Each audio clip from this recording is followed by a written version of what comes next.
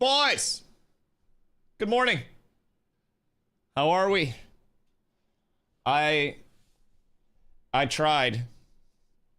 I tried to see if I had access. Fucking cook. Ni hao, ni hao, ni hao, ni hao. Yo, ni hao, Spoda. How is everyone today? Leon sniping the first. I was off by 40 seconds. In all fairness, I was about to flip it over, Flib. I was about to flip it over, and then I was like, huh, I wonder if I got PTR access. I did not. I did not get PTR access. I don't know why everybody in the world got PTR access except for me. I have, like, a lot of hours. And I got the Voyager pack that was January 2024. Absolutely S tier. Yo, Killian, thank you for the follow. I appreciate you. So I don't really know how everybody in the world got PTR access except for me. But it's okay, man. I wouldn't break the visual NDA. I would just share everything verbally. The snore should just come with PTR access. Well, what I'm confused about is, like, everybody has been getting PTR access. And I have the pack from January 2024. Like, not a recent pack. So, I mean, granted, that's still recent in, like, the scheme of things. But, yeah, I don't know. I don't know. We'll see. Do you already get a response from the creator app? Oh, no. No. My creator, like, creator program application has been pending for, like, months. They did say in the dev stream that they haven't gone to all Voyagers yet. I know, but why don't I get special treatment? What do you mean? No, I know. Pending? Yeah, I mean, I don't think they, like, turn anybody down. I don't think they turn anybody down from it. I think they just keep everything pending. Like, in terms of that stuff, it's the dumbest thing in the world for people to actually, like, turn down applications. Because, like, hear me out. I had, when I was, like, small, right? I'm still small. But when I was, like, small, I applied for different, like, creator programs. And they would reach back out. And they'd be like, like, we're not interested in working, like, with you. And so, as soon as somebody denies you, you make note of it. Because it's like, okay, you only care about the numbers, not the not the content itself. So, I basically keep a little list of every one of those declines. And I'm like, okay. And then I look at the ones that actually looked at my content instead of just the numbers. And then accepted it off of that. Or we're just like, hey, follow up at this point. So a blacklist, not even really a blacklist, because it's like, it's not companies that I'm just like never going to work with. It's just like, okay, like, I will be a lot more monetarily motivated and a lot more superficially motivated in this relationship because you only care about the numbers, so I'm only going to care about the numbers. So I'll tell my agent, TK, like, hey, TK, we got to get as much money as we can out of this one. Like, I don't really think it's going to be a long-term thing, but try to get something, right? And that's where those negotiations go. Now, if it's a company that actually, like, invested in looking at the content and they're like, hey, we're looking for this, we're looking for this, we're looking for this, then that's all different. It's just, it's those processes, right? So there are some that you apply and then the next day it's just like, you're too small, we're not working with you. And then there are other ones where it's like, you apply and they're like, hey, we're not, like, getting rid of your application, we're keeping it pending, but, like, these are, you know, some things that we look for, and if it ever lines up, let us know. And so there are, like, two different avenues for that, right? So it's like, if you apply to something and they show, like, no interest in actually working together unless you provide them monetary benefit, it's like, well, why would I want to do anything except monetary benefit for me? So there's always that ongoing, like, relationship with content creators. And what companies don't realize is that there are always going to be more content creators coming up and dropping off. Like, that's always it. That's always it. But I've been very fortunate, like, with how much I stream, with the community that I have and all that stuff. Like, I've been very fortunate to have a good experience with a lot of those companies. It also does help that, like, for someone as small as I am currently, like, I have very good representation. Like, my agent has a lot of connects and can make a lot of things happen. And I very much lucked out in that scenario because it was just somebody that I had worked with on other shit. And then he was like, hey, like, I was previously only working with athletes. I'm expanding, like, my coverage into content creation as well. So let's link up and basically, like, go the content creator route. So I got extremely lucky. Hey, what up, janitor? Looks like Jin's a new Nona. Yeah. We'll peep those notes. We will absolutely peep those notes. I've only been live for 14 minutes today, so we haven't peeped the notes yet. Yep. So we'll peep those in a sec. But we usually let people get in first, do a little bit of yappy yap. I haven't read all the notes yet. I haven't checked them out either. So I try to stay a little bit, like, fresh on these things. And then same thing as every single update. Same thing as every single update I did in New World. Anytime there are patch notes, we'll be getting on. Again, just like when I play a new game, I go in blind to patch notes. So I'm not just, like, reading through all of them, right? So basically, I'll get on. We'll yap for a little bit. We'll hang out. And then we'll go over patch notes, like, once people actually have a chance to get in. Because if I just start stream and I'm just like instantly first 5 minutes of stream, all right, we're in patch notes. Stream doesn't really like hit its viewership stride until about 2 hours in any stream. So if I were to just log on and do patch notes once, then anytime somebody came in when viewership was actually like normalized because people got in, I'd either have to re-go over the patch notes and then I would basically lose, you know, anything else that I wanted to do the rest of the day. Or I would have to have a clip of the patch notes and do like exclamation notes and then lose any actual like discussion or conversation with people about it because I'd just be like, oh, go watch the clip. So yeah, I try to wait a little bit before I actually like do the patch notes.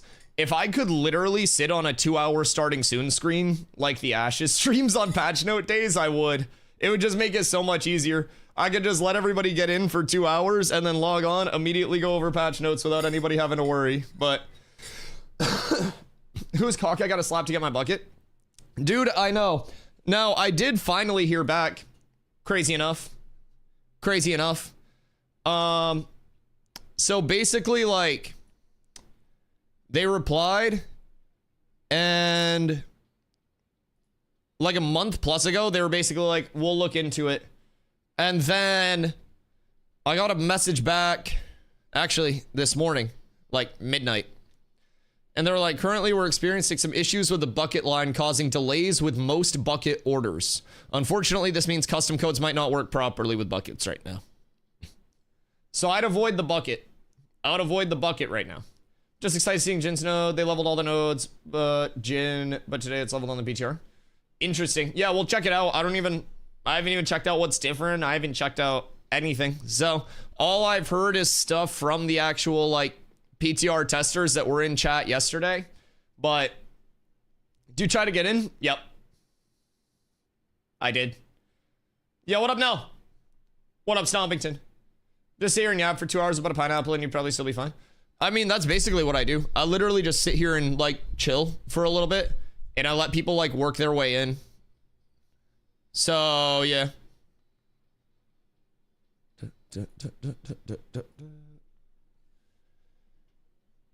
They didn't let me in. Shit in toilet and throw up in a trash can. Or throw up in toilet and shit in trash can. Shit in toilet, throw up in trash can. What do you mean? It's a double function. Yeah, and then you just take the trash out after. What do you mean? Yeah, that's literally straightforward. I don't think that's like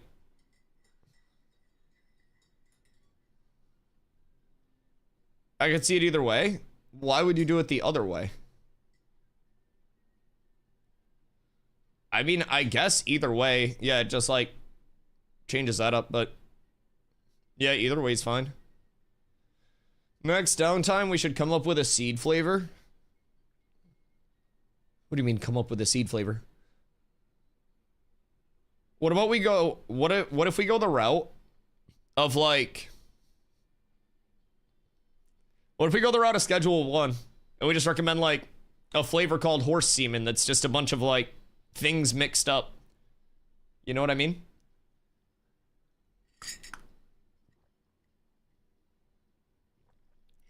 Sharon, do both. You guys are gross.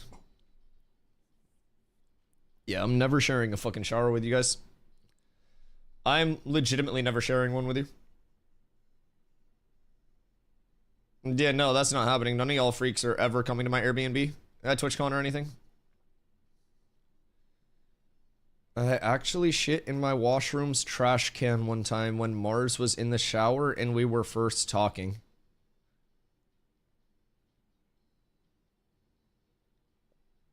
What? What? Why? Mars was in the shower. Why wouldn't you just shit in the toilet and then tell Mars to flush when the shower's done? What? That's like me saying there was a detour on my way to work, so I bought an entire scuba suit and like scuba dove. What? It was an invisible shower curtain. Didn't want to make her uncomfortable. So you thought you shitting in a trash can would be like more comfortable than you shitting in a toilet? This is a public washroom, like a laundromat. I went downstairs to the public laundry room. What?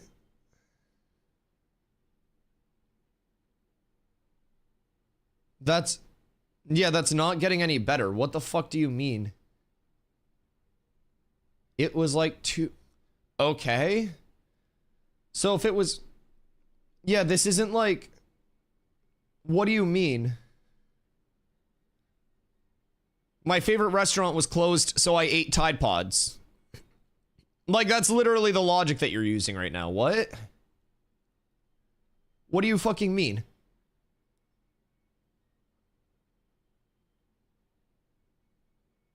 Told her dad before he died, and he gave me his blessing. Maybe he died because he gave you his blessing and then didn't want to see his bloodline corrupted. Maybe that was it. You know what I mean? What is this story?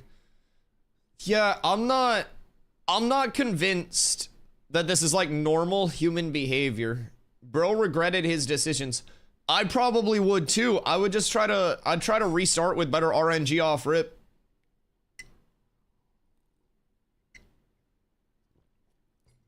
Like, if I had a kid and my kid's like partner was like, hey, like your daughter was in the shower, so I shit in a trash can instead of on the toilet, I wouldn't be like, wow, that's so respectful of you. I would say you're a fucking psychopath, leave me and my family alone, and I would file a fucking restraining order against you. That's actual, like, weird, just poop in the toilet. What do you mean? I'm gonna lie, I've shit in a bush before when I was on a 6-mile walk. Well, yeah, that's because you don't have a toilet within 20 feet of you. Zine legitimately had a toilet. That would be like me across the room being able to press a button for 1,000 gift subs and then like asking for a prime instead.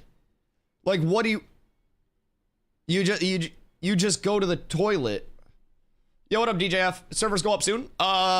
If by soon you mean in 23 hours. Like, sooner than a week, longer than right now. Yeah, they go up tomorrow. Thursday, 1 p.m. EST. So, like, technically 22 and a half hours. But yeah, not soon. My buddy said Wednesday. Yeah, he got absolutely fucking baited. So there was a typo in the original post on the Discord. So he wasn't lying to you. The original post on the Discord went out, and there was a typo on the date. So it said Wednesday at first. So everybody's dicks got, like, absolutely fucking bricked, right? And we're all like, oh, 1 day downtime. And then they were like, oh, shit, that was a typo, our bad. And so now we just been blue-balled for the last day and a half. But it is what it is. Big changes coming, so that's nice. Anytime we get a large patch, I'm happy. But from what I've gathered so far, this patch has been met with some criticism. So we're going to get into all of that today. People have thoughts on all of this. Someone bushes. Wonder what dog's slow walking by. Yeah, I don't know, man. I don't know. Maybe I'm just like a normal human being for using the bathroom in bathrooms. I don't really know. I try not to like piss in the shower and shit. Like I just use the bathroom as the bathroom was intended. The shower's for clean water, the toilet's for body stuff. Right? Maybe I'm in the minority there, but y'all gross. Y'all gross, dog. I don't know. All of it goes to the sewer. Yeah, you will also technically end up disintegrating into the ground, but you're not there right now. Like, the routes there are different.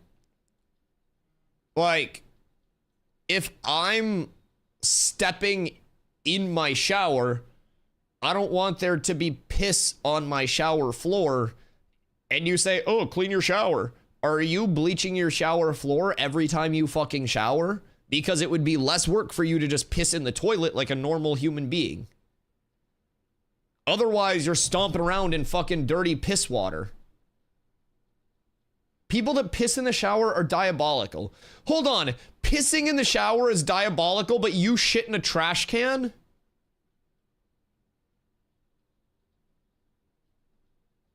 Pissing in the shower is where you draw the line. Zine, that's like saying, man, stoners are the worst. That devil's lettuce as you fucking tie off a little tourniquet and shoot up some fucking H. What do you mean? What do you mean? It's like biting off the fucking end of a syringe and being like, man, I hate these fucking stoners out here. Like, what do you mean? What the fuck do you mean? You're skipping the means of progression. It's like going from level 1 to level 50 without hitting level 25. What do you mean? Dude draws the line with pee, but he's fine with his own fucking shit fumes. What do you mean?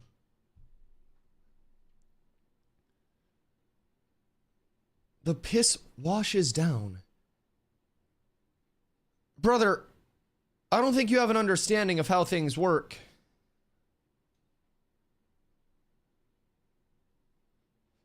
I'm learning that y'all are weird as fuck. Do we have any normal human beings in the chat? They're just like, what the fuck are these people doing? Because this is like fucking revelational to me.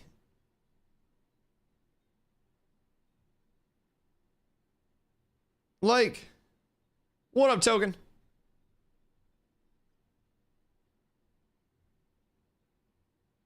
Do you not use soap when you shower? It washes it down.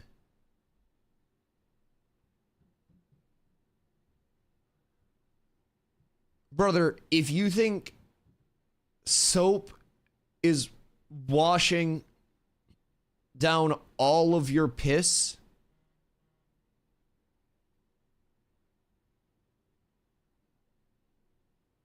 it's a thought that I'm walking in piss that I can't.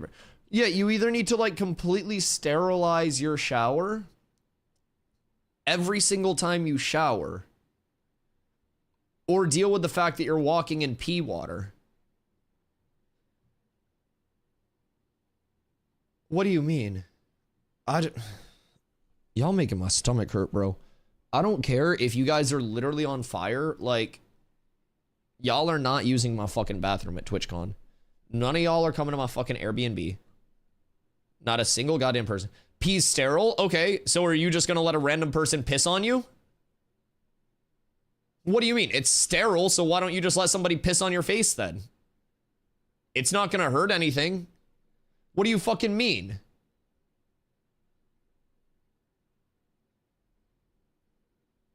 Like, what the fuck do you mean? What is this logic that you guys are trying to use? That turned fast? No, it's the same thing. If there's piss in your shower and you step in your shower, then there's piss on your feet. If a random pisses in your shower or pisses on you, that's no different. What do you mean? Y'all got fucking... I don't even want to know what your fucking shower looks like. The takeaway from this is piss or shit in the toilet and wash and clean in the shower. Yeah, that's pretty straightforward, I thought. I thought this was like pretty run-of-the-mill reasonable stuff.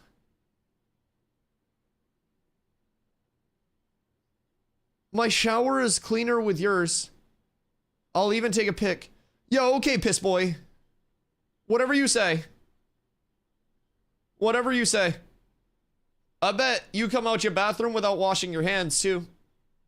'Cause poop's sterile. Jesus Christ. Great prelude to patch notes. I don't know if I'm gonna make it to patch notes today, dude. I might jump off my fucking chair head first if this keeps up. What the hell? I might go back to streaming Fortnite so I kill my channel down to 5 viewers just so nobody talks. Sometimes having a dead chat's better than this. What the fuck? It's like, my belly hurts thinking of how disgusting you guys are. I don't even get up from the toilet until I flush. What? You realize when you flush a toilet, bacteria sprays upward everywhere, right? You're literally just spraying pee and poop bacteria all up in your taint, in your legs, and your crevices. What do you fucking mean, you vile human? You piss in the shower without cleaning it. You flush your old poopy bacteria back up your asshole. What? Why I shower after I poop. So you're getting a bunch of shit and piss bacteria on your ass and then running water down your shit and piss covered ass onto your shower floor, and you're saying your shower's clean.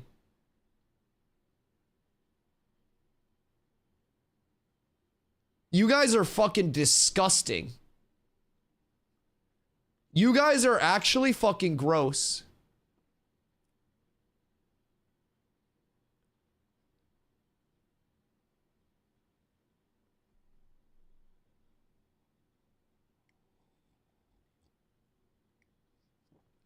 I don't know, dude. I don't know if I can, like, stream to this community anymore. Best meta is eat in the bathroom. Dude, I don't do well with gross stuff. You guys are actually making my fucking stomach hurt. Like, I'm not even kidding. I'm like a very, like, if somebody does gross shit next to me, I will throw up. Like, I'm not even joking in any way, shape, or form. Like, the thought of any one of you guys using my shared space makes my stomach fucking churn.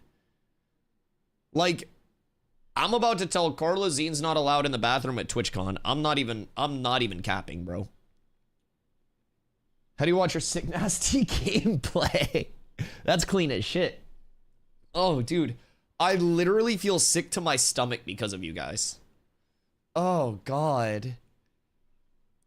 Dude, that's so gross. Like, I never want to share a space with any of you guys in my chat. Oh. Yeah, no, like, unironically, please stop being fucking overly gross. Like, I don't like reading it. I don't think people that come through like reading it. Like, I'm gonna go smoke and let y'all reset, and then we'll probably throw in a Zyback video, but, like, on God, please actually stop being, like, overly gross, dog. Oh my God, like, there are kick streams for that and shit, but, like, dude, let's not, please.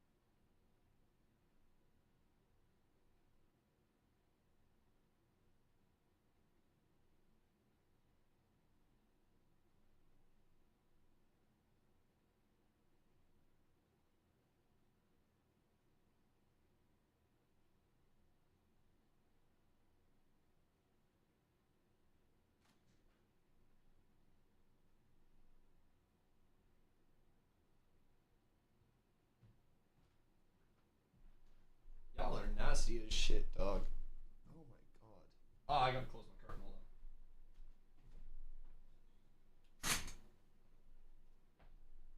on. Like, y'all just grody, dog. I'm not even gonna lie. Like, it's not even like, haha, funny, quirky. It's like, if any of y'all were in my vicinity and you were like, yo, Dusty, can I use your bathroom? I would legitimately say no. Unironically. Unironically. Oh, it's so gross. Ugh. But I gave you money? You don't even have a sub badge. You've given me no money. No sub badge, no gifter badge? What do you mean you gave me money? What do you mean? That's a free 3-day streak. Late night green crack slanging. Phoenix. Dude, we were sending it. Bro, Cap'n, I got the history. I got the history here. Listen, Sammy Boy got the bits badge. Sammy Boy got the sub badge. Sammy Boy gave money. But if somebody actually asked to use your bathroom, that would be weird. Well, like, I'm talking about at TwitchCon, specifically. If any of you guys go to fucking TwitchCon, and you guys were like, Dusty, like, we're at your Airbnb, I have to go to the bathroom, can I use the bathroom at your Airbnb? I would say no, get the fuck out of my Airbnb. I don't do public, we're getting off of this. We're not going back on this. You're disgusting, your habits are disgusting. You disgust me simply by existing. My chat's vile. I would rather sit on the floor, crisscross applesauce, and share finger sandwiches with Asmongold prior to him cleaning his room than share a bathroom with any single one of you people.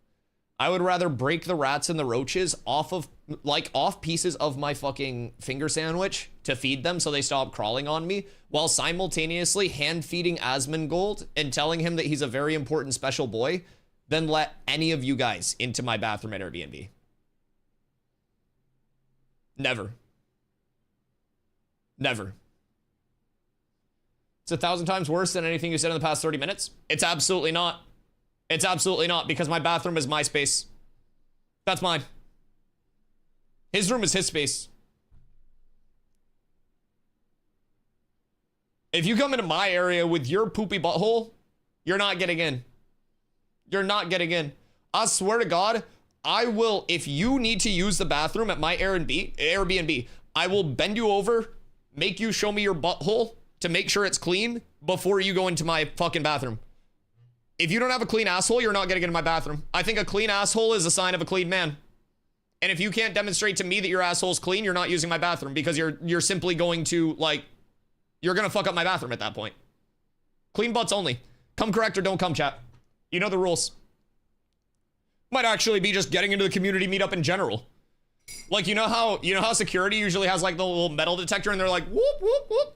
Like, I don't care if someone brings in a gun. Like, I understand you guys have problems with me. Do what you need to do. But, like, if you have a poopy butthole, no. Kill me, whatever. Fine. I'll make headlines. Kill me with a dirty asshole? No, I'm offended. I'm offended. At least clean your butt before you kill me. We gotta spread cheeks to use your bathroom. You gotta spread cheeks to even get into the customer. I was reading Freaky Llama's #1 Dude Wipes consumer, and I was gonna talk about being a customer for Dude Wipes. We were talking about that the other day. But yeah, no, you're not getting into it. No, it's an opt-in.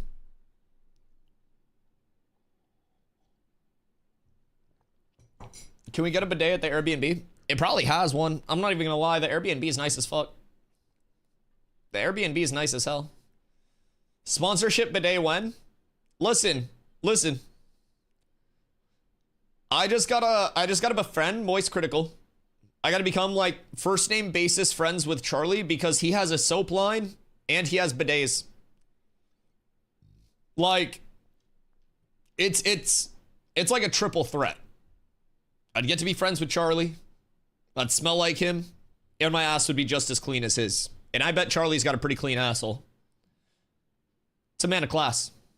Emphasis on the ass. I need a shared space anyways. I don't go either. I don't like crowds.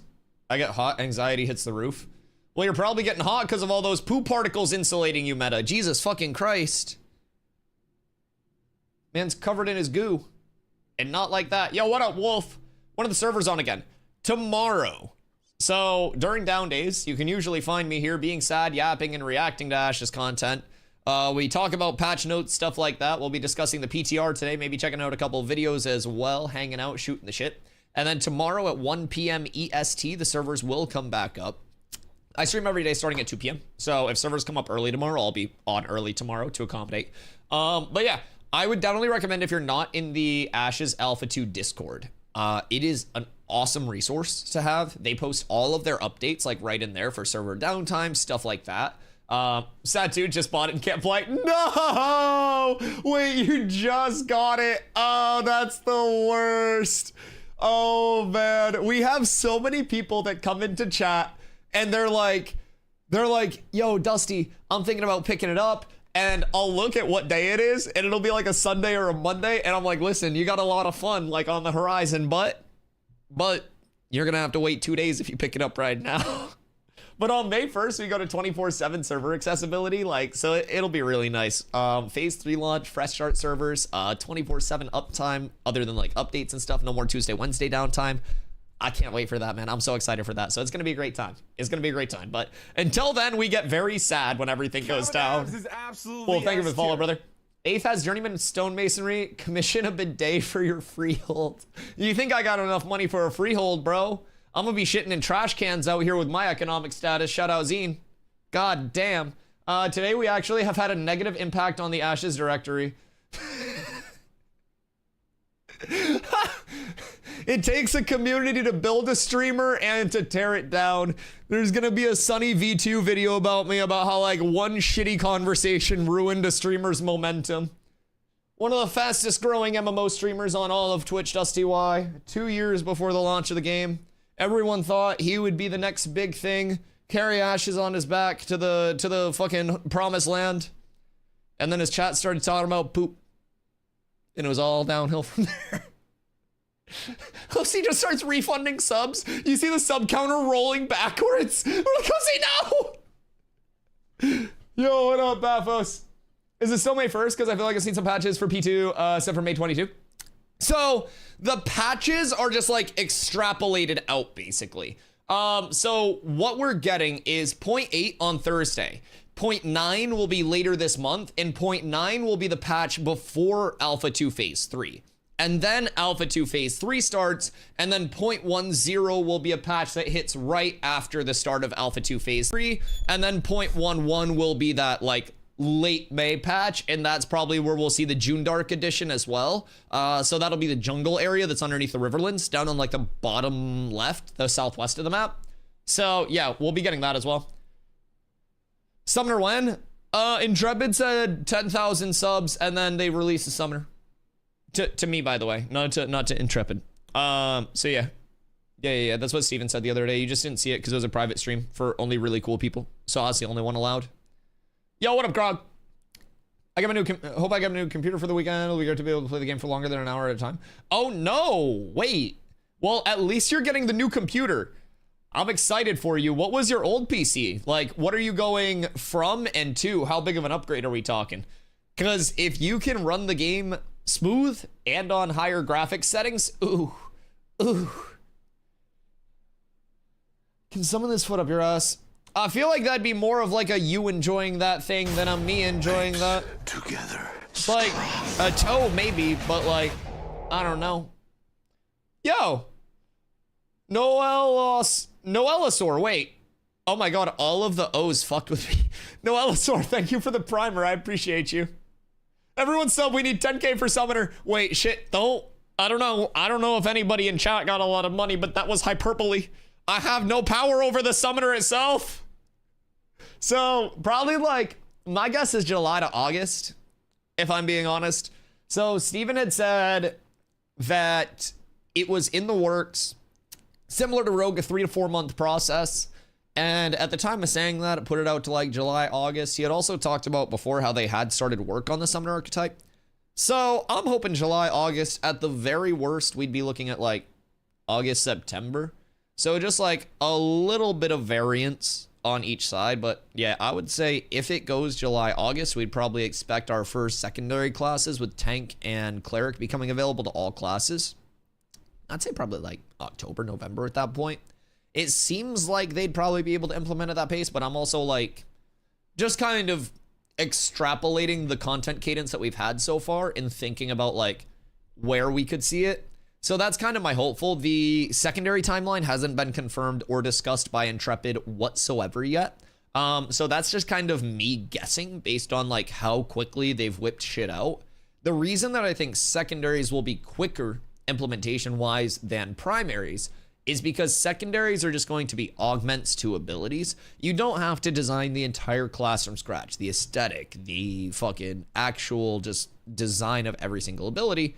You kind of just have those set augments and you're like, where could we slap this? Where could we slap this? Where could we slap this? So surely it's still a large implementation process with a lot of variables that they have to plan out. But I would definitely say, at least I think on my end, as someone that's not a game dev, that that's probably faster than whole primary classes, but I could be wrong there. Went from a 2060 to a 4080 Super. Graphics in the game are epic. Oh, dude. There is not even an emphasis on like visuals yet.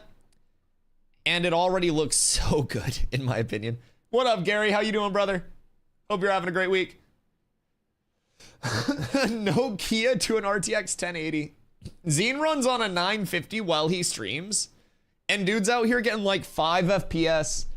I don't know. We got to get him on like a TI 87 or something. So that way he can get a little bit of frames for those PvP fights. It's going to be rough. 950 so pretty. The trees give off this beautiful aura with the shaders. Well, okay, the trees will have a little bit of aura sometimes. Like that's kind of in my game as well. But your aura might actually be like the trees on fire representing your graphics card.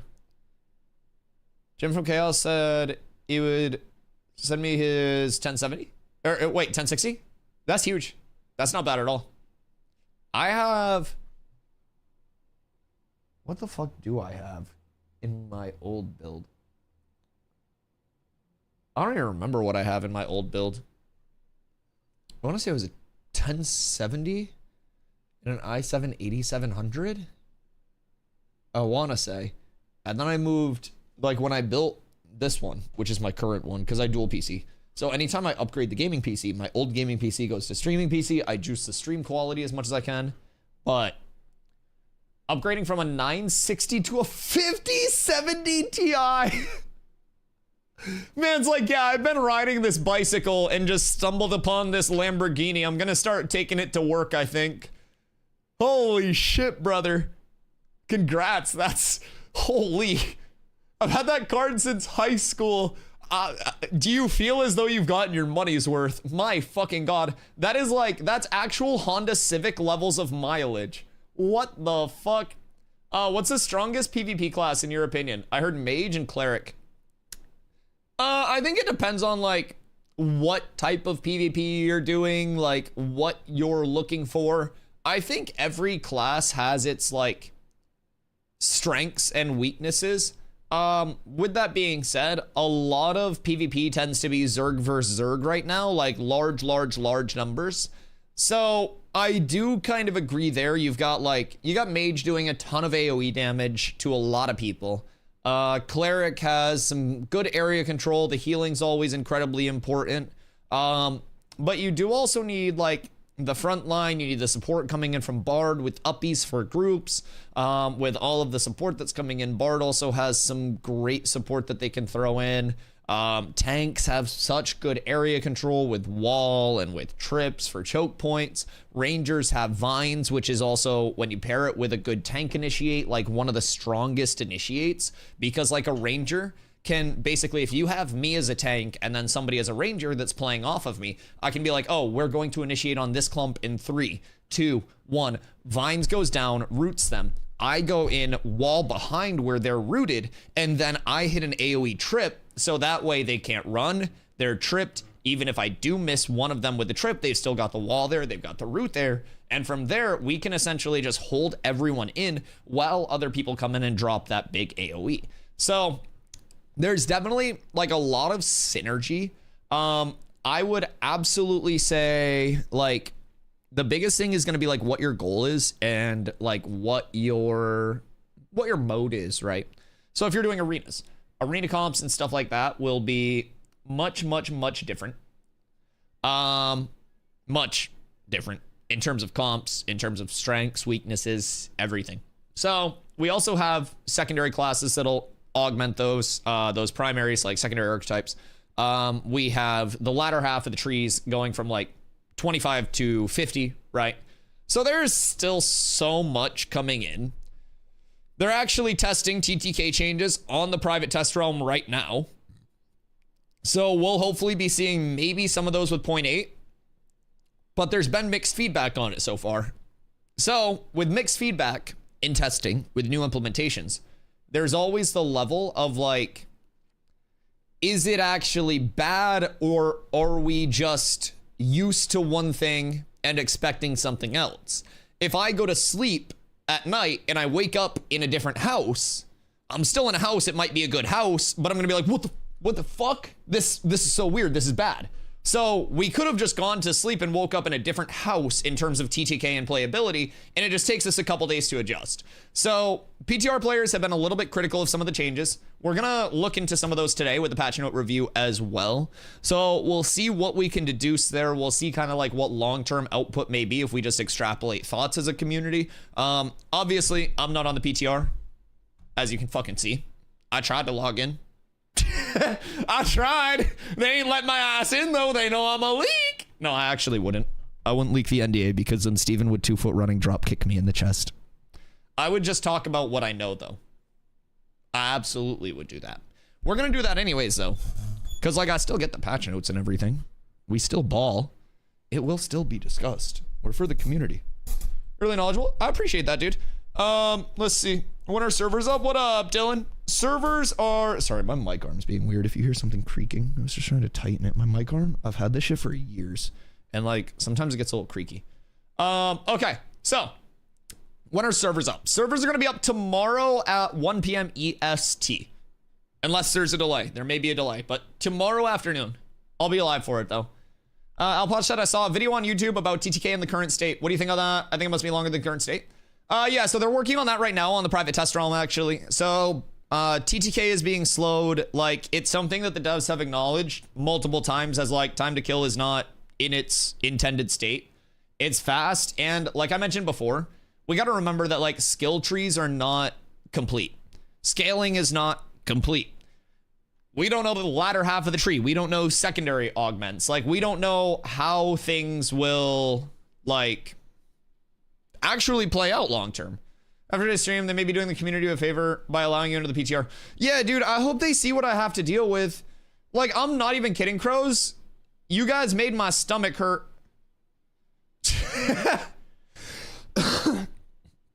It's hard to balance TTK to be not so fast, to be unfun, but not too slow, so Cleric becomes unkillable.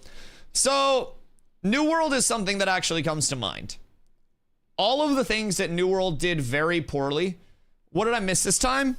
Dude, they were talking about how Zine pooped in a trash can and stuff. Nelly, they were being gross, and they were talking about like peeing in the shower and how it's fine because pee's sterile. It was so fucking gross, Nelly. None of them are using the Airbnb at TwitchCon, like the Airbnb bathroom. Like, none of them. They're fucking heathens, Nelly. They're gross. They're heathens. Like, I thought that this was a chill community, and they're just fucking hooligans.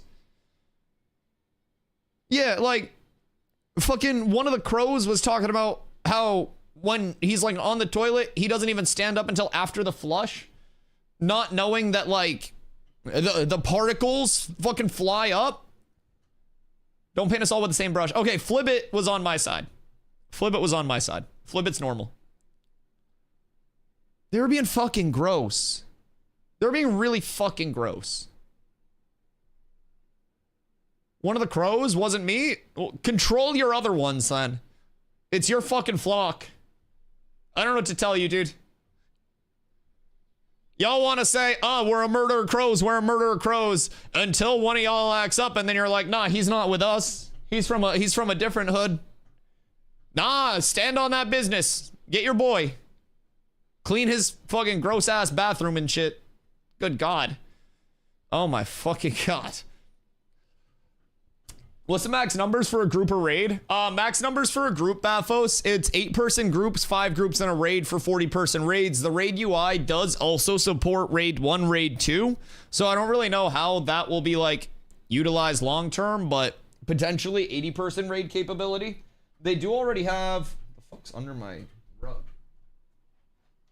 Weird. They do also have like different size raid content, right? So there are world bosses, there are like raid build outs, for example, Befallen Forge, technically a grand dungeon, but it's like the largest dungeon, the smallest raid type thing. A group of 8, you can do loops. A group of 8 really well geared, you might be able to kill some of the bosses, but most like raids, you're gonna want multiple groups of people to go in and actually kill those bosses. So, Befallen Forge is kind of like one of those smaller raids where you can go in with a couple groups. Then you have world bosses, which are always contested. You've got your Zerg vs. Zerg stuff, like your Node vs. Node war. That's just going to be all citizens being active, so that's going to be like multiple raids running around. So...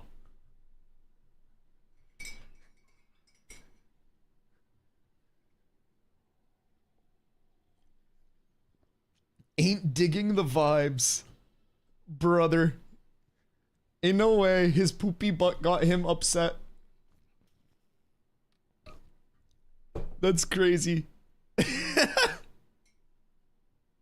That's absolutely crazy. Cheers to you, Meta. I hope you have a great day, brother. Clean that bathroom. Tarvo, thank you for the 105-day streak, dude. I appreciate you.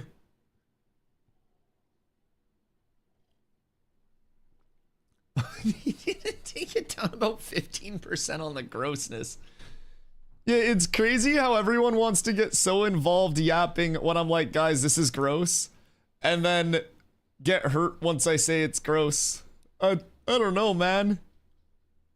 Dude, stop peeing and fucking flushing poop particles everywhere, man. That's fine with me. Anyways. Did we really just have a grown man get upset that we said his bathroom was dirty? In 2025. Oh my god. Okay.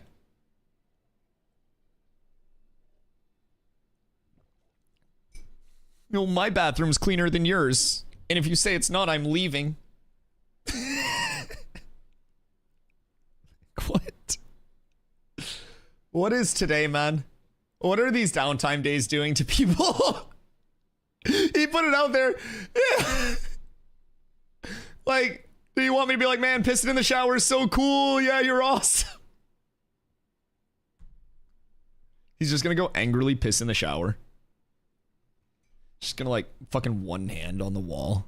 Hair running, like water running down over his head, just holding his dick, pissing in the shower for like a minute straight. Just a hate piss. Bring back a guy, all the poop there is just rainbows. It's rainbows and it smells like roses.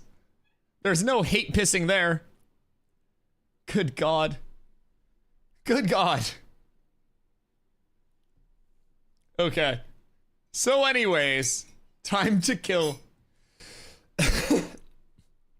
Oh my God. This is all slightly concerning, Nelly said.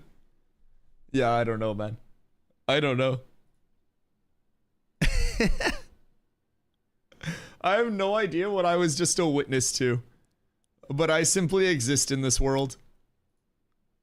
I need to go get the patch notes off Twitter real quick, and then we'll start looking at those. Twitter. Oh, I have a Twitter tab open.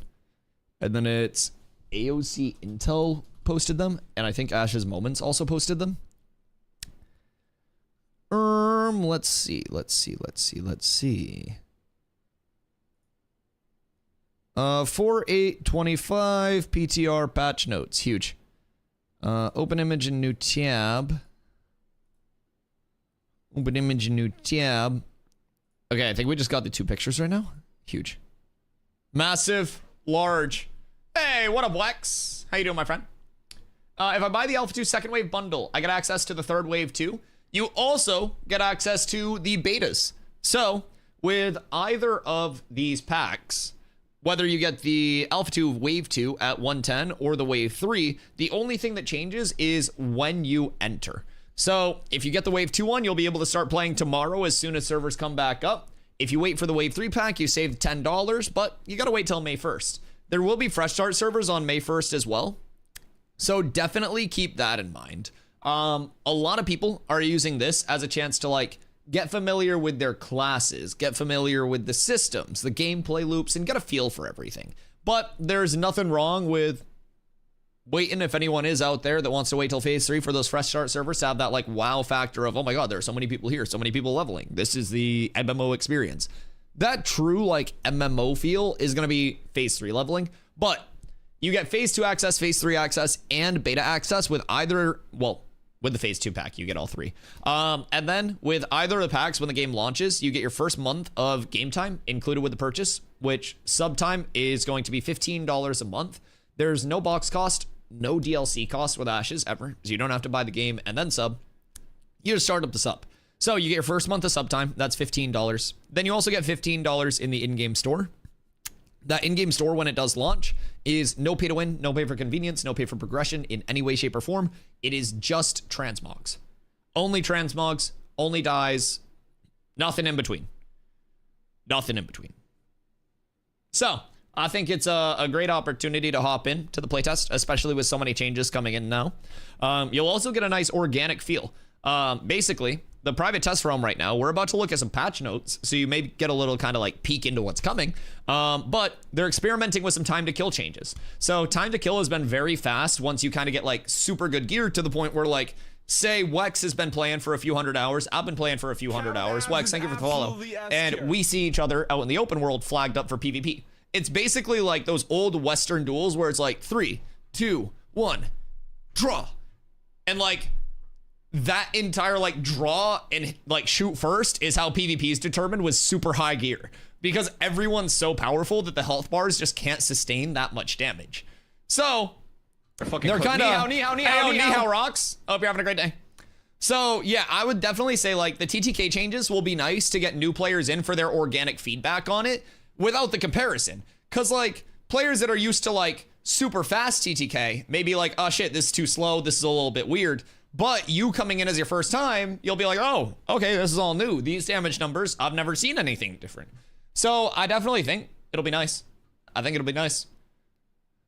Do they wipe the servers front to Do they crumple the netcode or fold it?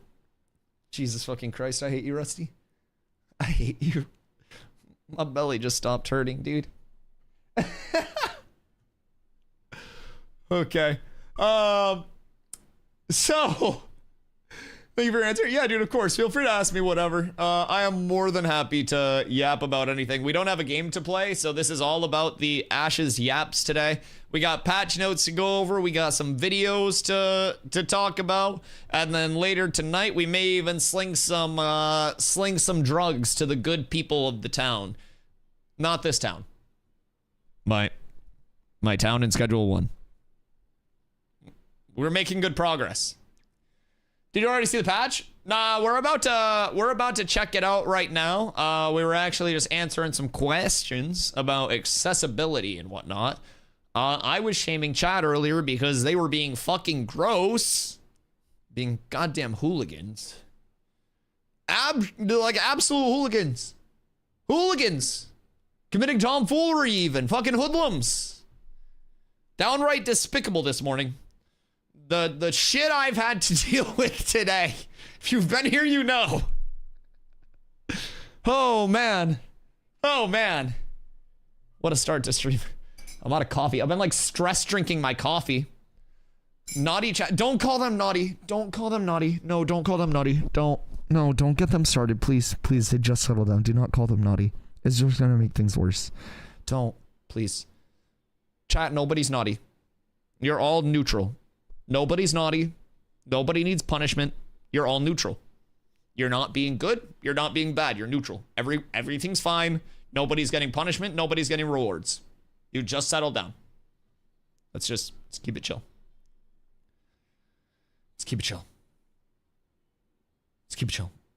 Morally gray chat. We're neutral here. We're neutral. We're neutral.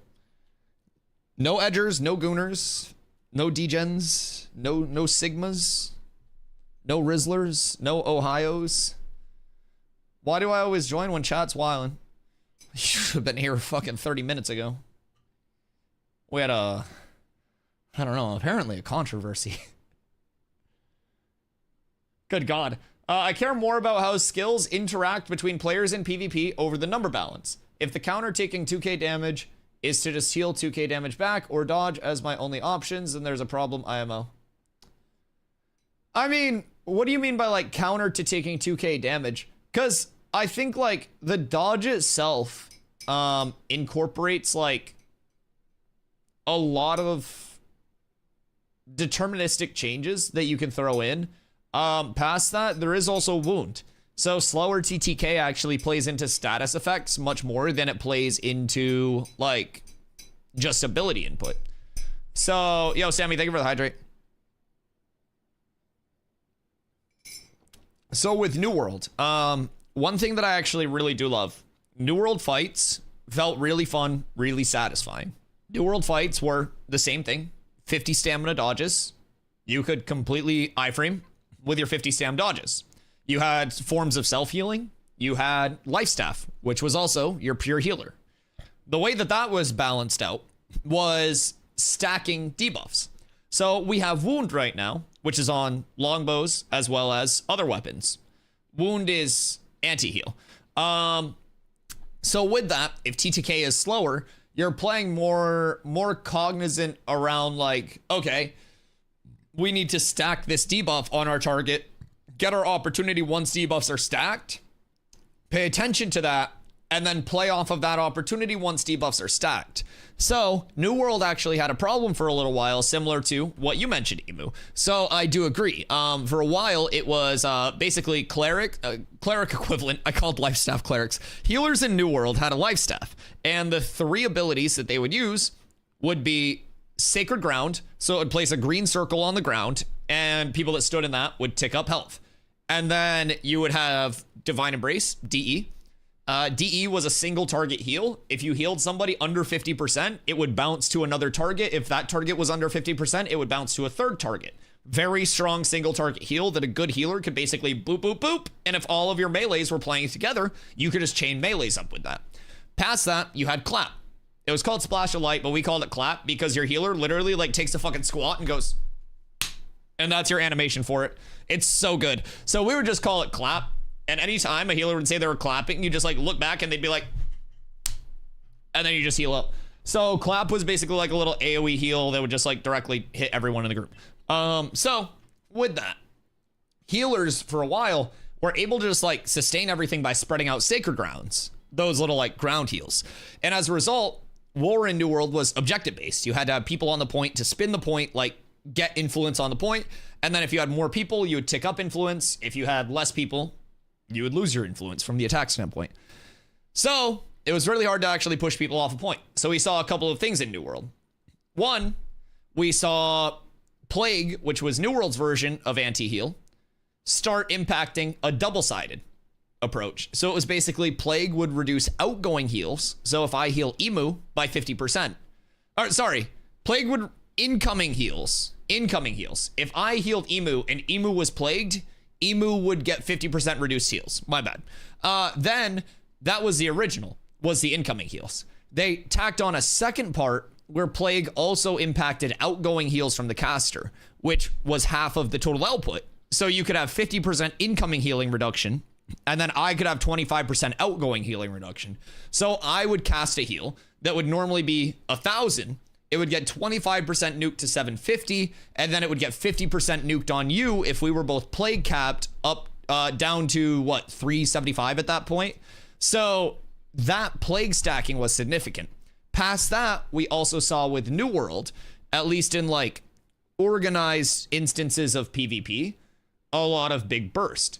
So what we saw there was with a slower TTK, we ran into, and I can actually probably find a couple of like good clips of this. Hold on. Oh, whoops. No. What? New World. Where would we have a big collapse? I don't even know what this is, but this is just a random clip from a war. Let's see. So basically, in New World, you would have a lot of like big coordinated bursts and shit like that. This is just a random clip, so I don't even know if this will like have anything. Oh, that was just an all-in. Lame. Hold on. Hold on. Let me find a good clip. I'm like going through my New World clips trying to find something that actually shows a burst in a war. Because basically what you saw... Oh, wait. Just do this.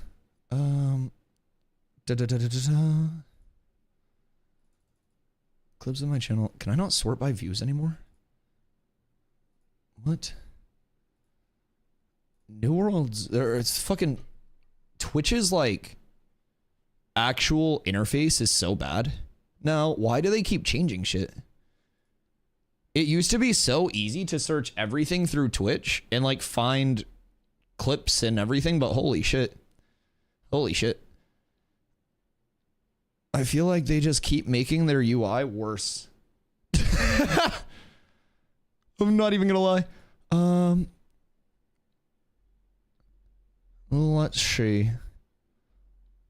What's this one?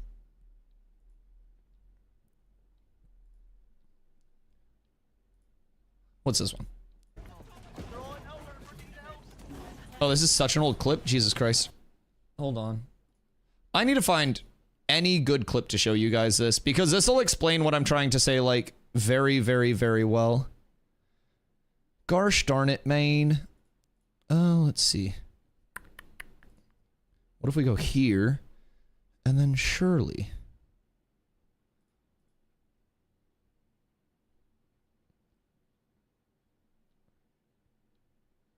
Okay. Cool. Hold on. This'll show it a little bit. God damn, sorry, this took me so long to actually find a clip. So basically in New World, you would have instances where like, because your TTK was slower, instead of the current meta of just like, I look at you, I throw an ability at you, and then you die, right? You have coordinated collapses like this. So people will essentially like find... Hades, yeah. You'll find groups of people, and then you coordinate like full army like collapses on those groups of people, basically. So with all of this, you kind of have to like calculate, stack up, and be aware that like, if I'm putting out chip damage, right? So if I'm like left clicking, if I'm doing basic attacks, if I'm throwing shit like that out, right? Then that chip damage is going to get healed through. So any healer will be able to heal through like single person chip damage, right? That's just how it's intended to be. If a healer can't heal through chip damage and keep themselves alive through like a 1v1, 1v2, stuff like that, then that just makes the healer themselves like gimped as fuck. And then any healer can just get full soloed. So healers need to be strong, but there need to be answers to it. And the answers to a slower TTK where healers can balance out that like, I'm getting 1v1'd, I can full heal through this, is like coordinating burst, coordinating CCs on the healer simultaneous to burst, getting status effects up prior to coordinating your burst. So that way, if you're coming in with like 3 big instances of damage, it's like boom, boom, weak heal, boom for the kill, instead of boom, boom, big full heal, boom, and they're at 75% HP. So making sure that you have wounds up on all of that, right, is going to be very, very, very important. If you're not playing around wounds, you're not playing around CCs, you're not playing around interrupts, shit like that. It's going to be very hard to actually kill a healer if that healer has any semblance of what they're doing. Wolf asked what the main class was. My main class is tank in Ashes. Sorry, I literally spent like 5 minutes finding a clip to illustrate like New World TTK and just that coordinated burst. Because a lot of the time I talk about coordinated burst and people are just like, oh, like Ashes right now. And then you look at like actual organized PvP, right? And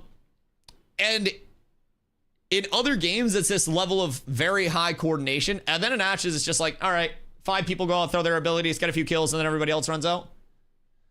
Even said in another game, there's skill healer uses, it'll counter the next packet of damage and heal that amount instead. Something like that. Skill, IMO, over just a raw stat heal. The better you predict, the better you heal. I'm not saying that's the answer, but it allows for more skill expression. See, I actually think a buff that you like put on somebody in insta heals is like less skill based than having to like anticipate what's in somebody's kit and then throw out an appropriate healer react to that. Like, I don't know, maybe I'm looking at it weird, but there's an all spells against target ally fail for 2 seconds, cannot target self. I want cool skills over just raw numbers. The skill might be a little OP in game though. Yeah, I would definitely say like stuff like that would probably be very strong, but I don't know. I think of something that's just like an auto like cast on somebody and then it gets an instance of healing to be like lower skill than like, oh, this person got hit. I have this quick heal that I'm going to drop. This person has like a big instance of burst coming in because I see them CC'd in a group of 3. I'm going to queue up a larger heal. And that was one thing that we saw with New World as well, especially in those larger instances of PvP where it was like, oh, you're like Dusty, I'm a melee. So like I'm in the middle of 10 people, I have a collapse that's coming for me. And so my healer will be like, Dusty, I got a DE ready for you. I'm DEing in 3, 2, 1, DE on Dusty, like Divine Embrace, that big single target heal. Whereas if it's just chip damage, they'll see me dropping to like 75% and they'll be like, oh, Sacred Ground. Dusty, you have Sacred. And they'll put that little AoE healing circle on me because that's gonna be like a tick up, right? Instead of that big burst. And New World only has 3 heals. And they already have skill expression in that because it's just 3 different types of heals for different situationals. So I don't really think that like, I don't know, auto place buffs and stuff like that are the way, but I don't know. I do think there's plenty of room for skill expression with longer TTK with healers though. Yo, what up, Ankh? Is it easy to transfer mats from a main to an alt? My plan would be to master gathering on my main who would travel the world a lot and send those mats to a master processor, alter crafter who would be static and only do profession. You would need a second account or you would need a friend to transfer for you if you wanted to do that. And there have also been rumors that you're crafting like specializations, basically maybe account wide bound with citizenship and stuff like that as well. So that's not full confirmed or anything like that, just more in the rumor mill. Sorry, burp, but anything's possible. There's a chance to refund after I try the game. You get 90 days with no hours limit, where if you don't like the playtest Wex, you can get a full refund, yeah. Clerical win 1 versus 1. It depends. If you're fighting somebody who's like good and smart, like say you're a cleric and you're fighting somebody who plays their like their crowd control abilities, so like stuns, trips, silences, things like that. Like they'll put damage out and they'll wait for you to use a heal as a cleric and then interrupt your heal. If you fight somebody bad, they're gonna go in, use all of their stuns, all of their crowd controls, their interrupts, dump all their damage, and then you're just gonna heal in their face because they won't have anything to interrupt it. So like playing a healer is like, if you're fighting against somebody really good, it sucks to be the healer. If you're fighting against somebody really bad, it sucks to be the person that's fighting against the healer. Like healers seem invincible until you know how to play around them, and then fighting a healer is the easiest thing in the world because if they're healing themselves, they're not really prioritizing damaging you. So like you may take a little bit of splash over, but providing you're playing well, providing you're not just like taking shit trades and walking into their 2 offensive outputs, you should be fine against most clerics. But clerics and ashes do also have a great level of being able to fight for themselves too. Like they do have a nice ability kit. So I think every class in Ashes definitely has its like skill expression. What up, Pando? New to Ashes, I'll join for phase 3 and start on the new servers. Can't decide between fighter or cleric. Knowing that I should play with a friend only about 25% of the time, what would be your suggestion? Fighter or bard? Ooh. Let's see. I would say if you are someone who very much likes group play, and you'll be playing with your friend some of the time, but when your friend's not in, you'll want to do other group stuff. Bard brings so much to groups, in addition to being a very good solo. Fighter is going to be more of that, you know, just pure damage, like I swing weapon hit hard class, whereas Bard is that really good like Swiss Army knife of like group complement, I feel. I like interrupts personally. I also like counter interrupts, like repost style skills. Oh, like repost from New World? Or were you just saying like repost in general? Because New World on Rapier literally had a repost. And so repost was actually an extremely cool ability because healers would go life staff and then Rapier is their secondary, because you would run repost, which was like you'd pull out your Rapier and you'd go sproing, and it would basically like there was an audio cue. So you knew when you were getting reposted. It would literally be like a shing, and then you would hit the repost, and if you did hit it, then it would make another noise showing that it hit, and then they would do a quick animation, and if you tanked the animation, then you would like get stunned by the repost. But basically what would happen is, like, I was a melee player. So with New World, you could queue up your attacks. I played Great Axe and Warhammer. The Warhammer attack animation was a bit slower because we did a heavy attack as our primary. So we'd basically attack, attack, attack, boom. And during the attack animation, we could actually block to interrupt our attack animation. So what I would essentially do is, like, I would go to hammer half heavy somebody because it was a big burst, and then I would hear the shing of the repost and they'd point the rapier at me, and then I would either stop my attack animation with a block, or I would let my attack animation finish and basically trigger the repost and then dodge and iframe, because if you hit that repost, you have time to actually iframe. So it's kind of cool. It was a really nice system. Like, I'm not even gonna lie, New World's combat was the only reason that that game stayed relevant as long as it did. Everything else in that game fell so short, but like ability design, like combat, everything there was so good for so long, dude. So good for so long. Combat's so good. I spent 7,000 hours basically in Outpost Rush and Wars, dude. I had 8 characters, and every single one of my characters, except for my first character and my fresh start character, were essentially, hey, we want you over here. We're gonna help you level. We're gonna get you gear. All you have to do is show up for wars and shit. And I would play that game 10 hours a day, and I would just play Outpost Rush, which was 20 versus 20 PvP. And people would be like, how the fuck are you still playing this? And I'd be like, dude, I love the combat too much. I hate every other part of this game, and I hate Amazon games, but I love Outpost Rush. I love the combat. Like, I love wars. That was it. That was the only good part. And I don't necessarily know that, like, any game will ever one-to-one replicate New World's peak combat, but with how bad their balance is right now, as well as aim lock being a thing, I don't think New World will ever replicate New World's combat. What a waste of... What? No one even timed you out. What do you mean?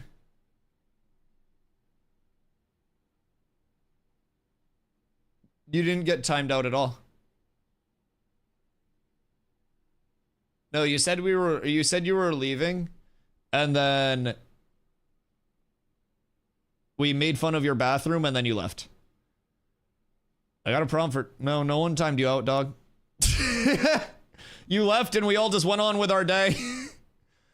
Like, I mean this not in a weird way, but the world did not stop when you announced that you were leaving. We just kind of, like, went on with other stuff. It wasn't that deep, dog. Like, I'm sorry, but you said you were leaving, and we just kind of said, okay, and then, like, went on with... like, with what we were doing. For me, movement and combat are the most important parts of an MMO. Oh, I agree. And I think Ash's movement system, just in, like, the base movement stuff, is going to be probably one of the best movement systems in an MMO that I've seen, between, like, the momentum carry, between, like, how the stamp tree continues to shape up. I do think Ash's movement goes insane. I like the combat a lot. I hope that like lower TTK, slower TTK. Higher is faster, lower is slower. So, right? Either way, slower TTK. I always mix those up. But slower TTK will hopefully bring more, like, player personality, skill expression, and stuff like that to Ashes, instead of just, I have gear, I hit you hard, you delete. I'm really hoping. Really hoping. I can't wait till they start rolling out the custom music for Bard, like a UI garage band. The wiki says they want to do something like it. Interesting. You can literally write sheet music and play it to your abilities. What would you write for music? Which class would you recommend to me? I'm a noob and kind of torn between cleric and mage. If you like damage, mage. If you like healing, cleric. Personally. Good morning, Carla. Zine's not allowed to use the bathroom at the Airbnb, and nobody else is either. Rewatch the start of stream if you're curious. They made my stomach hurt. They were being so gross. I had to step away. I literally had to step away and go smoke because they made my stomach hurt because they were being so gross. It was disgusting. It was actually disgusting. Yo, what up, Nadal? Yeah, if you like healing, I would definitely say cleric. If you like DPS, I would say mage across the board. That's the biggest change there. Yo, what up, Kentani? I'm new to Ashes and stuff. Trying to know when the server will be up again. Servers will be up tomorrow, right around probably this time. 1 p.m. EST is always like the projected server come up time. And we don't really know if there will be a delay or anything like that tomorrow. We hope there won't be, of course, but I have bad news. I think I lost my phone. What? What do you mean you lost your phone?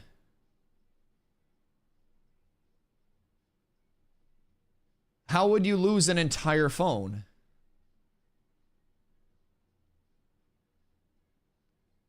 I was working and I had it. Did anybody come in? Like, were you working with a customer or with other people in the store?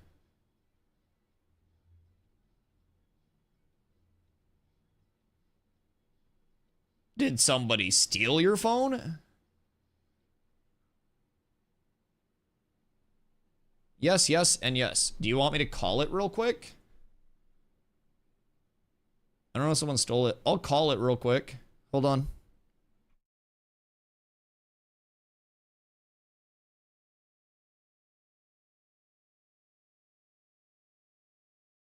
I'm calling it right now. I don't know if your ringer's on.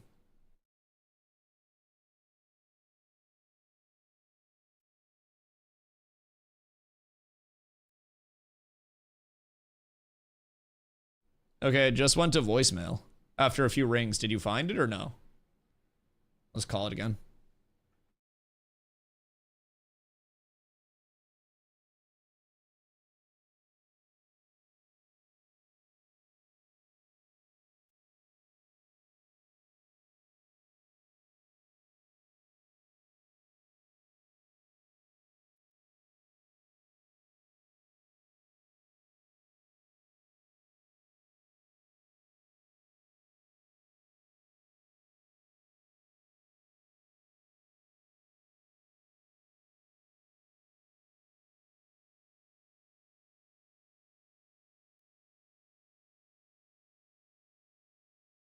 It's ringing like 3 times and it goes to voicemail, which seems faster than usual, but it's like ringing the same every time.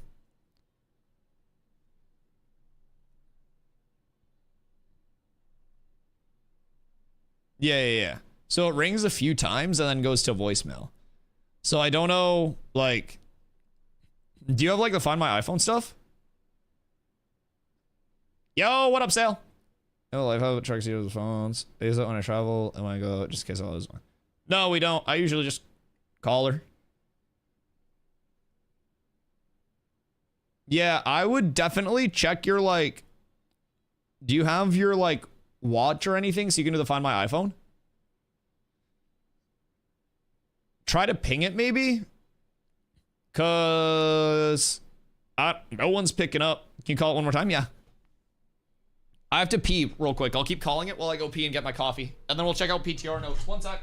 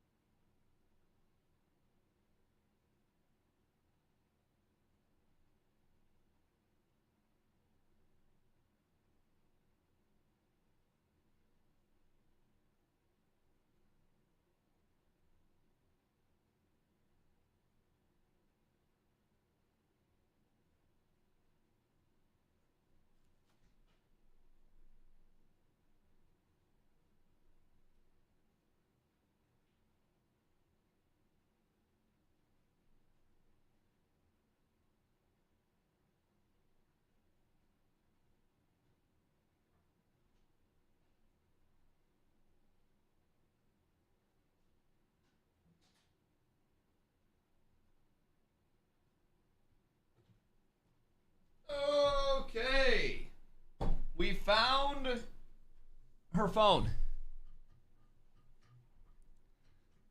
It was in a nice, safe place. And I got coffee. Everything's great. Everything's great. Boys. Boys. Terrorists raised the price of my cocaine. finishing off 8 balls by myself. Is this how I roll? Good fucking God. I think I saw the PTR notes. Only saw a couple updates listed. We got 2 tabs ready to go. So if you guys are ready for it, we can get to it. What up, Changer? Thought for sure someone flushed it. Bro, why would someone flush a phone? That would be so hate-filled. That would be awful. Good fucking God. Okay. Did I miss anything while I was gone? No, I think we're good. I think we're good. Now that that's settled. Whoo! Yeah, I would definitely say, anybody that's wondering about servers, by the way, tomorrow afternoon, around this time, make sure you come by stream. I do stream every single day starting at 2 p.m. EST. If servers go up before that tomorrow, I will be live before that tomorrow, so. I had like 10 missed calls, not from Dusty. The fuck? Maybe they put it in safe because it kept fucking ringing then.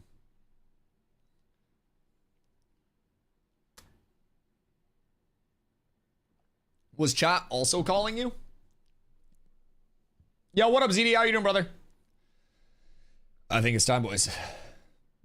So popular today? You're always popular. Chat literally just shows up every day and they're like, where's Carla? We don't come here for you, streamer man. We want Carla. I'm hyped I can finally play again tomorrow, but bored as fuck. Yeah, anytime it's like a downtime day, I hate it. Cause like, I'm a big like one game person, right? Like, I don't want to be playing a bunch of different games. I'm not a variety streamer. I like streaming MMOs. I prefer streaming and playing MMOs. I don't want to play other genres. I don't want to stream other genres. But like, I gotta do other shit when the game's down. So for me, like, man, we'll miss these downtime days so much in a few months. Fuck that. This shit sucks. What do you mean? Imagine if you went into work for a day and had to work, but the store was closed and you didn't get paid for it. That's what streaming a game with 2 downtime days each week is.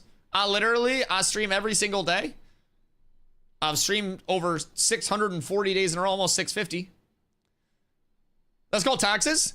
Oh no, I still get taxed as well. No, believe me, days I get paid, I get taxed.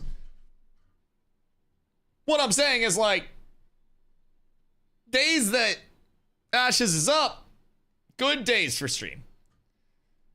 Days Ashes is down, bad days.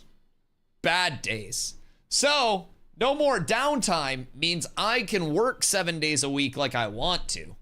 And actually like pay my bills. Yeah, I still get taxed, believe me. You want to know what's crazier?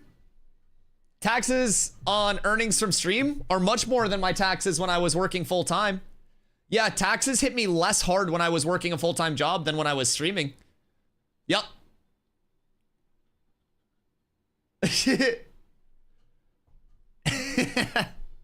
I'm an ice cream maker. I don't need uni. Wait, are you really? Oh. We have a local place up here that's called Fielder's Choice. I live in Maine. Oh, dude, it's so fucking good. Chocolate maker as well?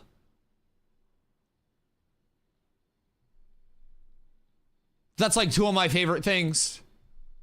What the fuck? You're not allowed to leave. You're stuck here now. I'm your favorite streamer, whether you like me or not, bitch. I got questions for you. That's how you get fat? Listen here. Carla might support that. She's always said I'd look good with some weight on my bones. I'm 6'5" and a solid like 185, 190. So, you know, I could use a little bit. This hoodie's a little loose on me. I got some room. At the moment, buying Warhammer because bored. I dropped everything, all my MMOs. This has been a different bind met. It's hard, back trying to press F to talk to everyone. No, bro, anytime I would switch MMOs, my interact is either E or F, right? Depending on which like game it is and which bind set I'm going with. And so there would be times where like I would go from an E interact to an F interact in different games, and I'd like run up to an interact and I'd like stand there for a second. I'd be like, oh shit, other one. No, I feel that. I feel that. Oh my god, wait, chocolate and ice cream. Good fucking god. Yeah, that sounds like a blast. I'm not even gonna lie, that sounds fun as fuck. Cause like you gotta taste everything to make sure it doesn't suck. Yo, what up, Nadal? I didn't see these notes. Which notes did you see? Did you see different notes? Huh. Oh yeah, I forgot I've had these up on screen. Everybody's probably just reading this shit. That's what else means I gotta work a lot when the weather's good. Yeah, I feel that. The closest I get to sunshine with streaming like 70 to 80 hours a week is like opening my curtains. The good news is I live in Maine, so it's 38 degrees out right now, Fahrenheit. So like I went outside for a little bit because I try to go for a walk before stream and stuff, just get a little active, get some fresh air. And I went outside to go for my little walk because I thought it was going to be really nice. I got to the bottom of my steps and I was in the sun and I was still cold and I said, fuck that. And I came in here. I literally came back inside. It's cold as a motherfucker. Winter's waffle time? Wait. Oh God. Dude. The confections. Oh, it sounds so good. So just have like an ice cream in a chocolate shop? That seems insane. Yeah, that sounds absolutely absurd. I don't know the location, but I live in Maine. I'll be in Vegas at the end of next month. Then I'll be in Iceland. That's how we roll in Belgium. It's Belgian too, fuck! Isn't that where like the best chocolate is or some bullshit like that? Are you guys like fucking known for your chocolate? Oh god fucking damn it. How close are you to Iceland? Just out of curiosity. Just out of curiosity. I know nothing of like geography. Not close. Fuck! Yo, what up, Ignites? Wait, 3 hours from Iceland? Wait, that's close as fuck. Tarvo, is 3 hours far from you? Or like for like Europeans, is that far travel? Oh, with a good plane. Oh. I thought you meant a drive. I was about to pull up. Holy shit. Yeah, no, I don't have like, I'm not like one of those streamers that has like private jets and stuff like that. I can barely pay rent. Iceland is an island northeast of the UK. Wait, so if you mispronounced it, you could say Iceland is an Iceland. Northeast of the UK? Wait, that shit's northeast of the UK? I thought that was like in between north. Oh, okay, it is northwest. Okay. Yeah, you Stevened the two directions. No, that's okay. About as far as Maine to Iceland. Interesting. I'm flying out of Boston to get to Iceland, so technically I gotta go to like Boston, then Iceland, so it's a little bit of like it's like a L. Iceland's cold as fuck. Iceland's warmer than it is here right now. I mean, I don't know like right now, but like when we go to Iceland, it's gonna be the end of next month. No, it's gonna be June. So like June, it'll be in like the, I think like 40s to 60s. So I mean like it'll be chilly, but like it's not gonna be the worst. It'll be warmer than it is right now. And if we pull like the 50s to 60s, that's like perfect weather in my opinion. Maybe like a little bit nipply, but like that's hoodie weather, especially since we'll be out like walking and hiking and IRL streaming and shit. Okay, hold on. I'm getting flashbanged. But, oh my god, my floor. Oh, fuck. Oh, Jesus Christ. So, the stream room has like wood floors. Oh my fucking god. And like at certain times throughout the day, the sun comes in when I have the curtains open, and it just like, I'll turn my head and I just get fucking beamed in the eyeballs. Oh my god, that hurt, dude. Oh, it got me so good.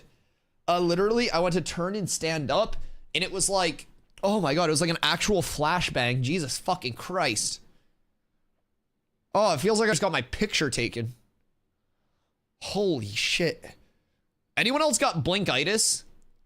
Gamer's allergy to light? Well, no, it's just like, I don't have like, I have relatively dim lights so I don't get a headache, right? While I stream, because I stream 10 hours a day.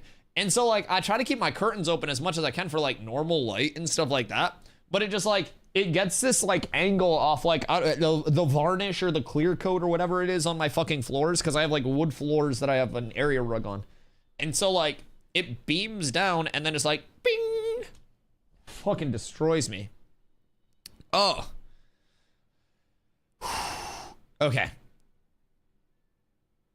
On the other side, you could drive. You could take a ferry to Norway or Denmark. We are taking a ferry somewhere.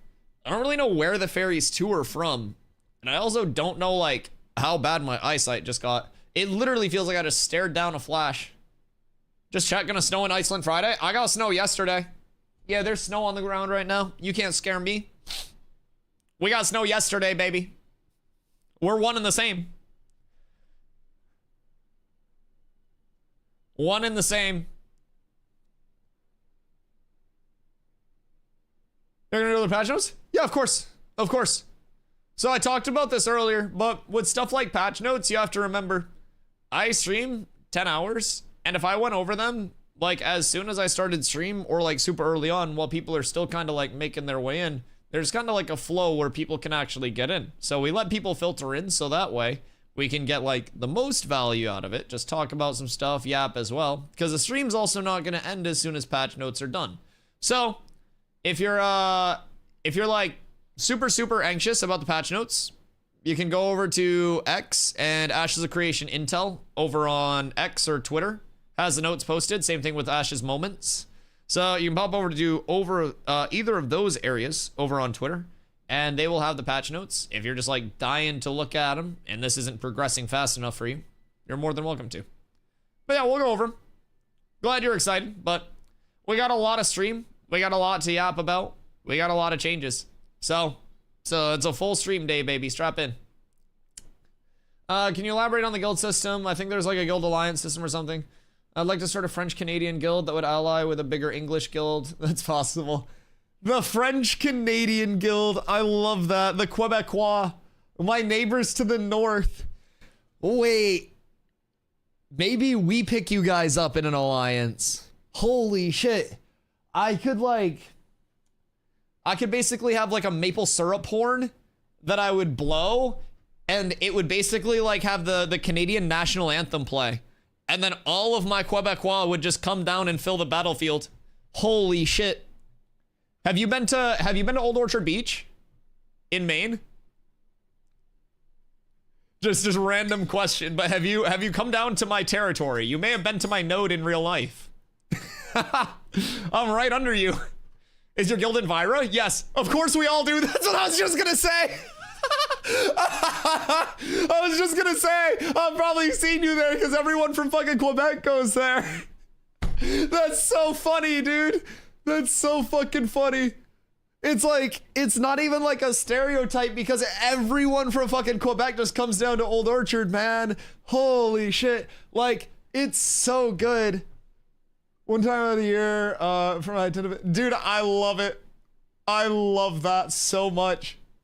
It's so good. I still go a couple times a year, but like I live here, and like every time I go down, it's so funny because you'll just hear like the conversations transition from like English to French to like Quebec English back to like Maine English, and then you get the occasional like down east Maine accent where it's like the Mainer, right? And it's just like what the fuck? And it's like everyone says like the Quebec English is so hard to understand. And then you walk by somebody from Maine that sounds like they're from Maine, and it's just like, what? You guys communicate with that shit? What the fuck are you even saying? Like, Quebecian is easy to understand compared to some of the fucking English I've heard here. So everyone's always like, I'll watch X clips, like XQC clips, and people will be like, oh, I can't understand what he's saying. And I'm just like, what do you mean? It's like, it's my native tongue pretty much. I'll be like a translator. I have no clue how these English dialects sound. So, like, the down east Maine accent, like a stereotypical Maine accent, is like, kind of like a Boston accent where it's like, not saying R's at the end of words, but like lobster, like shit like that. It sounds obnoxious. It sounds fucking obnoxious. It's horrible. It's fucking horrible. Absolutely awful. And so like, dude, when you hear that, Boston's pretty British. Maybe if like a British accent, like, I don't know, fucking huffed galaxy gas, maybe. I don't picture much British when I hear someone from Boston talk. But I also feel like it's not even like the Boston accent. I feel like it's areas around Boston. Like Worcester. One of those servers be already online? So servers will be back up tomorrow. They usually come up at 1 p.m. EST on Thursdays. Their Discord will communicate if there's ever a delay or anything like that. But yeah. They try not to delay too much, but we will be getting hopefully some big changes. So yeah, we'll be going over the changes here. I'm all pulled up, and I actually want to get into them as well. We got sidetracked there. We went to Old Orchard and Virginia Beach. Old Orchard is so good. I love that. I fucking love that. What an iconic beach, man. What an iconic beach. You ever had pier fries? While you were up there? Bro, pier fries are so fucking good. Oh my god. Dude, I want pier fries so bad right now. There's a shop in Old Orchard Beach. Like right off of the beach in Maine. And it's just French fries. Like they do like fried doughs and shit like that now too. But like it's literally just fries. And they are so fucking good. I don't know what it is. I don't know if they get their salt directly from the like ocean water itself. But my god. My god. Should watch videos with different US dialects. Or it's probably accents. Same thing. I think, isn't like accent basically dialect for someone that doesn't know what dialect means? You explained it very well. I appreciate that, dude. I appreciate that. I'm more than happy to explain pretty much anything with the game. I come over from New World, where I had like 7,000 plus hours, and it's very nice to be able to explain things that are like building towards something good instead of just like watching a game deteriorate. So I'm super excited about Ashes. Yo, what up, Butcher? How you doing, brother? Changes looking nice. I haven't even looked at him yet. I've been yapping. Cat with abs is absolutely S Yo, tier. neighbor, thank you for the follow, brother. I appreciate you. Isn't an accent only a slight deviation while a dialect also adds own words and phrases? Oh, yeah, you'd be looking for dialects then. Yeah, honestly, bro, different, like, sectors of Maine speak entirely fucking different. I won't lie. Ever in Florida, go to the beach on 30A. What's up with that beach? Is it like a fun beach? Or like, are you gonna get me jumped? Cause like, if you like me, then that could be like this really cool beach to go to. If you hate me, that could be a beach where like I get out of my car, I walk up and people just like kick the shit out of me. Like, you never know with Florida. So, I feel like the clarification's good. I plan to probably never go to Florida. Why not both? Yeah, I guess the sand would at least be like soft to lay on while I'm getting kicked in the kidneys. Yeah, that'd probably be nice at least. I hope it's like not like coarse, sharp sand. Need some dusty bodyguards? Like bodyguards for Dusty, or like I should cover my bodyguards in dust so that way if anyone ever tries to fuck with me, they just kind of like and then like a dust cloud pops up and we run off. Maybe that's the play. Maybe I just keep like a pocket full of dust on me at all times at TwitchCon. So if anyone ever tries to fuck with me, I like smoke cloud and then I just disappear. And it's all just like vacuum cleaner dust so they can't run through it. That might be it. That might actually be the play. I should make my French guild called Old Orchard Summer Vacations. Oh my god, it's so good. It's so good. What a beach. What a time. The beaches in LA are so pretty, just don't swim at Santa Monica. Why? What's in Santa Monica? Is it like poop water? I feel like all ocean water is just poop water. It's just some places are more open about it being poop water than others. Cause like you gotta realize fish be shitting, people be shitting. Yes. Everything in the ocean is poop water. Homeless bathe there too. Well, that's fine. At least they're bathing. It's really bad though. One of the worst. Gross. I'm not getting into that again. Is everyone underpowered now after this patch? I don't know. I haven't looked at it yet. I've been yapping. I just kind of pulled this up to satiate the masses. I still got to look into that. Need to talk about a shopping or something else? Yeah, there's a whole nother tab. There's a whole nother tab. I haven't even started reading yet. I've been just yapping with chat. Did they touch my bard? I'll touch your bard. If that's what we're calling it. These the only changes? No, I got another tab up. I just haven't even read these yet. We just been yapping. We just been yapping. Ashes related. Poop related. It's been a weird day. Downtime days kind of make me question my sanity sometimes. Makes me wonder why I'm here.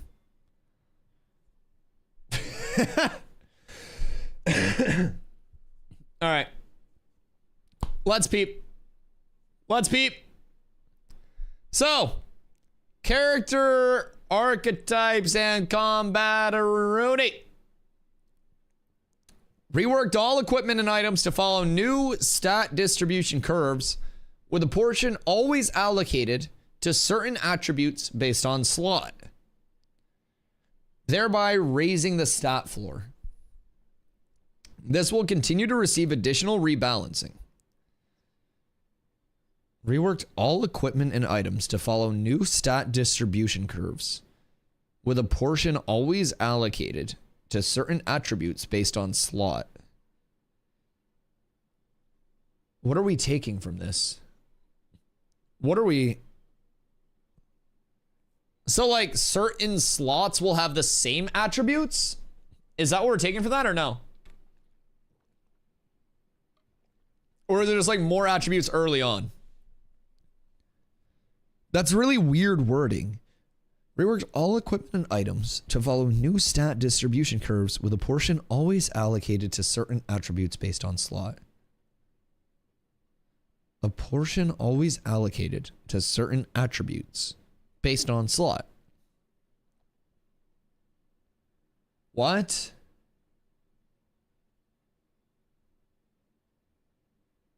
Yo, what up, Zaytree? How are you, brother?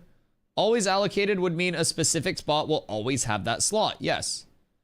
Yeah, that's kind of like what I'm taking from that. So like a head would have strength, shoulders would have con, chest would have dex, just as the baseline, right?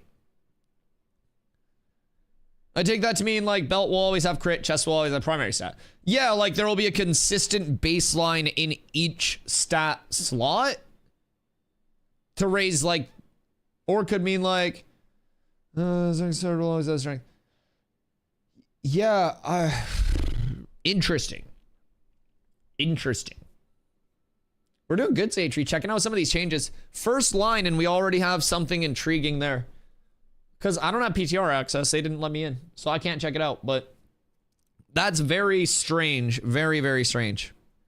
We'll definitely have to like see what that means. Because people are in the PTR. Like a specific set will always have a specific one. Like a belt from a boss will always have HP on their line. Right, but that already exists within the loot tables. Like, a long sight bow is a long sight bow. So if it were just from that boss, like if it were just that's the same thing, right? Or is it just saying every item will now have like main stat? Because I think that might be what they're saying, is it'll be mit stat on every item, or like damage stat on every weapon, instead of being like mit no stat and then all secondaries. I don't know. Isn't that what it is?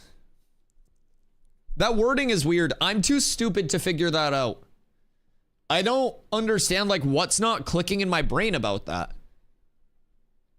Like I'm missing something about this. Fuck, we need a Steven explanation on this so I can understand it. He's so good at taking all this shit and just like, hey, you're dumb. This is what it means. in like the nicest way possible. We need a Steven stream to clarify. And talk to some guildies. We have like 10 of the guild with access. Yeah, we have a lot of people in chat with access as well. I just don't know like specifically if every chess piece is now gonna have the same stat. Maybe? I don't really know. I don't really know. But this will continue to receive additional rebalancing is a good sign. Excuse me. All right. NPCs, consumables, set bonuses, and caravans have also received updated stat curves. Here we go. Wex! Hey, thank you for the 1337, dude. I appreciate you so much. Absolute legend into the IRL stream fun. Thank you. Wext, $13. I appreciate you. 37. I'm in MMO flow. Thanks, BRO. I'm in MMO flow. Absolutely, dude. Thanks, Absolutely. BRO. Happy to have you. When servers do come up, we have our community over on Vyra as well. We have 4 or 5 guilds right now. As we roll into fresh starts on May 1st, we're going to have a lot more. So if you are checking it out, Vyra is the place to be. Very fun server. A lot always popping off there. And we got the community over there that anyone's more than welcome to come through and join up with. So there's an entire another tab. There's an entire second tab, Rocks. Yeah, you just gotta wait. So, NPCs, consumables, set bonuses, caravans. They've also received new stat curves. So if they're trying to raise the stat floor, are we going to see scrolls, elixirs, everything like that changed as well on the bottom end? Because if vendor purchasable like novice scrolls and shit have an increased stat allocation to them, wouldn't that devalue higher rarity ones? Unless they also juice high rarity player crafted shit. But they did say they wanted to make, like in the gathering, crafting, refining update that they put out, they did say that they wanted to make like super, super high rarity outputs feel better. So I'm not 100% sure. Caravans receiving new updated stat curves is going to be really intriguing as well. I've heard that caravans are like tanky right now. And the PTR. So we'll see what's up there. I just finished my rogue set for like 800 gold. What do you mean finish your rogue set? Tell me you didn't get baited by jackal knives.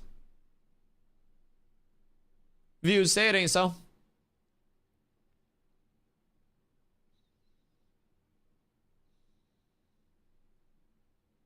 Say it ain't so.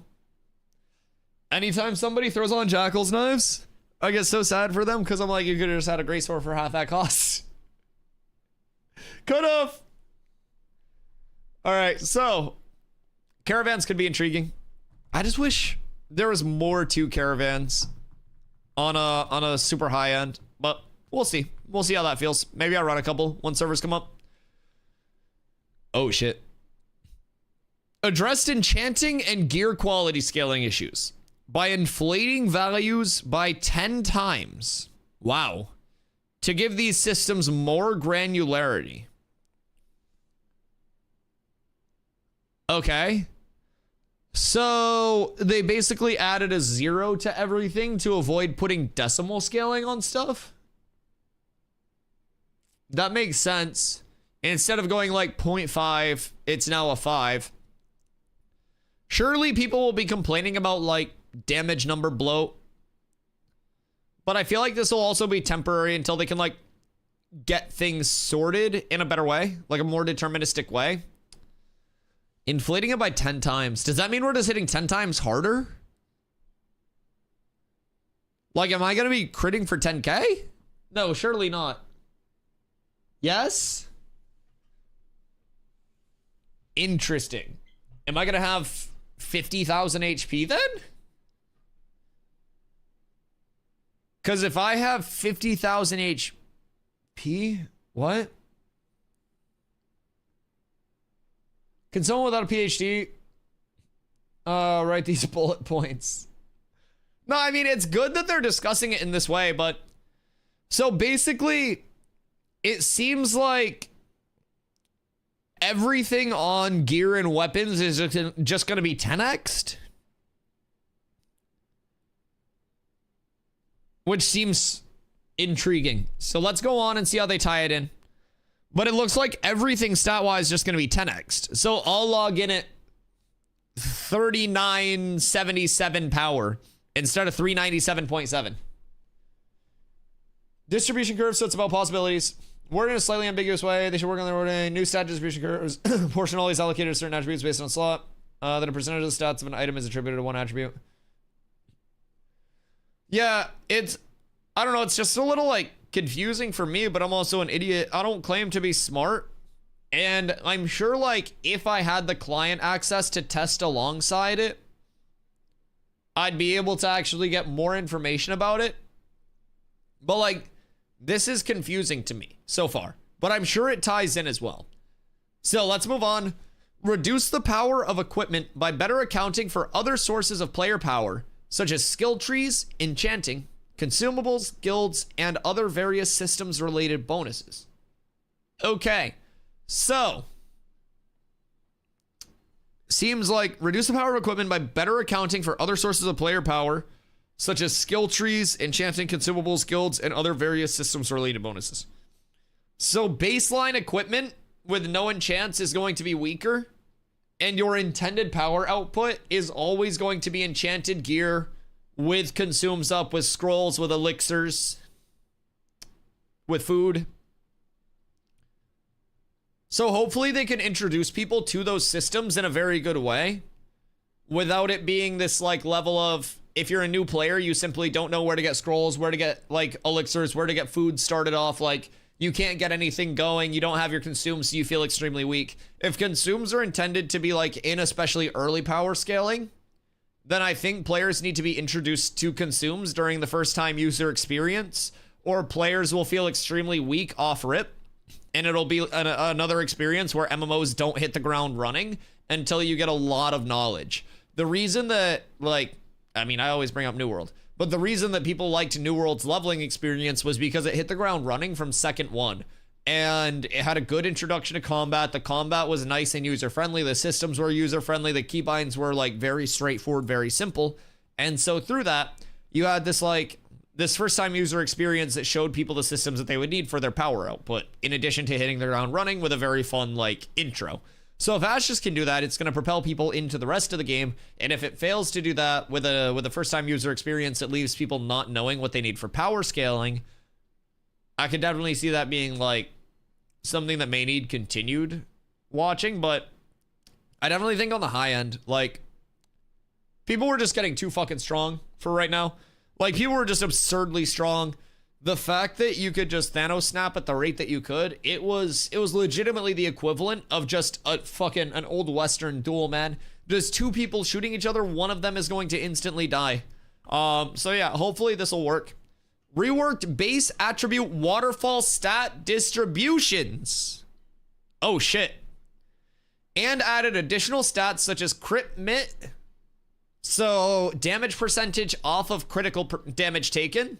So that's going to be like resilient from New World, where you can reduce critical damage taken, disable resistance, so like freedom from New World, and other defensive stats. I always bring up New World PvP and time to kill, but bro, on God, if they just take everything from New World and like implement it with their ideology, it's gonna be so much better. I ain't even about to lie, take every single perk. Take every single perk, fuck it. Take them all. Crit mitigation is resilient from New World, where it reduces critical damage taken by a certain percentage. So originally there was a bug with crit mitigation or resilient in New World. And I'll say this right now on the record in case it happens here. If you stack critical mitigation and they don't have a baseline of critical hits cannot be below base damage. So like a crit can't hit for less than a non-crit. You had issues where certain weapons with their like base crit damage multiplier. So like certain weapons would have like a 1.2. So you would get 20% more damage on your crit. People would have 25% reduced crit damage taken, and it would reduce it past what a non-critical hit or a normal hit would do for damage. So critting was worse than not critting. So hopefully we don't see it stackable to the point where that happens. And hopefully they thought that through, so it's not just like, all right, well, a crit's hitting for 700 and a non-crit's hitting for 850 because people are stacking so much crit mit. Well, we went through that in New World. Yeah, what up, TL? One server gonna be up tomorrow. Tomorrow afternoon, 1 p.m. EST is the usual uptime. Tuesday and Wednesday are down days. It should never go below base. Yeah, it was a bug in New World that ended up getting fixed, but it's something where like when Resilient became the play, we literally saw like Resilient being stacked, and then we saw that bug come out, and it was fixed quickly, so it can't be reduced past base anymore, and hasn't been for a while. But I could see people trying it. So Disable Resistance was also Freedom in New World. It was another perk that we stole directly, or that we had directly in New World, right? So Disable Resistance can always be super good. Although Disable Resistance is a waterfall, I don't know if they're doing it as just like a chance to not get disabled or a reduction to all active disables that you're hit with. That'll be an interesting look though. Disable Resistance can be done a couple of different ways. So we'll give that a look-see when that's up. I want to say Disable Resistance right now is just a chance to like not get disabled, but we'll definitely see. We'll definitely see, because if it is like a percentage, then days will come into effect as well. And days would be like the antithesis of that. So if someone's stacking Disable Resistance, especially in like small scale, you would get your dazes up. Is it? No, not days. I'm sorry. Stagger. Right? Yeah, stagger. Wrong term. Wrong term. Other defensive stats. I don't know what those are, clearly. But that's going to be in waterfalls. So that'll be nice. Maybe more like con scaling effectiveness. Maybe more like mentality on the caster side of things. Or if you want to be like uber tanky against like magic as well. But there's skills in Arcage that ignored enemy resistance. So that could be the same thing. Yeah, there are also like, typically there's like a protagonist, antagonist in perks, right? So there will be increased healing modifiers, and then there will be wound in Ashes, which is like a minus healing modifier. And then there will be like increased crit mitigation, and then there will be like mitigation strips. And then there will be like disable resistance, and then there will be stagger, which reduces your disable resistance. So I think as long as there's the answer to it to allow that workaround, especially something dynamic like that. Yo, what up, Socks? You, Dusty? You. The fuck? You're welcome. I'm streaming today. It's an honor for you. What up, Socks? How you doing today? Adjust a variety of stats to increase or decrease how certain stats scale based on their ratings. For example, reducing power scaling. Okay, cool. Did they actually reduce it, or was that just an example?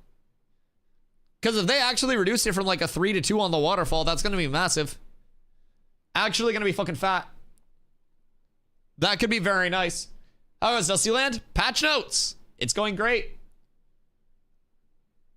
They made up an order for core stats behind attributes. Oh yeah, so waterfall stats are basically like the secondaries that you gain from each main stat. So strength gives you like fizz power, fizz accuracy, and then a third one, whatever the fuck it is. But yeah, it's basically like the lesser secondary stats that each main stat will give you. So they just let you know all of like what you'll be getting down the tree from that first main stat allocation. So each point of strength gives these waterfall stats, essentially. Gonna be huge. Potentially up tremendous. Potentially very up tremendous. But the thing is, it's all relative to how this is all feeling. So reducing power scaling is great. It just depends though. If it's a top end power scaling reduction, then great. If it's just a linear power scaling reduction and it's not kind of like weighted, right? So you don't want to diminish the top end power curve because you want that top end to feel extremely strong. But you also don't want that top end to be so ungodly strong that when two top end players fight, their health bars legitimately cannot sustain it. And that's kind of where we're at right now. I think like fights are the most entertaining between like 350 to 450 power scaling for most classes. And that's typically where a lot of people will also agree that it feels really good. But I do also think it should be possible to push past that and optimize the shit out of your setup. I think you should be rewarded for that effort. I don't think every player's power should feel the same. But I also don't think two super high level players should just have to be subjected to, we have so much damage on the top end that we are now punished with reduced quality of PvP because we're so strong. I think that's just kind of a weird scaling right now where the top end is just too damn high and like the low end is honestly in a pretty good spot. I won't lie. Like low to middle end combat, if both people are in that same spot, feel real good. Constructive criticism. Some of those points in the patch notes are quite vague. Don't they want the community to know which scaling has been changed? How? I think there are players who think it's boring. So I think these are private test realm notes. So this is just like an early kind of like rough overview of things. And this is not even like a one-to-one of what will be in. So yeah. These are definitely like, I would say more rudimentary than like the final like one-to-one changes with live. But yeah, I mean, it would be nice to see like adjusted these stats to increase or decrease how certain like scale, certain stats scale, right? And then it goes like dash stat 1, dash stat 2, right? I would really love that more in-depth breakdown, or even like a drop-down menu or something. I think that would be great. I definitely, well, your feedback's not null and void. I do think more clarification would be nice. So like a header and then like a subheader. The reason they may not do that just from the other side of the coin is because it could all get changed from like PTR to live, and they probably don't want people being like, well, you said this for PTR and it didn't come through. Where the fuck is this? Like, so I kind of understand the vagueness for this. I do hope if like these scaling changes make it through to live on Thursday, then it does go in depth about like this stat was changed with this scaling change and like these scaling changes. I love all of that detail, especially because Intrepid has been so great with communicating in the past. I would definitely love that more in depth if these do make it to live. 100% agree. Yeah, I do definitely see that though, Tarv. Like, I would love to be able to be like, oh, this is the power scaling change from 3 to 2 per main stat. Wow, that's awesome. That's going to impact things this way, right? So every enchanting will now, instead of being like 1 power on your output, you would be looking at 0.6, right? Or 0.66 or whatever. I definitely see that. This is wild. You're wild. You're absolutely crazy. Probably flopping your titties around right now. Feel like it's gonna change the way the game is played. Oh yeah. Oh yeah. Silly Goose, absolute rapscallion, out of control. Good golly. Huh? Don't worry about it. Don't worry about it. Nell's crazy. Nell's crazy. What are the chances the servers come up tonight? About the same odds as me making $1 million off of this one stream. Yeah, absolutely. I would say the odds are pretty similar there. Yeah, it'll be up tomorrow. Tomorrow afternoon. Core players usually like this a lot. And I think Ashes will attract a lot of players that like it a lot. Oh yeah, absolutely. I think Ashes very much sticks to its guns and what it does well. And instead of trying to like do everything okay and attract everyone, they're like, yo, this is our good shit. We're going to play into these strengths. Not everyone's going to have every system the way that they want it, but they're embracing the core gameplay loop and what makes Ashes Ashes, and I love that. Donating $1 million as we speak? Can you fucking imagine? Yo, Mr. Beats, thanks for the milli, dog. Honestly, by the time Ashes launches, if I keep going every day, I may be large enough to rug pull you guys and then retire. Yeah, that might be the play. Summoner coin for phase 3. Someone clip this. You want to know what's crazy? I have a few FaZe Clan hoodies and I'm wearing one of them right now. It's the FaZe Clan Lyrical Lemonade collab. So yeah, maybe I'm just being possessed. I usually don't talk about crypto rug pulling you guys like publicly. It's usually just contained to the mod chat and Discord, but I don't know, maybe it's just taking over. It's like Venom just like going up my arm and then I turn into like FaZe Banks and shit. I just start trick shotting. Just got done letting out the dog. Did I miss you talking about the changes? No, just crypto rug pulls. No, nothing new. Nothing new. I hope you guys had a good trip outside. So basically, we're on tab 1 of 2. There are 2 different tabs, but we're kind of taking our time because a lot of these are kind of vague. So far, we've got a rework to like basically all main stats, like all attributes and enchanting have been reworked, is what we're at so far. More defensive stat additions as well. So it really seems like their aim is to slow the TTK, the time to kill, because it is much too fast. Let's see. Values were inflated by 10x for enchanting and gear quality scaling. So I think we'll probably see inflated numbers in a sense. More health, more damage numbers, stuff like that. But it's probably so they can reduce things more efficiently without making it feel all wacky. That's kind of where I'm guessing. And then let's see here. So we did just go down to here. Adjusted a variety of stats to increase or decrease how certain stats scale based on their ratings. For example, reduced power scaling. I like it a lot. I haven't played for a while. I gotta make sure play some before the reset to get the rest off. Oh, fuck yeah. Oh, fuck yeah. It's always gonna be a good time. So that's the nice thing about Access. You can kind of like come and go as you want to.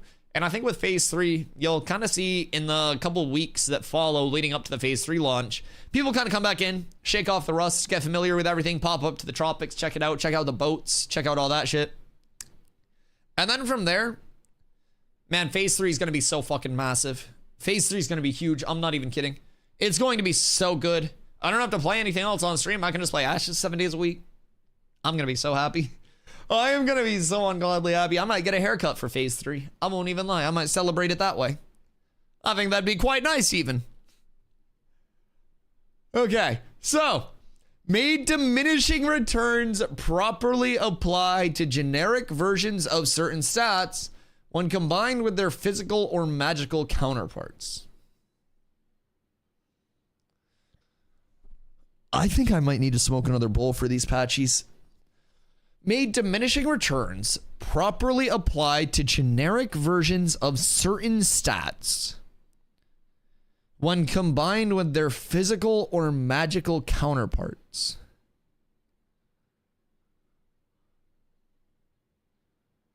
Is that power scaling instead of fizz power, magic power? Because there are 3 different types of power. Actually, technically 4. There's fizz power, magic power, healing power, and power.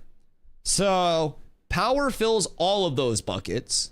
Magic power fills your magic power and your healing power buckets. Healing power only fills your healing power bucket, and physical power only fills your physical power bucket. Does that make sense? I'll draw this real quick. Hold on. Flashbang. So basically what we have is power, healing power. Oh wait, no, sorry. Power, magic power, healing power, and fizz power. So basically, power affects all 3 of the later ones. So this will branch down and you get MP, HP, PB. Magic power branches off to benefit at a 1-to-1 ratio. Your magic power and your healing power. Healing power is a 1-to-1 that only benefits your healing power. And likewise, fizz power is a 1-to-1 that only benefits. I guess I should just PP to keep it consistent. Although typing PP on stream is risky with you guys. So basically, this is how power is working right now. So power scaling is typically much lower on every type of item. Right? So this is usually going to be like a 14 roll or something like that. These would be normal, like, higher rolls. The problem with it right now is that fizz power is a 1-to-1, or sorry, not fist power, I'm sorry, magic power is a 1-to-1 on both your magic power and your healing power. So on something like a cleric, which is primarily healing power, you're actually able to completely ignore healing power, and then you can just go the route of stacking magic power. So that way you're getting all of the offensive scaling that a really well-geared mage would be getting, while simultaneously getting all of the defensive and utility scaling that you would need as a cleric. So what this could potentially impact is making those supporty type classes really decide, do I want to be DPS or do I want to be healer in this gear set? Bards may have to have different specializations. Now, I think Bards would just go the MP stat at that point, even if it were reduced to like MP gives a 0.5 to healing power. But like, I definitely think that's probably targeting this. Although I could also see this power getting some weird scalings too, because items will drop with all of these. So could also just mean the scaling slows down after a certain level. So that after, I don't know, 300 power, your power points are not so effective any longer. Kind of like nulling the top end of it. Yeah, that could also be another good one. What's the exact wording on it? Diminishing returns apply properly to generic versions of certain stats when combined with their physical or magical counterparts. That's the part that kind of confuses me. Because if it was just like, made diminishing returns apply to generic versions of certain stats, I'd just be like, oh, power scaling reduction, blah, blah, blah. But when combined with physical or magical counterparts makes me think that it's specifically going to be targeting like this, because it's only like, this is the only one that goes phys and magic. And then I'm thinking it's like this benefiting the branch off. You know what I mean? The combination part sounds that it's only about when combining several ones. What up, Dossington? How you doing, brother? Buongiorno. Yeah, that's kind of what I'm thinking as well, because they mentioned the combination. So I'm thinking like power with the MP, like with the magic power, healing power, fizz power scaling, and then magic power with the magic power HP, the magic power healing power scaling like 1-to-1. I could see this magic power value scaling getting changed maybe. And these should be live on PTR. I wish I could get in and actually see it, because I'll just hide my fucking screen and then go tell you guys. It'd be so easy. Yo, Be Eclectic, what up, brother? Hope you're having a great one today. All right, so diminishing returns properly apply to generic versions of certain stats when combined with their magical or physical counterparts. What a weird sentence. You're on the train. Choo-choo. Where are you going? Offensive and defensive stat pairs have had their baseline values adjusted to even out the benefit provided by each. Yo, Zanella, thank you for the follow. I appreciate you. Offensive and defensive stat pairs have had their baseline values adjusted to even out the benefit provided by each. Okay, so more defensive stat scaling. Yo, what up, Connie? How you doing, brother? Sorry I'm a bit late. You should be. How dare you? Welcome in, dude. Hope your day's been good. What up, Crows? What did I miss? Basically, scaling of attributes, gear scaling, enchant scaling, all of that shit is getting adjusted to seemingly increase defensive, like, mitigation value and slow time to kill. This seems to be what we're looking at. Like, high-end power scaling seems to be getting a little bit of a nuke. They want to bring that ceiling down, I think. And they want to kind of like make the power scaling still feel unique and like the top end stronger than the bottom end, but they don't want it to be the top end just Thanos snapping other top end. They want that top end to be that really good, well played, thought out fight. Yo, what up, Naughty? Our Ashes server's still fairly busy. We don't have like a direct number pull on anything. Definitely comparatively to like the start of Alpha 2 Phase 2, they're gonna have calmed down until Phase 3. But there are still a ton of new players getting in. Right before servers went down, for example, Lionhold was fucking filled with new players. So I do think they're picking up again. It's kind of like we had the Phase 2 launch and then it dwindled out a bit. And then Tropics expansion and naval combat came in. And so that brought some people back, especially with Rogue coming in. And then it kind of like teetered there for a little bit. And now people are starting to trickle back in. For that, like, you know, the Phase 3 launch, trying to shake off the rust, trying to get familiar. People for Phase 3 are learning that it's only a $10 difference if you start playing now. So basically, it seems like we're in that kick-up part before Phase 3 does hit. So I'm pretty pumped up for that. It definitely feels well alive. I would say the biggest thing that seems to be missing is like, excuse me, I had to burp. Like that top end population, not the top end in terms of like super high power scaling, but like the level 25 pop. It seems like a lot of people are leveling right now, but a lot of the people that like grinded out their gear and stuff are just kind of like, okay, we got everything we need right now. Gear sets are less than they will be. Like a lot of stuff is less than it's going to be on peak.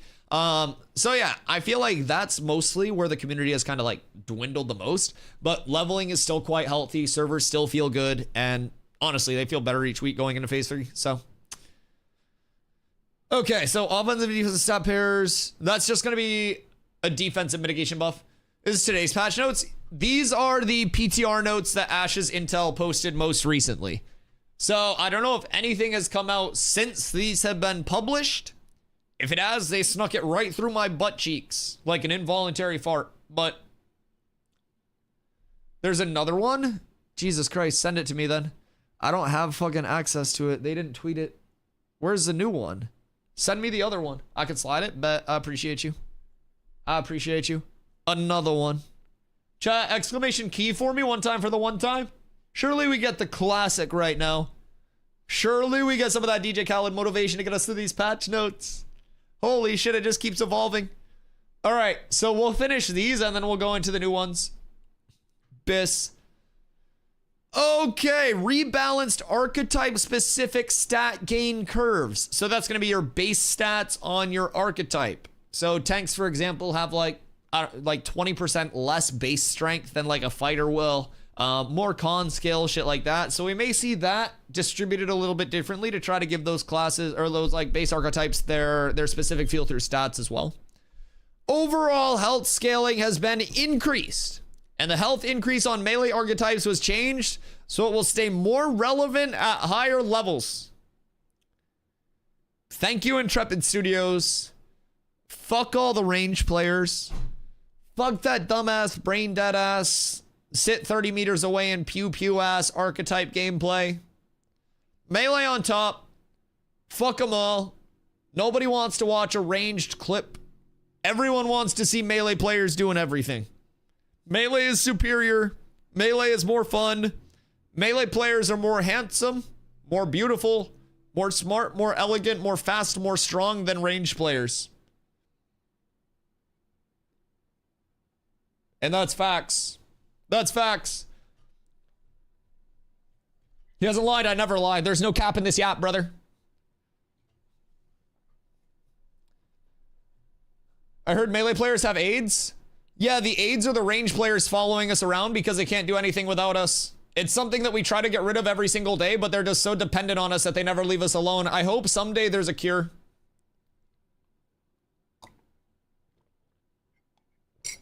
I still remember, like, good old 5-6 years ago, I was playing a lot of shooters at the time, and I was one of the pioneers of the Controlla 19 vaccine. So I wanted to rid the world of aim assist via L2 button. So I did every single thing that I could to destroy every filthy controller player that I knew, and I'll do the same to every single range player that I know. Melee will reign supreme. Melee will continue to be superior. We will arise, chat. We're up tremendous. How's it going? Time to kill nerfs and melee buffs, so I'm approximately 30% chub right now. It's not bad. It's not bad. I like the way that this is going because they might make melee more viable, which I really love. I might be able to actually hit an initiate and live. So I like that. Check your Twitch DMs for a link. Let me know if that link works. Text I sent. Okay, hold on. I'll check it in a sec. Okay, overall health scaling up. Melee double dips on that health scaling. We're up fucking tremendous. NPC damage has been adjusted to compensate for increases to character health. Mobs will hit harder. Fixed a variety of stat errors and scaling issues. Word to your mothers. I like a lot of these changes, even though with how vague some of them are. I would love more clarification. I wish I had either more information or more brain cells. But either way, This is a nice set of changes. I do like this. Nodes and wars. Squall's End can now level up to a village, which is stage 3. So that's going to be what we have right now. Jinnah node can now level up to a village, stage 3, and uses a new coastal layout. Oh, fucking really now? Coastal node layout, boys. So that's a new development as well. Previously, we have had only 2 node layouts. It was basically a river layout and a non-river layout. So this adds a third like type of node layout, a third kind of like build out to those node areas. So that's going to be great. I'm actually real excited for that. I won't even lie. Murder defectors, a new war type, has been added for Guild Wars. Okay, so that seems like it's going to be the actual PvP one, right? That's going to be your kill-based one? Because you have like the fucking fishing derby, the deadly fishing derby. You got the deadly lumberjack each other off contest. That seems like it's going to be actually PvP intended. That's great. Sand Squall Desert Node Wars have been updated to use locations in the zone for territory wars. So that'll basically be like the God Spike popping up in those actual desert nodes, I think, instead of popping up in like fucking New Ayla like they have been and teleporting everybody across the map. Is Cleric melee? Cleric is going to be more of a midline, honestly. Like, because if you stay too far back as a Cleric, you're going to get picked off. If you stay too far forward as a Cleric, you're going to be in the front line. So as a Cleric, as a healer, you want to be in the safest spot possible where you're like supported by people. You can get what's called peels from people. So like if you're a Cleric and a rogue goes on you, I as a tank could peel you and kind of like stun that rogue, try to keep that rogue off of you while you played your life. So peeling is a very important part of things, but yeah, I would say a lot of the time if you're in melee range as a Cleric, you're probably getting cooked. Stay so far back that you're in a different town than the rogue. Yeah, until all of that movement comes through. Bro, all the rogue has to do is target you once and then they're just inside your ass constantly. If melee is getting buffed, does that mean Cleric is? Oh, no. No, Cleric's a caster. Yeah, no, melee is going to be like fighter, rogue, and tank health. And then they adjusted the scaling of that as well. So then your range is going to be ranger, cleric, bard, summoner. What else do we have? Mage. Ranger, cleric, bard, summoner, mage.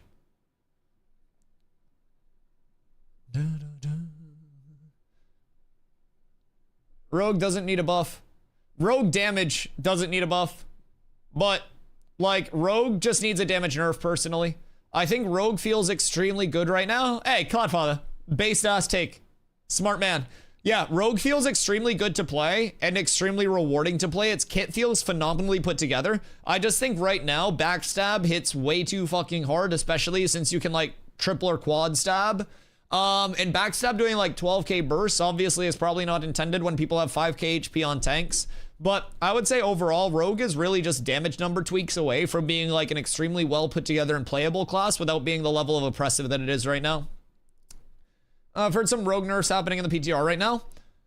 We don't have any class specifics in this. This is what Ash's intel has posted so far. I do have another link to check out in a second once we finish this page. So we'll definitely peep that, but yeah, you also have to remember, Jack, different classes have different, like, scalings to their attribute gain as they level. Because you do get base, like, strength, con, dex, like, all of those as you level. So even though, like, classes and melees will get a base HP buff, you could very well see, like, Rogue, because of that HP buff, or Fighter, because of that HP buff, having their con gain over each level reduced, therefore kind of, like, balancing that out, right? Like, everything will get uniquely tweaked as well, past just the blanket generalization. A lot of these, we have to remember, are like blanket generalization patch notes, and not a matter of like, this is every single specific. So there are going to be a lot of fine tunes and tweaks made to every like individual part of these notes too, that will make it probably make a lot more sense.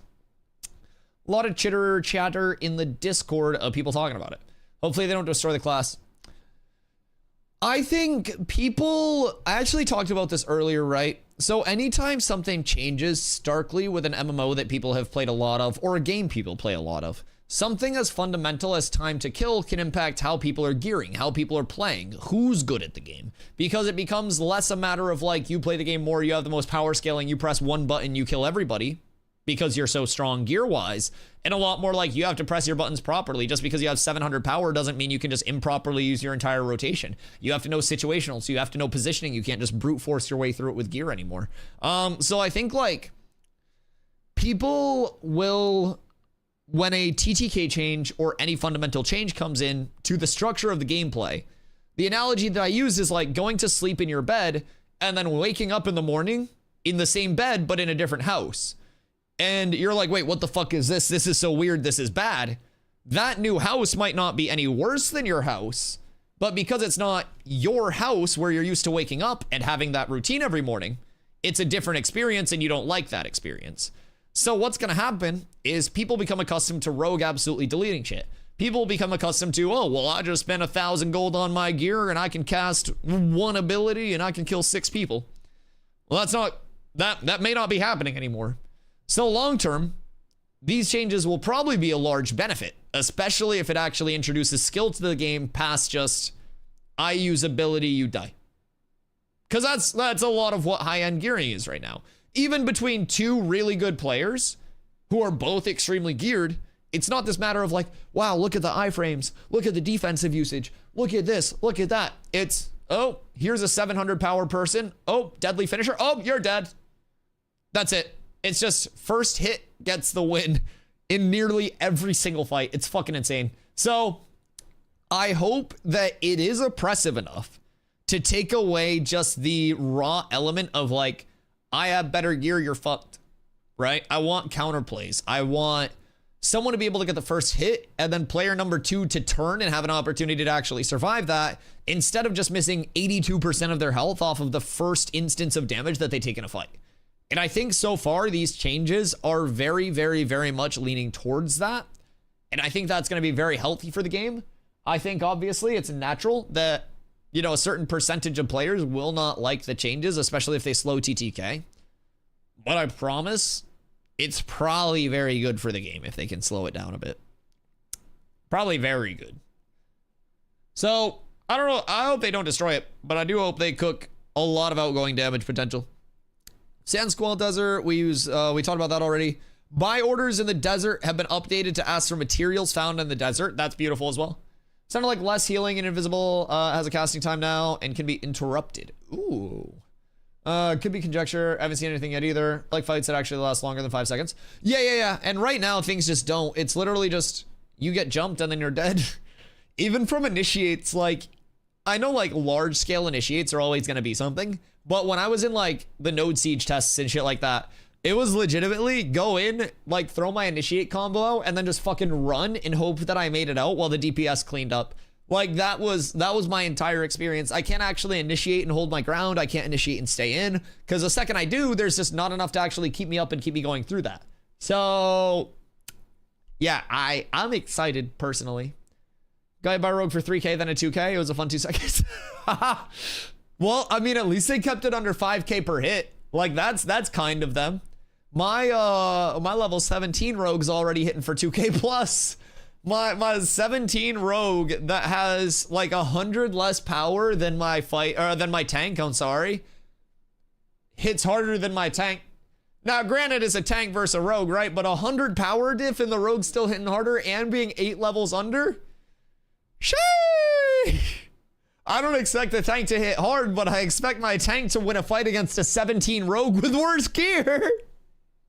Like, between the sustain that it has, I was soloing on my rogue last uptime, and like, rogue sap for each stack of poison you have on the target will give you a stacking self-heal.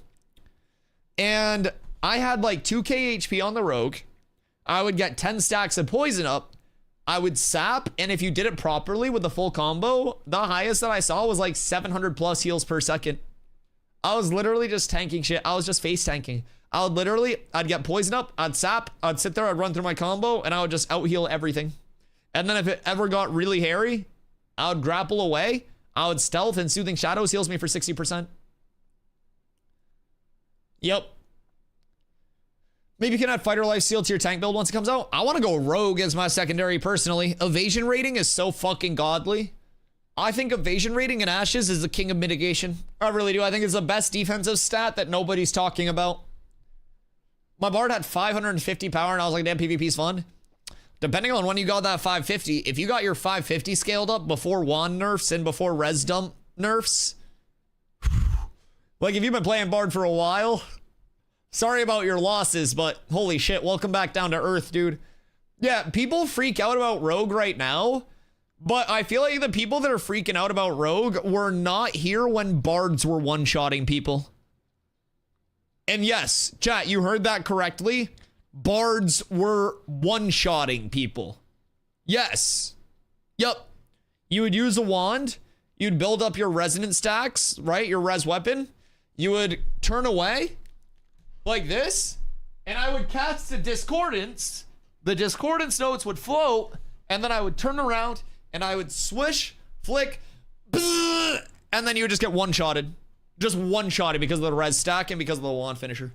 It was fucking insane. Like one of the first 1v1 tourneys that I watched, it was literally Bards deleting fucking everybody. No matter what you were. It was insane. Still doesn't ass load of damage. It still does a lot of damage. It still does a lot of damage. But at least it's not like actual fucking Lord Voldemort against like a child anymore. Like that. Holy fuck.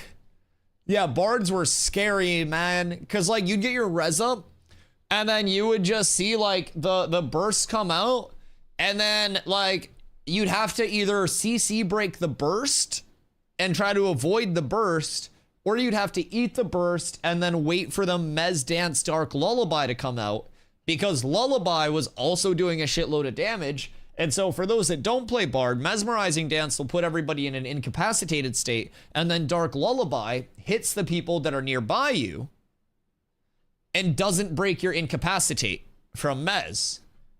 So you basically hit your burst, you get targets low, you Mez, you gap close in, and then you Lullaby, and they sit there just going. And then they get the shit kicked out of them by Lullaby while they tick down. It's so strong. It's so strong. Bards and 1v1s are fucking insane. Oh yeah, dude, Wand used to be even better now. I know a lot of people are actually going like bows and shit now, but Wand used to be so fucking scary, man. I swear to God, you would see a Wand deadly finisher proc, the actual beam, and people just died. They legitimately just died. There was nothing you could do.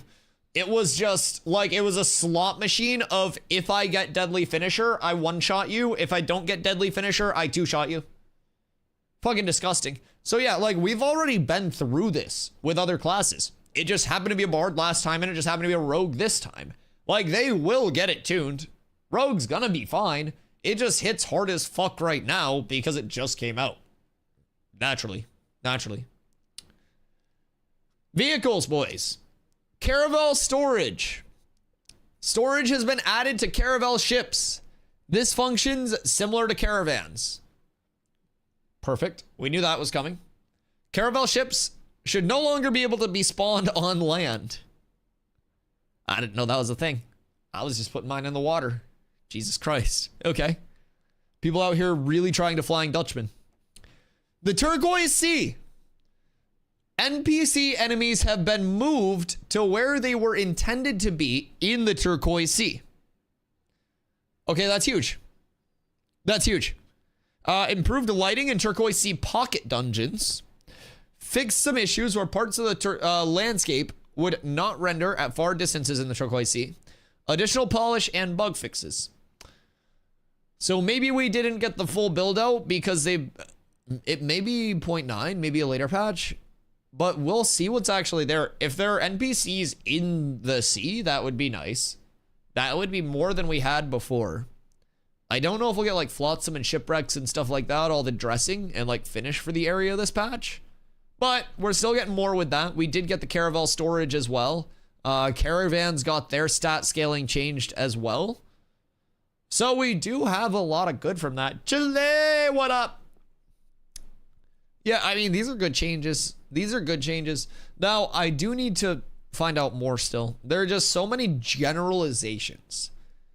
And I feel like broad sweeping things that are on the first page, that it's like, which stat changes, which like scaling changes, which this, which that, right? So I still have questions. There's still a lot that's kind of like not clarified yet. But let me give it a look here. Hold on. Let's see if we have a new one somewhere. That does work, yes. Okay. This is like a flashbang, but...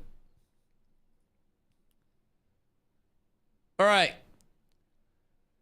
Chat. Let's see.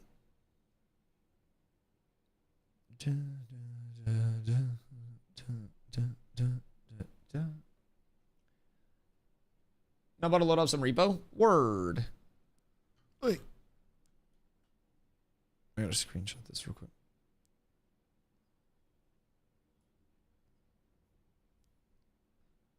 Boop. And then let's see. And post it there. And then open link. Sorry, it looks so odd. No, you're chilling. I took a screenshot of it, so we're chilling. We're up. Boop. Okay. You got Battlefield? No. No. Just play some chess in VR, chat. I don't know how to play chess. I'll watch chess, but I actually never learned how to like play it. I like watching them. I'll probably be asked. I've been thinking about a Dusty Learns chess thing with chat. I've been considering it. Okay. Just wondering if I'm gonna log on to having my 550 power turning into 200. Words are not clarified enough to me. I don't necessarily think it's gonna be like the 550 power scaling that's gonna be hit. Because you gotta remember, people are at like 650 plus unbuffed. Like, I think that's more of the enchanting level that they're like, or more of the power scaling they're fucking with. Okay. PTR.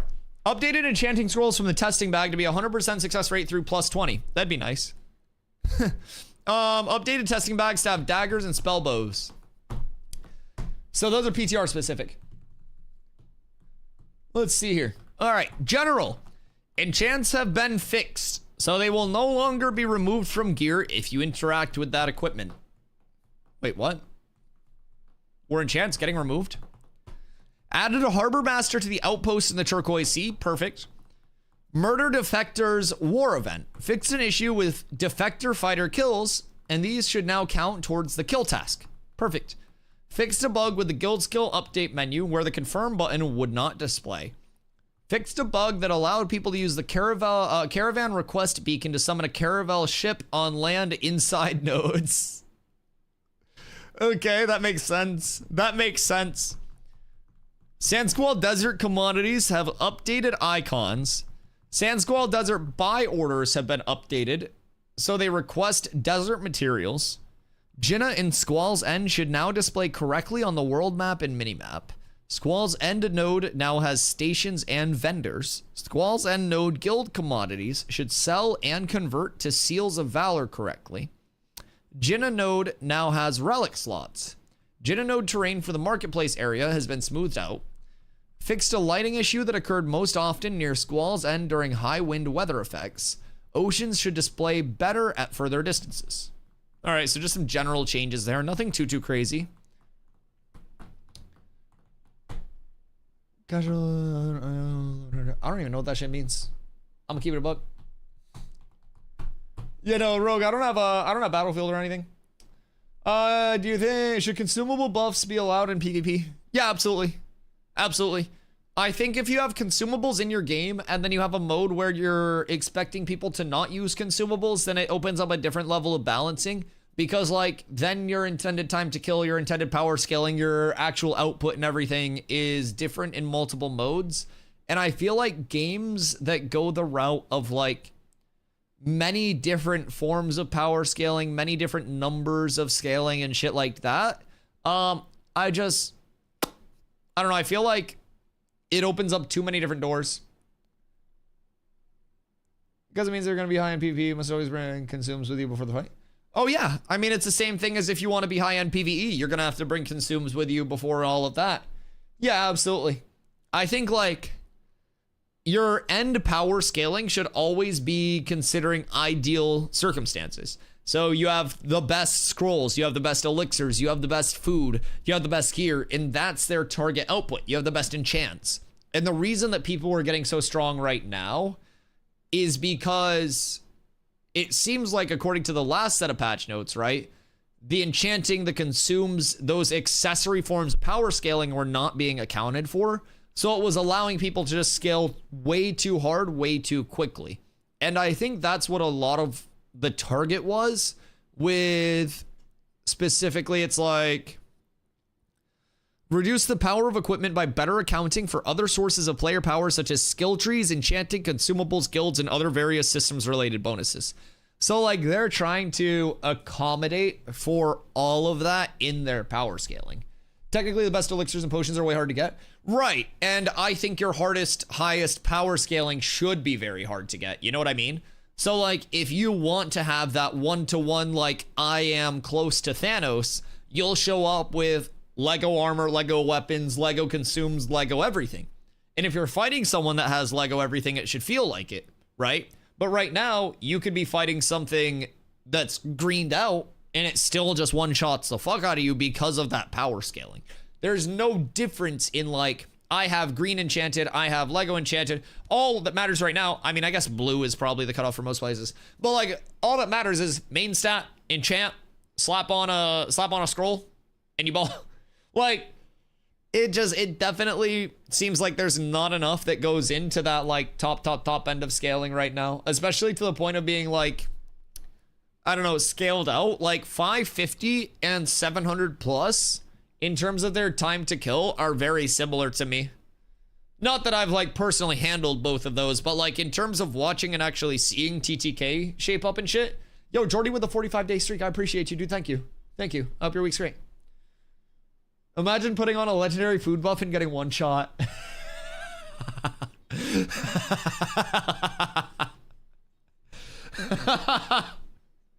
Oh god. Or hear me out, you're a rogue and you just wait for somebody to sit down and start eating their food, and then you tap them once and run off to interrupt the food consume. You don't even let them get the buff in the first place. Oh fuck. Wait, that could be so crazy. It's funny, but I would be pissed. Yeah, but it's funny. In all fairness, though, risk reward too, right? Right? Like, it's calculated. Rogue is fun. Dude, can you imagine you sit down to eat like a food consume and you just get fucking tank grappled? Or I just like, I hit a tank charge and just like nudge you with my tank charge to make you stand up and then charge through you. Holy shit. It'd be so good. You're getting your caravan attacked and you slam consumes to help you survive. Oh no. So I say rare potions or rare food buffs are cut off in case of that. I don't think so, because if they do that and they balance it around rare, breaking you into the top end, then anytime someone has heroic, epic, or Lego, they're just too strong. Like, you should feel when someone has Lego, and you shouldn't pop Lego in case you're okay with losing that Lego. That's just risk reward. That's in the entire, like, it's like you shouldn't run 150 gold caravan if you're not confident that you wouldn't lose that caravan, right? Everything's risk reward. If you think your caravan's gonna get hit, you run a cheaper van. If you think your caravan's safe, you run a more expensive van. If you think you're not gonna die, you pop the most expensive consume. Bounce around Lego, but I'm saying, oh, yeah, economy-wise? Oh, yeah. No, I absolutely agree, econ-wise. Absolutely. Yeah, just the normal player is not gonna have Lego. Absolutely. But I do also feel like the normal player won't even have like heroic or Lego gear, you know what I mean? They'll probably be in like greens and blues. So I definitely feel like that does make sense though. Just planning on people having rare for like your bulk. Because it's kind of like a bell curve, right? Where you'll have like a certain outlier of people, a smaller percentage on like the low end of scaling, and then it goes into like your mass scaling, and then it goes into like your high end of scaling where it also falls back off, right? So what do you think about gear being soulbound? I think it definitely, like, in some systems has its place. I don't think it's a necessity in every system in every game whatsoever. I think there are plenty of games that have player-to-player trading and loot systems that don't have soul binding, that avoid loot bloat and shit like that. But I do think without a form of, like, taking bloat out, item bloat will always be a thing. One thing I do like about no soul binding is, with Ashes being a game that scales up extremely hard, right? Especially, say, we're all level 50. You get a heroic piece to start, and you enchant that to +5. Then you save up, and you get a legendary piece, and you're like, all right, bet, I can enchant this to +10, because you've put so much into that Lego piece. You then sell your heroic piece for cheaper, because that's no longer needed for you, and it basically helps bridge the power gap as that power gap continues. Now, not everybody will sell their old gear, but even a small portion of that kind of like existing within that econ is going to be something that helps bridge that. It obviously isn't even going to be like a high percentage of things going in, but you will notice that power gap bridge, especially as new content comes out. People will get rid of more and more. Every person on the server has that experience. You just give your guild to the epic until they find a Lego and they give that to the next person down. Why buy anything when you can just be part of a guild? Well, that's part of it. Yeah, but not every guild is also going to give stuff for free. Yeah, that's the thing. Like, there are guilds that will sell at heavily discounted rates, and then there's cats where everyone's just like, oh, you need something? Here you go. You need heroic glove crafts? Oh, I have the mats. Here you go. So I definitely think, like, that's the point of a community. Yeah, that's the entire point of it. It's like, I mean, anything in life, right? Like, that's the whole point of it. It's a community-based thing. It's like, same thing with streaming, same thing with anything that takes multiple people. Yeah. So don't buy anything right now. Right. And that's because your community chooses to support you. Exactly. That's one of the many advantages, like, of a community in and of itself. Yeah, communities will, even if they don't give you free gear, will give you access to crafters that you may not have to pay a crafting fee for. Different material refiners and gatherers who have rarities that you wouldn't have access to that sell it at a discount or just hook it up for you. That's the whole point of having a good community, honestly. I think that's more of like a good thing for you. Chili for mayor? For where? I don't think it feels bad for low and mid-tier crafters who are trying to earn money selling rare items.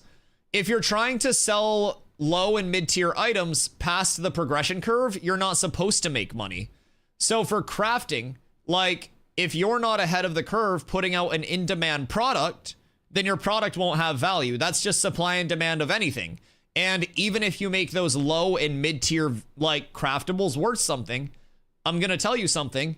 You're not gonna have low and mid-tier crafters getting their come up because of that. You're gonna have massive crafters that just mass produce the low and mid-tier things that are worth more, and then they're selling those.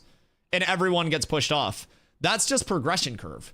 If you're behind on crafting, you shouldn't make something that sells. Just like if I'm behind on dungeon progression and I'm doing a level 30 dungeon, right? And I get a good drop out of that. That'll be worth more if people are level 20. It's going to be worth less if people are level 50 and have 50 gear. You know what I mean? Should the progression curve be this steep? I think right now the progression curve is steep because we have like less than half of the actual progression itself. But yeah, I think progression curves should be steep. I think that progression curves should have noticeable chunks to it that incentivize the people to get out ahead, to actually get out ahead. And once you move that, like, past that progression curve, I do think there should be that level of, in MMOs, in anything like economic based, it's like, you missed the ball on being the crafter. Now you play into the role of a gatherer that supports the crafters because you're behind on crafting, but there's still a role to be fulfilled where you supply those crafters. So I definitely think that, like, it is an intended progression curve with the economy. It's just, part of it right now is that because of static gathering and shit like that, we didn't really get a true taste of what that kind of crafter experience would be for 90% of the player base. because so many mats were extremely picked over, extremely controlled, right? So max level seems to be 50 right now. At least that's when you stop getting the passives. But how skills look like? Yeah, 50 is intended to be max level on launch. 30 for phase 3. Yo, what up, Chiv? When is the game online? Tomorrow at 1 p.m. EST. Unless there's a delay, but their Discord will have any delays, and I'll be live for that. But yeah, it'll be live tomorrow. Downtime days are Tuesday, Wednesday until May 1st. For me as a crafter, as long as you give me the mats and crafting costs, okay, I can give you the one. Yeah. But yeah, I definitely think the progression curve is meant to be quite steep, especially economically. I think if it's not, then you don't have enough incentivization to be actively ahead of that curve, and it just kind of falls into or lawless cities a thing. So like the entire ocean will be lawless. Right now there aren't like lawless player controlled cities or anything like that, but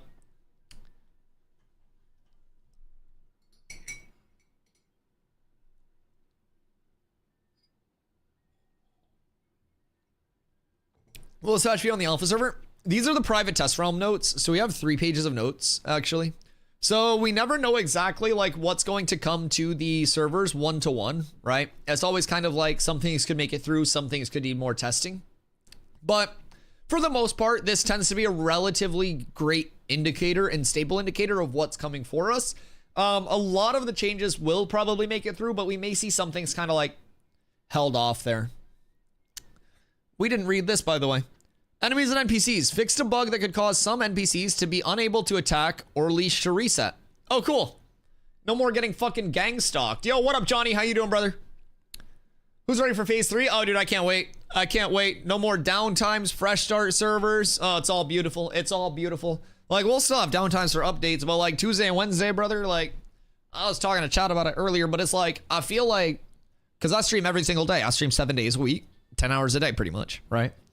So I'm like, man, imagine if y'all just like loved your job and wanted to work and couldn't work more, right? And they were just like, nah, you don't need to come in today. And you're all like SpongeBobbed up, like excited to go the fuck into work. That's me. When can you purchase the phase 3 pack? Anytime. If you haven't made your account yet, you can do !ashes in chat. And if you make your account using that link, 15% of all of your purchases will come back to me as in-game currency that I can use for the skin store when that does come out. So no pay to win, no pay for progression. Excuse me, I had to burp. Just like transmog, skins, dyes, shit like that. So yeah, anybody that's lurking, if you want to come between now, launch of the game, past that, !ashes in chat, make your account using that link if you love the stream. Help support me with no real money, but I just get to look cool in game. Do you like MMOs having seasons that reset? No, that's just ARPGs. That's just an ARPG with extra steps. I don't necessarily think seasonal MMOs are a good indicator of health or anything like that. I think seasonal MMOs are just an indicator that we can't keep up with the content demand of our community. So we're just going to wipe your progress every X amount of months, make you restart while we kind of like fumble with our thumbs up our ass with more time to develop content. Like New World went the route of seasonal servers because their content cadence is so ungodly slow that they tried to like hide it as like this is a testing ground for future like updates and stuff like that. No, it's not. It's just a way for them to get away with like not having any content cadence whatsoever. And like New World's seasonal server died out in legitimately like a few days. It was so bad. I know, I need to stop saying the N-word on stream. I'm so sorry, man. Just saying New World is getting out of control. I'm surprised I haven't caught a 3-day for it yet. It's out of control. I've really let myself slide lately. I'm out here saying things like that. I'm out here just misbehaving. 3 days. It's because Amazon owns Twitch. Every time I say New World, I get better ads on my stream. They increase my ad revenue by $1. Clipped. Live stream fails. This is the downfall of DustyWhy. Alright, fixed a bug that can prevent some NPCs from resetting to their correct leash location. Oh, I noticed this as well. Like wildlife would chase you across the entire fucking map and then just get like dementia and forget where they came from. Are we still on a downfall? Oh, always, always. It's been a constant downfall ever since I started streaming. Added cast bars for some NPC abilities that were previously missing. Thank you for that. Fixed an issue with enemy NPC behavior that would occur after enemies crossed invisible boundaries in the world. Tumok's summoned spirit wolves should orbit as expected. Tumok's totem tree thorns should appear correctly. Rock elementals should no longer stop doing their activation animation when they detect an enemy. Highway assassins' headgear should no longer go through their foreheads. Birdmen necromancers should now be able to target foragers and stalkers with their raised dead ability. Birdmen necromancers. Is that a mob?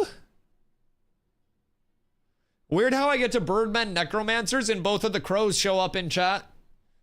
Neither of them have talked for like an hour. And then they both show up once we get to the Birdmen patch notes.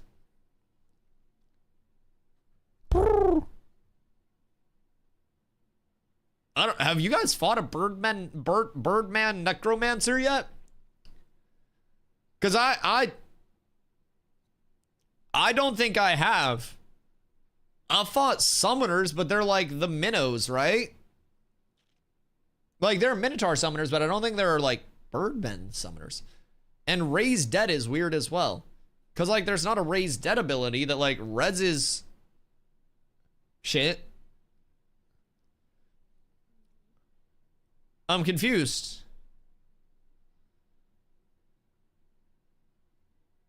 Wiki dive. Hold on. But Ashes Wiki. Birdman necromancer. Birdman necromancer is a type of weapon in Ashes of Creation.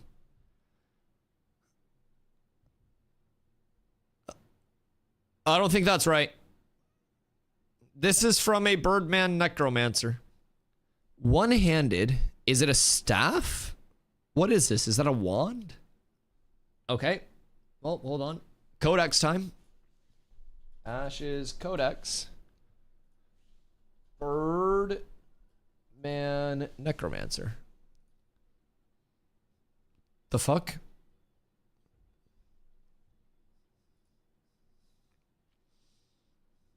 Huh? What? Rare, heroic, epic. What? Weird. Comments. It doesn't drop from anything. Okay, so that's a new mob type somewhere. That's 100,000% a new mob type that has a new loot table with it. So that's nice. Because that's not sourced on Wiki or Codex.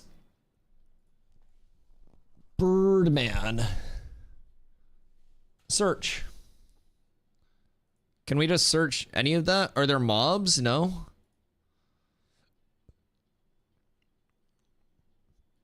When are we into the bees? Billy Shortstack. There is no bird. Weird. What the fuck?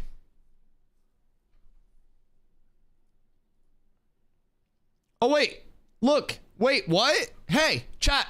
This is staff. This is staff. It's in the staff. Or it's in the coding as a staff.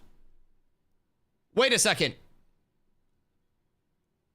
Wait, what? Gear, weapon, staff, one-hand Birdman. Hello? Is this the first staff in Ashes?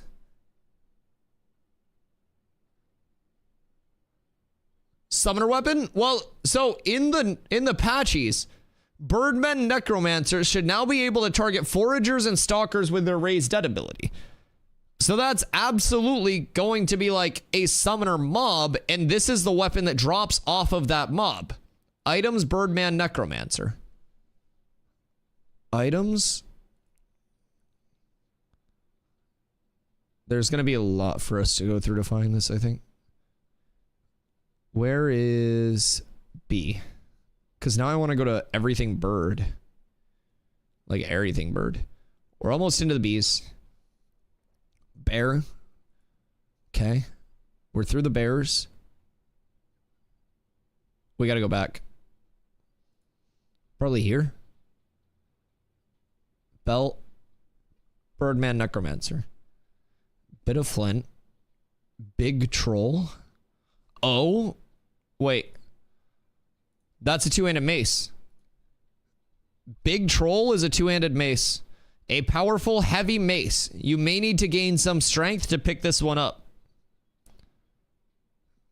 Big troll, two-handed mace. Two-handed mace is going to be slow as fuck. Uncommon, rare. What's this roll at Lego? Oh! Oh, God. Oh. Wait, this is level 10? Wait, what? What do you mean? A level 10 two-handed mace has 371 fizz power? What? Holy shit. That's a two-handed mace, though. Hold on. Okay. So... Birds of Paradise. That's going to be another tree. Grow Bird of Paradise. Bird of Paradise. Oh, fuel plant? Oh, it's herbalism. Okay. Wait, so let's just look through this shit and see what's actually in here. Because now I'm curious. Weapons. All weapons. One-handed sword, two-handed sword, one-hand mace, one-hand scepter, two-hand spear, book, short bow. All right, let's give it a look. Adjudicator's Yard. Is this already in? No, that's another staff. This is a staff from Carfin. What? Okay. Okay. Staff one-handed from Carfin. Adjudicator's Yard. This intricately carved staff symbolized authority and discipline within Carfin School. Wielded by the school's adjudicators. Oh, they used to beat the shit out of kids with this. It represented their power to uphold the code of conduct and enforce disciplinary measures. More than a weapon, it symbolized justice and fairness, reminding students to stay in line. Oh, God. Oh, they used to kick the shit out of kids with this. Oh, wait. Corrupted ash timber. We haven't seen corrupted wood, have we? I think corrupted ash is going to come from Carfin's storyline, right? Or a story arc? Because we can't get corrupted wood yet because that's only in like the corruption areas. So this seems like it comes from the Carfin story arc where the corruption like flows through Carfin. Is my prediction. Because corrupted ash exists in the game, but we don't know what it's sourced by yet. Used in recipes. You can technically get corrupted oak via decon on the lens of ocul. Interesting. No real use for it. Yeah, I would have to say that this is probably from Carfin's story arc then. So, Adjudicators uses that. So we have two one-handed staffs already. You have Birdman, and then you have Carfin. And then you have Big Troll, which is a two-handed level 10 mace that at Legendary rolls 371 fizz power and 42 fizz power. Adjudicators doesn't have stats on it yet. What? That's not right. Corrupted Blood doesn't drop different rarities. What? Corrupted Blood only drops one rarity. Weird. I'll let it slide for now. Okay. Adventurer's Axe. A great axe for a worthy adventure. Is this going to be two-hand axe? Weapon axe, two-handed starter. Okay. So that's your two-handed axe already in the coding. Eternum. Wait, what?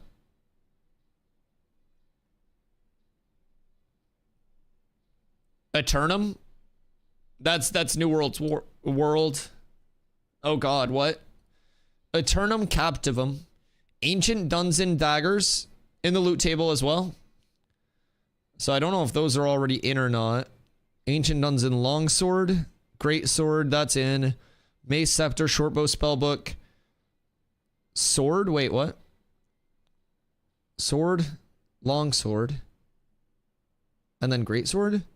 So Longsword is main hand gear. 141, 94, 1 to 3. 132, 88. What? Oh, okay. So there are different Dungeon swords. Beast Warden's Prod, that's just a main hand mace. Big Troll and Birdman Necromancer. And then you have Big Copper Spear as well. I wonder if it's possible to make stains for wood. Do you mean like aesthetically? They'll have a dye system. Okay, so that's a level 1 spear. Weird that it has no attack speed with it though. That seems strange to me. Bitterquill, Blade of the Shattered Crystal, we know those. Bloodbound Spar. These defensive spears... Oh.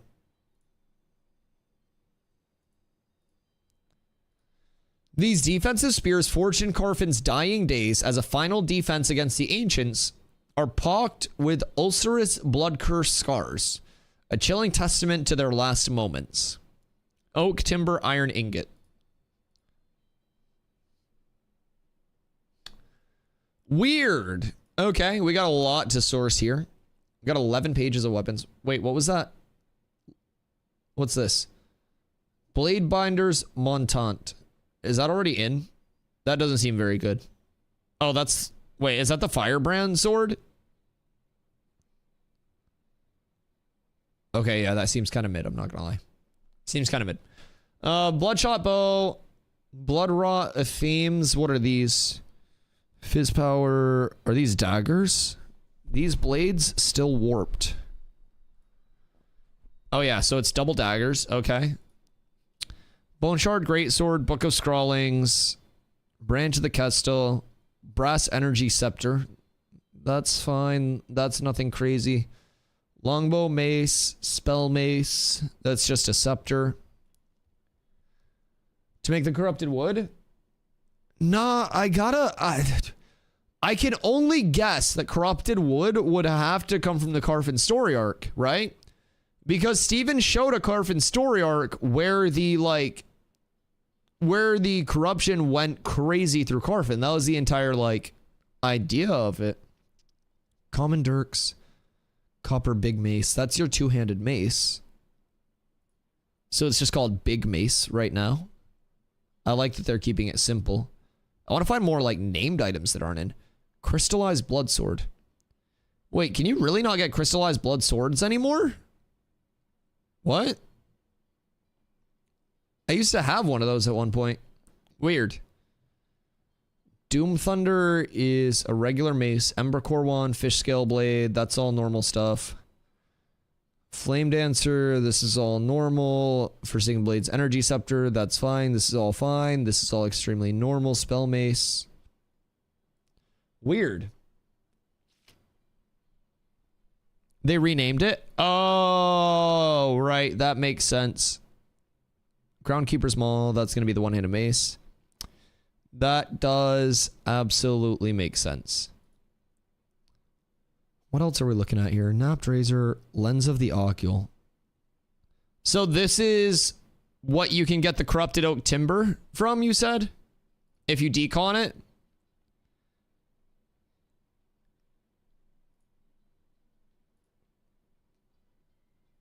Okay, and this one is in Carfin?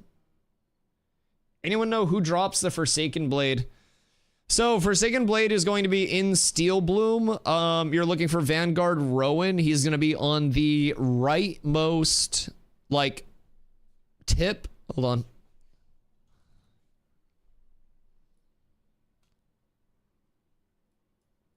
Rightmost tip of Steel Bloom, right in this backhand corner. You kind of, like, drop down to the bottom. But yeah, that's going to be your Forsaken Blade.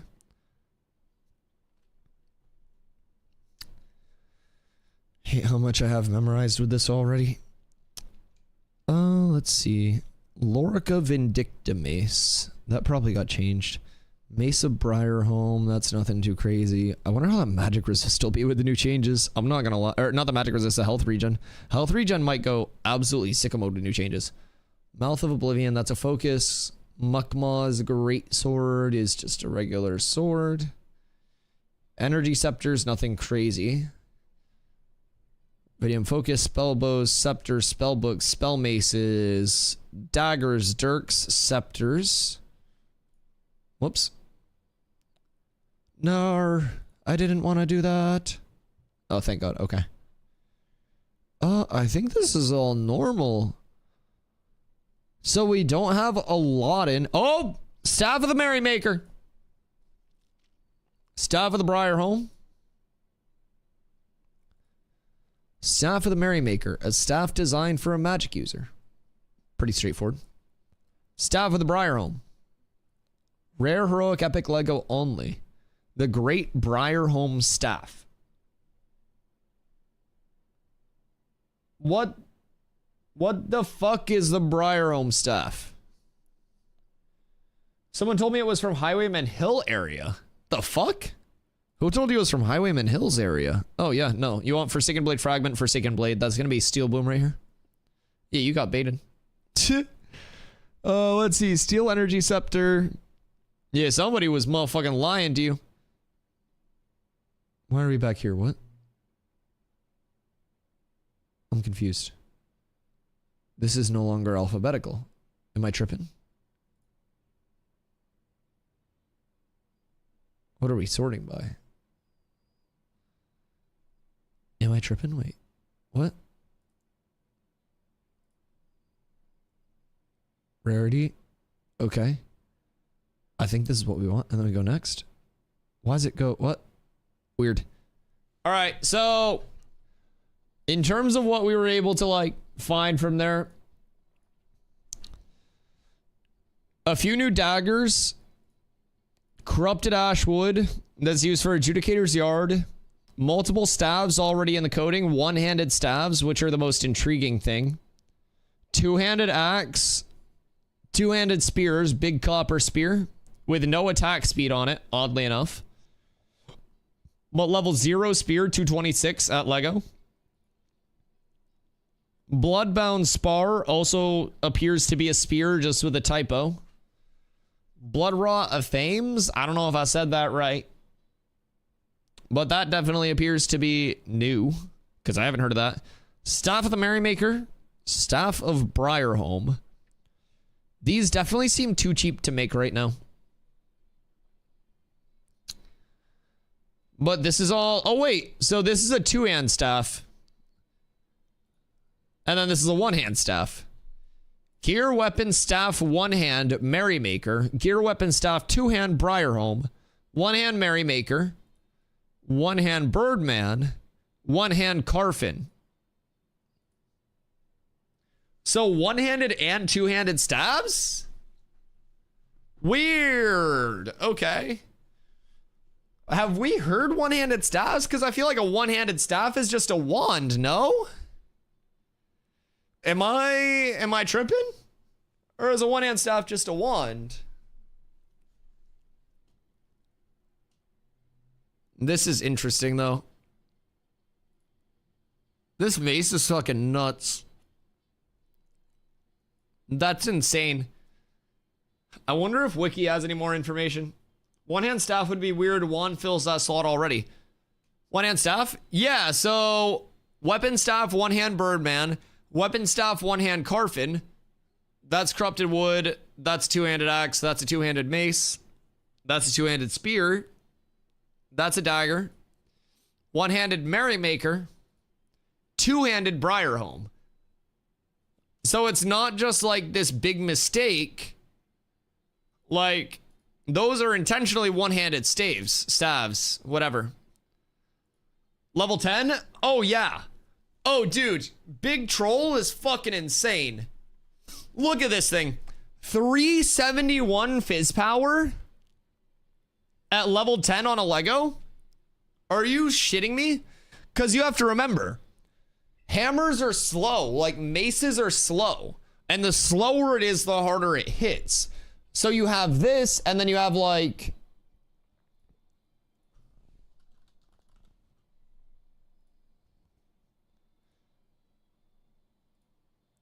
This 290 and 73 on the top end versus 371 and 42.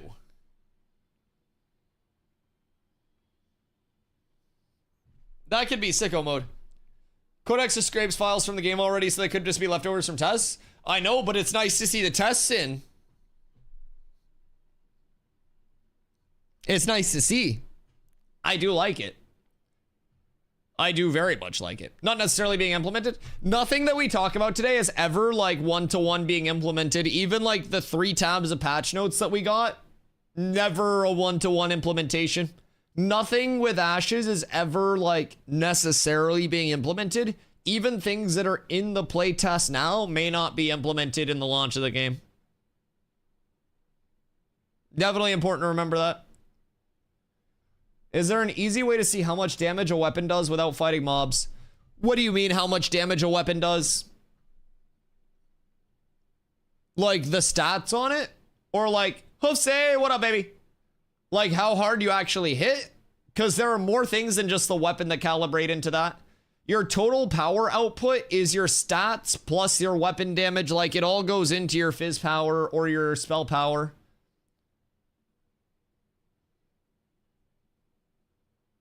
Let's say you have Big Troll and your total fizz power is 500. Do you want to use a bow or the hammer? Your fizz power is going to be 500 whether you have the bow or the hammer. So it's going to be like situationals, right? So like that breaks down to each individual combo. So yeah, you just look at your weapon combo for the actual damage outputs of each hit. It's all a different percentage based on the spread. But like throughput, everything is intended to be pretty similar across the board. In terms of like your full like damage per second extrapolated, their goal is to have everything be like relatively parodied in terms of total. Of course, not like a 1-to-1, but the entire spread of like fizz power versus fizz attack speed just kind of like scales up and down, and then you have your different combos as well. So like, are you saying a hit's harder per hit? Because again, that all just breaks down to your weapon combo itself. It depends. Certain weapons have a 6-hit combo. Certain weapons have a 3-hit combo. Certain weapons have a 2-hit combo. It's a little weird. No, it makes sense. Like their goal is to make every weapon playable in different ways, have a unique feel to it, and that unique feel comes through the combo. So daggers are going to still, if you extrapolate the total damage that you just do from autoing with daggers versus autoing with greatsword over X amount of seconds, it should be relatively ballpark similar in their ideal setup. But what you have is a damage allocation change. So within that X amount of seconds, like you will do more hits for less damage, aka poke or throughput damage, or you will do fewer hits for more damage per hit based on your combo itself. You could have the best hammer in the game, but choose to use a short bow because short bow's weapon combo outperforms a two-handed mace's combo. Yeah, it's all situational. Yeah, exactly. Everything is meant to be situational. Everything is meant to be relative to like what you're rocking. But it depends on like what you're looking at for a short bow. Because again, your short bow isn't going to outperform your two-handed mace. Unless, like, it depends on the situation. There's no outperforming, though. It's just a different allocation of how things are in. It's, I have $1 in change. I'm putting 70 pennies in attack speed and 30 pennies in power. Or I'm putting 70 pennies in power and 30 pennies in attack speed. It's the same total money that you have. You're just putting it in different spots. So, like, your short bow will do more frequent, less damaging instances of damage. Together. Nova, thank you for the 20 months, brother. I appreciate you. I'm a huge fan of you. I'm a huge fan of you. Huge fan. Yo, Mauricio, what up, brother? I appreciate you coming through. Nova, thank you for the 20 months at T2. I hope you've been well. I hope you're running far away from New World.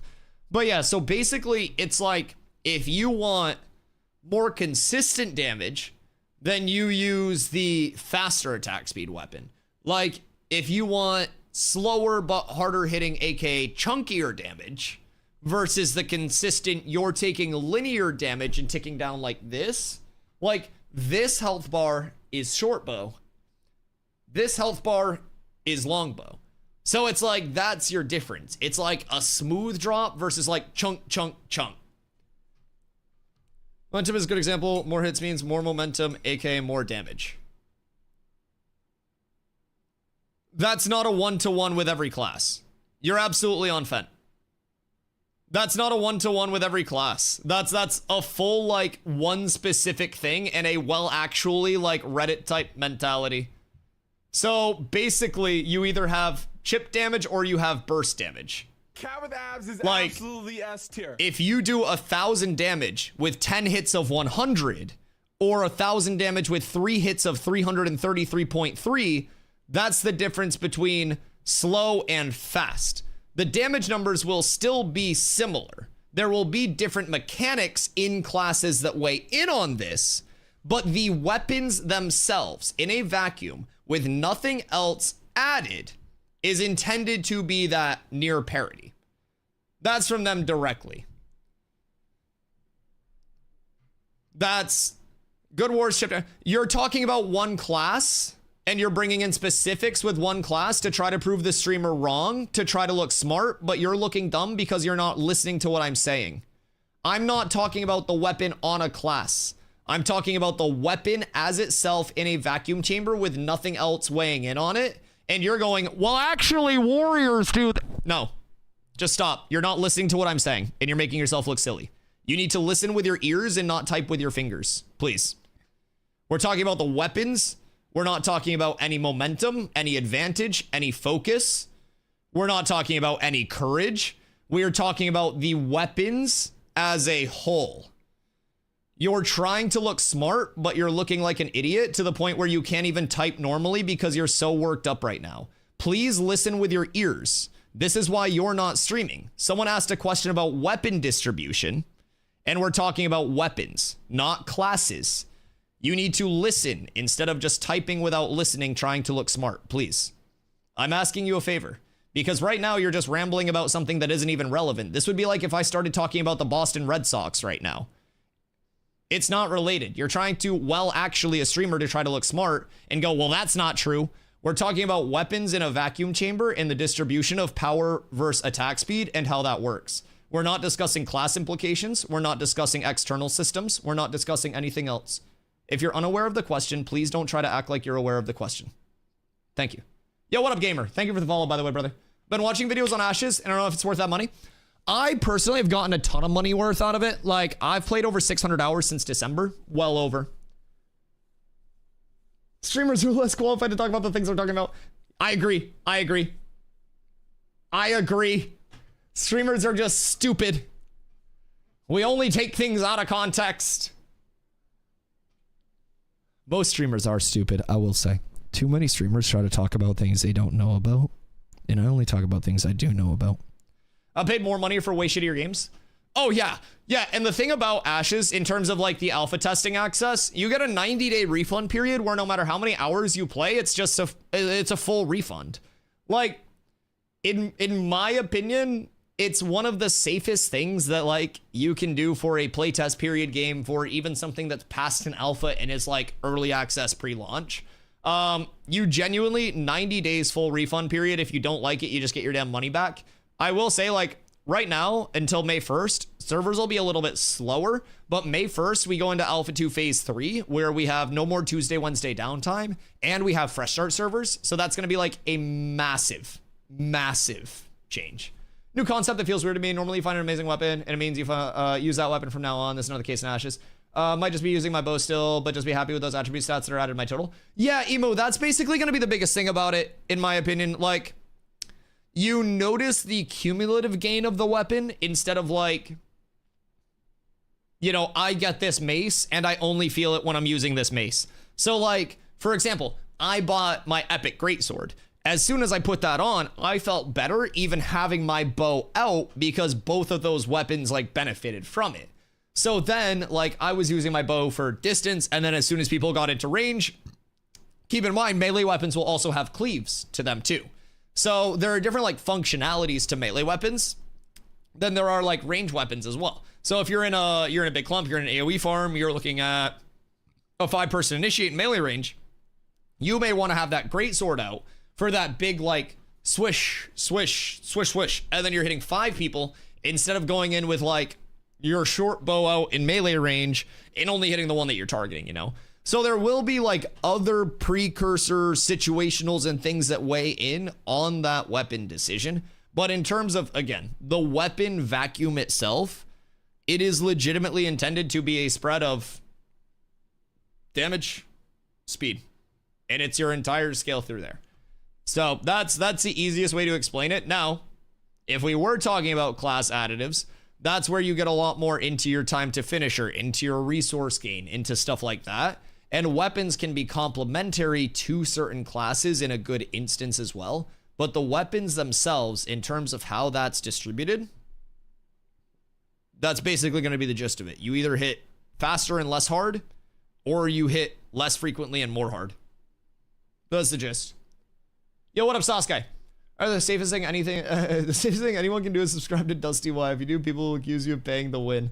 It's huge. It's huge. Yeah, you T3 sub to DustyWhy, you get all of the knowledge. That's what I've gathered. What up, Gravon? You need to make a graphic? I already did make a graphic today. I can't make like too many graphics or it exhausts me. But yeah, this was the graphic from today based on one of the patch notes where they talked about how like different forms of power would be getting diminishing returns when working with physical and magical counterparts and shit like that. So we talked about like, hey, Hofsay! Thank you for the 5 gifties, brother. I appreciate you, absolute legend. Jay Cutler, Barbecue Man, Bearded Bullets, Proper Veteran, Crown. Welcome in. Hofsay, I appreciate you, dude. Thank you, thank you, thank you. Much love. It's missing something? Well, this was thrown together. This was like an impromptu. You know what I mean? I got to the car wash. Aw, shit. Automatic car wash? Or are you having the peasants wash it for you? I hope the car wash goes well, dude. I hope you got some good weather. It's still in the 30s. We got snow last night in Maine, so it was a little rough, but yeah, I'm excited for these. I'm very excited for these. Touchless? Ooh, make sure that's not fucking up your paint, dog. Make sure that's not fucking up your paint. This game's in a better state than full launch games I've subbed to for a couple of years. Oh, I mean, dude, I played New World for 7,000 plus hours. Like, anytime somebody asks me why I enjoy Ashes and why I'm so, like, happy and content over here, it's because I came from worse. And that worse was legitimately multiple years after its launch. Just full fucked with, like, game-breaking bugs, system flaws, like, everything from the ground up, dog. So I come here and like anything that happens over here problem-wise, I'm just like, this is an alpha, this is supposed to happen. Like if this TTK fix doesn't go off the best, it's an alpha. I don't fucking care. They can just rebalance it. New World was dropping TTK changes while the game was fucking live. Like, New World was doing this after the game launched when the entire player base was in. And they were breaking it more. So yeah, I think personally, the directionality that Ashes is on is incredible. Healing was rough yesterday. Oh, on PTR? What do you think was like rough about it the most? Was it just a matter of like the actual healing numbers feeling distributed differently, or what do you feel? That is intriguing though. Came from MO to... I've been getting a lot of Mortal Online recommended to me, like on Twitch. Played Ashes for 10 hours Monday and it's already worlds better than that shithole game. Yeah, man, like the level of like, and I don't want to say polish because polish represents it falsely, but like the level of fluidity and the level of just like fun button push to response is nice. It's far past what I expected from an alpha state, and makes me extremely encouraged for the future of the game as well. Because it's not in a spot where everything is supposed to feel put together, feel completed, feel fluid.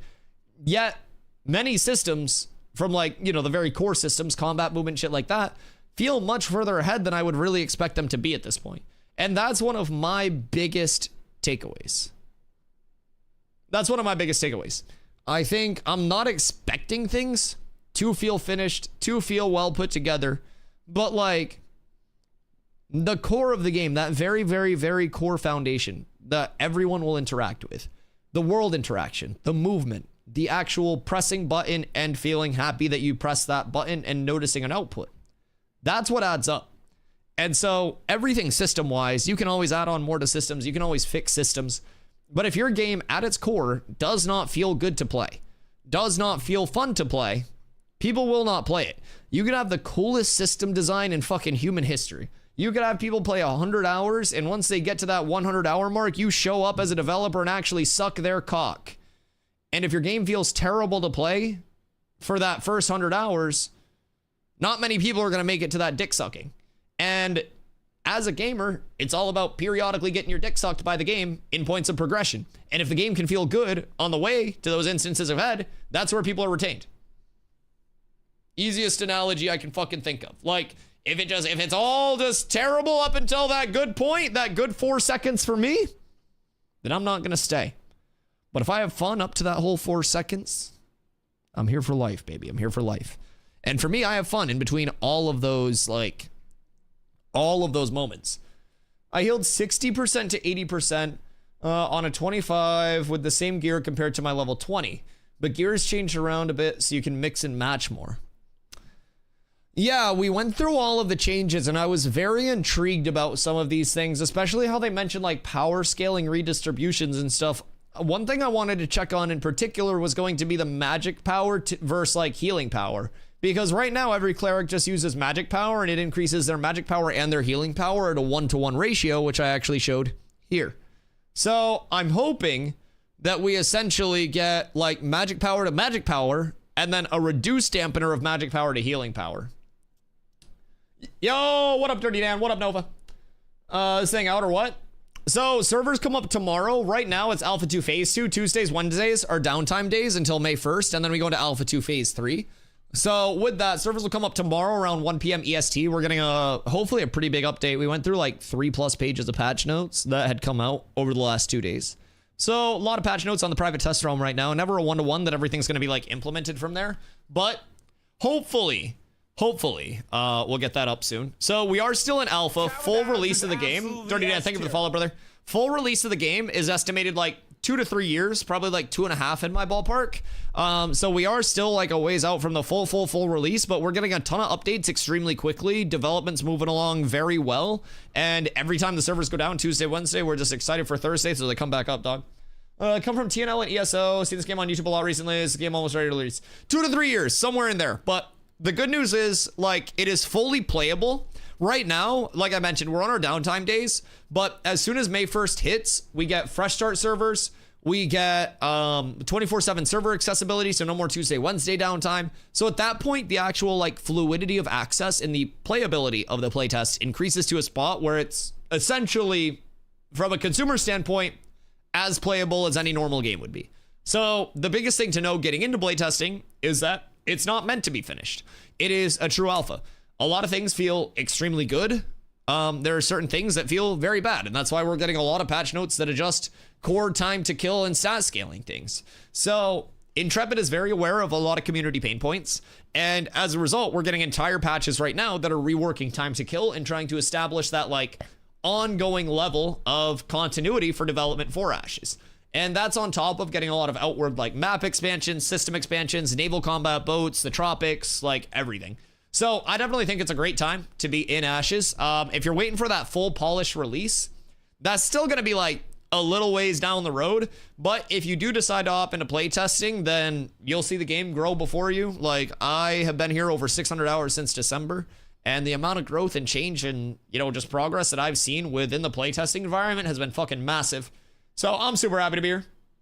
Need to look at the gear secondaries. I had about 80% of my magical power as well. Stat weight seemed too low. So you want to know why you might see that. Made diminishing returns properly apply to generic versions of certain stats when combined with their physical or magical counterparts. I don't know exactly what that fucking means. That reads like some goddamn fucking Da Vinci Code puzzle box type shit. But DR on certain stats is what led me to draw this. Because like right now, you get magic power, and this is 1-to-1. both in terms of magic and healing power, while healing power is only a 1-to-1 output on healing power. So if you reduce magic power scaling to healing, then you incentivize healers to use healing power instead of magic power if they want to truly output heals. Same thing with the regular power scaling. Although regular power will roll lower on gear, power impacts magic power, healing power, and fizz power. So I'm thinking that's targeted around these two scalings, with just regular power and with magic power.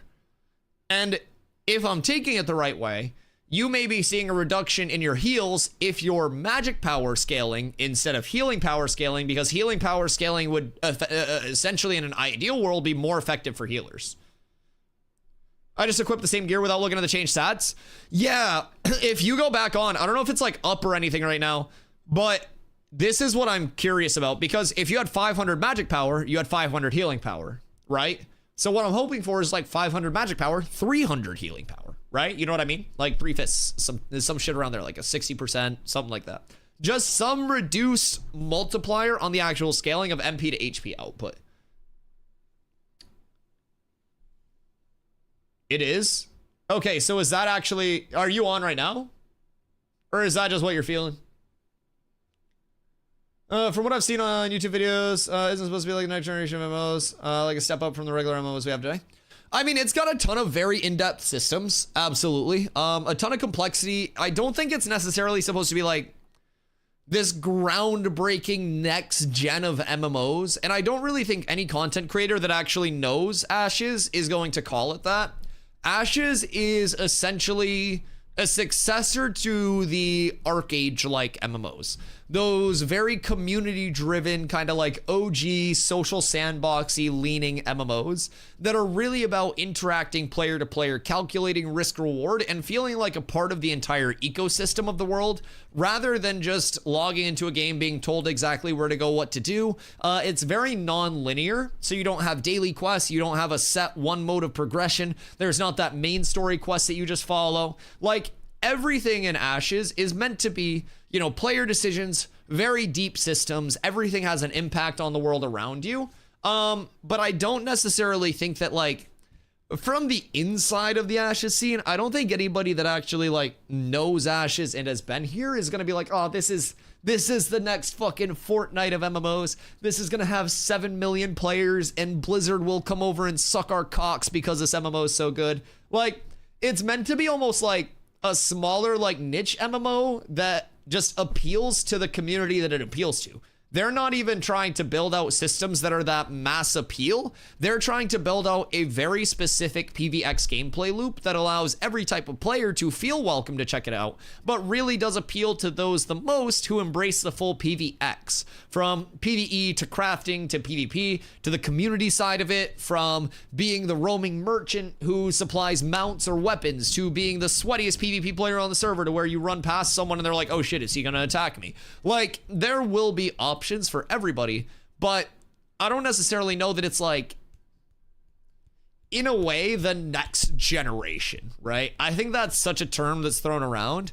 I don't think it's supposed to be the next WoW, the next Guild Wars 2, the next anything. I just think it's supposed to be like the first Ashes. It's just a true, like, social sandbox type shit. It's obviously a sandbox leaning sand park, but it really is on that, like, non-linearized community interaction level, I would say.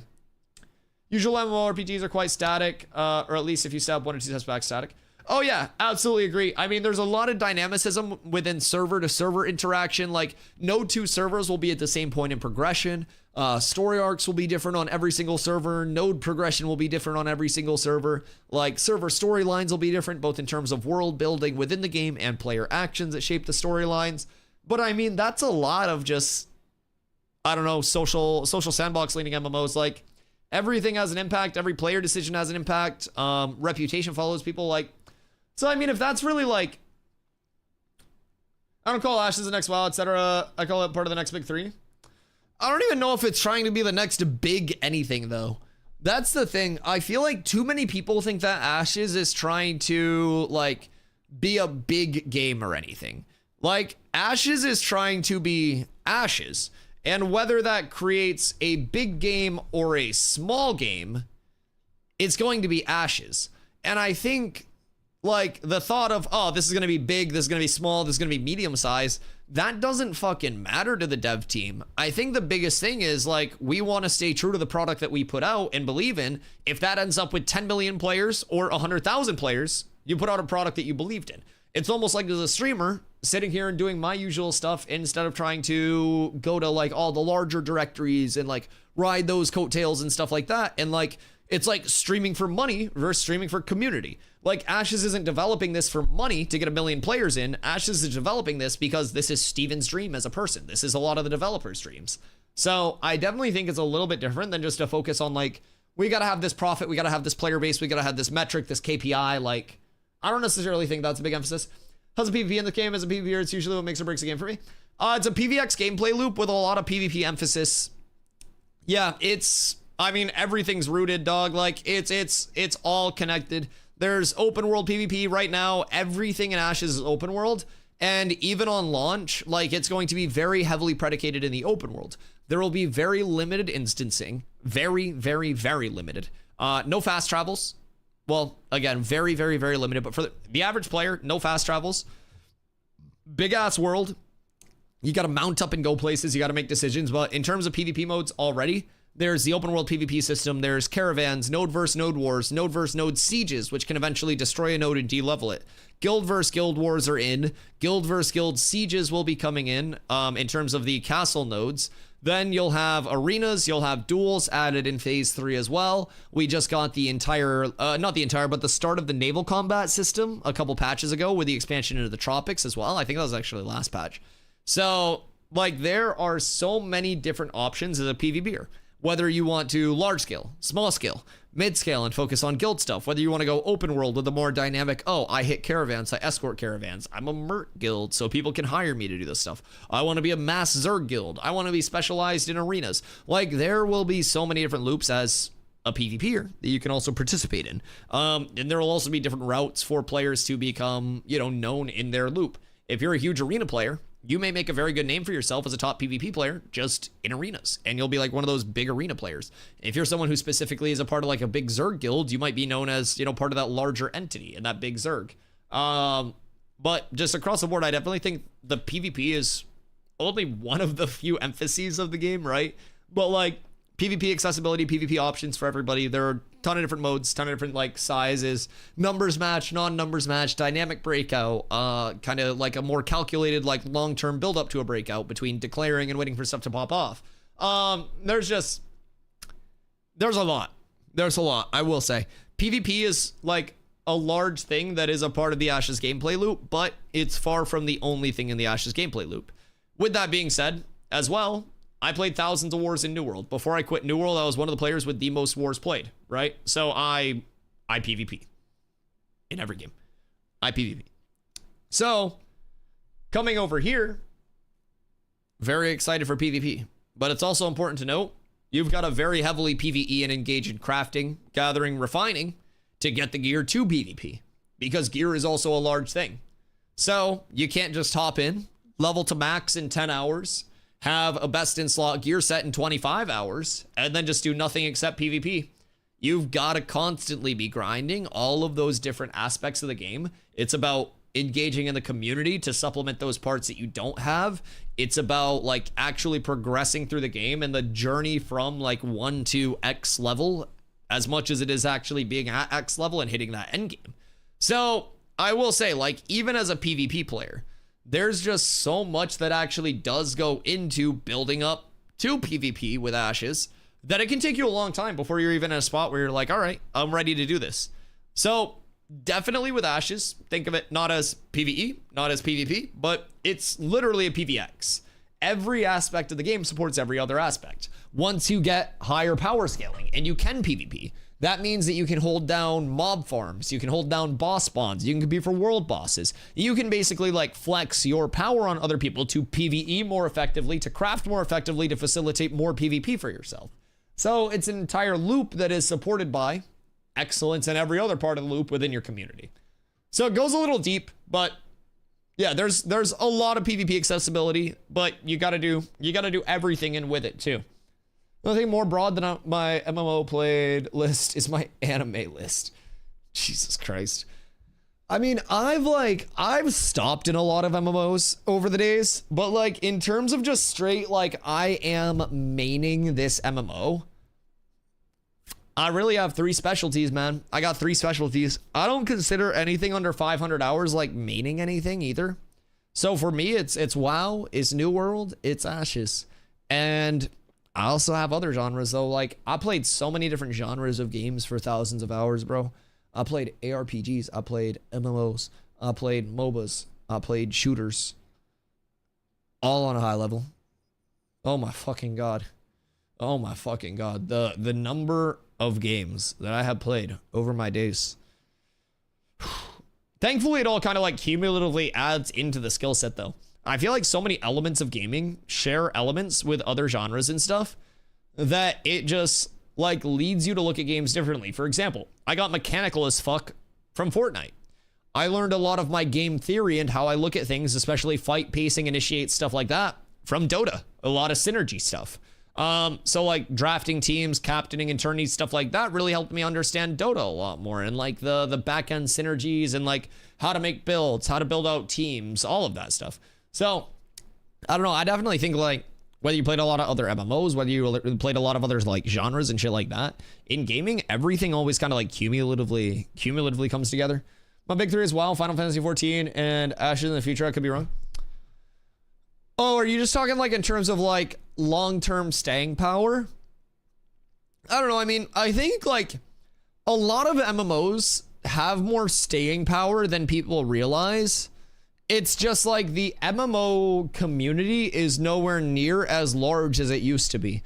Like, I think the days are gone where it's like you say you play WoW and everybody else that you know in the area is like, damn, wait, WoW, I know everything about that because everybody's playing it. Now that's Fortnite, now that's COD, now that's like, I mean, shit, like it's been CSGO for a while, but like it's shifted genres, right? So long-term staying power and success. I personally think like MMOs as a whole, your community's aging out. Like people are playing other games. People are literally fucking dying because MMOs are one of the oldest communities in gaming. Yo, what up, Boomera? Tank looks great, by the way. Oh, wait, is the tank rework on the PTR? Oh. Oh. Oh, no. Oh. But the gear in TTK? Oh. Well, that's good at least. That's good at least. Kumse, what up, baby? Secondary stats seem to be the preference now. I got 290 heal power unbuffed. What do you mean secondary stats? Like instead of going main stats, they're incentivizing waterfall stats on gear more for the enchanting? So, Kumsey, check on something for me, by the way. So, ready? Made diminishing returns properly applied to generic versions of certain stats when combined with their physical or magical counterparts. So, what I'm wondering, power, magic power, healing power, fizz power, right? So, essentially, what we're thinking on my end is these two that impact multiple things have reduced outputs now. Because like power rolled lower, right? It was a different output. But then magic power was like impacting MP and healing power 1-to-1. Whereas healing power was also impacting healing power 1-to-1, but not magic power.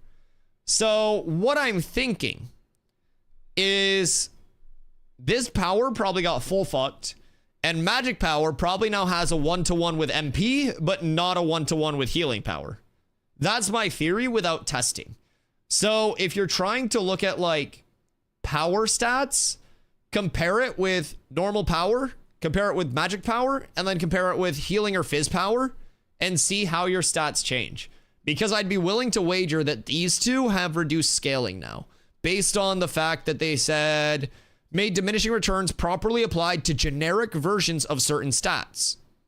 Power, magic power. Because magic generically impacts all of your heals. Power is a generic stat that impacts all of your power outputs. That's my theory. Charlie asks how many hours till we can play Ashes? 24 minus 5, 19. Unless there's a delay. 19 unless there's a delay. But yeah. Check that out for me. If you guys just have insane gear, I'm not good at math. I'm not very smart. put on a set with power. Check the conversion rate of power to outputs. So power doesn't affect healing. So power does not impact healing. It only impacts magic power, fizz power. Fizz. Okay. So we have power doing MP and PP. We have magic doing magic power and fizz power. Previously, this was all at like a 1-to-1. So like that was a 1-to-1 ratio previously. So we'll see what it is after the change. But previously, 250 magic power would give you 250 fizz and 250 healing. So if I was a cleric, I would basically stack magic power, same thing as if I were a mage, and my heals would hit for more and my damage would hit for more. So I hope that they kind of go the route of making this not 1-to-1.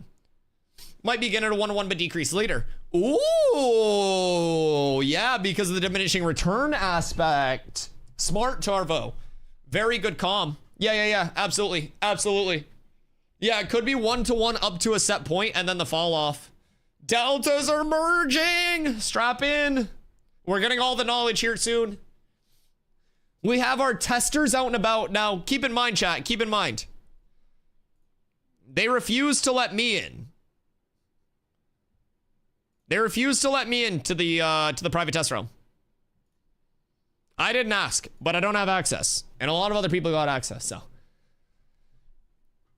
so many items that give raw magic power, like Revidium Scepter is giving 1500 HP and 939 magic power. Ugh. Yeah, so try to find something that gives raw healing power and see how that changes the output. Hold on, I gotta pee real quick and I'm bringing out my coffee because it's 6. I'll be right back, 1 sec.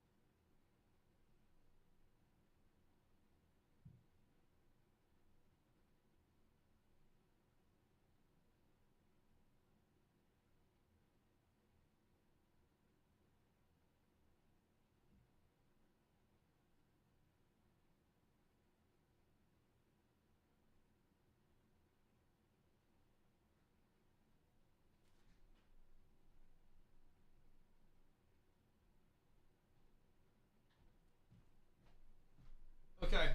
Chat, have we figured out the PP scenario? Does anyone have any information about their PP for me? Hofsey was getting in. He was getting on to tell me about his PP in a second. Kumzi's looking at his PP right now. Any updates? So the biggest thing is like, if it's cold out, dude, it is cold out. I just went out to pee, drop off my coffee cup, and have a quick doink. And like, as you know, I smoke out on my porch, right? And as soon as I walked out, my nips got hard through the hoodie. It's brisk out there, brother. It's brisk. And I keep a window open on the porch as well to get some fresh air. And it's danger zone. It's real motherfucking cold. So is this going to be no longer 1-to-1? The biggest thing that we're looking for with this threshold for DR, which basically means 1-to-1 until when, what ratio past DR. So what we're trying to find out, couple of basic questions. What exactly is the threshold where your DR starts hitting your diminishing returns, if this is tied to the diminishing returns? How long does it stay 1-to-1 for? And then, like, how hard does it fall off after that? Like, what is the ongoing ratio past diminishing returns? And how quickly does it escalate? 672 power rating is 16 fizz and 16 magic power. Okay, so 672 power. 672 divided by 16.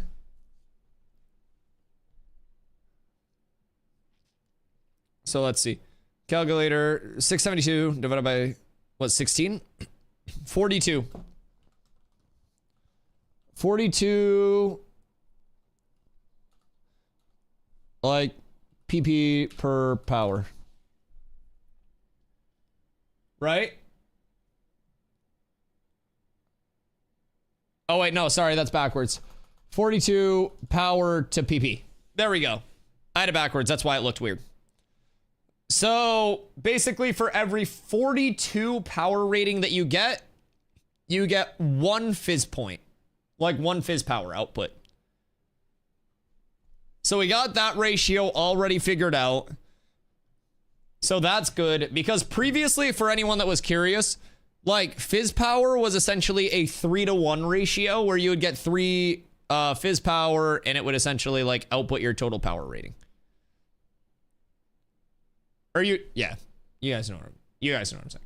So it was a very, like, different ratio. Everything is inflated as fuck right now. Fizz power is 68 and 270 mag. I have no DR yet. No, I think I know what you're saying. I think we're on the same page, right, Coombs? Would this line up with what you said? Because if it would, then we're up tremendous. And if it wouldn't, then we're fucked. Okay. So for every 42 power rating, you get 1 actual, like, output of character power. Okay. Good to know.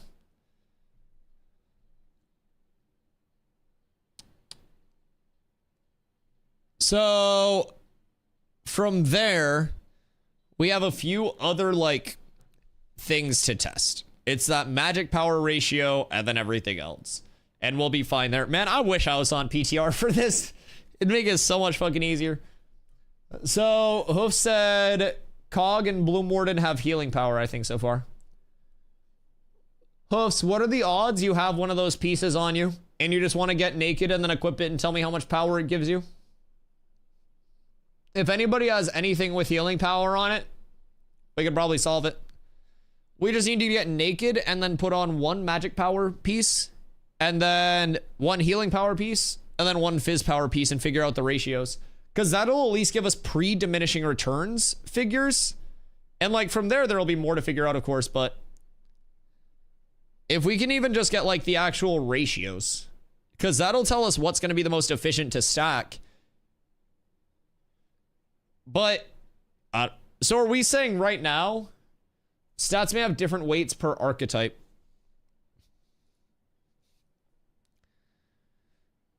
I feel like that was more... I think this is on the passive gain. So I think this isn't like, I mean, maybe waterfalls. Are you saying like strength to power ratios on different classes? Because like this line, rebalanced archetype specific stat gain curves, when you level, you get base stats. I interpret that as like base stat distribution being different. So like tanks gain less strength per level than a fighter, for instance. Also, is strength still every Fizz class's power scaling?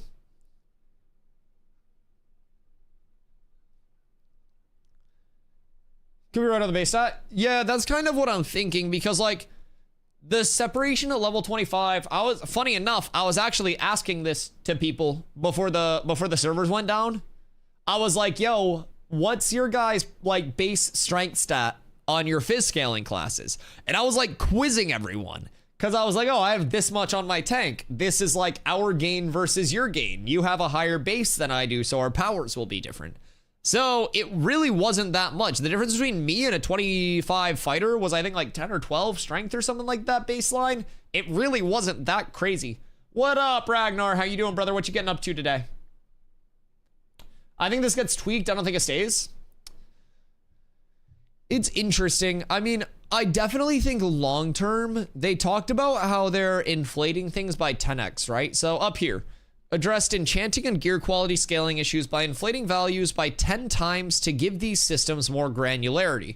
So that basically just means when they adjust it, they'll be able to reduce something by 5 instead of 0.5, right? So they'll be able to have like an extra, fucking, what's it called, a digit to work with or something. Tuesday, what up, brother? Thank you for the 20-day streak. Dog, you enjoy that payout. I appreciate you. Thank you for the support, dude. This is nice, though. I do love sourcing all of this stuff. I know what we're going to be very busy doing tomorrow, boys. You want to know the best part? We have VODs to compare. We have VODs to compare. Anytime? Well, except for 21 days ago, apparently. Sorry for whatever I did. I'll be better. I'll let you down. It's my own fault. I love giving people shit for that. I was working that day for 24 hours. Yeah, I hope your week's good, dog. I hope your week's good. The number of high streaks that we've had snapped for the craziest things.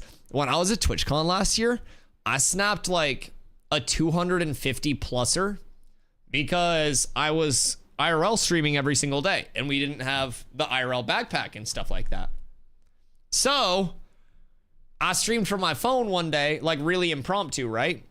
And my phone died 20 minutes into one of the IRL streams. And a lot of people's streaks died that day. A lot of people's streaks died that fucking day. So yeah, we thought ahead with the IRL backpack fund. That's what that dono gold down in that corner is for. It's the IRL backpack and like TwitchCon stuff. So for anyone that does want to help out, keep the streams going. We're getting an encoder. We're getting a beautiful camera set up for it. We're getting a stabilizer. So that'll come with us to Vegas, come with us to Iceland, come with us to TwitchCon. It'll be everywhere, boys. So much love for everybody that has already helped out with that. Thank you so much. And don't worry, if you guys can't help out with that, I still love you. I understand. We all broke his shit right now. It's okay. It's okay. I mean, yeah, we had that happen. That nuked a lot of streaks. And then Drewski was 200 plus, my boy Drewski. And he lost his streak to a fantasy football draft. And the worst part about that was his team sucked too. So he ain't even lose it for a good reason. Yo, what up, Mystic? How are you? Are secondary archetypes coming out? No, not yet. Not yet. Soon though, hopefully. And by soon, I mean not really that soon. It'll be well into phase 3. But we'll get Summoner, I believe, before secondary archetypes, but... Speak low, please. I'm from Brazil. My English is very bad. It's time to study up, brother. Welcome to studying on hard mode with DustyWhy. I appreciate you being here. Working right out? Oh boy, I hope work's going well for you. I hope you're out soon. I hope you get to enjoy the day. The good news is you're not missing much. We've been diving into these patch notes for literal like hours. There are so many changes that are coming in. Buffed with rares and most things +8. I have 303? Wait, what? Buffed with rares and most things plus 8. I have 303 as a tank. How much total strength do you have? What the fuck?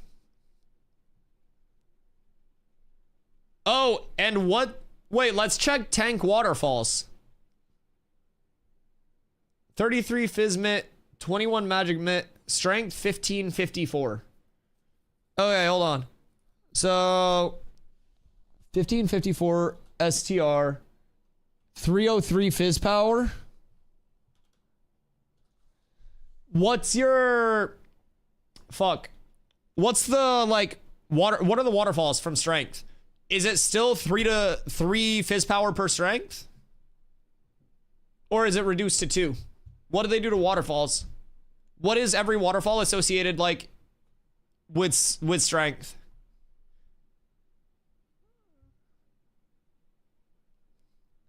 It's like 5? Oh, are there more waterfalls now? Okay. So still 3-to-1 power output from strength. Fizz power. Oh wait, power, crit power, accuracy, block mitt, and disable duration. Wow. Wait, what the fuck? Holy shit. Okay, so let's make a list of these. So power, crit power. What are the numbers on them all? 3 power, crit power, accuracy, block mitt, and disable duration. 3-2-2-1-1. That's a buff for those because it used to be 3-1-1. Okay, so what do we have for dex now? We're gonna do this for tank, and then we're gonna see if different waterfalls are weighted differently for different classes, I think. Because really, we just worry about the fizz here, but... And then we'll see what makes it through. I wonder if Intrepid ever thought that people would be doing this shit. Like, I don't even need PTR access. Yo, I'm so sorry if we get that shit up to a verbal NDA as well. That's my bad. That's my bad, but we sourcing data out here. Is it fighter meta? Let me know. I don't know. We need to see like what the fighter scaling is. Because right now on a tank having 1,554 strength is 303 fizz power. Now we would also have to see like what directly his fizz power is to determine how much power he's getting from strength and how much power he's getting from other power stats on gear. So you'd basically do like, you would need to find the fizz power to power output ratio. You would calculate the fizz power on his gear, subtract that, run that through the power output ratio conversion, take that number out of the total power scaling, and then that would leave you with your leftover power from strength, if that makes sense. So it'd basically be like strength to, oh fuck. So like strength to fizz power is that like 3-to-1 ratio, so we know that, but yeah, there's basically a method where we could deduce exactly how much power is coming from strength in the output and how much is coming from like power itself. Cat with abs is absolutely S tier. Yo, Kaka, thank you for the follow. What's this min-maxing talk? No, this isn't even min-maxing. So what we're doing right now is we're basically sourcing like what all of the waterfall stats are and how they've changed. So they talked about in the patch notes how like previously waterfall stats and stuff like that were only like certain things. So essentially to strength, instead of being 3 fizz power, was it even crit power? It was fizz power, accuracy, and then I think disable duration or something like that. But it was 3 of them, and it was a 3-1-1. So they added on 2 new waterfall stats or secondary stats to be impacted by strength. And from there, we're seeing like what the ratios are and like trying to predict where gearing's gonna head. So what I was just talking about with that last little babble, at 1,554 strength, so 1,554 strength, Coombsy is at a total output of 303 physical power going out.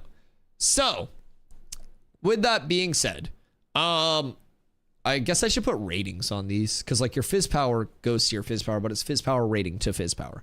But yeah, so these are all ratings. Hold on, I should probably correct this real quick. Power rating, magic power, rating. I just want it to be like making sense. And then we have this one. All right, cool. There we go. That makes me happier.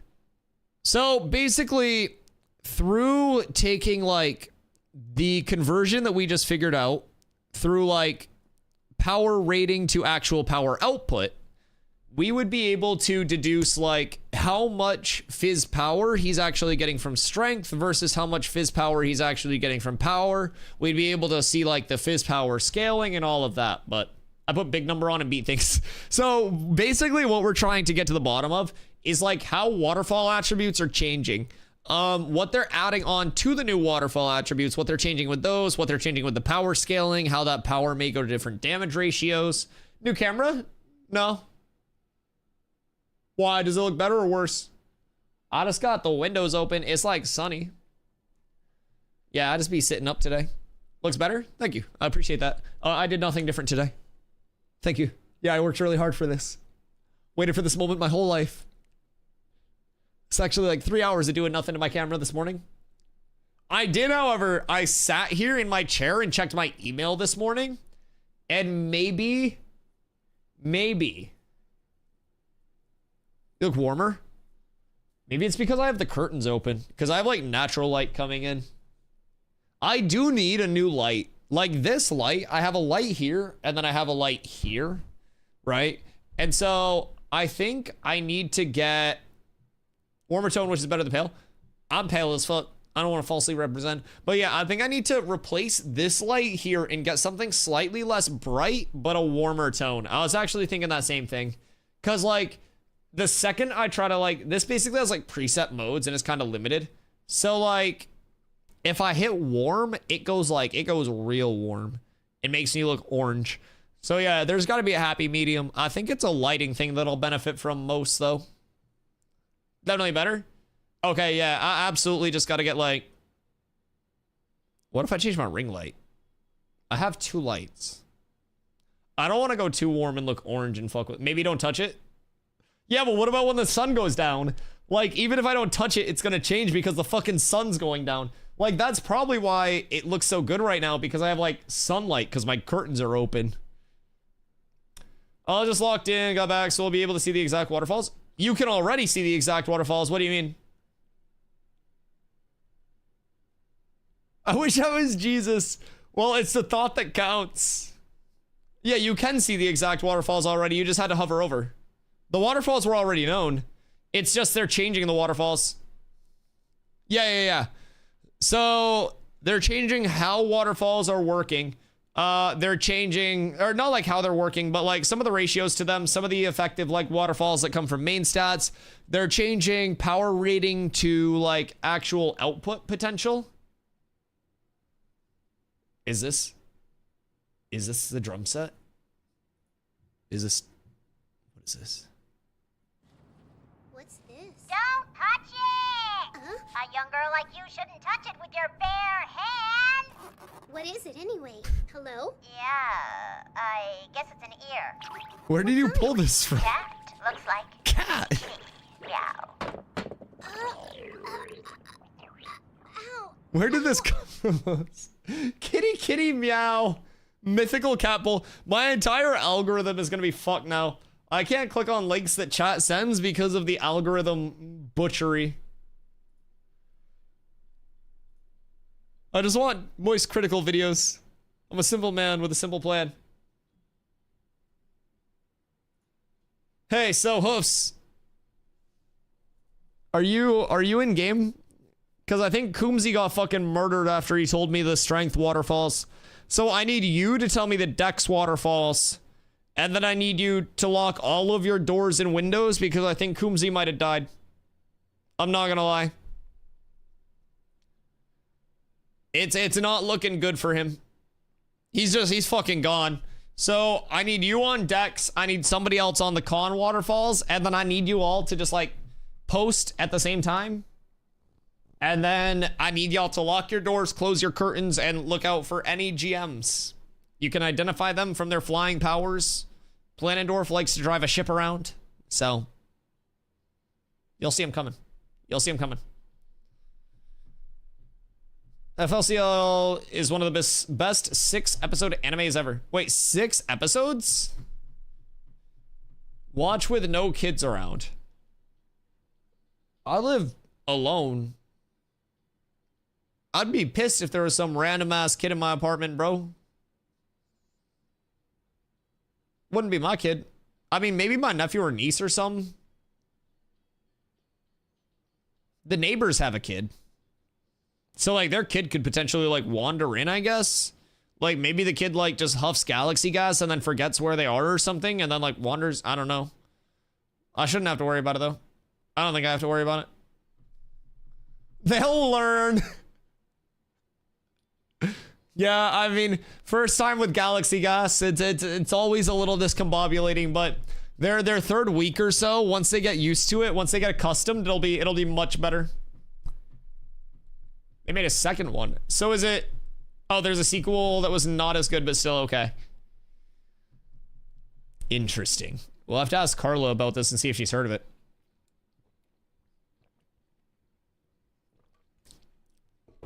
Hey, so you didn't tell me, are you in game yet? Are your deltas merged? Chat, I need rats on the inside. I need more inside info. Intrepid won't let me into the PTR. Probably because I would just do this. But we got inside men, and they can't stop us all. you can visually NDA the stuff.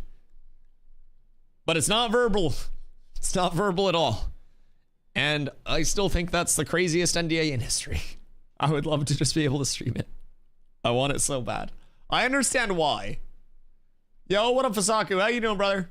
We are currently sourcing as much information from the private test realm as we can without violating any rules. So we have kind of an entire like vision board based on patch notes, looking at how power rating may be changing long term, looking at how power rating conversions are changing, looking at how top end scaling and stuff like that will be impacted.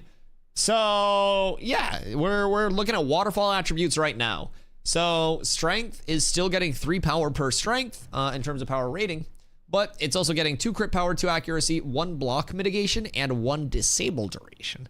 So based on patch notes, they did talk about how like waterfalls would be differently scaled, differently weighted, like more waterfalls would be introduced. So we're trying to figure out what's up with Dex and Con now, just for the big 3 that like we're typically going to use with fizz damage dealers. Game's still closed though? Yeah. Unfortunately, until tomorrow at 1 p.m. EST is typically when it's going to come up. There are sometimes delays with that. They usually post in their Discord, but I'll be live tomorrow, of course, as I always am. So, yeah. I'll be here as soon as I'm up. If the servers do come up early, I'll get my shit done early in the morning tomorrow, and we'll be balling. So, I will be here. We'll be testing everything. Because we'll have patch notes as soon as they release those, right? That's going to be great. We'll review the patches. We'll figure out what we want to isolate. We'll hop on. What does a one-to-one part mean?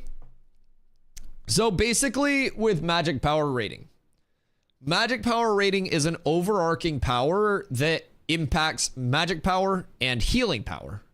So currently, magic power rating is impacting magic power and healing power at the same ratio. Whereas healing power only impacts healing power. At a 1-to-1, not like a 1-to-1 rating to power, but like, you know what I mean. So essentially, magic power weighs in on MP and HP at the same. So magic power and healing power output. Meaning that if you're a cleric or something that heals, you can stack magic power and have the additive go to your magic and your healing output at the same rate. instead of having a reduced rate of healing power gain from the magic power, the damaging power, right? So essentially, what I was hoping for is magic power give the 1-to-1, like the intended 100% conversion ratio to magic, the damaging side of things, but give like 60% of that to the healing side of things. Because right now, if you're a cleric, you're more incentivized to go magic power rating over healing power rating because you still have, in PvP and in PvE, things that can do damage. So unless there's a lesser reward on the healing power side of things, every caster, regardless of support, healer, DPS, will continue to go magic power rating scaling unless they significantly outweigh healing power rating like on gear. So one way that WoW did this, which was really intriguing, damaging caster weapons and stuff like that had that exact same thing. So if it was like a caster weapon that was intended for like a damaging caster, it would basically have like 100 magic power and like, you know, it would have like 100 magic power to damage and healing. And then if you got a healing weapon, it would have like 250 to healing and then 100 to power. So that would be, or I guess it would be less to power. It'd probably be like 200 to healing and like 70 to power, but you get the concept. Like healing gear was more skewed towards rewarding the healing side of things. So if they want to do it this way, I think magic power should be more skewed towards the damaging side of things, give less of a reward for healing. So you have your healers specializing in the healer power rating. That's kind of my take on it. Sorry if that got like jumbled at all, but essentially right now as a healer, you're using magic power instead of healing power. Very, very, like, shortly put together. Orphans. Wait, what? Iron-blooded orphans? That one? From what I gathered, TTK still is horrible. The inflated HP. Barely nerfed rogue, bard, and cleric. Fighter and ranger still mid. 2 to 3 shot people instead of 1-shotting them. I mean, hey. In all fairness. If they're 3-shotting people instead of 1-shotting people, then that means TTK is 3 times as long.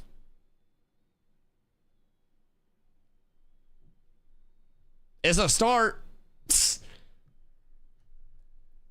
We also have to consider, like, how are people gearing in these tests where they're checking out the 1-shotting? Is it ideal scenarios? Is it me letting a rogue set up ideally on me, get full backstab, stuff like that? Or like, are they testing it with practicality and duels and shit? And it's like, oh shit, like I tried to outplay you and you still 2-shotted me. There's a lot of things that goes into testing, because we have people that are on right now and they're in, like Coombs, for example, is over there. He's in blue gear plus aided as a tank and he's sitting at 303 fizz power. Which typically blue gear plus aided, if you're strength stacking, is going to result in shit at least 350, 360. So yeah, I would definitely say, like, I don't know, power seems to be a lower scale, but every class is also getting like base adjustments and shit like that. We may not even see these changes go over 1-to-1.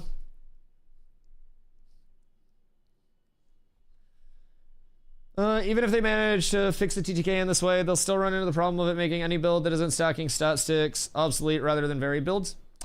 So one thing that they were actually talking about, because again, we have multiple people that are PTR testing right now.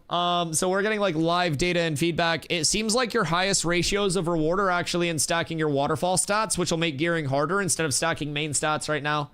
People are saying that that is going to be your biggest reward in terms of actually pushing out your power scaling. Plus, like with the changes to the enchanting system that are over there. So if people are still main stat stacking, they're probably getting a false sense of like what's actually over there. Again, this is all stuff that we need to test and may not even make it in, but I think realistically though, you're saying making any build that isn't stacking stats obsolete. But like, that's kind of canonically how MMO builds always work. Like, I won't lie, if you're something that's built around doing magic damage and you stack more magic damage, you should hit harder than somebody who's not stacking magic damage. I don't think that's a problem. I think that's just how builds function, right? Am I tripping on that? Maybe I like misunderstood, but you were basically like, they still run into the problem of any build that isn't stacking stats being worse. And like, yeah, that's I think that's kind of like any progression, right? And again, I may be misunderstanding, but yo, what up, Sweezington? How you doing, baby? We got Dusty and Paint. What a combo. Wait till you learn that it's also, that's anime. PTR patch, wait, wrong one. PTR patch note day. I swear to God, that tab was a patch note before. God damn it. PTR patch note day. We got 3 tabs of patches that we are absolutely deep dicking into right now. So we're going balls deep. We have people on the visually NDA private test realm that are verbally providing information because that's within the terms of the NDA. 07. So we're getting some good, valuable information out of this. We're slapping some paint together just as a little kind of like data sheet of some of the changes that we're finding. We're doing a little theory crafting as well based on how things were back in the olden days versus how they are now with complete ratios and everything. So just a little bit of manic ramblings. We did figure out that it's 42 power rating per physical power output. So that's one cool thing that we've deduced so far. We still need to figure out magic power rating, healing power rating, and fizz power rating ratios, which will be super easy to figure out. It's just a matter of having people that are there that are willing to swap stuff on and test real quick without having the fear of Steven 2-foot running drop kicking them in the chest. But we persevere. What you getting up to, brother? What about yapping power rating? So basically different stats can scale differently for different classes from what we've heard from the patch notes. So basically my yapping power rating scaling is Insano style. It actually may be bugged where I might be getting too much yapping power from my yapping power rating. So devs have been taking a look at it. They're trying to figure out a way to silence me, but they physically can't. They can't. So it's just a boss fight that they weren't ready for. The coding kind of went haywire. The AI evolved, and it's out of control now. It's out of control now. It's exponential. Yeah, they went to put diminishing returns on, but they accidentally reversed it. And so like the more I have, the more I get. So yeah, instead of it being like 92 is halfway to 99, it's bad. It's bad, boys. It's bad. In Diablo 3, you can play a Witch Doctor, Corpse Dogs combo, and his DPS are always nothing, but its other modifiers are very complementary, and you get like a truck. Dope to see some builds like that, whether or not for DPS, support tank class would be fun to play. I mean, that's going to be in secondaries, and just like the customization through that. So, like as a tank, if I want to go brick wall tank with like pure mitigation, pure max health, I'll go tank. If I want to go a tank with evasion rating as my secondary, and maybe a little bit of like CC, a little bit of movement, I'll go tank rogue. That's what I want to go, Night Shield. If I want to go tank that has a little bit of healing, maybe either self-sustain, like restoring my health, or maybe even restoring group health around me or something like that, tank Cleric.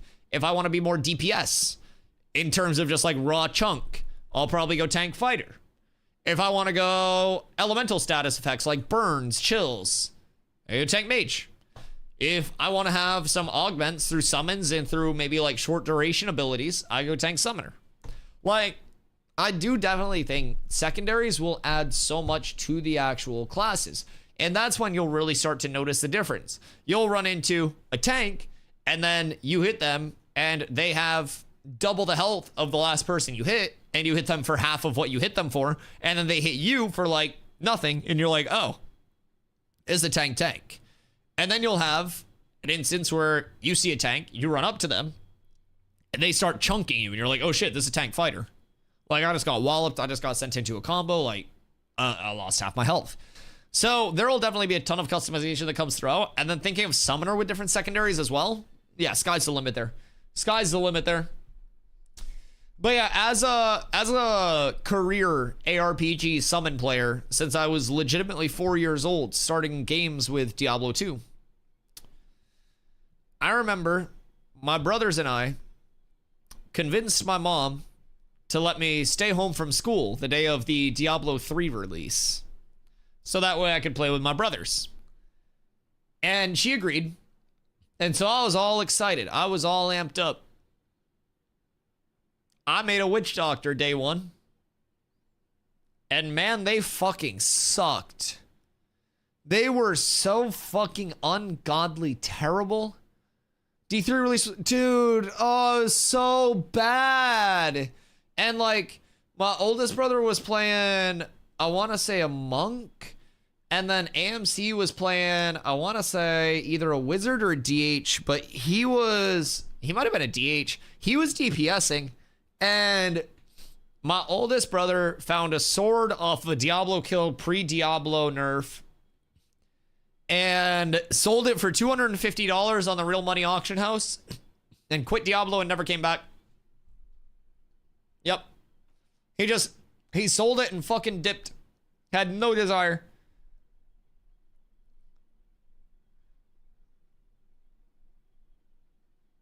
They should have the physical and magical power, fix the defensive stats, soft cap the phys and magic power, make the other stats and stuff actually useful.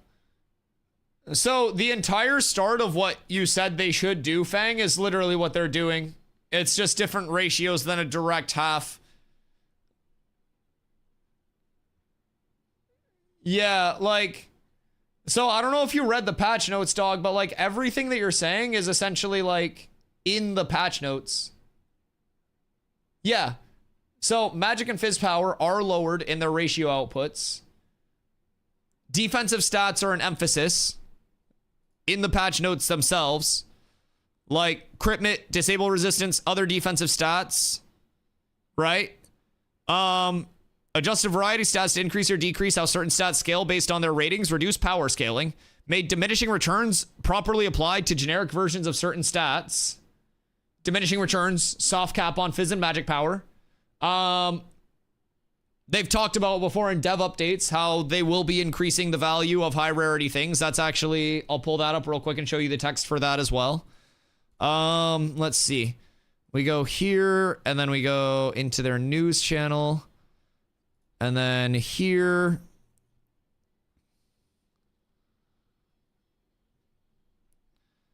So we're also refining how high gatherable rarity impacts crafted item stats, ensuring gatherable rarity feels more meaningful. High crafted item stats. So rarity is going to be worked in as well. That's your scaling rarity that you talked about. Secondary stats for upgrades. That's what people are saying in the PTR right now. Make the weapon skill trees less worthless. So in terms of weapon trees, they included that in balancing. So reduce the power of equipment by better accounting for other sources of player powers, such as skill trees, enchanting, consumables, guilds, and other various systems related bonuses. So previously, these weren't being accounted for in power scaling totals, and that's why power scaling felt crazy and why these things felt so unimpactful. So that's another thing that they directly addressed, and that's legitimately everything in your first message. Or that's it going into your second message too. Let's see, being the same, minus weapons that are similar, having some shared passes. Let every weapon have a unique active skill at max level. I don't think they should go the route of weapon skills. I really don't. So you have weapon variants. You have a lot of weapon variants already, actually, from the distribution of power to speed ratios to different combos with different numbers of hits, different time to finisher, different status effects, different weapon ranges, different like cleave areas. Like there are reasons why every weapon that's used right now in like competitive gearing is used, and it's because they are unique. That's why people are already using those same weapons, because they're unique to an extent that it's decisively advantageous to use those. If weapons weren't unique, then you'd see bows, longbows, short bows, spell books, wands, but longbow provides the best range for a ranged, which means that it's unique and advantageous to use a longbow. Yes, correct. That means they do feel unique and different. Because if every weapon felt the same, then everyone would use a spread of weapons and not the same weapon. Because they'd all be the same, so they'd be parodied, so you could switch out a spell book or a wand and not lose anything. The reason people use longbows is because, again, it has the longest attack range. It has a 3-hit combo, allowing you to execute finishers very consistently. And it also has a great time to finisher. Past that, it's extremely high power with extremely slow attack speed, which makes it comparably to a short bow or anything else, a more bursty option that also impacts your skills more. Yeah, it's entirely unique. So it already is unique, yeah. So everything that you were like, they should do this, they need to do this, that's already in the game or in these patch notes. Literally everything you just asked for. was like addressed right here. So yeah. The reason you only see bows is because bows are unique, and that uniqueness sets them above other weapons. And those other weapons still have their unique traits. They're just not as good as bows right now.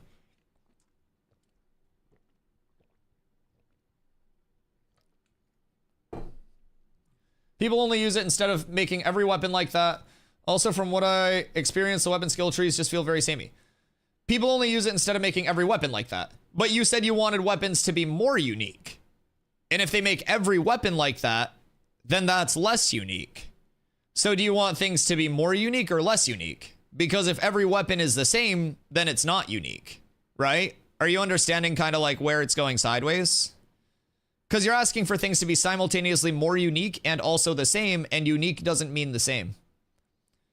You said the bow is unique. Yeah, it is.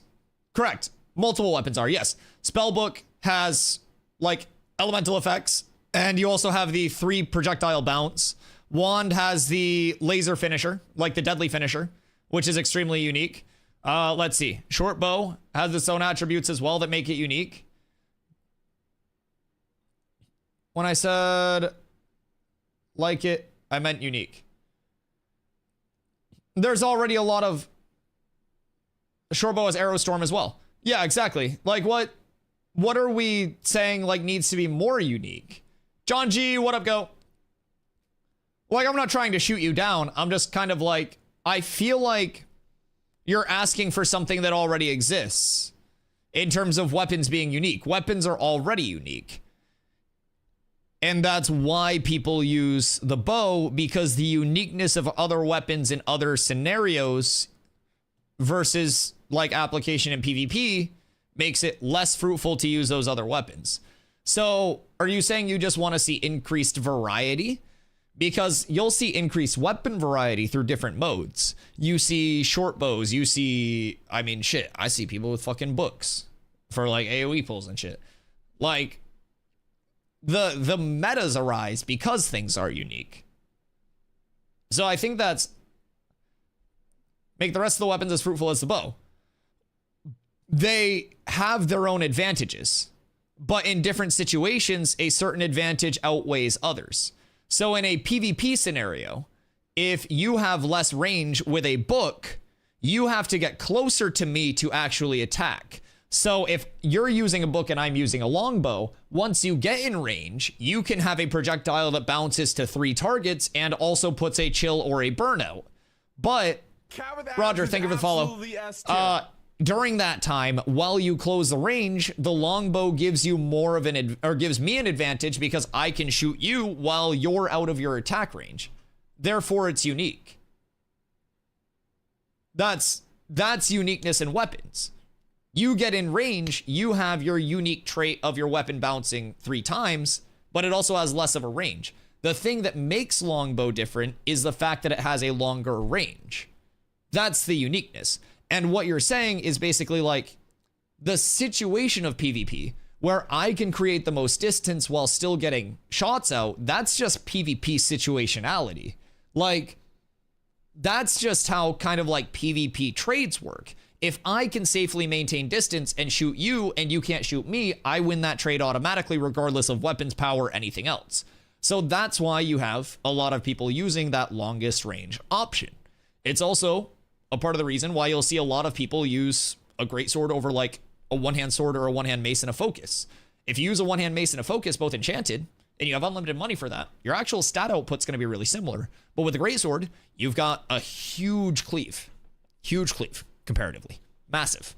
There are also other bonuses that work in with that, but like there are unique aspects to everything. It's just in a PvP scenario, player versus player, distance is safety.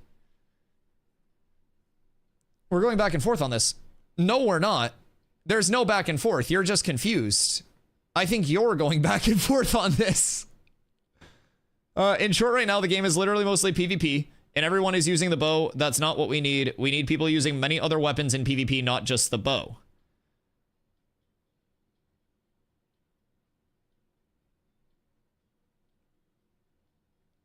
So what are you asking for? People are using bow because of the uniqueness and the advantages that bow provides. Like, I'm confused. Like, you're saying, I don't like the meta in this mode, so they need to change it. That's your personal opinion. If the bow was worse, people would just use wands for the finisher. And then you'd have everybody using wands. There will always decisively be a best thing for each scenario based on the uniqueness of the weapon. And the second you have full parity, you have no uniqueness left. There's no individuality. And the reason, again, that bow is used is because it is the best scenario for that situation. Like, that's what you're missing. Like, the second you expect people to be able to use every weapon interchangeably, that's where you lose uniqueness and identity. The bow has its identity as that long-range bursty weapon, which is advantageous in PvP because of the PvP meta.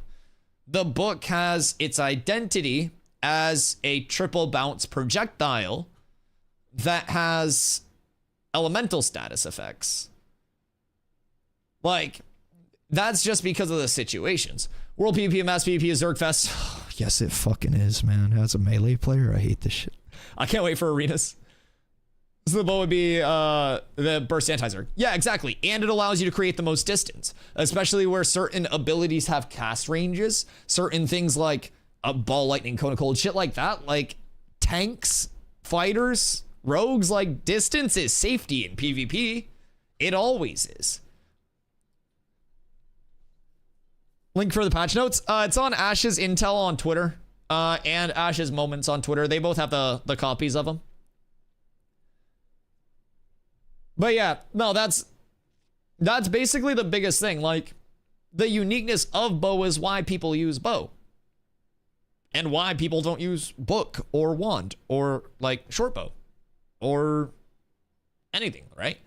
And it's that uniqueness based on situations that gives weapons their identity.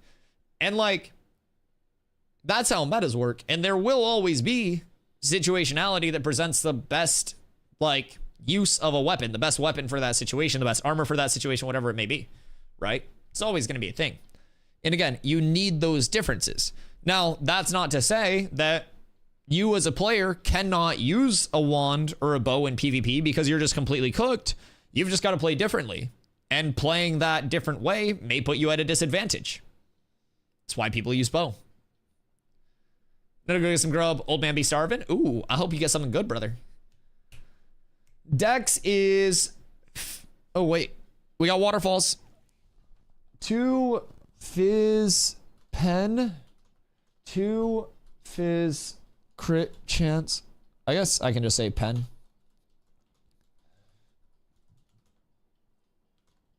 2 evasion. 2 armor. Oh. 2 crit avoid. 1 crit mit. What the fuck? Wait, what the hell?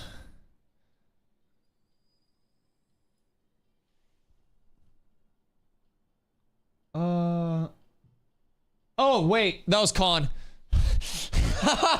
My fault. My fault. No armor on Dex. I missed where it said con. Okay, my fault, my fault, my fault. So it's, let's see.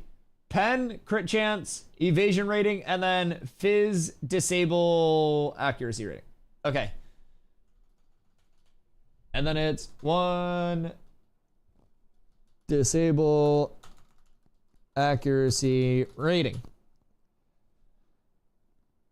Missed attack speed too. Did I skip a whole line? Oh yeah, I did.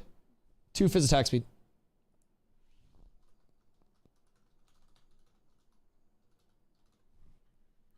Okay. Discord? Okay, I'll check it. Hold on. And then we have con. God damn it. We have 1 HP, 2 armor. Wait, 1 HP? Really? 2 armor, 2 Damn. That used to be, I mean, maybe it's because of the 10x actually. I hate this. There. All right. Where are we? 2 fizz, crit, avoidance.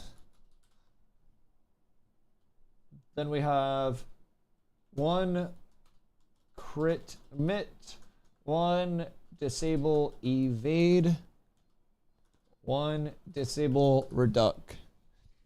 Interesting. Okay, so that looks good, right? The uniqueness of the bow is having big damage and bigger range. There's no uniqueness in that. What? Yes, there is. Yeah, that's literally the uniqueness of it. Yes. Other weapons like the book can attack multiple people, and that's unique, as you said. That's, yeah. As long as what matters is who got big damage and big range, no one will bother using other weapons, even if they're unique. A fix to the bow is it having less range if you're not a ranger. But then that kills the uniqueness of the bow. That's what you're contradicting yourself with. Like, I don't think you understand what you're asking for, Fang. I'm not gonna lie. Like, you just said the uniqueness of the bow is big damage and big range, and there's no uniqueness in that. But that's the uniqueness in it, yes. That is the design of the bow. Like, I'm sorry, brother, but you gotta, like, think of the argument differently or something. You're not making any sense, dog. Like, you're just telling me you want to play other weapons, so just play other weapons. That's just called an off-meta build. Like, there are always meta and off-meta options for every game mode. And if bow provides the best benefit, then that's meta.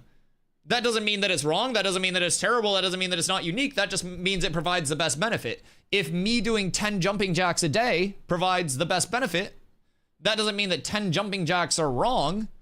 That just means that that's the meta, right? If you don't like doing 10 jumping jacks, then just don't play meta. You don't have to use a bow if you don't like the bow, but you can't sit here and be like, it's not unique because it's unique. Like, you're literally contradicting yourself just to try to tell chat that you don't like the bow. Just don't play the bow. I do, but those viable as a main for mages. Are you asking viable or meta? Because you're basically just saying, I don't like the meta, so it should change, Fang. Like, that's what you're saying. And if you say that and acknowledge that, then that's a different argument. But, like, right now you're just saying, I don't like bow being meta, so bow should change. And then you're trying to come up with fake reasons. Like, I don't know. It's not a lack of uniqueness in the bow. It's just that you don't like the unique elements that the bow offers. I feel like that's the basis of it, right? Dual spell daggers? Oh, God. This argument's going in circles. It's not even going in circles. I think he's walking himself in circles. The entire time we've been sitting here trying to explain to him that, like, the bow feels unique. Like, that's why it's used. And I don't think that's being, like, grasped or something. I don't know. Sometimes I try to invest too much into people that don't understand it, and it's not even like an argument because an argument's two-sided. I just not play the bow, but for a game that strives to have many builds be viable, slapping a bow on everything just because I can do big damage and range is just literally disappointing. Well, that's your personal preference. Yeah, that's the risk reward as well. So, like, if you hit a wand finisher, your finisher's gonna, like, if you get a deadly finisher, they're gonna pop off a lot more effectively than a bow finisher will. Like, that's a lot of uniqueness. Like, that's you thinking that it's disappointing, but that's the meta of any game. If you play, I don't know, a tank in most games, and you don't want to tank with a shield on, most games are going to punish that. So you could effectively say, oh, seems lame to have to use a shield as a tank. Like, that's just personal preference. Then close the gap so they lose advantage of the range. Yeah, exactly. Exactly. Like, just because something is meta does not mean it's the only option. Like, you're essentially acting as if you get teleported into a node war and you just instantly have a bow on, and if you don't have a longbow on, you're kicked out of the node war. That's not how it works. It's just if you're in any of the game modes right now and you step close enough to be in ability range, to be in that close range, you're gonna get punished. So as a result, people have spaced out. That's adapting. That's what happens in any PvP game. And I don't even really think it's an argument. It's just like, I'm trying to tell him he can use whatever he wants, I guess. I don't know. I don't even know.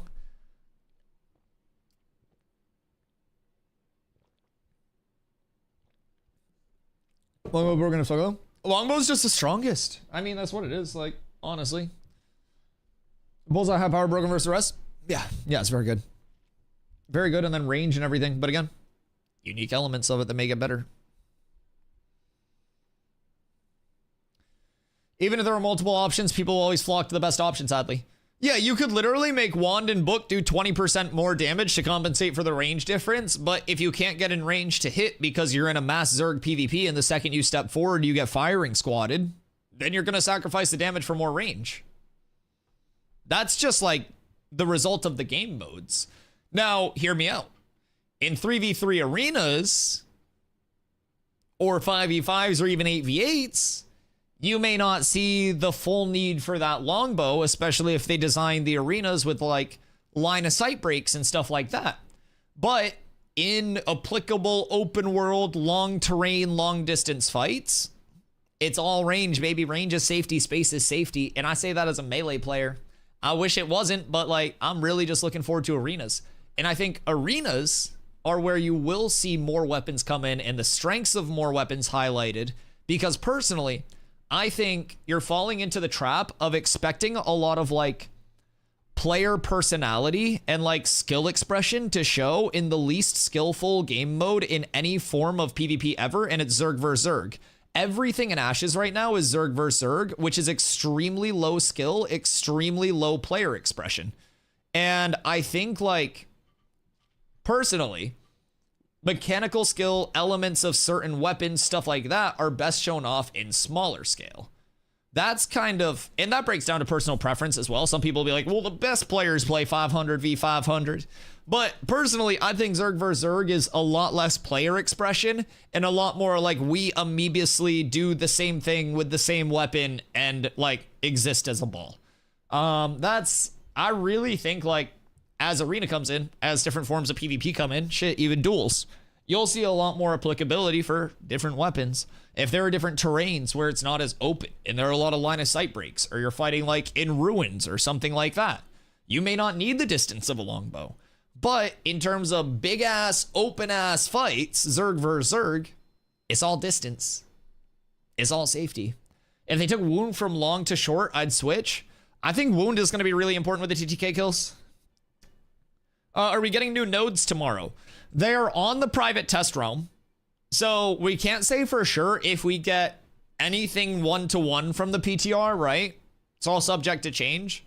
But what we can decisively say is that they are both ownable and upgradable to tier 3, and there is a new node type. So like, not like type of node in terms of the election process, but Jinna node uses a new coastal layout.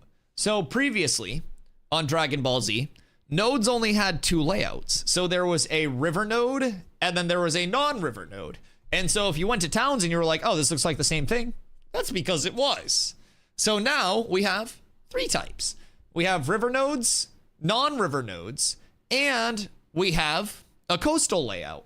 So this will enable coastal nodes to actually start to have a little bit of personality to them. I don't realize that. It's so sick. New layout. I love it. Small things, baby. Small things. So it was actually one of the questions that was like asked when Steven was streaming before.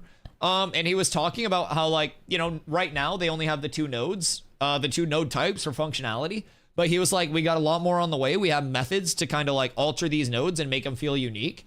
And I feel like whenever someone asks a question and Steven's not able to like give an answer that he's satisfied with in terms of like, we got this progression ready or like an update on it, I feel like he almost takes it as a challenge.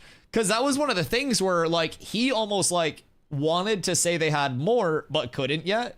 And so he was just like, bam, have another node type, bitch. I like it. What do they do to sats? A lot. We're trying to make some semblance of it right now. Jinna's gonna be a fun siege. Oh, dude, I can't wait. You bring in the boats and shit. Let's see. Here. So these are your new waterfall stat setups. So basically, if you're worrying or if you're wondering about the like magic scaling versions, just replace it all with magic. But that's basically like what they're looking at. So instead of like strength, dex, con, you'd just be looking at in wisdom mentality instead. So new waterfall stats associated with every single stat. They seemingly have also altered the power rating to actual power output ratios. So even if this was inflated by 10, I mean, power rating may scale differently, but this is a 4.2 power rating to power output on old patches.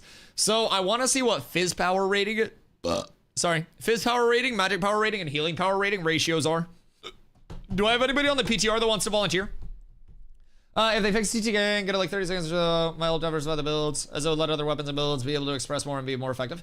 Yeah, Fang, I think that's the biggest thing. Like, it's just in Zerg PvP, we've got to remember that like their balance is intended for 8v8 groups for that like ideal TTK, that ideal time to kill, right? So once you add more people, the health bar can only sustain so much. So like the second you step in, if you don't have that extra range, you go forward and everyone's just like, whoa, whoa, whoa, whoa, whoa, pew, with that extra range, and you die because there are so many people in Zergs. So like as 1v1s, 3v3s, 5v5s, 8v8s come out, we'll see more of being able to actually get into range to benefit stuff, or to benefit from those other weapons, right? From like wand finishers to the triple bounce to like all of those small elements. It's just in mass Zerg, you have that constant level of my health bar is intended to take damage from 8 people, and it's taking damage from 20 simultaneous people, right? And that's kind of where you run into problems with it. So like Zerg is always just, in my personal opinion, the shittiest form of like skill expression, of like player skill on display. And it really does just break down more to like, we have strategy, we have power scaling numbers, we win, right? So I've been like very, very, very much actually waiting for small scale. I don't really, this game will be mostly Zergs. What makes you say that? I think you're planning specifically around like a couple types of PvP, but this game is what you make it. Like, I'm gonna keep it a buck. You say this game will be mostly Zergs. Brother, I've got over 650 hours since December, and I can promise you I've spent less than 50 in big Zergs. Like, the game's actual primary gameplay loop, I'm gonna keep it a buck. You're gonna spend most of your time PvEing, dog. If you keep track of how your hours are spent, you're gonna spend probably 70-80% of your time PvEing and not actively hitting other players. And that's if you want to PvP all the time.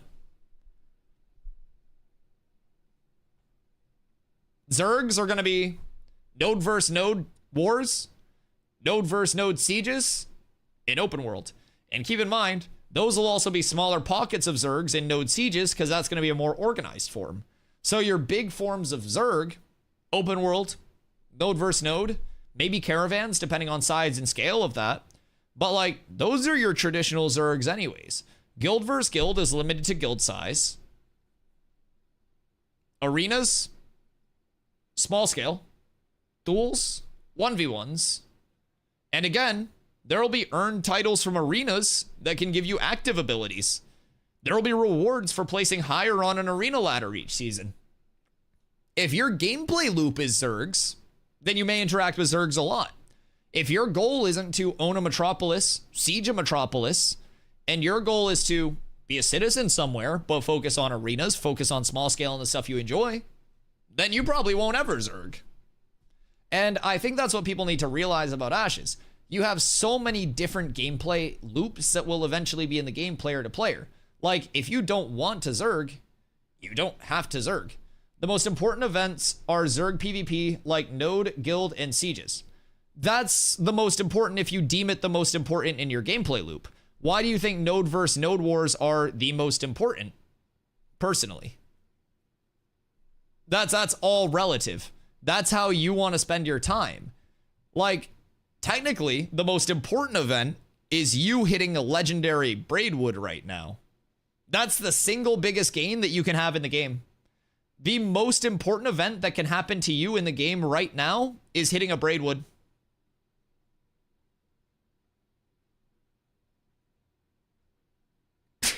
Like, that's, I don't know, man. Now again, node versus node sieges, if you want to participate in those and you want to be sieging, you want to be defending the siege because you deem that important, then sure. But there's nothing saying that you as a player have to defend or attack in any siege, any populated node versus node war. You could be a citizen of a less populated node that's not really sieging, not really like node versus node warring, and you just commute into the metropolis to craft. Importance is relative, dog. There are people who don't give a shit what happens to the nodes and they just want to gather, they just want to PvE, they just want to chill.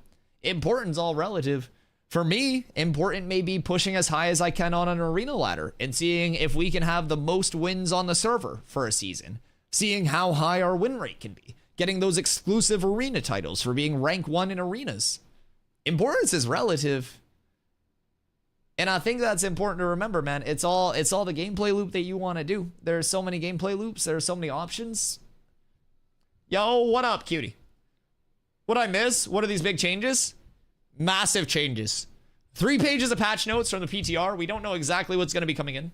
We've been sourcing a lot of information as well, as much as we can. So we do have our new waterfall stats. So those are listed here. So you can basically switch out strength, dex, and con for int, wisdom, and mentality, and they'll apply the same there. It's just physical versus magical versions. So pretty straightforward. We figured out the power rating scaling from just like pure power rating to power output.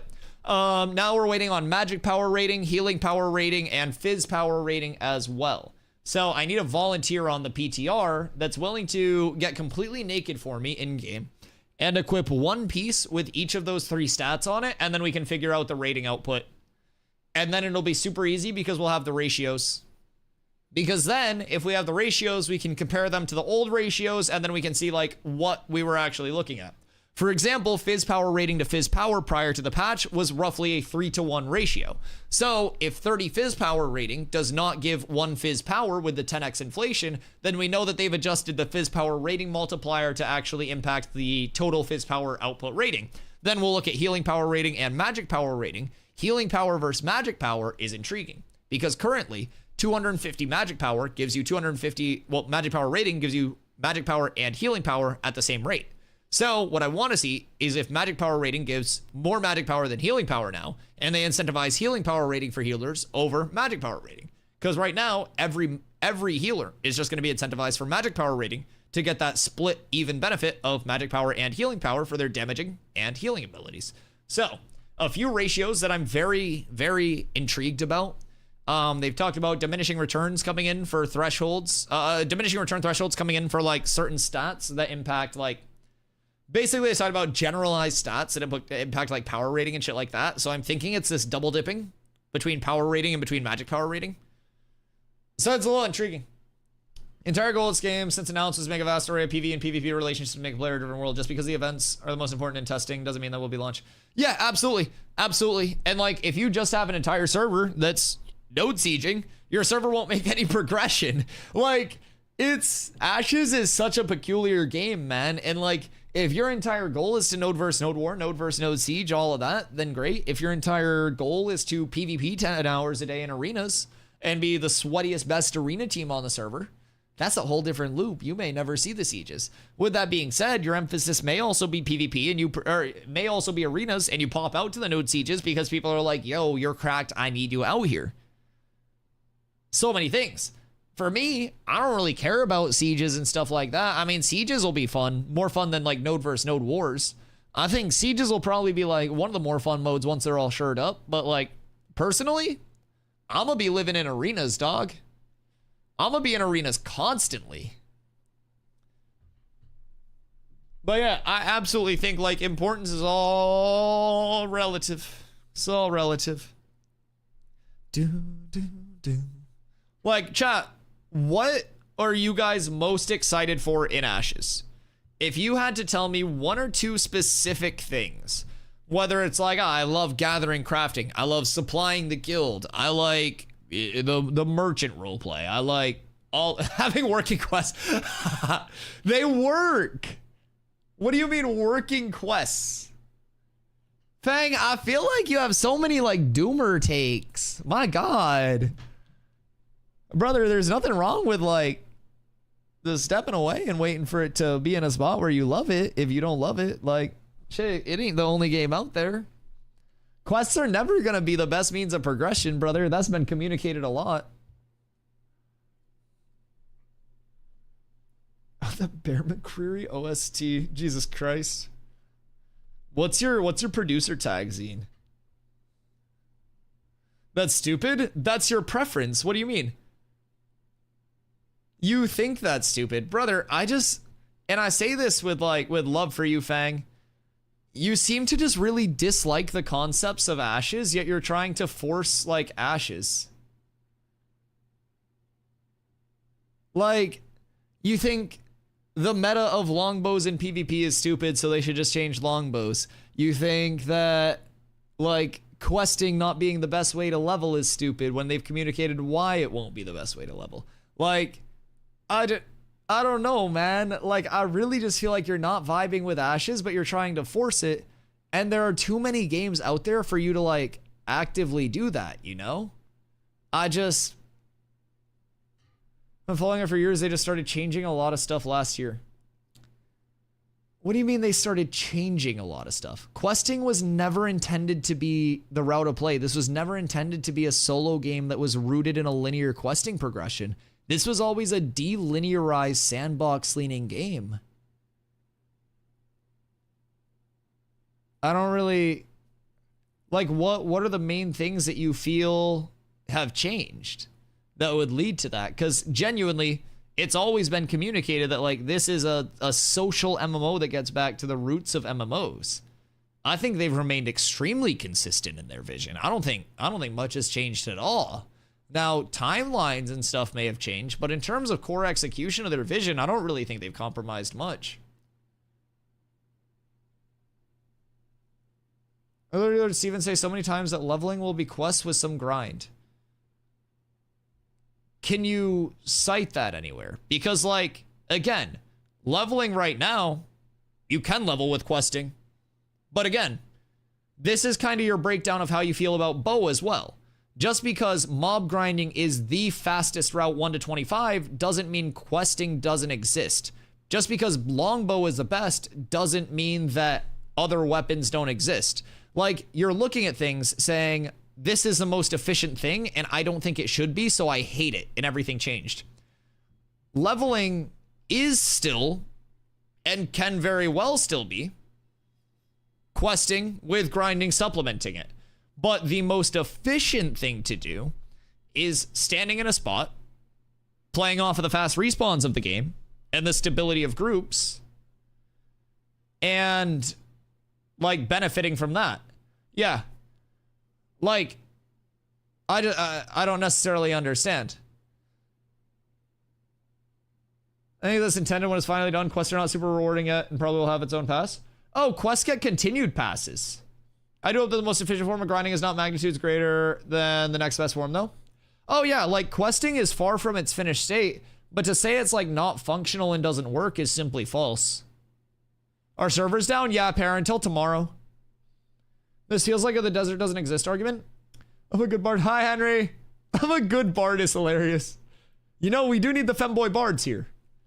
But yeah, I don't know. Just because, like, one thing is the most efficient route doesn't mean the others don't exist. That's like saying Summit has more viewers than Dusty, so Dusty doesn't stream. Like, nah, I stream to less people. Like, questing still rewards you, it just rewards you less. It's pretty simple. And keep in mind, nearly every pass they do, or nearly every patch they do a questing pass. Did someone say femboy bards? We always need more femboy bards.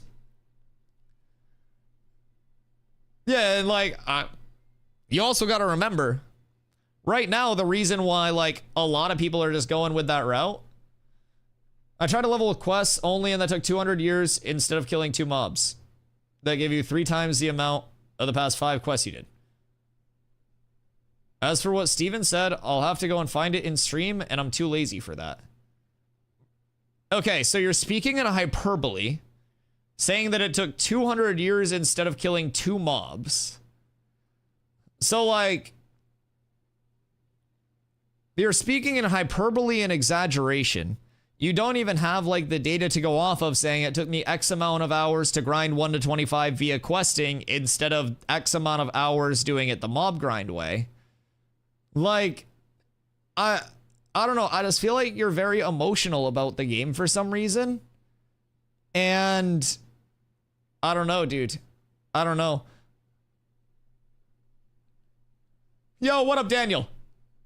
What are we talking about at Ashes?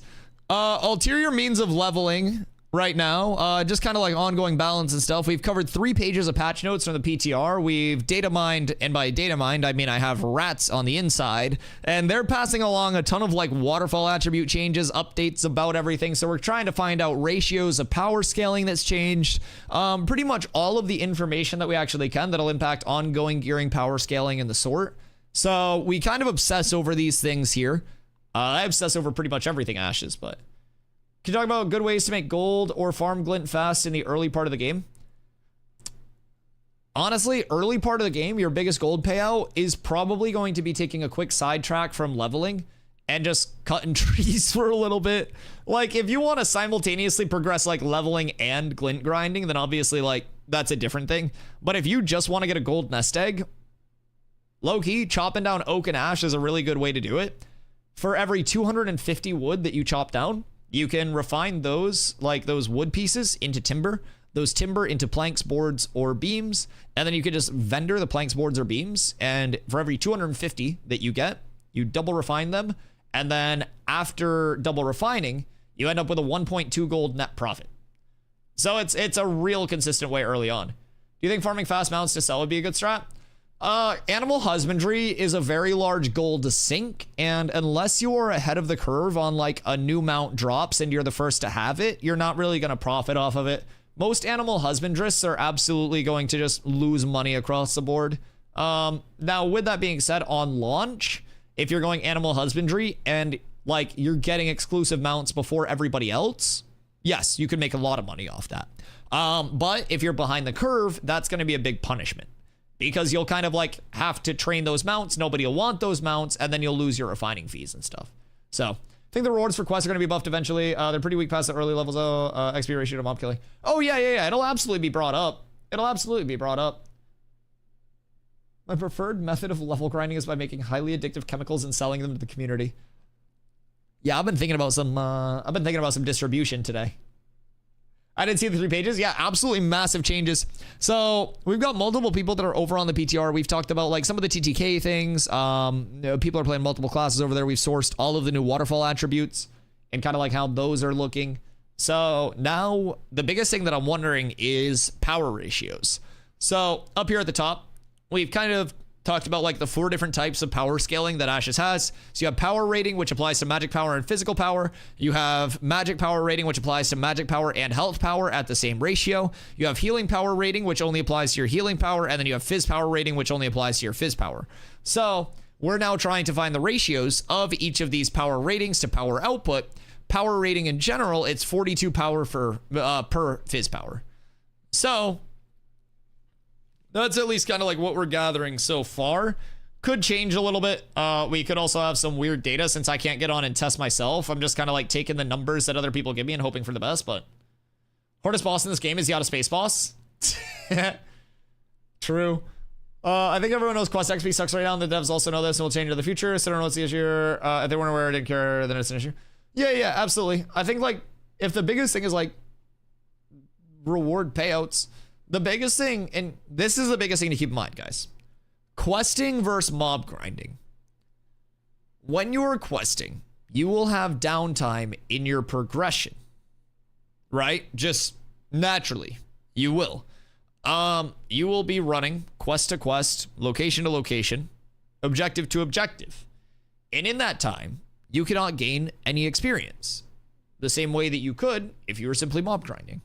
And for that reason, because of how large Vera is, because of how large each biome is, quests are going to bring you a long way sometimes. So I think that's important to remember. Like, just the downtime is a big thing. Looks like MP to heal power is 1-to-1, and HPR to HP is 37.5 to 1. Okay, wait, so healing power rating to healing power is 37.5 to 1, HPR to HP. Perfect. Let's see. Magic power to heal power is 1-to-1. So this ratio is still locked at 1-to-1. So what is the magic power ratio? We get naked, we put on 1 magic power piece, and then we find that out. Because that's going to tell us instantly if it's actually worth using magic power. Con on last week's servers was 10 con. Oh, so part of the, or 10 health, is that what you're asking? Part of the change was that addressed enchanting and gear quality scaling issues by inflating values by 10 times to give these systems more granularity. So you'll notice over here, this is Coombsy's tank. Tank stats. 1,554 strength is 303 fizz power with like a blue +8 set. So the scaling of like strength to fizz power and stuff like that is all wonky. Siege on Jinnah might be flawed because it doesn't have a wall on the beach side of town, so you can walk around the walls as an attacker. So I feel that, but I also feel like if you go that route, you're probably going to get cooked on the way in, right? Because you just got to like, you got to full send through a choke at that point. Oh, well, launch, there'll be a better loop for mounts, like the agent eventually dies, so you need to get a new one once in a while. So I think part of the loop for mounts is going to be the constant, like, genetic improvements that are made through animal husbandry, right? With animal husbandry, there are going to be so many different traits, like mount abilities, like mount basically, I don't know, just genetics that you will be crossing mounts on mounts on mounts on mounts, hoping for like good genetic roll, good genetic roll, good genetic roll, good genetic roll. And I feel like there will always be an evolving like peak of mounts, right? Even when you've got like the Pride Stalker, whatever the fuck it's called, the lion. There will be better Pride Stalkers, worse Pride Stalkers, high rarity, low rarity. Pride Stalkers that have the Pride Stalker aesthetic but have like the jumping power of something else because it got crossed with something else. There will eventually be like mount abilities and everything. So I do feel like the mount loop, especially from animal husbandry, does have much more of that top end that's just not established yet because of like freehold limitations, the mount breeding system not being in, like a lot of that. I remember playing an MMO where the main leveling is questing, but there was parts with quest route, so you had to grind mobs in open world dungeons for like 5 or so levels until you unlock the quest and go back to them. That happened a few times during leveling. Okay. So what's like the tie in there? Is that like your personal preference on like what to level with? Because like if that's your personal preference, then that's awesome and I'm happy for you. But like that doesn't mean that Ashes immediately needs to have the same system as that one game that Fangaline really liked. Like I do regret to inform you. Like a lot of your arguments have just been, I don't like this, so Ashes should change it. And like realistically, unless you're secretly Steven on an alt account, it's probably not going to change just because Fangaline doesn't like it.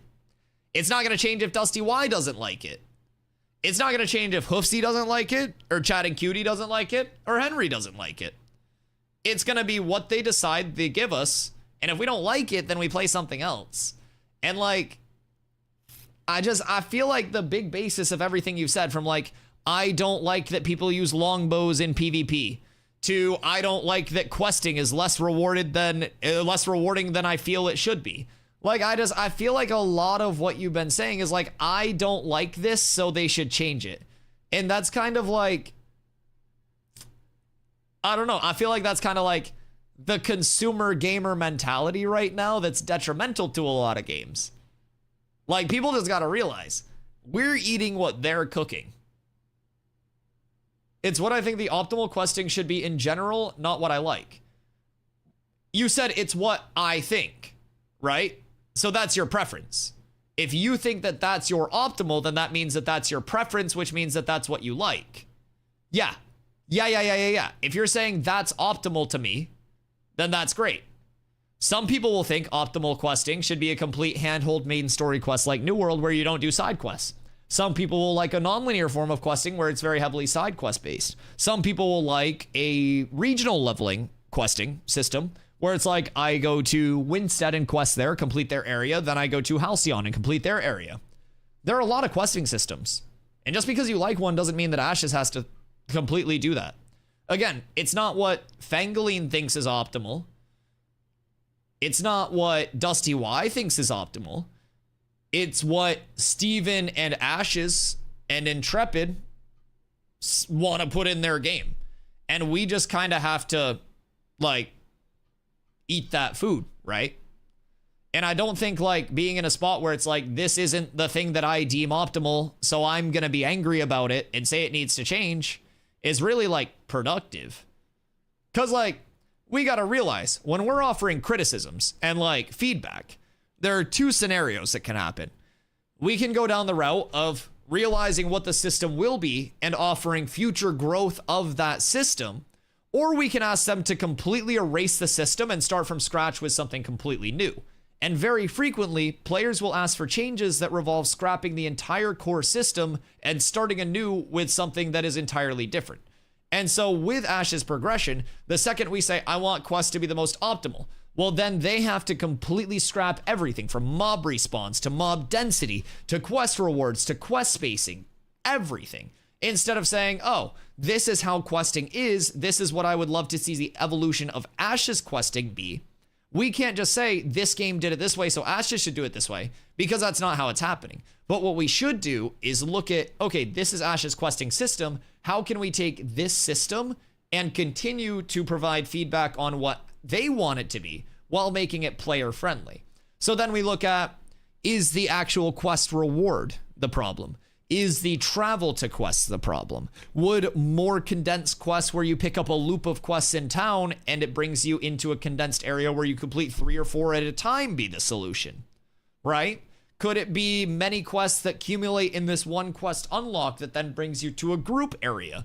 Like, there are so many different things that we could suggest, but in terms of having a suggestion be heard, it's not a matter of, I don't like this, scrap it and do it over. It's a matter of, I see where you're going with this, but it's not where we think it should be, and here's how we think it could evolve. If I give feedback, I'd give what I believe is optimal for the majority of the players, not just myself. If I wanted it to change to what I like, I would just said make the entire leveling by pure quests. So again, you just missed what I said. If you're giving feedback on things, you need to remember whether you are asking them to scrap their entire current system or continue developing on the system that they have. And with your suggestions through multiple things, you've suggested that they scrap their systems that they currently have and redo them from scratch. And that's why your feedback will not be heard or well received, because they're not going to scrap an entire system because Fangaline said so. But what they may do is hear Fangaline say, oh, this specific part of Ash's questing is less than optimal. I wish I could pick up 3 quests in town from different quest givers that brought me to a section of the node itself where I could complete a batch of quests and turn those in instead of having to run around so much, because that would increase efficiency. That's something that could change how your argument is entirely, but instead what you present is scrapping the entire system and then rebuilding that system brick by brick with different intentions, different execution, different everything. And that's kind of what I'm trying to get you to see. It's like, we're not going to get them to tear down the Great Wall just because we want to walk through it. We've got to be like, hey, what about adding a ladder here so people can crawl over it when they need to get past it, right? That's kind of the suggestions that we as a community can give. Other than that, we don't really have much power to tell them shit. I'm gonna keep it a buck. And I guarantee the second we're like, yo, your system sucks, and I, as a random player of video games, know more than your entire 250-person development studio about what will make your game successful. That's when they're gonna laugh at your face and be like, fuck off, go play WoW. That's where Steven looks at players and goes, maybe Ashes isn't for you, dog. And you seem like you watch a lot of Steven's streams because you talked about how he said this and that about leveling, right? So, again. I didn't suggest him to scrub systems. I suggested to fix the TTK by changing the focus of stats, which is what they started to do. I told about the leveling going by what I've understood they wanted it to be like for years, which is not grinding mobs. Brother.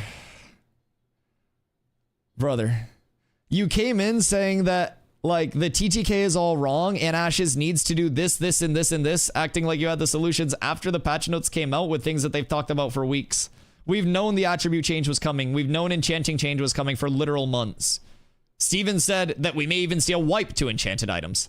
Like, you came in being like, the systems suck and this is what they need to do. We looked at your entire argument, heard you out, and said, brother, you're on fentanyl because they're already doing all of this before you even recommended any of it, right? And then you tried saying that longbow didn't feel unique and no weapons felt unique because longbow was the preferred choice because of its unique aspects.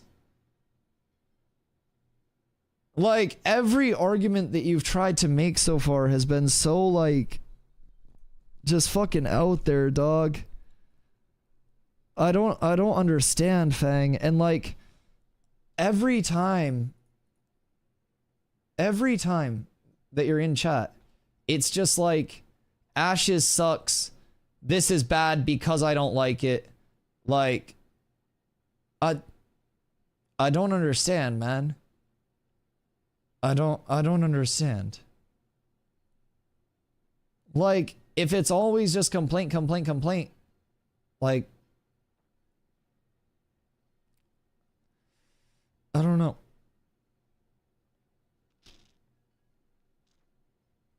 know. I literally don't know what to tell you. They just changed how much comes out of each attribute point. Savo, they've changed so much with power scaling, dog. But we've been discussing with Fang about just many things, dog. Fangoline thinks all of Ashes should change into a different game, I think.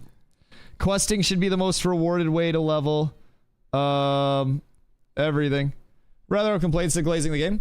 Oh, toxic positivity can absolutely be too much. But, like, you have to remember, there are complaints that are just, like, not worth the breath because they're not actually, like, constructive, and then there's constructive criticism. And there are two types of communities, and there are the communities that think they know more than the development team itself about the development of games, and there are also uninformed streamers that think they know more than the development teams of games. And then they run with an echo chamber community where no one's, like, willing to say, hey, this complaint isn't actually rooted in anything or valid. This is your personal preference that goes against the systems.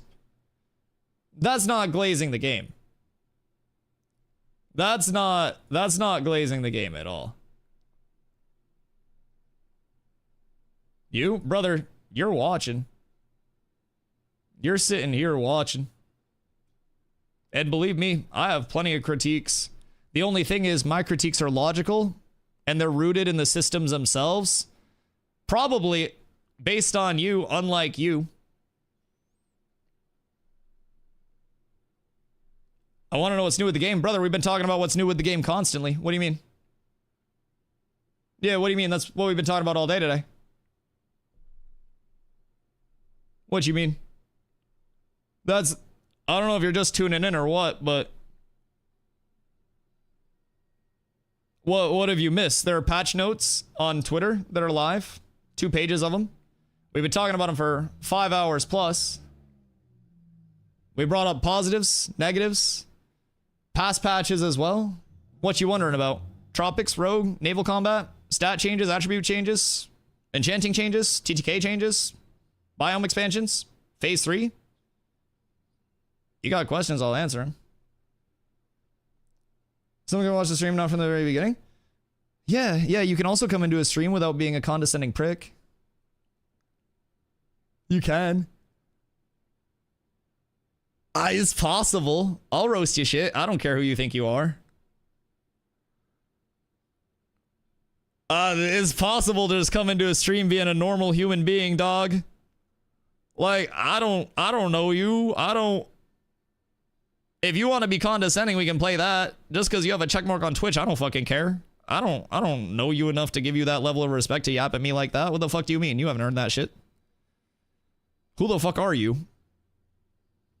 I don't understand. Guy flames a viewer for complaining for 5 minutes? Oh, are you hurt now because you can't handle it?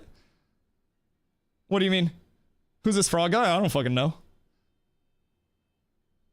What do you mean guy flames a viewer for complaining for 5 minutes, by the way? We've been talking with Fang for like an hour and a half, brother. This has been like an ongoing discussion with Fang and I. Someone had to say it. No one's... What? Brother, you're yapping to yourself. What do you mean? You're literally yapping to yourself right now. No one sees anything the way that you're seeing anything, and I don't know if your vibe in stream is just different or whatever, but you're bringing in weird fucking energy, dog. You're bringing in real weird fucking energy. Like, you have been here for 5 minutes assuming that you know everything here. Like, what's your goal here? You come in here acting like you have the right to yap. You come in here acting like you know the scenarios that are going on. Streamer malding? Nobody's malding, brother. Nobody's malding. But hey, you can go throw up another 2-hour stream to nobody and lose followers. That's you, by the way. You lose followers every week. Clearly, whatever vibe you have on your stream isn't working, dog. I'd reconsider what you're doing. People are literally leaving your channel because of how you are. That's crazy. Daily streams and you lose follows every day. Ooh. I didn't mean to do that to you, dog, but you had it coming. Come with respect or don't come. Come with respect or don't come, brother.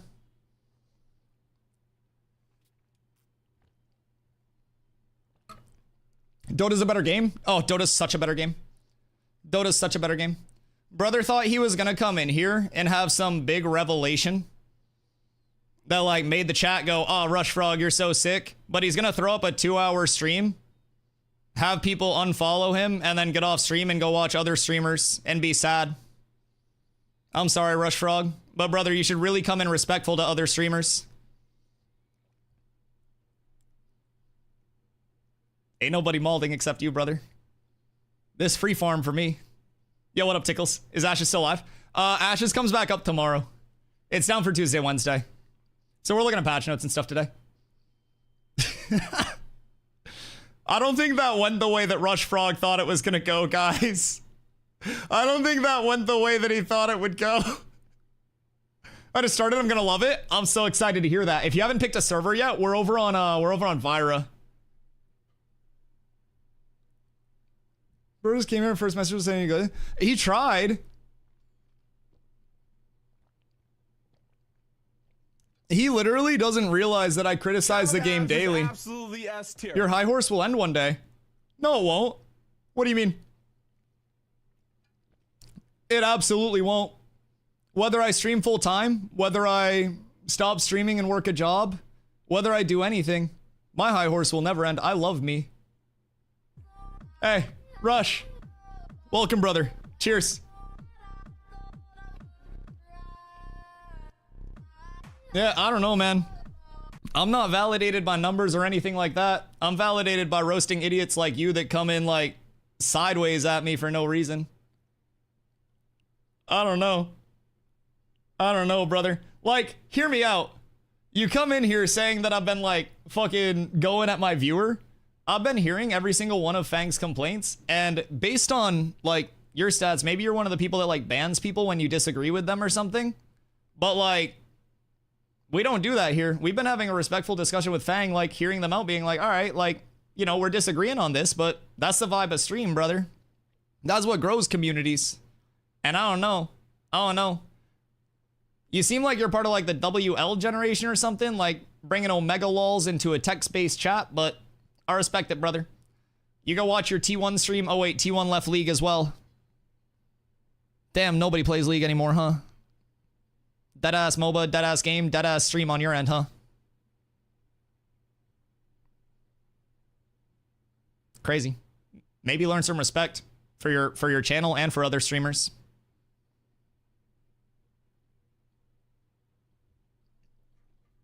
He's a bitter ex-MLG era gamer. Oh god. Oh god.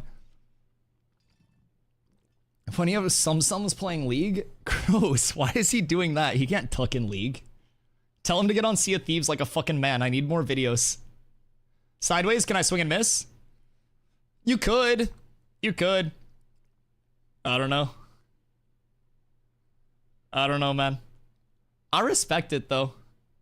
I respect it. I guess brother didn't know, like, whose channel he was coming into or something, man. Because, like, I criticize Ashes frequently. It's just my critiques are evolutions of the system. That wasn't me. I say, hey, I see the direction you're going with your system. Here's some feedback that would build off that. Oh, sorry, Fang. I ignored that because someone stole aggro off you. I'm so sorry. I didn't mean to miss that. I never said it's bad because I don't like it. I said it's bad because the current state of it's bad and been bad for months. It's what everyone agrees on. I suggest ways that I might fix the stuff. It's also suggesting because I want the game to be better, not change my preferred taste because I don't like it. No, valid. And that's a good clarification too. It did come off as just like, I hate this, so it has to change in a lot of it. But like, no, I appreciate that clarification too. And just know, like, even if we disagree on shit, you're more than welcome to disagree with me. It's free. I don't mind. You're never gonna get banned here for that, baby. You're never gonna get banned. You won't get timed out. I won't yell at you. You could literally disagree with me about anything in the world. Shit, that's what makes us human, right? I think you could want questing to be one way. I could want it to be the other way. We could talk about it for a bit, and then we all just move on and go from there. I think that's how people communicate, dog. I don't think everything needs to be like people getting banned, people getting Thanos snapped, but hey, some people go that route. Losing nothing from the game since I got the key for free. How'd you get one for free, but I didn't? I have a camera. What do you mean?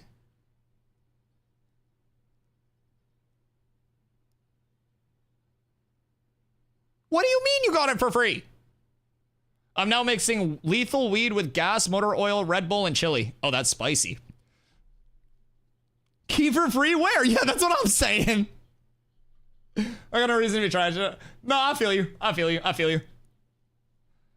We just have a lot of people that, like, I'll try to explain, like, suggesting evolutions of systems is always great. And that's how, like, systems improve, right? So one thing, for example, the tank rework that we're going to be getting. Intrepid literally came out and was like, this is based on community feedback. Now, I don't think they're going to delete all of Tank's abilities and replace them with WoW's abilities.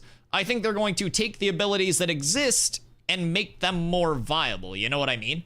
So like 1,000%, like, I think that's, you know, in the right mind frame. Like, you want questing to improve, you want it to be in that spot. I think trying to give feedback with like established systems, it's always important to be like, is this a branch, like a continuation of the current system, or is this like a divergent timeline off of that system where they would have to like restart? But yeah. From the random ass pictures that have the keys in them? What? Wait. So you like won a fucking key? Wait, that's sick. How many did they actually give away with those? Had to be less than 100, right? There weren't that many of those keys. Did that come with anything cool? Fuck, they should have given you like a title or something with that. What? Posted them on all their socials, so most people didn't check the very obscure socials like LinkedIn and stuff. Did you get a fucking LinkedIn key? Ain't no fucking way, Fang. Oh my fucking god. Wait, does Ashes have a LinkedIn?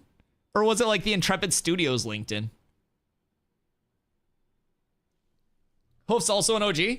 Carla has a 2019 pack, I want to say it is. Hold on. Let me look.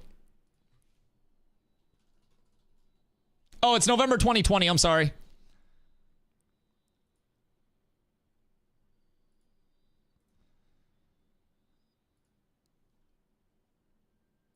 This is the pack that Carla has. November 2020. The Woe Within the Woodlands pre-order pack. So she has Butterfly Ferret in her pack. That was when she bought in. I'm jealous as fuck. It's so clean. November 2020 was when she got her pack. Wish I can get a key for free. I can afford to even get a mirror. Yeah, I would very much love to be able to like do key giveaways. There's nothing like, currently it kind of sucks. I'm not gonna lie, because adhering to terms of service with Intrepid, you can't give away keys. You can't transfer keys. I can't make an account and then give anybody a key. Like, if I make an account, it's my account. If I log into your account, it's account sharing. So if I were to give away a key right now, no matter what I did to give away the key, Intrepid could look at it and say, well, Dusty has to be breaking TOS. You know what I mean? So like, I want to be able to give away community keys. I just fucking can't without breaking literal TOS. So applying for the content creator program, I want to say within the realms of like what they deem like TOS, right? I don't want to skirt that shit. I don't want to chance it, because I'm pretty sure once you actually get into the content creator program, like they'll probably support community giveaways in a sense.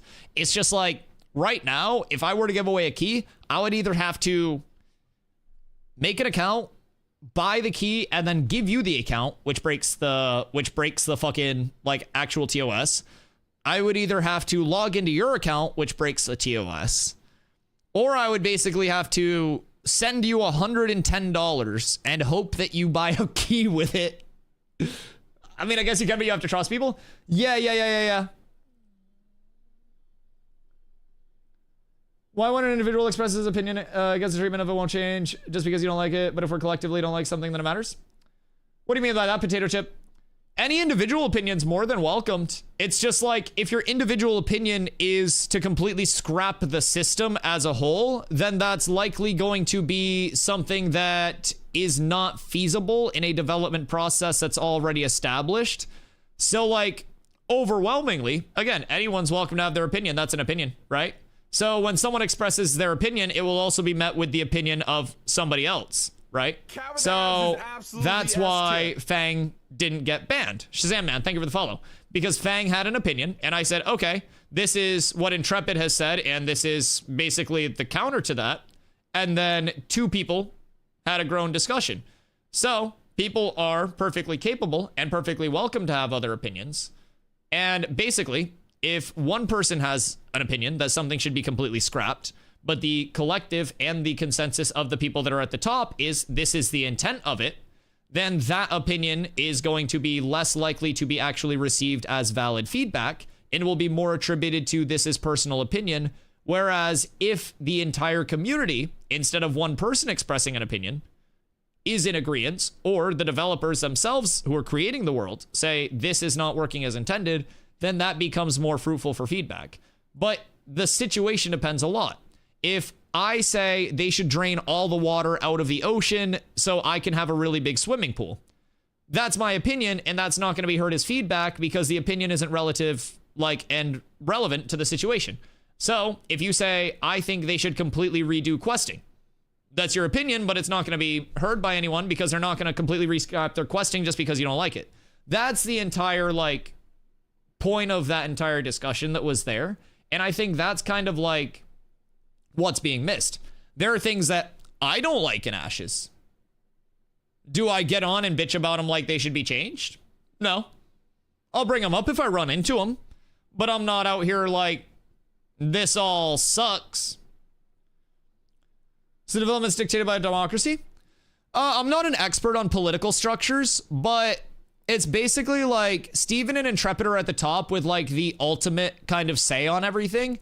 And if enough people voice something that is deemed as valid and within their systems, then it's much more likely to be heard.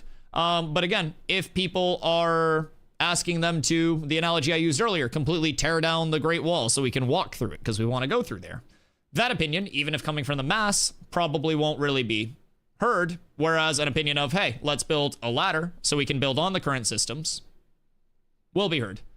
Let me cook. I don't think you're cooking anything. I really don't. I think you might think you're cooking something, but you're really not. Because, yes, development, if it is valid, is dictated by a democracy. because they reworked the entire combat system because of community feedback. So if it's valid and it's within what they deem like what they want the game to be and reflect, then yes, it can be. That's exactly the power of like what opinions can do if they also gain that traction. But again, if you are one individual expressing an opinion of I don't like this and it should be redone, and that goes against what everybody else and the people at the top say, even if you didn't like the combat, but Intrepid had said, oh, this is what we want combat to be, combat wouldn't have changed. But if everybody says, oh, combat sucks, and Intrepid looks at it and says, you know what, you're right, this does suck, combat changes. That's why everyone's like, welcome to have their opinion, right? Opinions are always welcome, dude. That's why nobody gets banned in this channel. Even fucking Douche Canoe that was running his yapper earlier that got absolutely roasted to oblivion and ran away. He didn't get banned. He's more than welcome to hang out and watch. I'll just make fun of him again if he comes back. That's fine. Everybody's welcome to like hang out here. I don't mind if somebody has a different opinion. Yo, what up, Texas? New to the game, is shortbow or longbow better for PvE for Ranger? A lot of people used to prefer the shortbow just right off rip because of Arrowstorm. Arrowstorm a couple patches ago got a fix. Now, I don't know if people have completely shifted off of shortbow, getting away from Arrowstorm or not. I'm not exactly a huge like Ranger main or anything like that. I stick with my longbow because of the buffs that it provides, like myself, my group, and just the overall power scaling to my abilities.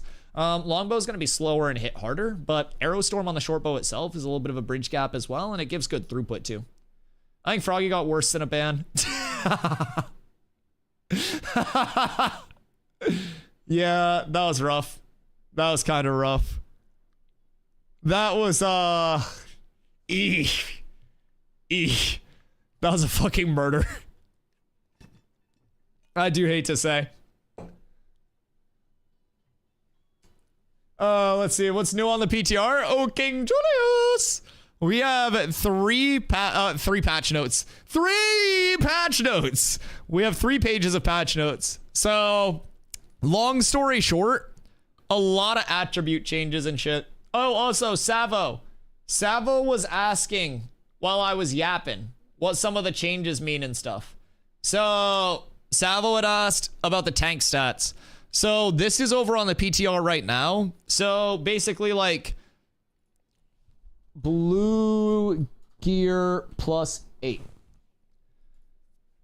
So what we have here is ongoing magic power, healing power, fizz power, all of those. Did we get more of these ratios, by the way, chat? While I was yapping, I'm so sorry if I missed it. Do you have a guild that's recruiting? Yes, we're over on Vyra. When servers do come up, just make sure you guys are in my Discord, !Discord. Post your in-game name and the request to join, and we'll get you invited to one of the guilds. Cough. I'm sorry. I was yapping hoofs. Good golly. Good golly. Hold on, I'll scroll up. Let's see. 27.71 on which one? Magic power rating? Is that what you're saying? So that'd be like a 2.77. Just got back. The chart's grown. The chart is growing. Yes. Healing power rating to healing power. Okay, so it's 27.7 instead of 37.5. Okay. So let's fix this real quick.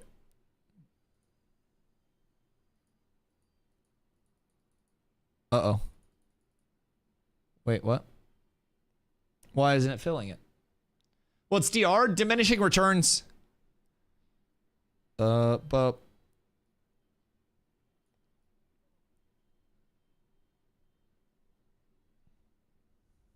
There we go. Can't even tell. 27.7 HPR per HP. Too dumb for this convo? We can catch you up. I'll make it very simple. So, essentially, what we learned from patches was that they adjusted a variety of stats to increase or decrease how certain stats scale based on their ratings. Reworked base attribute waterfall stat distributions and added additional stats, which is what we sourced here, And then addressed enchanting and gear quality scaling issues by inflating values by 10 times to give these more granularity. So they also reworked stat distribution curves. They reworked like class attribute gains, archetype specific stat gain curves. But most importantly, in my opinion, offensive and defensive stat pairs have had their baseline values adjusted. Oh wait, never mind, not this one. My bad. Made diminishing returns properly applied to generic versions of certain stats when combined with their physical or magical counterparts. So DR, diminishing returns, basically means that like it's a soft cap. So it could be something like up to 250 power, it's a 1-to-1 ratio, or like you get a certain conversion. So like up to 250 healing power rating, you're at 27.7 healing power rating per healing power. And then after 250, it goes down to like a 50.2 healing power rating per healing power, meaning past that point, you need more healing power rating to get more of a benefit as a way of like soft capping where they want the top end power to be. So for example, before this downtime, we had people that were 700 plus fizz power. So if past 400 power scaling, you get diminishing returns, that 700 may turn into a 480 or a 500. And it will basically bring down the excessive scaling to stop people from becoming literal gods. So yeah. Do servers come back online at a specific time on Thursday? Typically 1 p.m. EST, Rigo. I would definitely recommend, as Nadal said, Ashes of Creation Discord. You link up your account and then you get Alpha 2 access.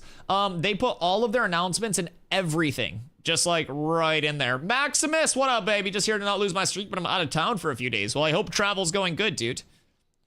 Thank you for that, Hoofsy. Yeah, I would recommend everybody that's not in the Ashes Discord that wants to like play Ashes, jump in there. That's their official Discord server. They have their like news channel where they post all updates. We do also have those cross post over into the guild part of our Discord.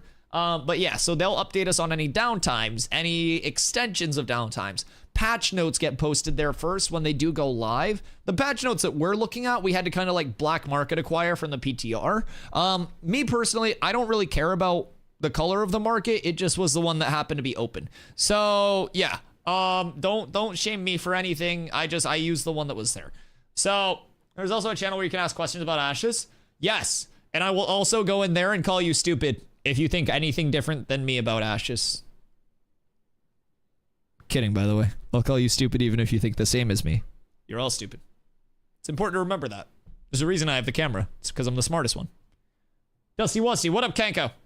Real and based. It's just, we gotta keep the viewers in their place. Sometimes there are these revolts, right? And it's like, I here am genius Mensa scholar DustyWhy. I have 9,000 IQ. I can solve arithmetic instantly. I need no calculator. I see the numbers before they even form up, like on the pages. It's like sometimes there will be like a partially solved equation in a game, and I just walk up to it and it's like, I see the extrapolation of the equation. I see the completion process. And so like sometimes I'll just walk up to these chalkboards and I'll start finishing these equations like for the game itself. So it's this level of talent that like not many people have. Is Good Will Hunting? No, this is not Good Will Hunting. No, it's completely different than Good Will Hunting. No, it's not Good Will Hunting. It's not Good Will Hunting. It's not Good Will Hunting. I really like math. I'm very smart, very Mensa scholar. My IQ, I've actually been told that my IQ is too high for me to take an IQ test because they would consider it smurfing. So like it would be against the terms of service. I'm not good at math. I'm not very smart. Ban him. It would be against the terms of service for me to actually take the IQ test. That wasn't me, by the way. That was somebody on Cameo. Somebody paid a lot of money for that soundbite. That wasn't me. That was an imposter. Yo, what up, Pi? How are you, my friend? Hope you're having a great night. You're so tough? We don't need to lie. I play video games 10 hours a day. Pretty much everyone in here could kick my ass if you walk a mile a day. I'm not even gonna lie. If you get in more than 1,000 steps, you can probably outrun me and beat me up. You're so cute and tough. Yeah, like simultaneously intimidating, but also ooh-woo. It's like, I'll do this, and then I'll also like turn it into like a yeah, and it'll kill you. Yeah, exactly. I'm glad you're picking it up now, but I didn't want to like reveal my inner like my move set. I didn't want to get that deep in my bag that soon. So yeah, they weren't supposed to know about that till phase 3. They're fucking cooked. Ni hao. Do you guys know? You guys don't even know where that originated. Oh my god. So like half the Ashes con probably just thinks I scream ni hao randomly because brain rot. So in New World, there was basically this big like draft called New World League. And people signed up, people's names went in the pool, and captains would draft the players in New World League. And so we had our own private server and everything like that, teams, regular season playoffs, all of that shit. I got drafted by a team named the Guangzhou Goats. So all of our propaganda was based around that. Our entire thing, you know, we'd win our matches, we'd ni hao and shit like that. It was great. New World League was so tough. Did you ever see the propaganda from New World League? Oh my god, Guangzhou Goats had the greatest propaganda in history. Hold on, let me pull it up. Guangzhou Goats New World League. Where's Ling Ling here?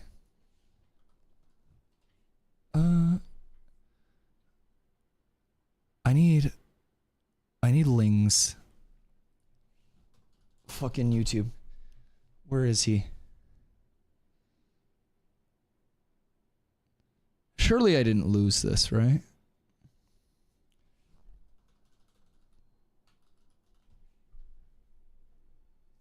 I was a 98th draft pick in New World League, so I'm kind of hot shit. That is true. That is true. You went absolutely crazy. Man, I can't believe they had me playing Kill Squad. Where is our propaganda?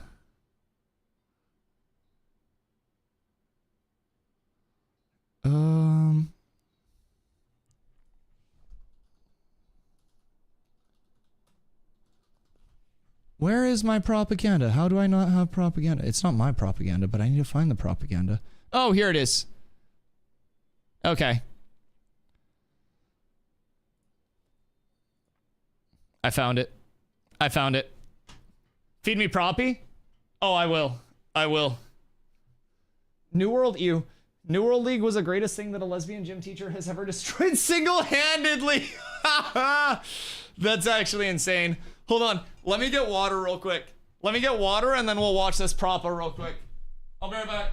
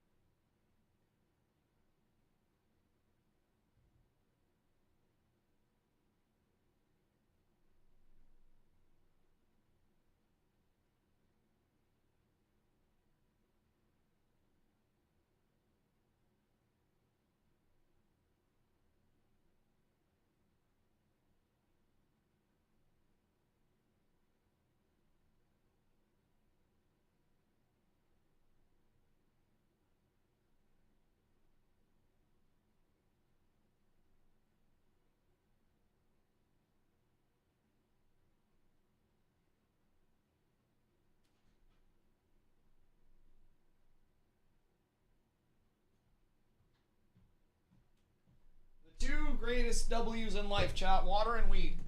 Oh, hey. Apes together. Drewski, thank you for the T1 at 19 months, brother. Another one. one. Yo, CIJM. I don't know how to say your name. I'm so sorry. Sijum? What can I call you? Is this game fun? I see literally nobody playing it. Okay, valid. I will say, today specifically, Ashes is down. Tuesdays and Wednesdays until May 1st, we are down for development. On May 1st, we go into 24/7. My name is Cum. It is, isn't it? Well, I'm not gonna call you Cum. It's not gonna happen. But basically, when we go to May 1st, we get fresh start servers, and then we go to Alpha 2 Phase 3. So it's like live service there, 24/7 uptime. So no more like Tuesday, Wednesday downtimes and stuff like that. CJ, bet. So yeah, I will say, across the board, like about 70% of the core gameplay loop is in. So leveling is a bit of a longer process. It's intended to be. So you have things that you can do along the way with leveling, the lifestyle system, gathering, refining, crafting, shit like that. Very important late game. But just in terms of the the gameplay loop itself, it's a full PvX. So like leveling, gearing up, crafting being the best way to actually get high rarity gear pieces on your output, and gear impacting your power scaling for PvP very heavily. Those are all very important things that'll kind of like way into that. Coming out the same way Star Citizen's coming out, or is it going to be a PoE 2 fail? No, I don't necessarily think it's going down either of those routes. So Star Citizen's been extremely stagnant. I'm not an expert on Star Citizen by any means, so I can't like shit talk that as much as I would like to. But with Star Citizen, it seems like it's been quite stagnant for some time, and Ashes is truly making a lot of great development strides. And then in terms of PoE 2, PoE 2 is considered a failure. Yeah, kind of. I'm not even gonna lie. When did that happen? Dude, oh my god, Max, hold on. I'll catch you up. I'll catch you up on PoE 2 in a second. Like, he's not lying about PoE 2. So, I think, like, PoE 2 was not ready to come out and fell into what I call the early access abyss of gaming. Is it Frog Alt? No, this guy's funny. No, this guy's actually funny. That's a base take. That's actually, like, that's a valid question. I'm not even gonna fucking lie. Like, that's a valid question. This guy's funny. I don't mind this guy. He's asking real questions and made me chuckle. That's valid. He's just asking shit. But yeah, so like with PoE 2, I think PoE fell into like the early access abyss. They were like, the beta's done, like this just needs a coat of polish, and in 6 months we're good to go. They acted like everything was in, right? So if you listen to Steven, the creative director at Intrepid, the guy that basically like made the studio, talk about Ashes, he's like, shit's janky right now. It's an alpha, but like we're developing, things are coming out. It's feeling better than it did like previously. And so like there is a lot of progress being made. And I think Intrepid is very aware, like this is a true alpha. It's not supposed to be an early access. It's not supposed to be polished. Shit's going to be fucked up and stuff like that. And definitely like, I get it. Like development process has taken a while. There are a lot of reasons for that, but I'm not one to cope for them. It's taken a while. But what I can say is from the inside, even since I've been here, there is a lot of progress that's been made. It's not perfect, and it's nowhere near perfect. It's an alpha. I run into bugs every day. I run into large bugs, small bugs, visual bugs, gameplay bugs, mob bugs, pretty much everything. But what I do also do is have a ton of fun. I think that the gameplay loop itself allows people to kind of like get away from the conveyor belt feel of modern MMOs, where it's like, I do this and this as my gameplay loop only and nothing else, right? I log on, I go here to here to here to here to here, and then I log off. Ashes feels extremely open. It feels like, the analogy that I use is like, imagine you walked into a building and you were on a conveyor belt that just pulled you through the building. That's a lot of MMOs right now. Imagine you walk into a warehouse and it's just this big open warehouse with a bunch of areas that you can walk to on your own. That's Ashes. So within your gameplay loop, it's going to be completely like open up to what you want to do. I want a game that isn't Giga Chinese like BDO and not Giga Cringe like Elder Scroll Art Beers. No, I feel that. I mean, I've loved the Ashes community so far. I will say, like, there are a good mix of RPers in, but the RPers are chill. So on Vyra, for example, we have Dunehold. Dunehold is a guild that is all Dunir. So Dunir is like the dwarf race, but there are 2 dwarf races that will be in Ashes. There are the Dunir and the Nakua. So the Dunir are mountain dwarves, the traditional dwarves. The Nakua are the island dwarves. So I asked them actually, because they hang out in chat. I was like, yo, Thogly, are you guys gonna like let Nakua in? Like what's the deal? Is this like a whole dwarf situation? And they're like, nah, only mountain dwarves. Only mountain dwarves, baby. Only Dunir in this guild. So, like, every time they come in, like, I give them shit for technically being a supremacist organization, but for Dunir. So, like, I will say, the RPers in this game have been chill. I come from New World. I played a ton of WoW and shit like that before that. So, like, I've run into my fair share where it's like, all right, you're definitely a furry. But, like, people are chill here. By the way, nothing against furries. I saw a furry on a leash at TwitchCon. Completely respect the hustle. Just, there's some RP that stays in the Goldshire Inn.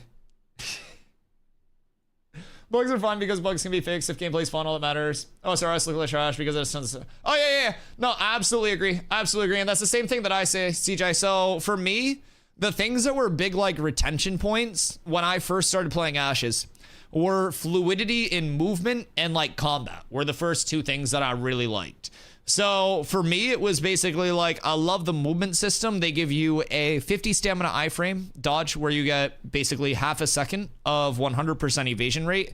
That's 50 stamina by default. You have 110 stamina at the moment. So a couple dodges there, you can use that well. Past that, you can do a dodge into a jump at the end of your dodge, and that will carry your momentum further, like through your jump itself, right? So you kind of like keep that movement gap going and shit like that. Combat feels nice and fluid. You asked about weapons. So how in-depth are things like an Albion? There's quality levels, tiers, enchantments. You can even upgrade them with random traits. How advanced customization and optimization. So right now, loot tables are going to be a lot more restrictive than they will be like on full launch because the world's a lot smaller, right? So you'll have fewer options in terms of like active gearing right now because it's primarily being based out of one biome with the Riverlands being most of the gear sourcing. With that being said, we've got the desert, which was recently like finished. So we're getting the last 2 player ownable nodes as like finally player ownable in this next upcoming patch on Thursday when servers come up. We got the tropics at the end of last month. So the tropics are like an island area with like eventually underwater stuff as well, like accessibility to dungeon build outs and shit like that. Relics in the water, naval combat. So we're also getting the June Dark, which is jungle, and you get the idea. Map's going to continue to expand. So through that, like loot diversity opens up much more. And in terms of like customization, you'll have each biome having unique gatherables, craftables, shit like that. Different servers will have different dynamic states of progression as well. So the same dungeons may not be open and accessible on every server because different nodes are upgraded by player behavior. So essentially there's 6 tiers to nodes, and at tier 6 Metropolis, there can only be 5 of those on a map at any given time on any server, right? So with that, you kind of have this system of like every server has its own shit, its own upgraded areas, less upgraded areas. So there's a big like kind of lockout period as well. So every server will have its own like progression, its own accessibility, its own metas. Past that, you'll have like more expansive build outs of like gear sets, gear diversity. You have enchanting that right now is an Eastern MMO enchanting system. So it's going to be +1 through +20, gold sync type thing. You get scrolls, you RNG it with a chance to hit your enchant, fail your enchant, de-level 1 level, de-level all levels, destroy item as eventual punishments. So it is an Eastern MMO enchanting system, but crafting is extremely valuable because there are different rarities to pieces. So I can show this best actually through the Ashes Codex crafting calculator real quick, and I can give you a look into how actual crafting works. So with the Ashes Codex crafting calculator, we have long sight bow here. So long sight bow is going to be a very popular longbow. You'll notice this is common, and you see this scale. So with crafting, this is going to take 20 braidwood planks. So we'll change the quality of it a little bit, and we'll give our crafter some actual rating here so we can scale that up. Whoops. But you'll see how this can kind of impact things. So right now it's 269 phys power rating, 7 lifesteal. If we juice this up to say legendary, it goes up to 395 phys power, 29 lifesteal, 7 strength, 7 dex, and phys crit power. So from there, there's a lot that goes into it. You'll notice I adjusted the quality rating here. So there are basically artisanship pieces that you can get for every trade skill, right? You have to specialize in certain trade skills, but if you're a carpenter, for example, making bows, you can get a really good carpentry set. So say you go up to, let's go 1100, and say you're a really good crafter. With legendary planks and nothing else, you can push into legendary. But from a consumer standpoint, it becomes important to source this. Ready?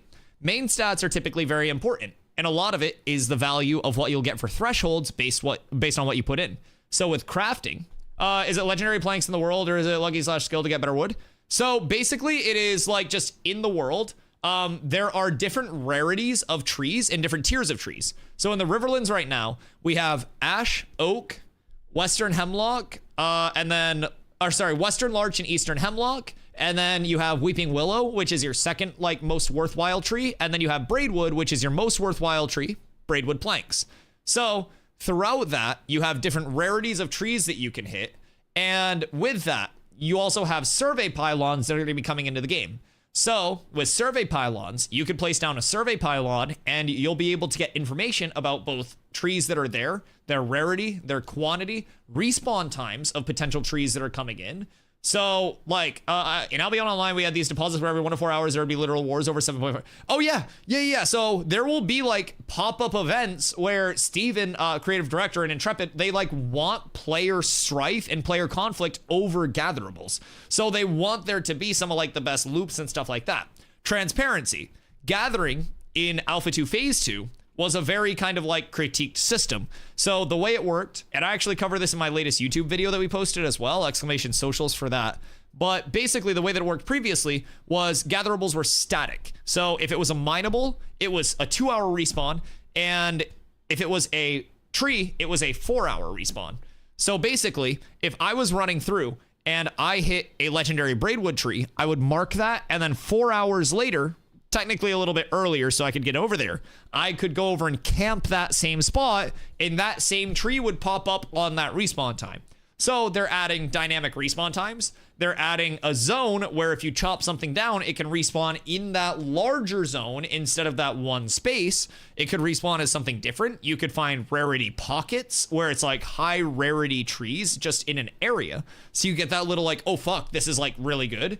And then they're also eventually adding a logic-based spawn system where weeping willow, for instance, if a tree spawns near a riverbank, it has a higher % chance to be a weeping willow than a tree not on a riverbank, because weeping willows naturally spawn near water. So spawns can be more heavily weighted based on where something would logically spawn. Is there weather or anything that affects rarities temporarily? So there are a ton of like buffs, gathering sets, like clothes and shit like that, like artisan clothing that you can get. You can also enchant your artisan clothes and craft higher rarity artisan clothes. For example, let's go here. Say you want to get, say you want to get like a very good lumberjacking axe to cut down trees. Here you go. We're going to have to craft this bad boy. Jack, thank you for the hydrate. Mr. Money's ni hao. So, say we want to get you set up with a very good gatherable. You can look and see the difference. 170 speed, 170 XP, 6 quantity. 467, 155. So, then you can also enchant these. I mean, your gathering tools, like, everything, just all of your gathering shit can be full enchanted. Hoofsay, thank you for the gifty, brother. I appreciate you. Seasons eventually will change what resources spawn. Yeah, do we want the season talk? So, basically, there's an in-game seasonal system. Every server will be in a different spot within that seasonal system, and every server will also have its own like unique micro metas and stuff like that. Things that seasons could eventually impact. And we can also pull up the wiki on this. Do I have a wiki tab open?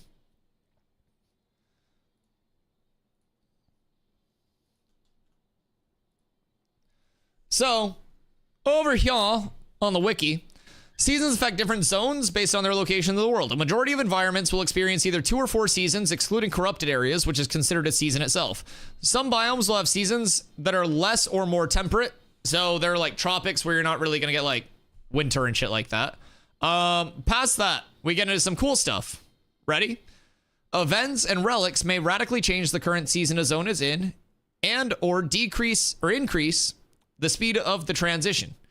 Items, crop cycles, freeholds, buildings, and crafting mechanics might gain certain buffs or debuffs in certain seasons. Ocean and underwater areas will not have seasonal changes. And then different seasons may affect access to various roads, pathways, obstacles that can block areas and points of interest. And then there will be a lot of seasonal events that can pop up as well.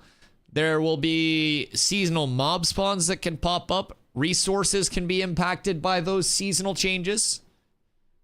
There's a lot. There's a lot. Winter sucks. We already lived through that. I don't mind winter. I think snow is nice. I just think ice is snow's asshole cousin. I'm gonna keep it a buck. I think ice fucking sucks. You know, talking to the players about the game. Not Pirate Guy. No, I mean, Pirate does a lot of good as well. I just kind of stay in my own lane and enjoy Ashes, man. I came over from New World after like 7,000 hours over there.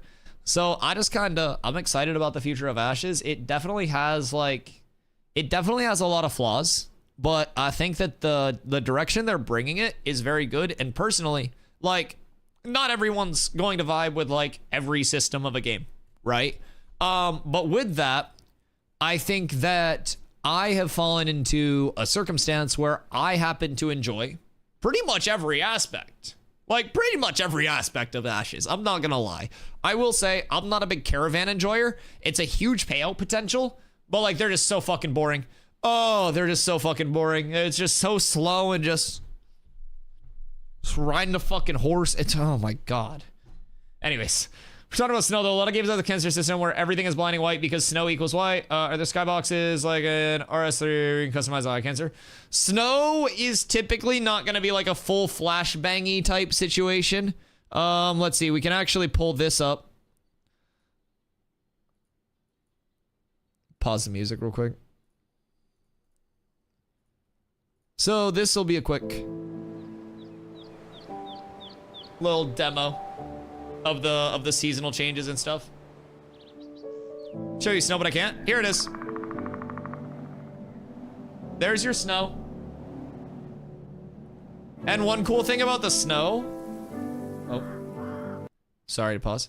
One cool thing about the snow itself is that like different materials have different accumulation rates for the snow itself. So like, you'll see roads not covered in snow, and like as snow falls, you can see it really like actually accumulate.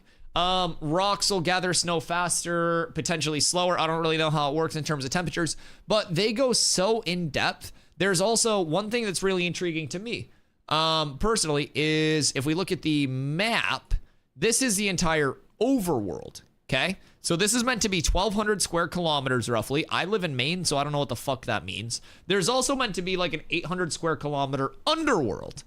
Is temperature a thing? Not like a survival temperature aspect. No. Not like that. You can go titties out in the winter if you want to. Your character's not gonna like die or like not be able to cast or anything. No, it's not like a survival aspect or anything like that. World functionality, like access to points of interest and stuff like that, but like true MMO roots. Tits in game confirmed. Have you seen my dwarf? Yo, Taco, what up, baby? Crazy being able to actually dev in this game and ask them a question coming from New World. Brother, oh my fucking God. As a content creator who loves just like yapping and giving feedback and stuff with the expectation that nobody actually listens to it or hears it, I just like theory crafting with chat.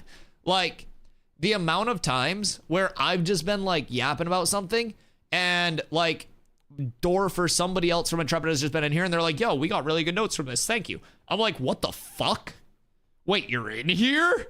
Like Intrepid hears a lot, dude. They are so involved, and not just on the like outward, I'm typing in a chat, visiting a chat. there are so many people from Intrepid who are extremely passionate about the game who just like to blend in more and like to be normal members of the community. Like, I'd say it's very likely that at least one person has probably stopped through the stream today wondering what the fuck I'm doing here. Is Intrepid the devs? Yes, Intrepid Studios. Fucking cook. Ni hao, ni hao, ni hao, ni hao. Ni hao, Jack. So yeah, I definitely think like across the board, Intrepid is an incredibly involved company with the development of their game. But that's because, yo, Tarvo, have a good night, sleep well, brother.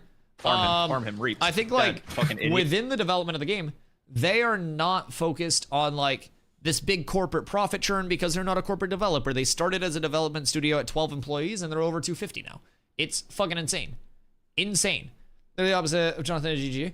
I mean, yeah, and I came from New World as my primary, man. That was Amazon Games. Like, holy shit.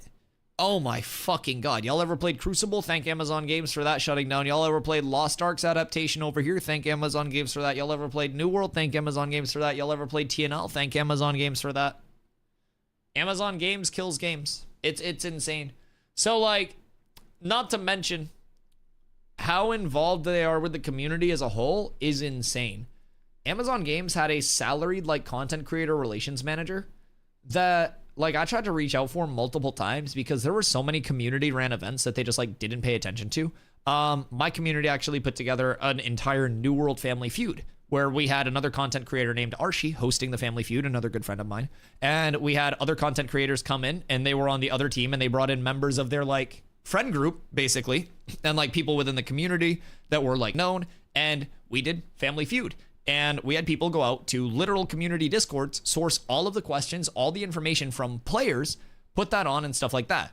I had to like reach out multiple times to be like, yo, this is happening within your community. Is this something you guys want to know about? Is this something you want to learn about? Maybe like throw in an article or something, help us hype it up or something like that. And basically there was such a level of like them just not giving a shit.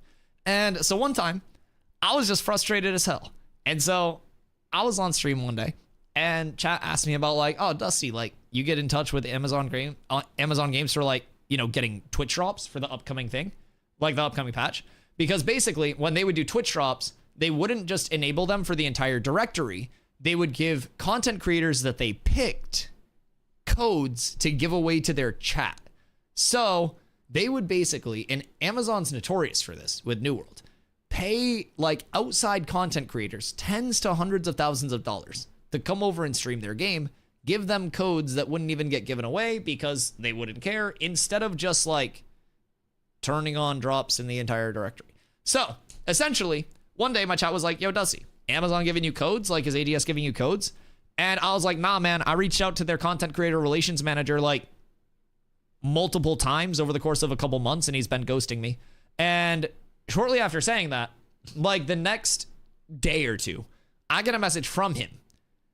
And he essentially is like, hey, Dusty, like one of my colleagues, you know, I heard that you were like bringing up our conversations on your stream. And he was like, well, Amazon Games or I will never like silence you. Just know that bringing up like matters like that will impact your ability to basically be involved in events going forward and stuff. And it was like this threatening message. CJ, thank you for the follow, brother.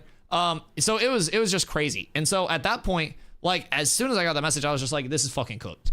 Like this is absolutely insane. So I stayed in New World because it was my comfort spot as a streamer. Like my community was large over there. We were good. Everything was chilling.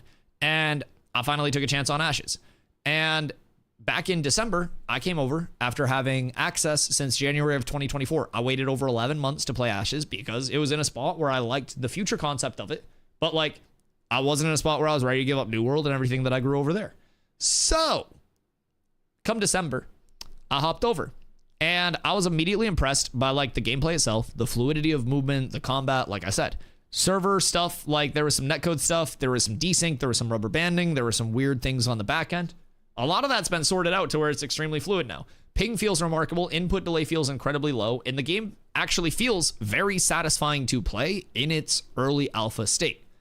Insanely smooth, personally. I think the netcode is remarkable, and it's probably only going to continue to get better. But past that, I saw so many people that were constantly talking about within the scene because keep in mind, I was outside looking in. I was absorbing content that was put out, which was a mix of positive and negative.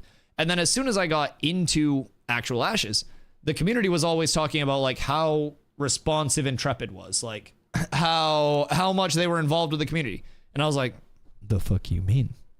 This doesn't seem right.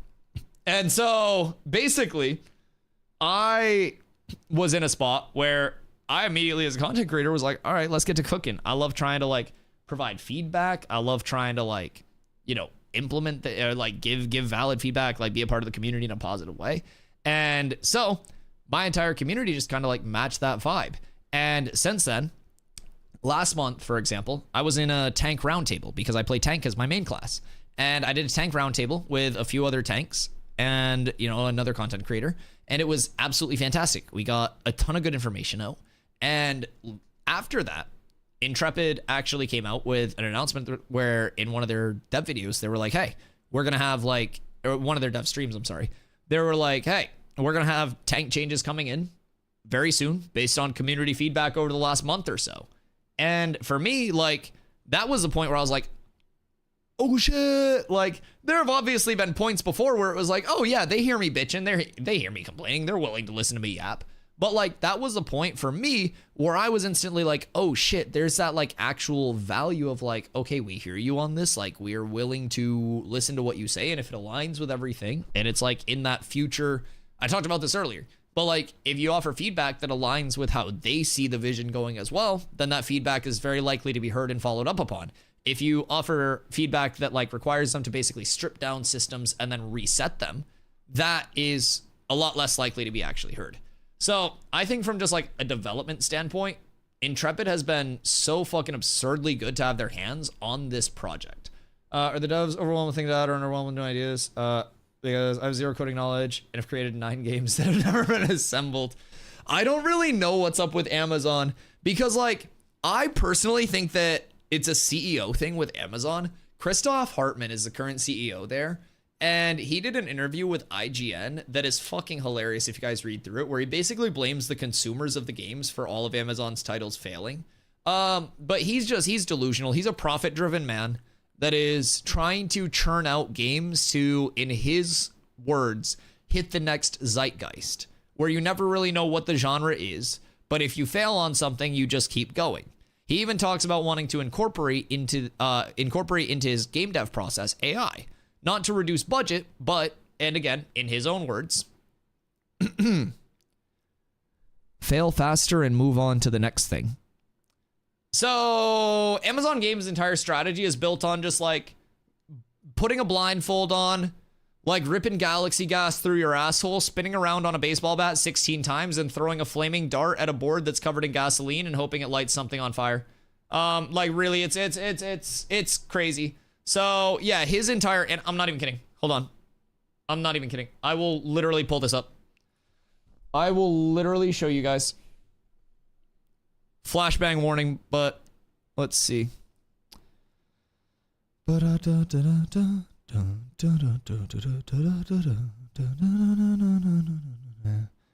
the AI question, you fucking rat bastard? Publishing labels. Oh, here it is. Beautiful. Flashbang warning in 3, 2, 1. All right. So my hope is that the question was, by the way, I would love to hear as an executive in the games industry in charge of one of the biggest publishing labels. I'd love to hear some of your current insights into the game industry right now as it stands. So blah, blah, blah, blah, blah. So my hope is that AI will help. It's not going to solve it all, but will be one thing where we, for example, can shorten the life cycle. I think game development takes way too long, like 5 years per game. It's us predicting, especially in a fast-moving world, what the zeitgeist is going to be in 5 years. It just means basically everything will be lucky shots, and hopefully AI will help us streamline processes, so hand-done work will go fast. Ideally, we can get it down to 3 years so we can iterate more, which will then bring budgets down a little bit. I don't think they're really going to get cheaper, but at least you fail faster, and then you can go on until you find the right thing.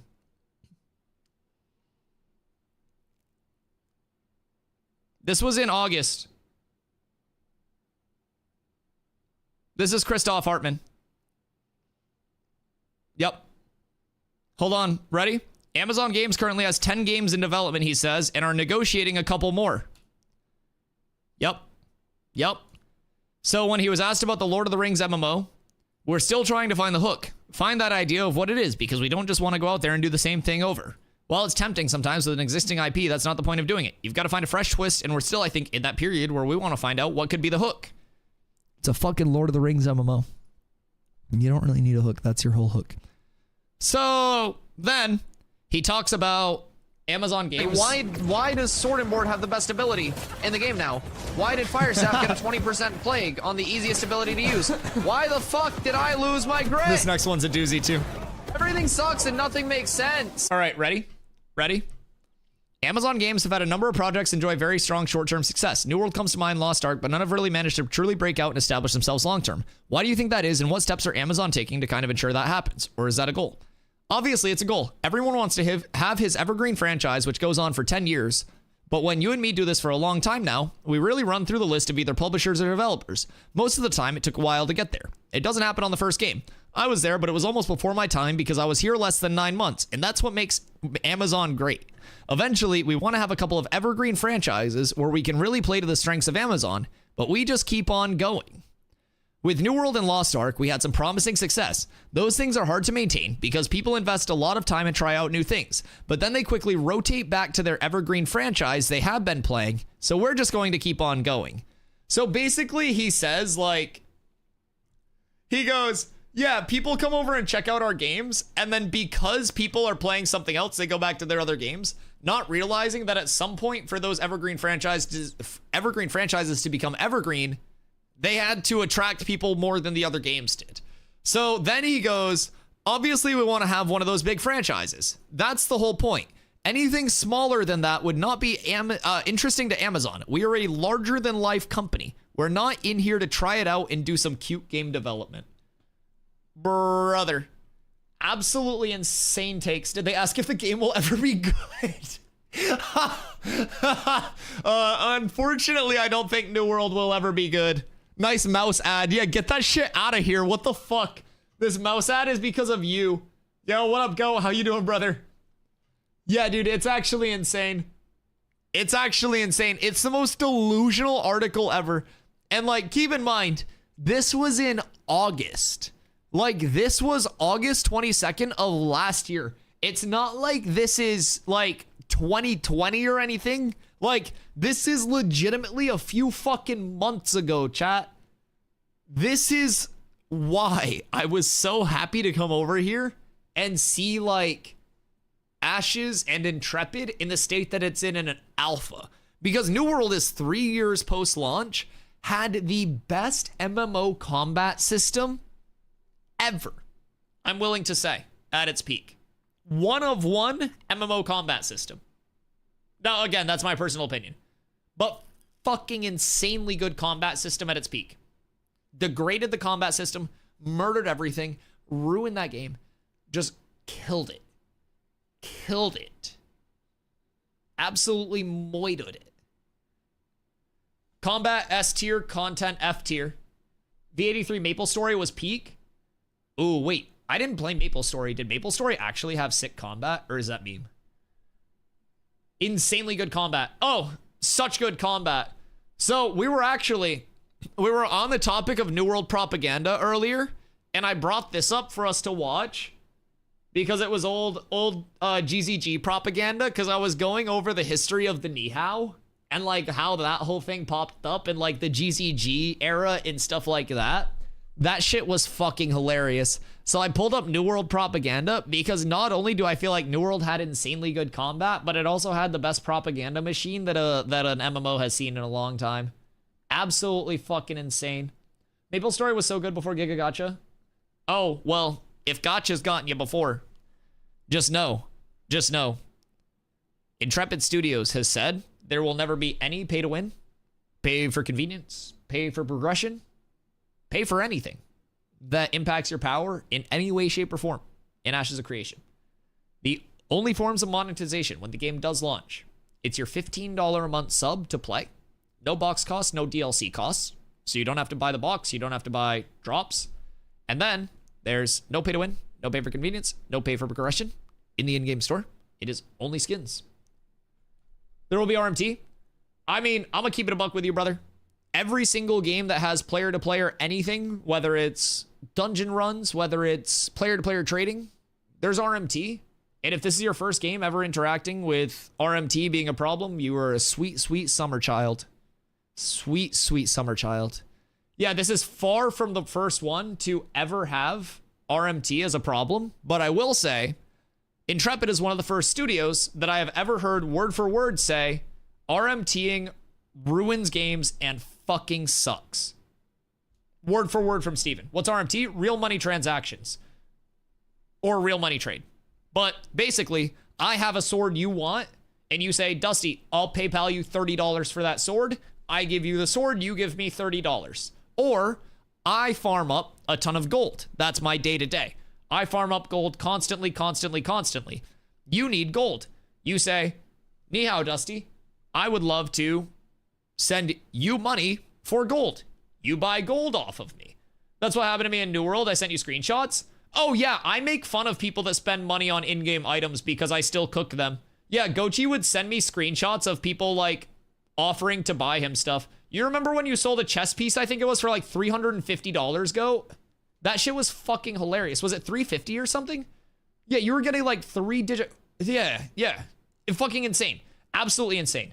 So yeah, I will say, RMT is an issue in every single player-to-player game. Whether it is player-to-player trading, whether it is you not being able to do the hardest content, me having a guild that can do it, and you saying, Dusty, I'm gonna slip you 20 gifted subs if you let me come in to your raid. Now, granted, technically you gifting me subs for favors is a way to go around RMT. I'm just putting that out there. Technically, you can launder RMT money through a favorite streamer. You can win my favors over by having a gifted sub badge. So, like, technically, I like Hoofsy more than I like a lot of people. If someone random in chat's like, that I've never seen before, goes, yo, Dusty, I need you to come help me with this. I'm gonna be like, yo, I'm busy. I'm scratching my ass. If Hoofsy's like, yo, Dusty, you wanna come farm this? I'm gonna be like, yeah. That's also not just because Hoofsy has the biggest gifter badge. That's because I love Hoofsy. Anybody can get that treatment. Overtime. Donation gift? I mean, yeah, look at Zine, for example. So, Zine, he one time was like, hey, Dusty, I can't, like, afford a boat for myself. Can I come out on your boat because they added naval combat? And you'll notice, Zine is not on the gifted sub leaderboard. I told Zine no. If he had given me more money, I would have let him on my boat. RMT. Just an example. Not that that happened, but just a hype. So, one thing that Steven has said, though, like jokes aside, is they are very aware that RMTing does happen, right? It's something that is an issue in every game, from buying carries to buying gold to buying weapons to anything, right?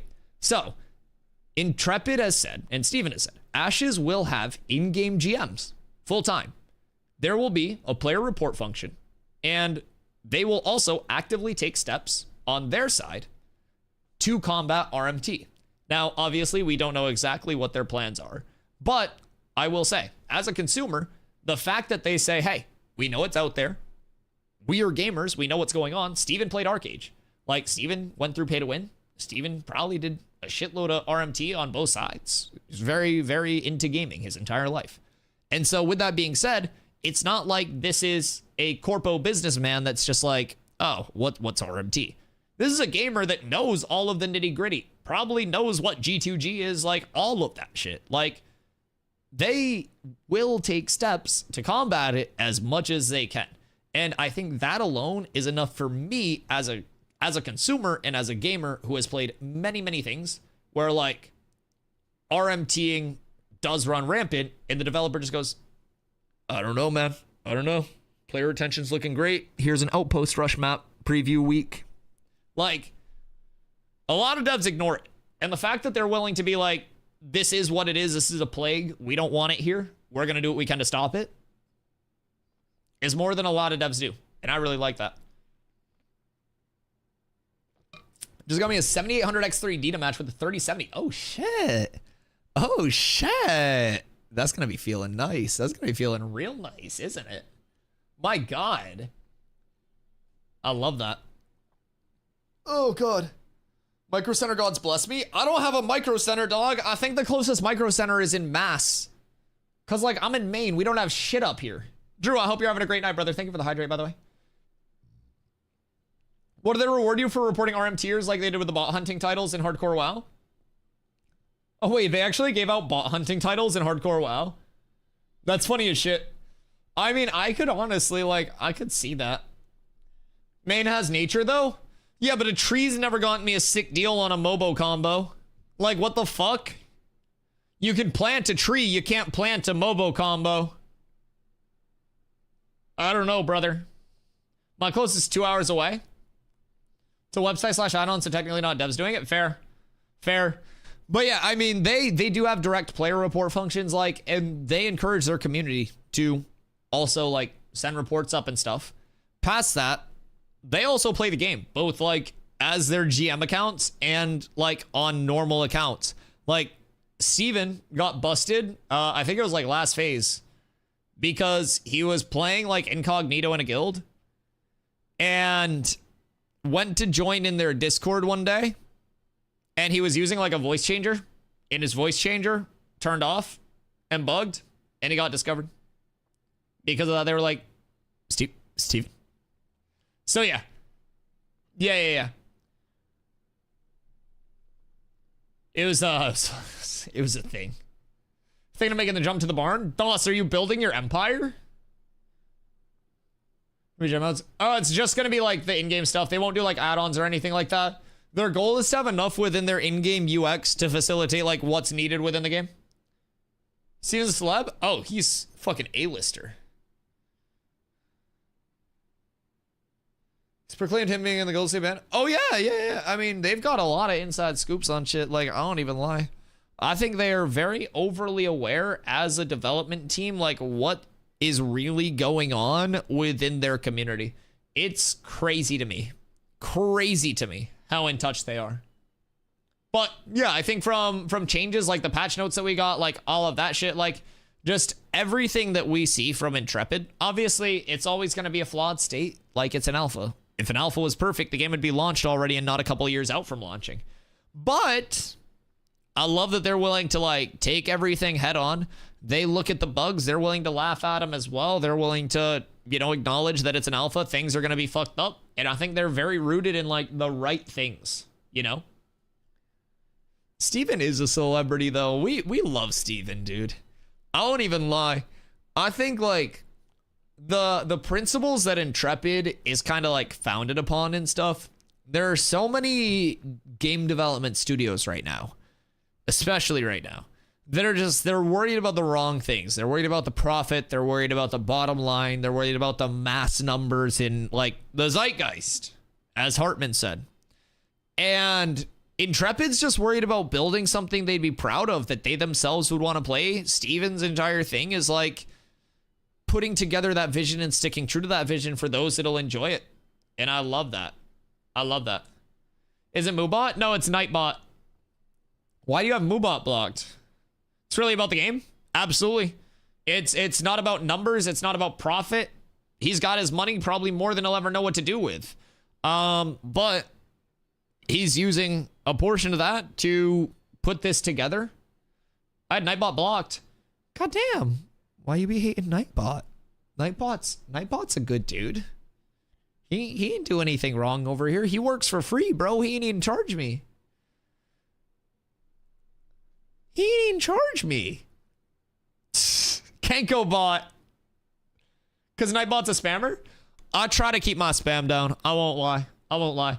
I just have the socials plug that goes. What else do I have? I don't know what else I have, but I was worried Ashes was another scam after the Narc video. Then I took some time to watch some Steven interviews and instantly bought the game. Love the man. You fell for the scam. We've got you now. Are you past your 90-day refund period? Because you're trapped. If so, then we delete your account. And then the fun begins. No, I'm kidding, dude. The Narc video was instantly disproven in every way, shape, and form.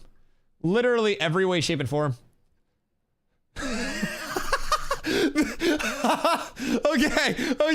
Okay. In all fairness, you had that one coming. Nightbot was just holding his ground there. I respect that. I respect that. Nightbot was just holding it down, man. But yeah, my favorite thing was like, honestly, the narc drama had happened. What up, Ty? How you doing, brother? The narc drama had happened like shortly after I came in, right? And so I had already checked out a lot of things that Narc brought up in his video as like complaints. And like I was sitting here in my own little lane at like 35, 40, 45 viewers, you know, just chilling. Because I had just come over from New World. So all of my viewership was still in New World watching other motherfuckers. So I was just having the time of my goddamn life. I lost over 100 average viewers coming over here. And I was sitting here and I was happy as shit. So the few people that did come into my chat were like, yo, Dusty, you see this Narc video? And so I went to watch it on stream. I made it through the first like 4 minutes before I got annoyed listening to that motherfucker's doo-doo ass content. I just didn't like his content. I didn't like the way that he talked. I didn't like the way that his video was paced. I didn't like anything. So I made it through about 4.5, 5 minutes of the video. And then I turned that shit off and I said, look, every single complaint that he's talking about right now is false. This is how we debunk all of them. I remember specifically his first claim was about like they tried to create FOMO because they lowered the price of their alpha access keys. And I was just instantly like, that just from like, my degree is not in economics, but I took an economics course. It's not a major elective. And lowering the price of a good that is infinite supply does not create FOMO. That's like the opposite of FOMO. So that's the biggest thing. That's the biggest thing. Gonna pay to play test? Ooh, I have something for you. Hello, Miss Corla. How are the PTR changes? What up, Saker? Is it fighter meta?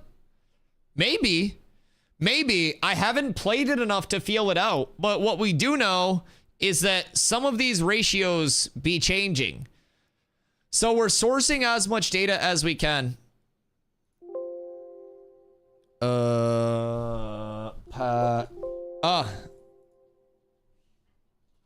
Patch. There. All right. And then we need to go this one. Here we go. All right.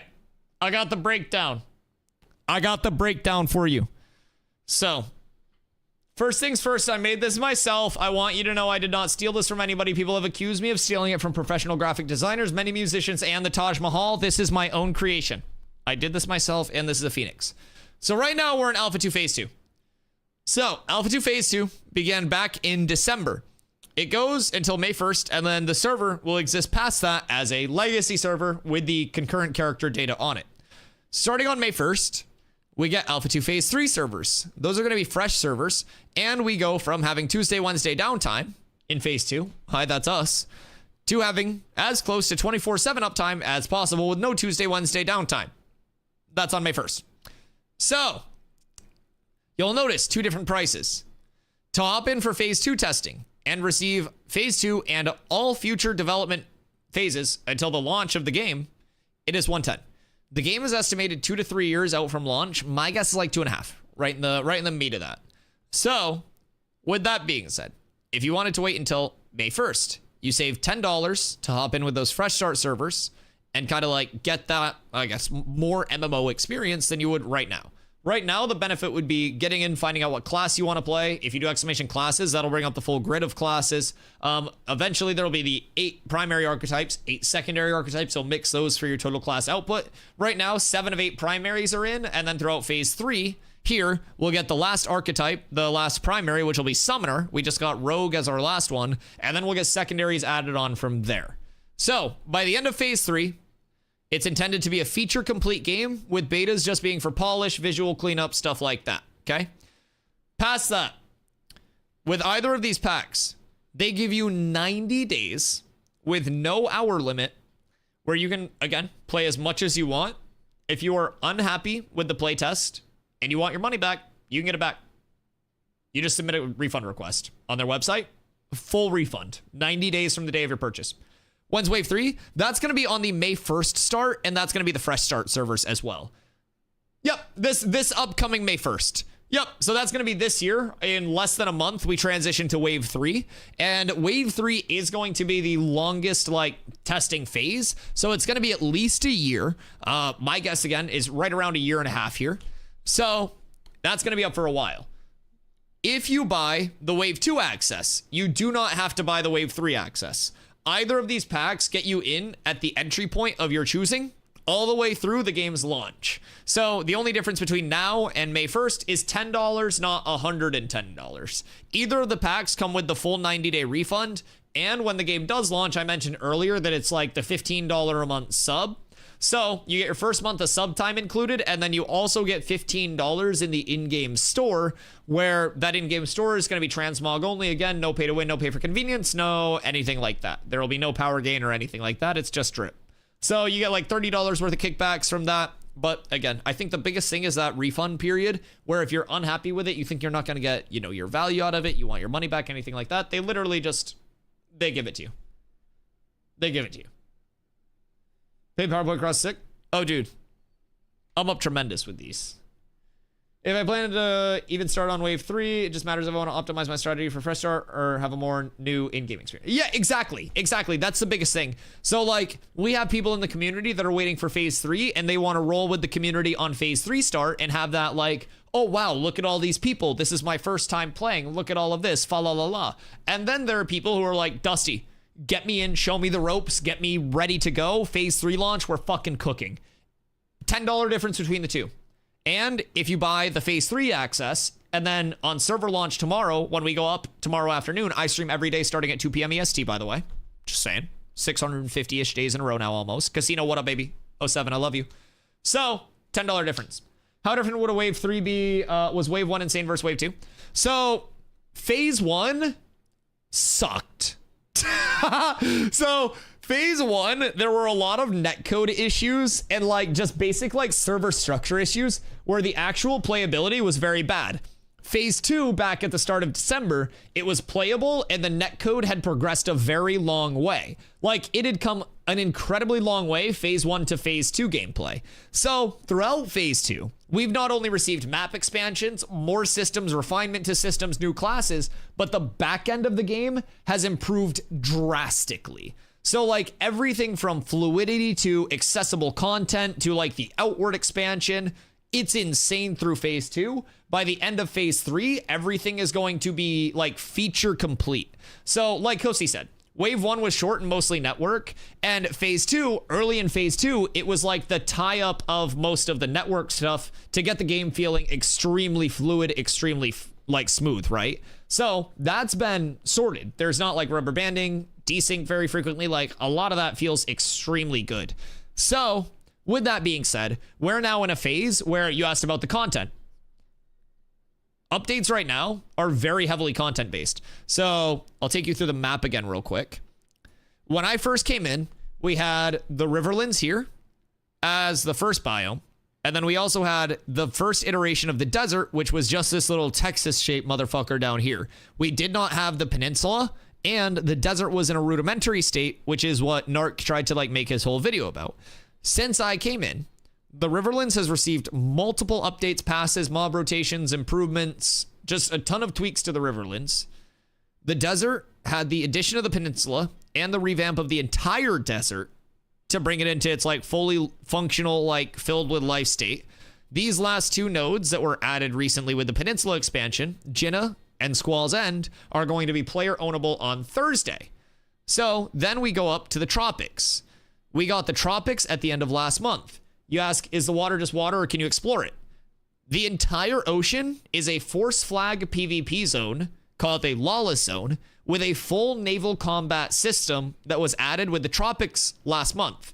So right now we have 8-person, roughly, you can put more on it of course, but ships called caravels. There will be different ships, sizes, like basically functionalities, speeds. There will be merchant ships. There will be combat ships. You'll be able to customize your ships. What's at the bottom of the ocean? We don't know yet, because right now we don't have all of this area. So right now, through our expansions, we have through here, trace up through here, and we do have the turquoise sea, which is here. So that's getting, actually in the patch notes, we'll notice down here, turquoise sea. NPC enemies have been moved to where they were intended to be in the Turquoise Sea. Improve lighting of pocket dungeons, which are smaller dungeon build-outs throughout the Turquoise Sea, including some that we may not have discovered at the bottom. Fix some issues where parts of the landscape wouldn't render, and then polish and bug fixes in the Turquoise Sea. So the entire sea area and ocean area is meant to be like a playable, important area throughout that. So I mentioned this was at the end of last month, or the cave dungeons. We haven't even seen like the entire build out yet, but there are already different like island dungeons that go subterranean and shit like that within the tropics. It's real nice. So basically like scuba gear, what if I told you that there were aquatic mounts? So different types of mounts. You have your ground mounts, you have aquatic mounts, and then you have higher tier mounts. But basically flyers are this very, very, very exclusive mount when the game does launch on a full server, which is a 10,000 person player cap. Concurrent, by the way. There will be roughly 10 to maybe 20 flyers on an entire server. 10 of those probably being limited duration flyers. So with that being said, your primary mounts are going to be ground mounts and aquatic mounts.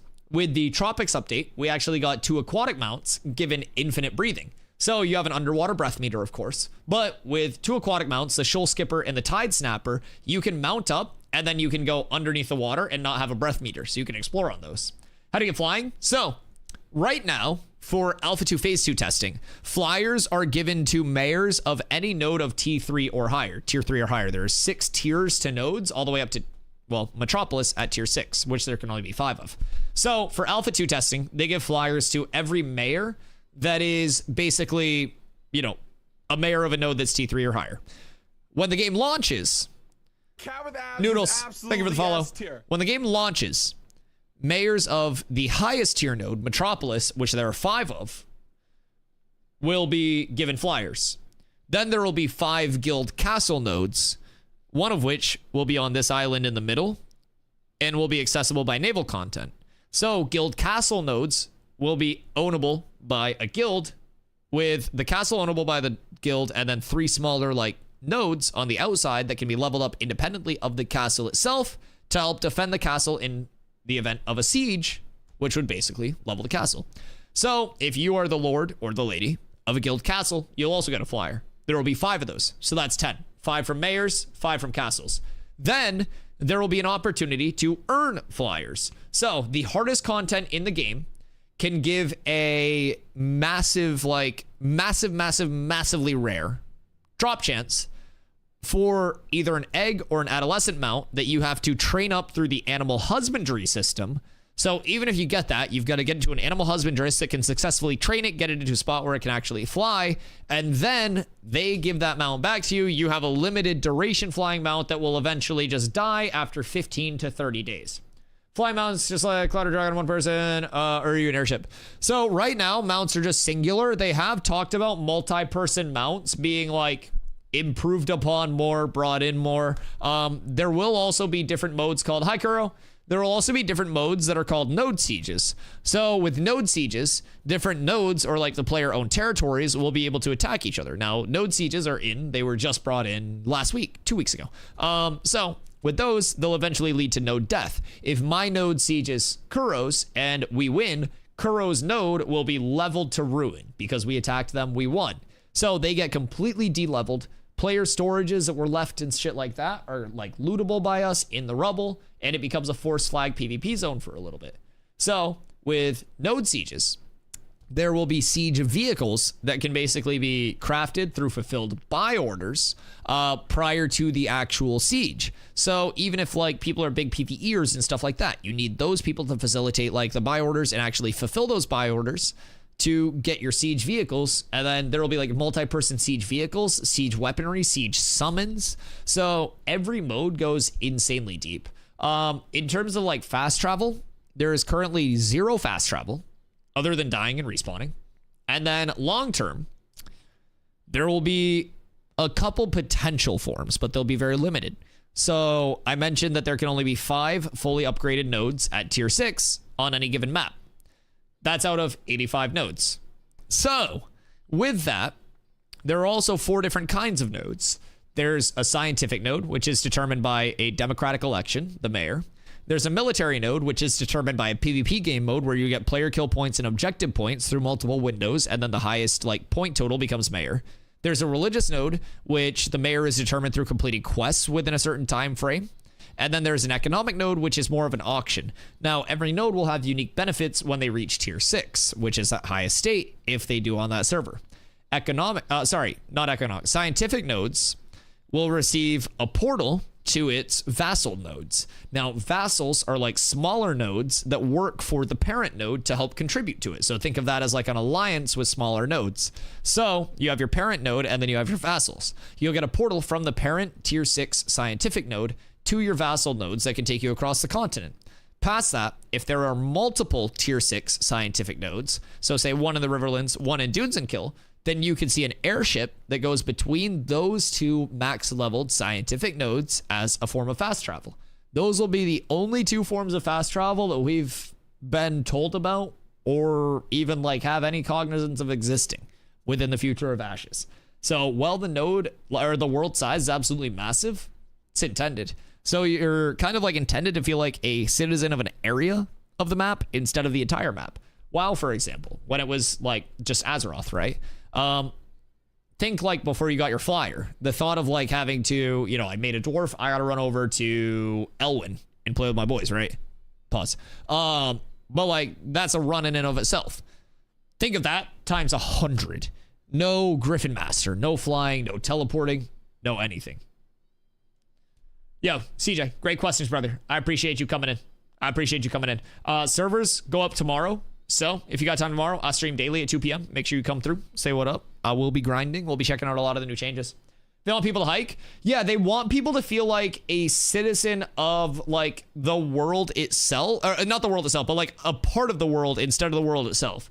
So like you may play out of the Frostgrave Fells, and going to the Riverlands would be more of like a calculated trip for you and your people because you want to go over and farm the dungeons over there for a couple of days because they've opened up and you want to try to get that loot. Or you want to try to go gather over there and get somebody to craft you something from the Riverlands because it's got a really cool aesthetic piece with the stats that you want on it. Or you play from the Underworld and you are a gatherer in the Underworld that farms Luminite. So if you're wondering what Luminite is going to be basically a glowing mineral that will spawn under the ground. So Tolnar live under the ground, and with Luminite, it's like a glowing material that you may even be able to use to make like glowy type weapons and shit. We don't really know. So that's why the maybe's there. But say you live underground and you want to farm up Luminite and then you want to bring it up all the way to the Riverlands or to Frostgrave Fells, and you want to sell your underground materials. You may be able to sell those at a substantial markup because those aren't going to be available. And people aren't going to like transport them in mass because if you do a caravan or a ship to transport them going across the water, you could get hit. It's force flag. Everything's so crazy. I'm so excited. I'm so ungodly excited. TTK changes are very intriguing. Let's bring up the informational one again. Hold on. Patch. There it is. Okay. I've been DMing the Ashes Instagram asking for a key. They will have to give it up. I feel like, hold on.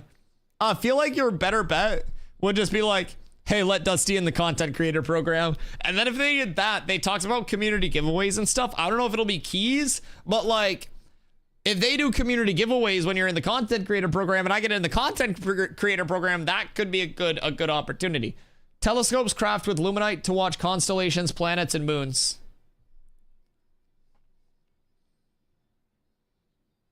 Shut the fuck up. Glowing sword.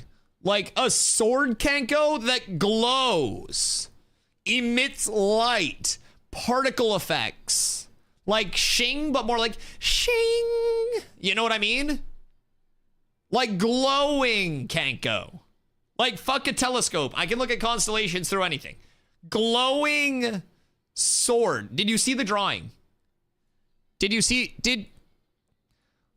at it. It glows, Kenko. You can add that to enchanting. No, I want big like geode type weapons that glow. I want cool, like, bright. Like, enchanting's all, like, red and angry. I want, like, bright, welcoming, glowing. I want, like, a holy glow. I don't want, like, a red, scary glow. That's not my fucking vibe. I want thick particles flowing off the sword. Yes! Yes! Exactly. Exactly. If there is a poor person near me on a shitty GPU, I want them to feel their bad PC just from walking near me because I have so many particle effects. Thank you. Thank you. As a poor person, my entire life, I had to be subjected to many whales in games that were dripped the fuck out.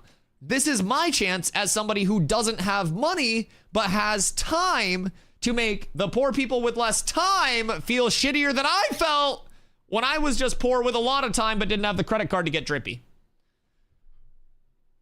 Dusty, one's using pay to win by having a NASA computer. Listen, man, it's tech. I will say there are 2 steps to being good at PvP games. Good computer, fiber, internet. If you can't do it with those 2 things, you're not doing it with anything, brother. You invest in those, and if you still suck after getting both of those, competitive gaming's just not for you. Like, I played Fortnite for a long time. I was a pub stomper in Fortnite, right? That's where my content came in. So when they added bots to lobbies, I tried to get into competitive. I was like, I just need a better PC. I got a better PC. I still got shit on. I quit Fortnite. I play MMOs now. I wasn't good enough to play shooters anymore. There's a reason I'm in MMOs.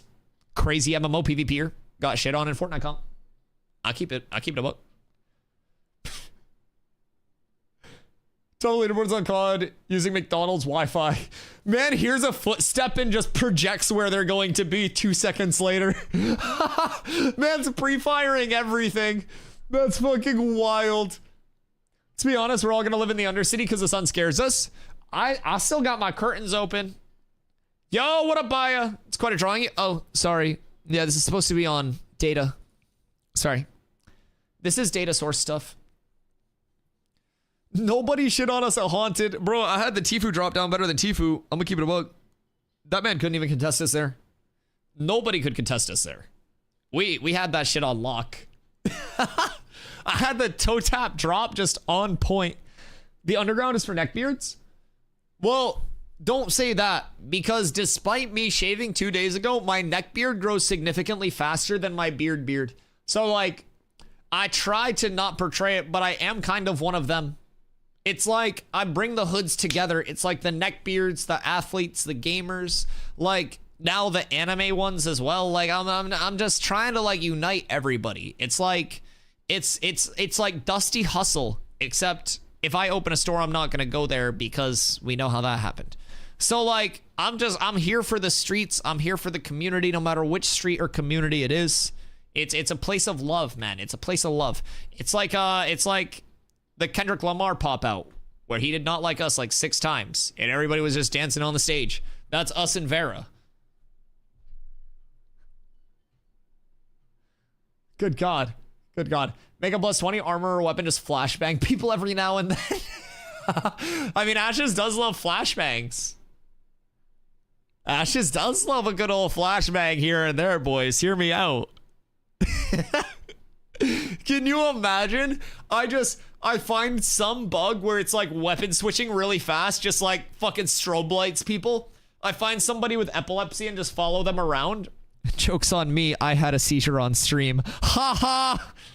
I'd fuck myself over. I'd have to look away from my screen switching weapons. Even the Dirty Bathroom Habit community, fuck those guys. Fuck those guys. 20 plus 20 was Deep Red? Yeah, fuck Deep Red, man. Let me customize how my enchanting looks. I don't know. Literally, like, why's it gotta be red? One thing I really liked about WoW was how different, like, weapon enchants looked. And you could add that level of customization to Ashes, too. You could. But I mean, I guess maybe instead of customizability, it'd be like different thresholds, huh? Be like +5s, fucking, I don't know, this light enchant, and then it gets like different colors or like more bold or like something as it levels. Different breakpoints, perchance. I can see that being cool. I don't know. I like particle effects. Be cool if every 5 levels change the color. See, that's kind of what I was thinking, yeah. Yeah, that's kind of what I was thinking. You kind of like tell what people were juiced out with, right? Be a good indicator at least. You see somebody with like plus 10 weapons and it'd be like seeing a fucking S rank aura in solo leveling. I mean, low-key, it'd be a good indicator if there's no player inspect and like no other visual like denominations. We can't see health numbers. So it's like you don't know if you're fighting somebody that's double your gear or evenly geared. Someone runs at you with a red fulmination weapon and makes your pants brown. Yeah, but I also feel like it should be more than just a subtle glow. I don't know. I like moving particles, but moving particles are also probably like the worst thing in human fucking history for like frame drops and stuff. Like, I like the way that they look, but I have no semblance of what they would actually do to the game itself. Also, did we get magic power rating and fizz power rating ratios by chance? Just out of curiosity. It's okay if we didn't. I just didn't know if I missed them or not. I'd love to have them if anybody's still on PTR. I also had a scepter and book which have a low amount of glow anyways. Yeah, I mean, I'm also just kind of biased because I like really big chonky weapons. So it's down. Oh, they took the PTR down? Those fucking rats, they knew we were getting too much information out of it. They knew we were going to juice it for all that it's worth. They had to stop us. They had to stop us. We have unanswered questions. We'll continue on this, like, this graph progression tomorrow, I guess. But this is just, I'd say this is pretty solid. Is power rating really worse? I mean, I guess maybe because it's magic power and fizz power, but... We do? Yeah. Threshold for diminishing returns. Does it keep up a 1-to-1 ratio past diminishing returns? Like, what do we notice for diminishing returns? Because with power scaling, it seems like we're going to notice a soft wall at a certain point. So yeah, we have to test, like, in mass. So basically, like, what I'm going to be doing is when I get on tomorrow and, like, log on, I'll be trying to calculate this. Whoops. So... through finding out fizz power rating to fizz power ratio. Is absolutely S tier. Yo, Atak, thank you for the follow. I appreciate you. Through calculating like fizz power rating to fizz power ratio, I'll be able to figure out kind of like where the soft cap is because we'll establish the theoretical, right? So say it's like, we'll just say fucking hypothetically 25. Right? 25 fizz power to 1, like, fizz power rating to actual fizz power. I can then use that to extrapolate, like, okay, I'm putting on this piece of gear. I should receive this much fizz power conversion as an output. We hit, 250. I'm getting a reduced output. How much is that reduced output? So from there, we can deduce, like, through a couple logical steps of testing, both where the diminishing return threshold is, like the exact number that diminishing return starts at, and then we'll also be able to determine through extrapolation there, like, what our diminishing return actually is. If it ramps up in a linear fashion, if it's a non-linear fashion that gets more harsh as you ramp up. So we'll basically be able to get, like, so much data about the curve of the diminishing return itself with a full gear set. And that's if we can push past the diminishing return. We may notice a linear progression up to where my character was geared because I was 397 unbuffed. So I was 397.7 unbuffed in terms of my fizz power before we went down. So it'll be important to see, like, is it a linear curve up to and after diminishing returns? If non-linear, how non-linear? What is the point where power scaling is no longer worth it and you would be more worthwhile stacking something up? All of these are questions and answers that can really impact how people continue to gear long-term. And it's something that we'll also need to keep an eye on because if it's relative to level with diminishing return, then that gives us even more information indicating that like level 50 would be a higher base threshold. There's a lot. Hey, Tag, thank you for the hydrate. Can you spell run?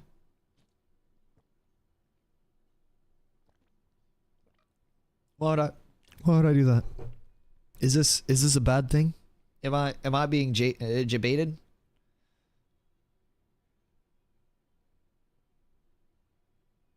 I don't know. Level 25 cleric with full rare Bloom Warden was 225 healing power, and felt like my 20 cleric with full green Bloom Warden with 225 magic power. Interesting. I mean, It's because they're the same. Well, what he was saying is like rare Blue Morden versus green Blue Morden. So it seems like there might have been a power like rarity shift maybe. Because if they like knocked everything down a notch, right, then maybe like legendary is what old epic pacing was. Full enchant plus 20 was 270 healing power. Oh, wait, what? On one piece or on every piece? Because that's massive if it's on all. Oh, fuck. So with the old scaling, every level of enchanting on a main stat piece was +1 power output. And not power rating, but like, if I was a tank and I had a piece with strength on it, I was 395 power, I enchanted it +1, I'm now 396. So if you enchanted full +20 on how many pieces is it? Is it 18? Is it 14 or 18? How many pieces do we have equipped? Is it 6 on each side or 8 on each side? Or is it 7? God damn it. Either way, you should be getting 8. I know, that's what I'm thinking. I think it's 8 on each side and then 2 weapons, right? Which would be 16 and then 18. Because it's earring, earring, necklace, ring, ring, back, shoulders. That's 7.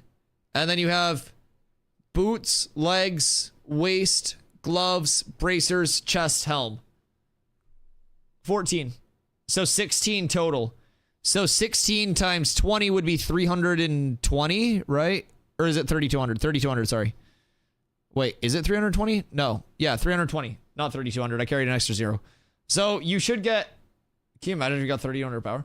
So plus 20 across 16 slots with old scaling, you'd be getting 320 additional power output. So you would go from 225 to 545 with plus 20 on every piece. Fupo! How are you, my friend? We've been sourcing information all day today, and I just hit the lever on my chair and made it sink down. I hope you've had a good day, my friend. My brain hurts from mathing all day. I only try to math a couple times a month to keep it relatively straightforward. Only more than doubling output. Yeah, enchanting was balanced. Okay, so that's actually massive. I'm not good at math. I'm not very smart. I'm smart enough for this, baby. This math does itself.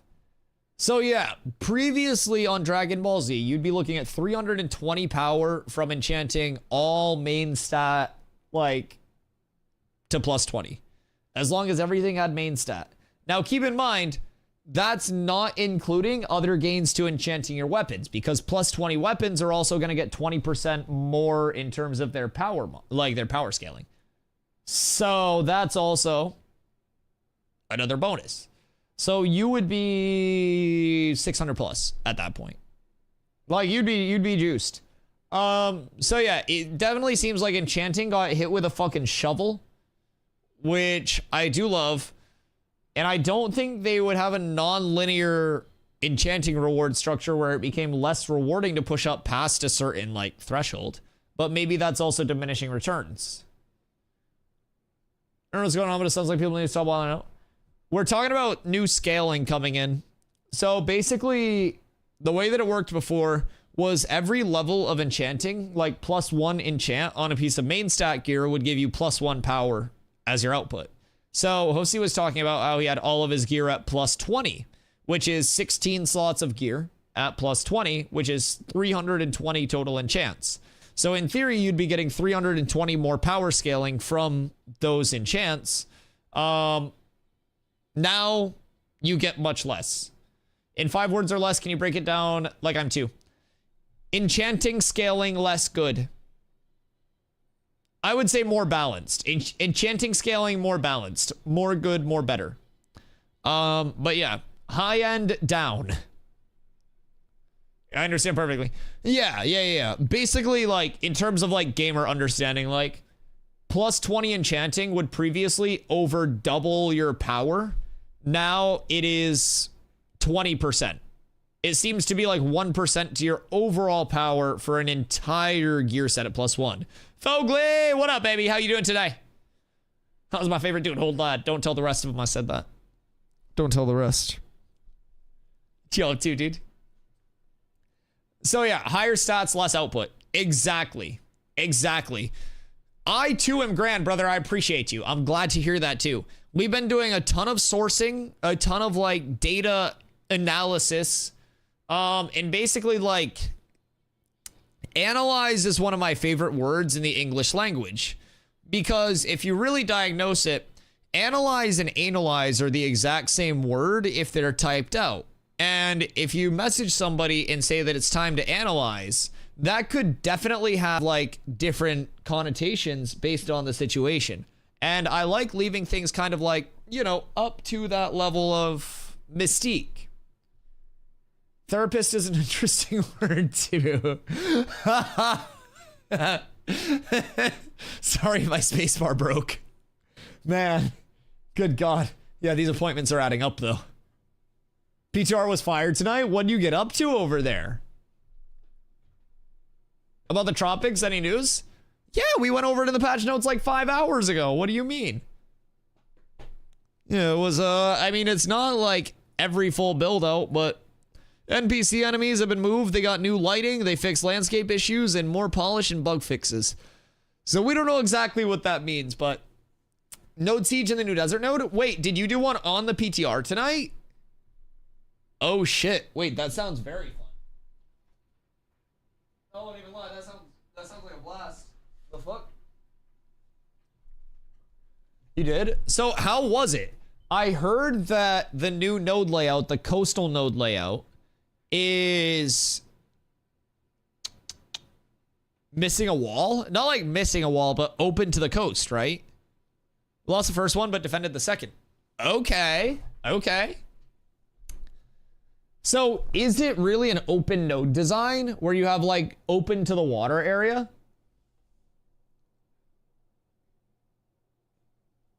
It is missing a wall. Now, do you find that everybody was like sieging through that open wall area? Or do you find that it was more of a traditional because when they went to that open wall area, they funneled in and got cooked? Because that's what I was thinking. Like, it's almost like a great debate, right? Like, if you're sieging from land and you go over to that wall area, you're probably going to get cooked. They're pushing the north side because of the lack of the wall. And were you guys just, like, punishing them while they were trying to push? Because I would assume if they're trying to push, like, up through the open side, they're going to lose half of their army before that. Right? And you guys can always drop over. You guys can always, like... But I guess uppies could make that a very interesting thing.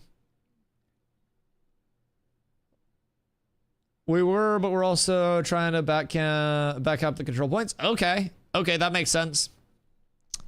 Yeah, I don't necessarily know that, like, sieging from the open area will be the best. At least not until you get gates down. Interesting. I mean, we'll see, though. We'll see, though.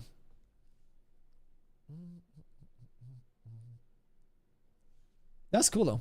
It's a very open design. Just like road and building wise. I'm trying to like picture in my head what it would be. Fuck, man. I'm so excited. Well, it was nice though. I wonder if there's no wall to allow water siege. Well, and probably water commerce more smooth. You know what I mean? Because like if it's a harbor node. By the way, chat, what we're talking about is in the patch notes. It was a very cool change to see Jinna node can now level up to village tier 3 and uses a new coastal layout. So prior to this, there were only 2 node layout options. And with the 2 layout options, it was either what was called a river node, which had a river going through it, or a non-river node, which didn't have a river. So now we have an entire coastal layout. You can make it a harbor with a wall though. But where would the ships go? You can't get a ship over a wall. What if you need to take the ship to the mechanic? You gotta have that open area. On the unprotected dock. I thought only you and I were doing unprotected docking. Docks don't need walls. Docking ain't easy. So, right, but like, even if you have a dock, you've got to have like a way in. I mean, I guess you don't need like a completely open design. Because like, what is it? What's the rough design? Like, how many, is it 3 other walls in just like an open square? Land with the ship, siege the wall. Or siege the wall from the ship. That could also be cool. Interesting. I bet it's like a square.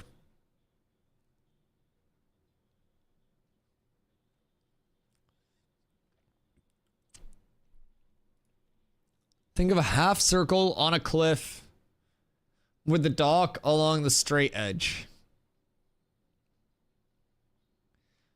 So does it like tip down towards the water? Or does the dock like go up?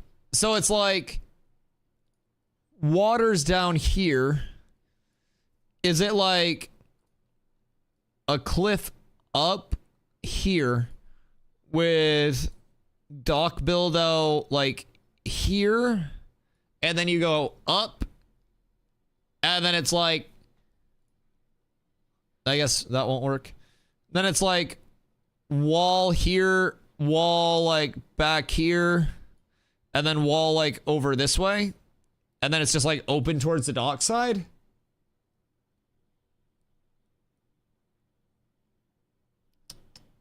Or am I tripping? Because that's kind of what I'm gathering. Is it's like walled off facing back this way and then open to the ocean. What the fuck kind of drawing did I see? This is the new node. Yeah, this is the new coastal layout for nodes. So like this is water, this is a dock. No, it isn't. Well, we're trying to figure that out. Because Hoofsy just said think of a half circle on a cliff with the dock along the straight edge. So I'm trying to like decipher it without seeing it. This is kind of like one of those collective things. Do a top-down view. You know what? That's probably better. Okay, hold on. So let me look at this from the top. Of a half circle and a cliff with the water. Oh, okay. So like, bop, bop. And then this is all like watery, flowy. And then basically there's like a dock over here.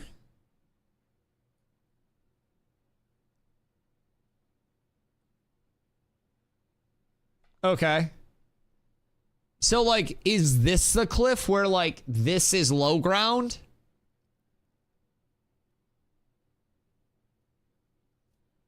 Now stretch that as tall as your paint. So like it's low ground down here and you would have to like run up to siege. I got a drawing for you. Wait, drop the link in chat. I mean, I'm an incredibly talented artist, so it's not like we need much clarification. I mean, I feel like that sums it up really accurately. I feel like that was a really good drawing. I don't know why you guys wouldn't like my drawing. I've drawn stuff before. I've drawn really good things before. I drew a phoenix one time. Chat, love the phoenix. Love the phoenix. I don't know what's wrong with that one. It didn't have enough girth. Wait. That does have some girth. I won't even lie. I won't lie. That's good. All right, where's this drawing, Thogly? Oh, wait.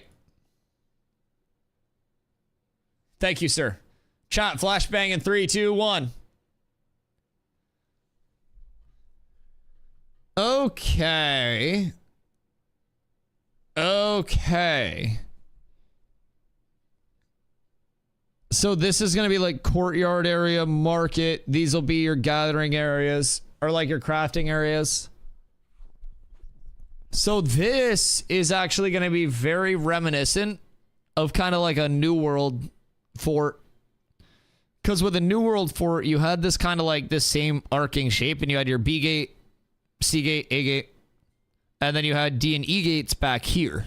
So you had D, E, and then you had heaven, which was like up here. You had stage, you had heaven above stage, and then you had hell, which was basically down here. And so this was always like a really contested area. Interesting. It's an oddly familiar. See how on the north, the wall is missing. Wait, like right here?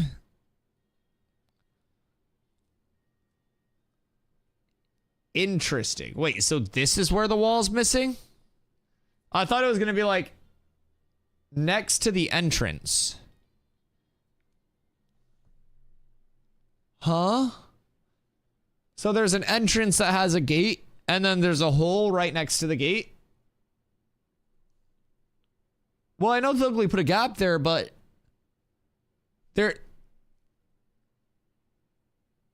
Wait. There's a gate here that has 5 million HP. And there's a hole in the wall right here with 0 HP. Directly adjacent to the gate.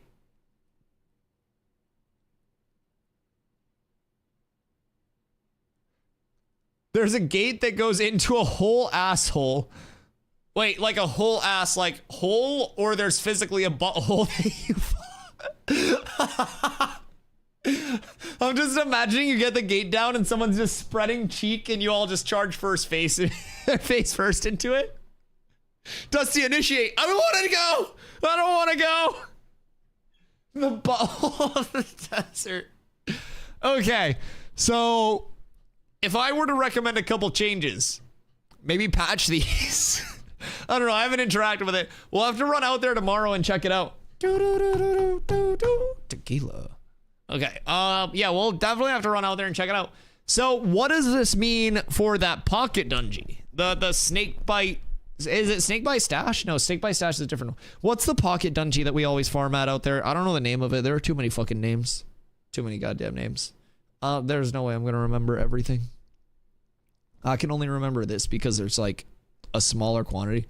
Bro, can you imagine remembering every single like POI, every single pocket dungeon, every single everything just off rip with 85 plus nodes?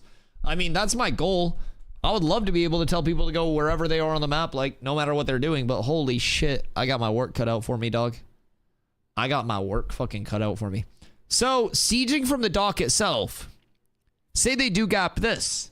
Can you like drive a boat up and then climb the dock and have high ground? And there's like no wall where the dock is?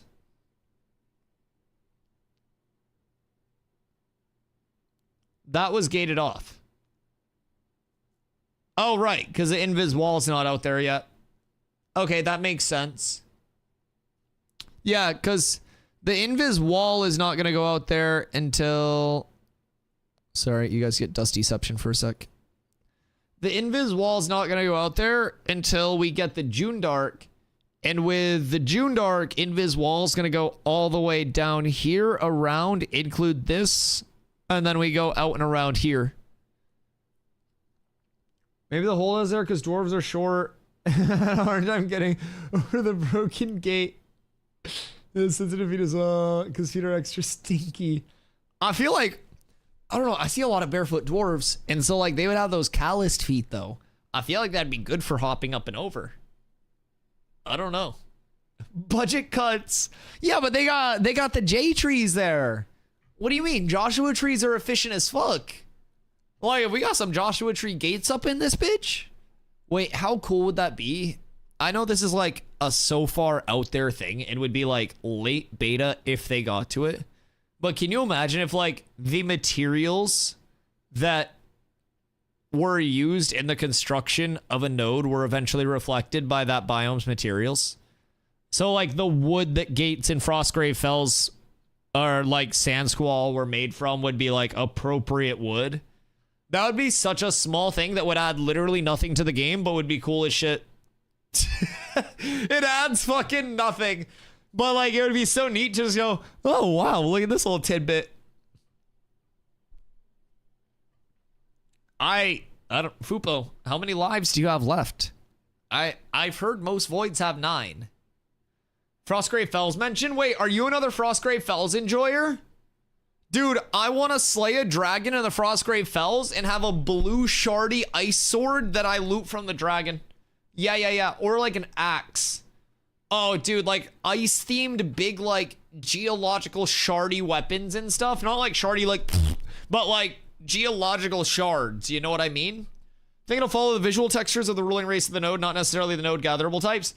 That's fair as well. That's fair as well. But what about like the overall gates and stuff, like the outside? I know like the internal buildings will be reflective of like race and stuff like that, right?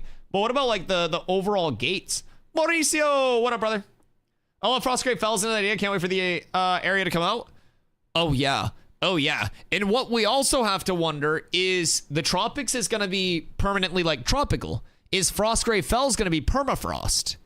Because like a permafrosted harbor node like out here would be such a fucking cool concept. What do you think? You believe boats can support siege with cannons? Well, first of all, they're not cannons, Marie. They're potion launchers, actually.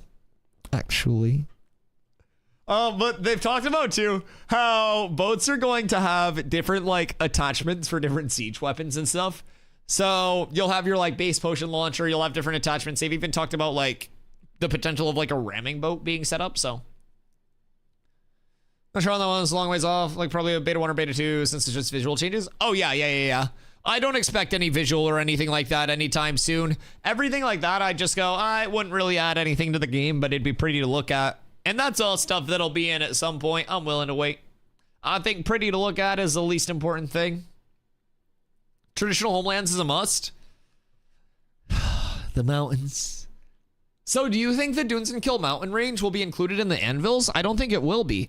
I think we'll get like the anvils here, and then you'll kind of be like edging the Dunes and Kill mountains, because I feel like the mountains is going to be like built out within the mountains more than anything else. Another one. Though actually, I'm pretty sure you're going to get edged. Because I've heard no mention of Dunes and Kill. I've only heard the anvils. But with that being said, Steven did say the anvils, which is the Dwarven homeland. So it could include Dunes and Kill. I don't know. What's the next biome after June Dark? So that's what we're talking about right now. That's going to be the anvils, which is to the north of the tropics. So what we're trying to figure out now is if the anvils will include the Dunes and Kill mountains, which is this mountain range that goes all the way up here, or if it will just include the anvils, which are this area. So if it's anvils and Dunes and Kill, then we'll get a huge amount of content with that, because Dunes and Kill is going to be like the Dwarven homeland. So the Dunir come from there. And if you know anything about the mountain dwarves, they live inside the mountain. And I can actually verify this. So basically, this is a dwarf. So dwarves live inside the mountain because they're obsessed with the mountains. Vek live on top of the mountains because they're obsessed with the stars. Tolnar live underground and have luminite glowing swords. Island dwarves live on islands, and from what we've been told from Thogli, they're not allowing island dwarves into Dunehold. So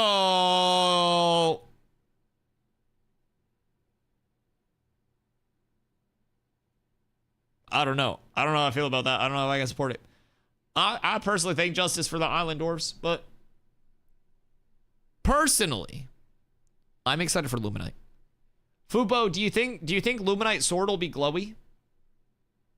I know Fupo likes glowy things. But yeah, so tropics to the north, anvils, maybe Dunes and Kill. Speaking of June Dark, Steven pronounced it June Dark and corrected himself June Dark. No, Steven pronounced it June Dark like a fucking man, and then some hoe-ass motherfucker was like, it's actually the June Dark. Somebody tried to correct Steven. And I say tried, because we will not be silenced. June Dark believers. Don't believe the conspiracy. Don't believe the hype. It is June Dark. It's not June Dark. It's not June Dark. It's June Dark. The jungle that is dark needs to be something called something other than, it needs to be called something other than Jundark. It's the Jundark, or everyone's gonna be like, wow, this sounds dumb. You think they have any green crack in the mountains? Dude, I bet there'll be some mountain men that grow some dank shit in Vera. Oh. Oh, you got a lot of mountains. Oh, you got a lot of mountains. No comment? I mean, everyone knows that Thursday with Thogly starts with ayahuasca. It kills the ego and gets everybody locked in and ready to share. So, yeah, I think Frostgrave's gonna be so sick. I'm real excited for Frostgrave. I also wonder what the implications, because you guys have to remember, this lake is gonna be fucking huge. Like, this lake is the size of, like, most of the Sand Squall Desert. Like, this shit's huge. That's fucking massive. I don't know how big the Great Lakes are, but this would probably be the greatest lake, just based on, like, area. So this is going to be really intriguing. It's also got, like, a tributary system. So I feel like these are all going to be connected somehow. But you also got a mountain up top. Like, the map looks so fucking cool. But yeah, this is a huge body of water, chat. Huge. Pelagora looks like it's gonna be fucking sick. What's a biome you wait more for? Probably Frostgrave. I won't lie. Like, this entire area up here looks really cool. Like, what's the northeast of Illyrium gonna be? Cause like this mountainy area looks all doomy and shit. Like, this looks insane up here. There's like red, like lava-y area. Although, if Frostgrave Fells doesn't work out, you could go to Sejoma. Over here. You grab yourself a little frozen island. Like, that's why you know about Thursdays with Thogly? I always know. I always know. Thogly, I know everything. I know everything. I don't think you realize. I find out. I know what's going on. Y'all think I'm not involved. Vera has a shadow government.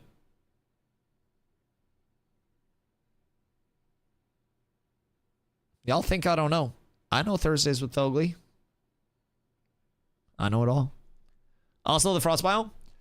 Yeah, permafrost biome is going to be intriguing. Now, one thing I hope they don't add is fucking ice, because ice is a dick move. One thing that's really peculiar about Sejoma too, I don't want to read too far into this, but does it not look like this mountainy area is more shaped than other mountains and is more so a structure than a mountain? Because this is, if so, a mega structure. That is huge. That is massive. That's like an entire node worth. So if this is actually a structure with a door, it makes me wonder what we're really going to see. I'm intrigued, boys. I'm absolutely amped for more biome expansions, because past just functional area, you guys have to realize that's where we get diversity in gear sets. That's where we start to get away from the, oh, you only wear this piece. You use long sight bow. You use fucking wolf and maw. Like, then we'll have alternate gear sets. We'll have more expansions. We'll have a ton. They have Cockrock on that map? Yeah, Cockrock's gonna be like right down this way. Yeah, it'll be like right down in this general area. Right around these farts. Yeah, you can see it from up here though. Yeah, you can spot that thing a mile out. But yeah, like every biome expansion, every loot table expansion, it's functional. It's not just this level of like fashion. It's not this level of just polish. It's an active functional expansion. New gatherables, new refining mats, like, of course, through gatherables, but like new recipes to grind out, like everything. Entirely like biome, like appropriate aesthetics to your gear sets. Every single functional piece of these biome expansions is also going to add a ton to the game. Oh, I can't wait. I absolutely can't wait. Boys, I can't believe we've been yapping about Ashes for just fucking 8 hours. These patch notes are massive. These are actually massive. I have to pee real quick. The island in the middle of two continents is going to be with a lot of people. So the island in the middle of the two continents here is actually going to be a guild node. So this will be one of the like guild castles that are ownable. And with the guild nodes, you have a pretty cool structure because you have like your guild castle that's in the middle, and then you have 3 small castle nodes that can be independently leveled up to level 3. And with that, those castle nodes will assist the guild castle in the event that the guild castle gets sieged.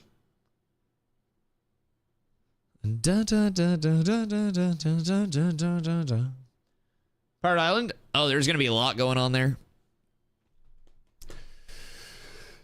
I wonder if that's almost definitely gonna be the best guild node to own, or the best castle node. Like it's central to everything. It's gonna be probably super hard to siege. I can only imagine. All right, I have to pee real quick, chat. I'll be right back. Hold on. We've been yapping nonstop. My bladder's going.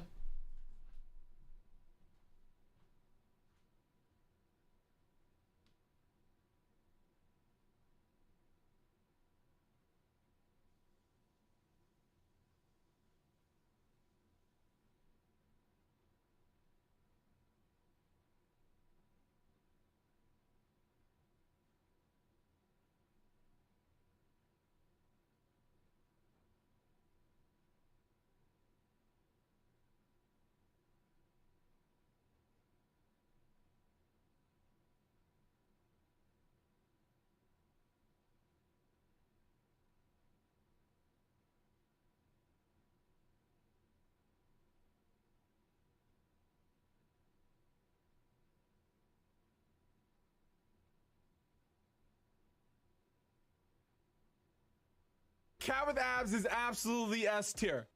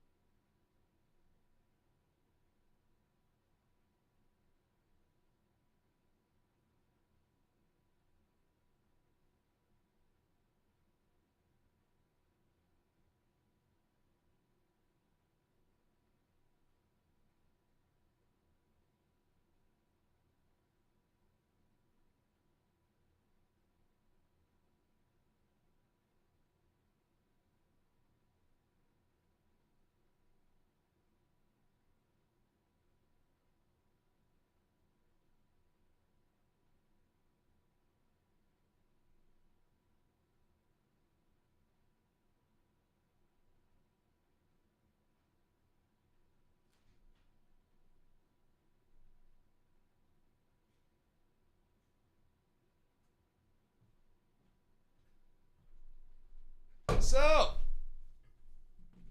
oi. Hello, Leash. I'm back. Welcome back. Happy you're back. Did they add secondary archetypes yet? Sorry, I went out to get water. Secondary archetypes will be in phase 3. My prediction for those is honestly probably like October-ish. Now, that's kind of just like a guess. Hey, yo!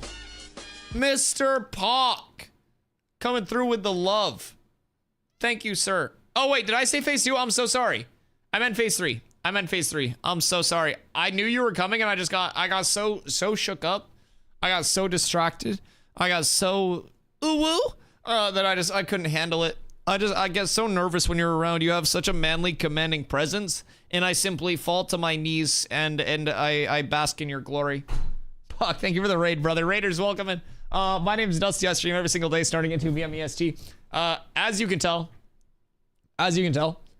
I love Ashes. Was Definite Nerd, you said phase 3? Oh, okay.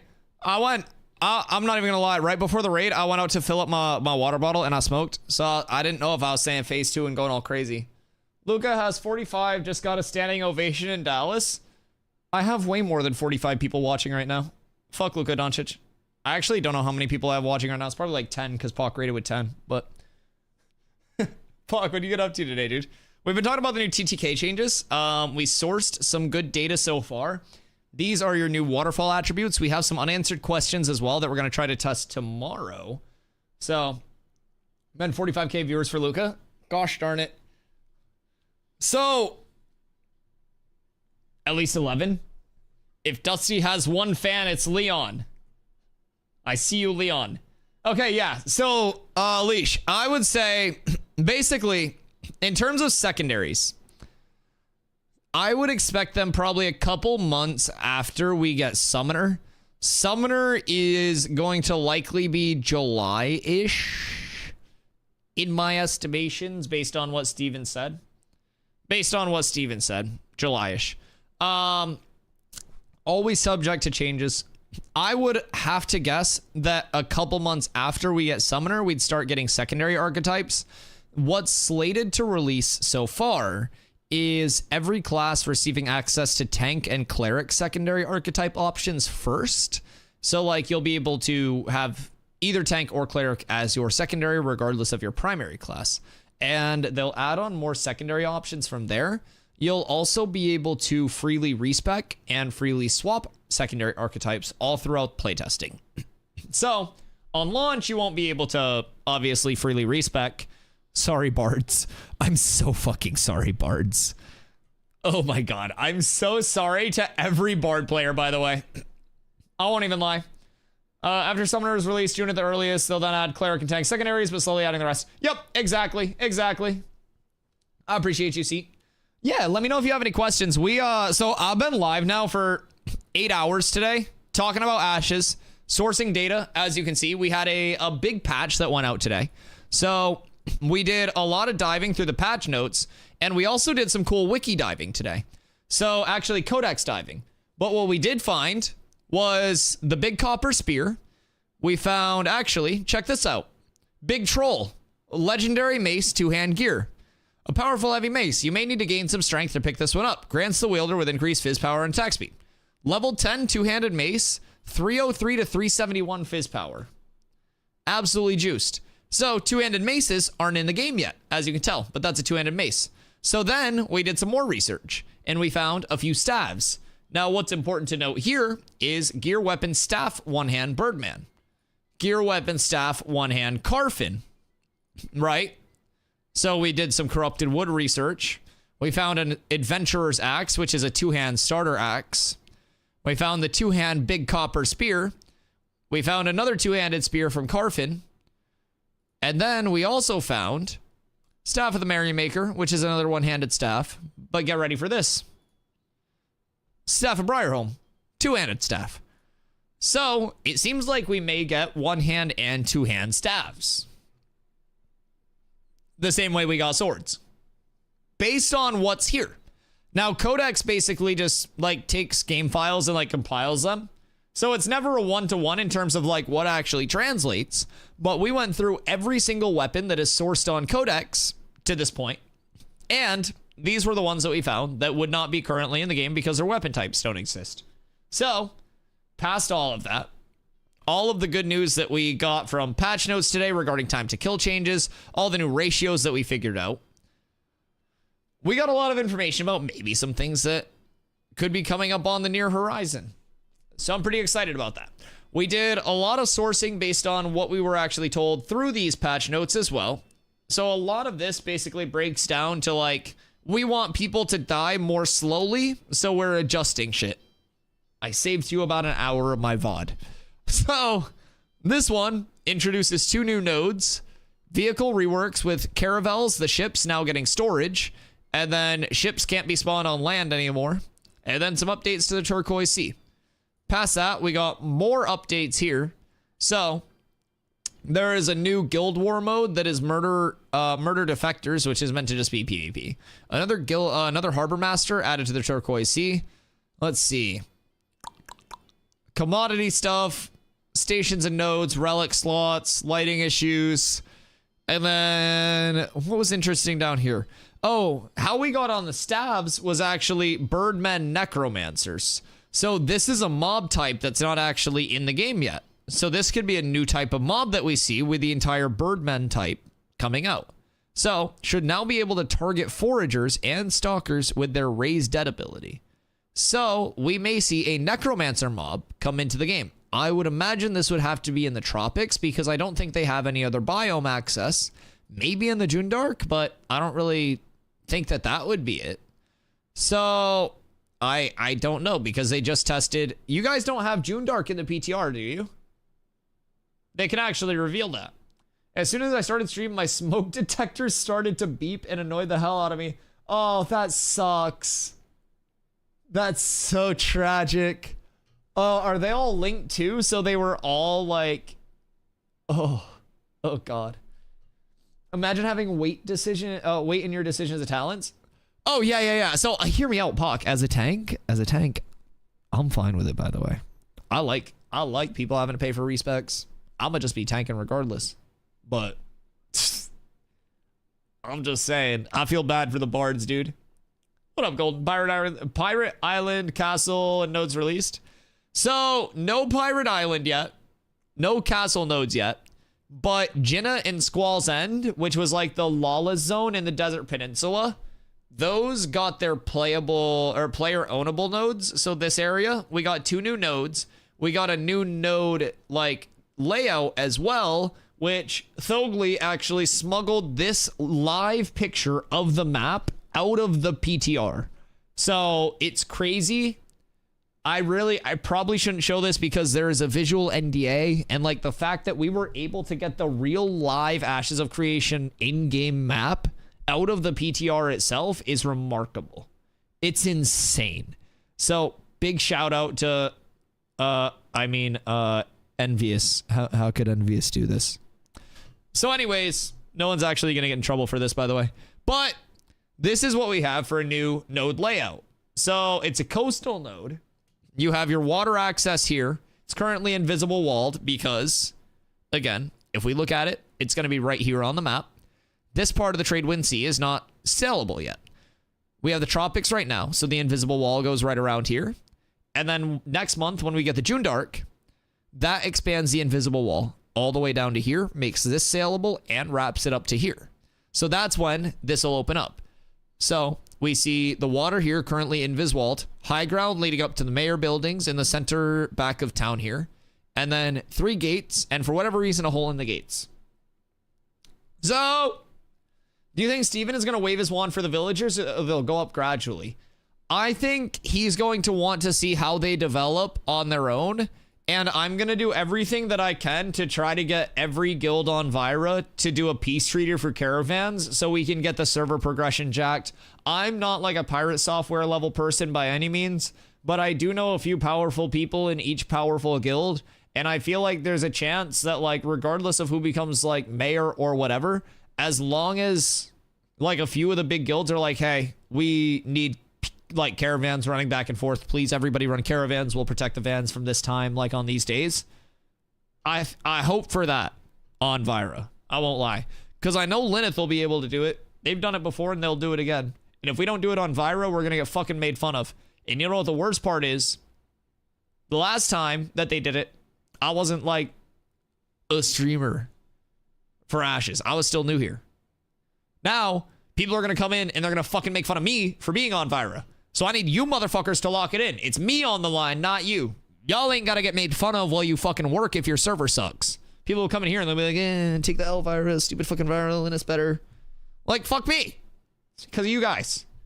Is Vyra dying? No, we're getting 2 new nodes. So like the peninsula right now is a lawless zone. So Jinnah is the top node here, and then Squall's End is the bottom node. So they took away the lawless force flag, and now they're player ownable. So they added the towns. So who's gonna own those? I don't fucking know, dude. There's gonna be a goddamn fucking election process. It's gonna be fair.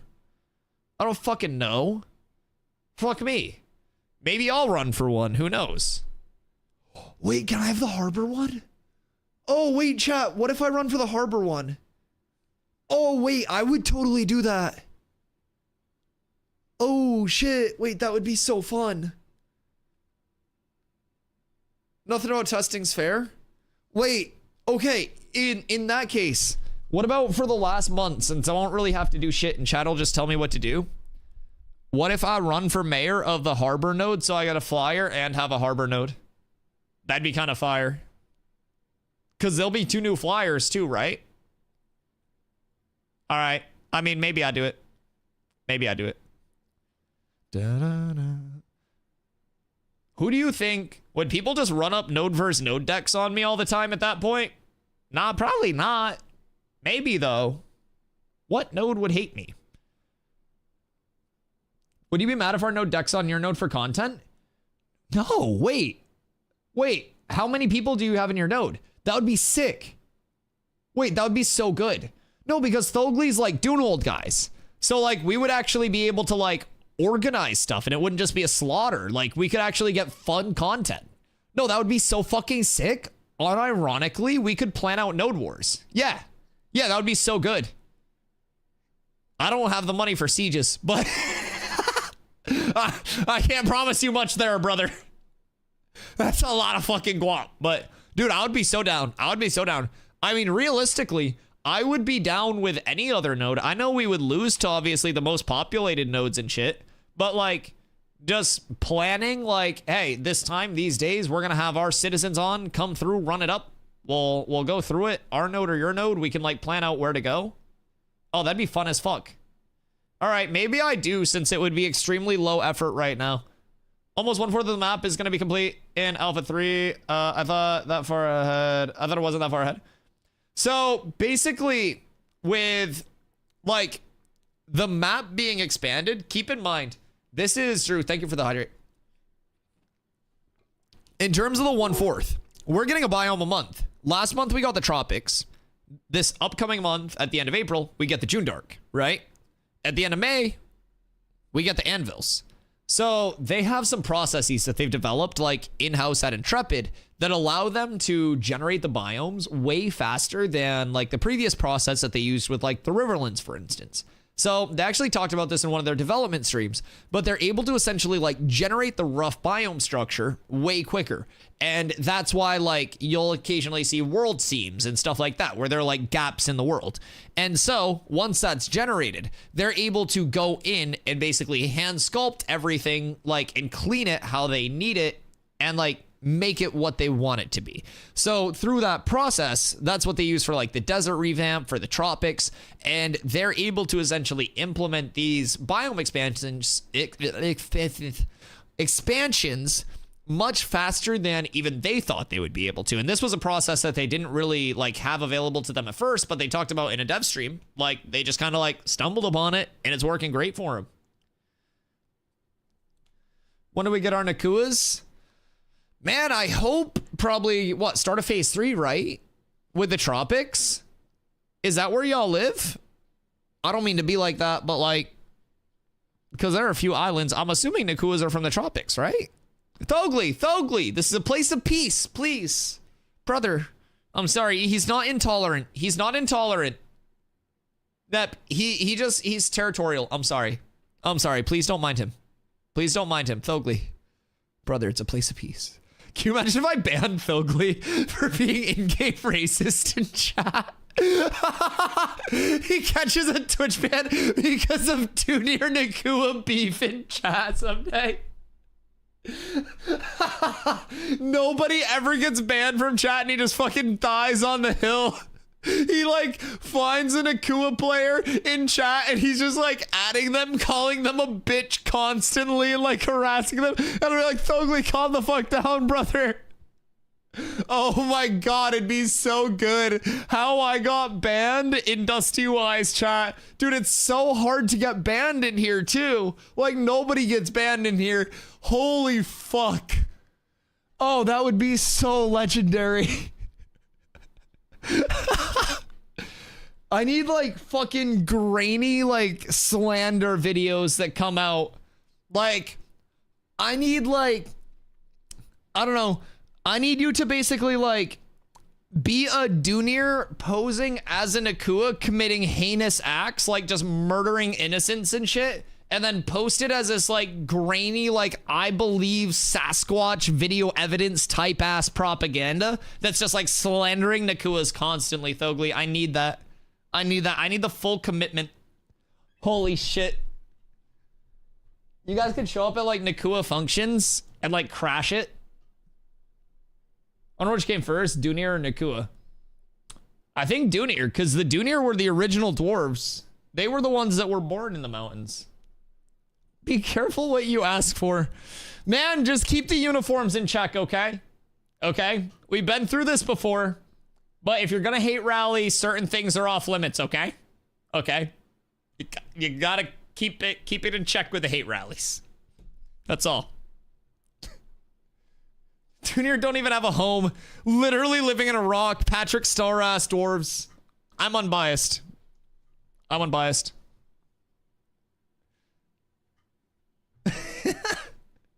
Saying thank you for the hydrate, dog.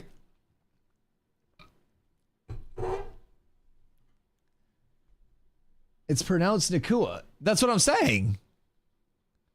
I didn't say... Wait, is that actually a slur? I ain't slur. I will say, I accidentally said a bad word on stream once. Like, I swear. But, like, I accidentally said a bad word on stream once. Because somebody came in and they had a name that was a debate. And they followed. And I went to thank them for their follow. And, like, the spelling of the name was not indicative of what it was going to sound like phonetically. And so it wasn't like the worst one, but basically like their name was like Cahoon, like that. And there weren't any like vowels in between the K and the H in their name. And so I didn't get the full like ka pronunciation and skipped part of that. And I thanked them for their follow. And then I was like, whoa, whoa, whoa. No. We're going to find something else to call you real quick. So that was the most scared that I've ever been of getting a 3-day ban. I swear a lot, but I don't say things like that ever. So that caught me off guard. So I'm always scared that like someone's gonna like have an in-game term someday that's just gonna be like this super irrelevant slur in a different language, and so I'll end up slurring in some demographics respective language and then get a 3-day ban, and then my streak will die. The question is though, chat, if I get a 3-day ban on Twitch and then I stream on YouTube instead, does the streak die? I don't think so. I think that's a valid take to keep it going. I won't lie, I think it's just days live in a row. I think site is irrelevant. Why so many tabs? Close some of them. Well, I run dual PC. I have a whole PC for this browser. I'm going to use the whole PC for this browser. Yeah, what do you mean? Why would I only have a few tabs open if PC can hold many tabs? You're still here? I got so high I fell asleep. Gross. Who smokes indica?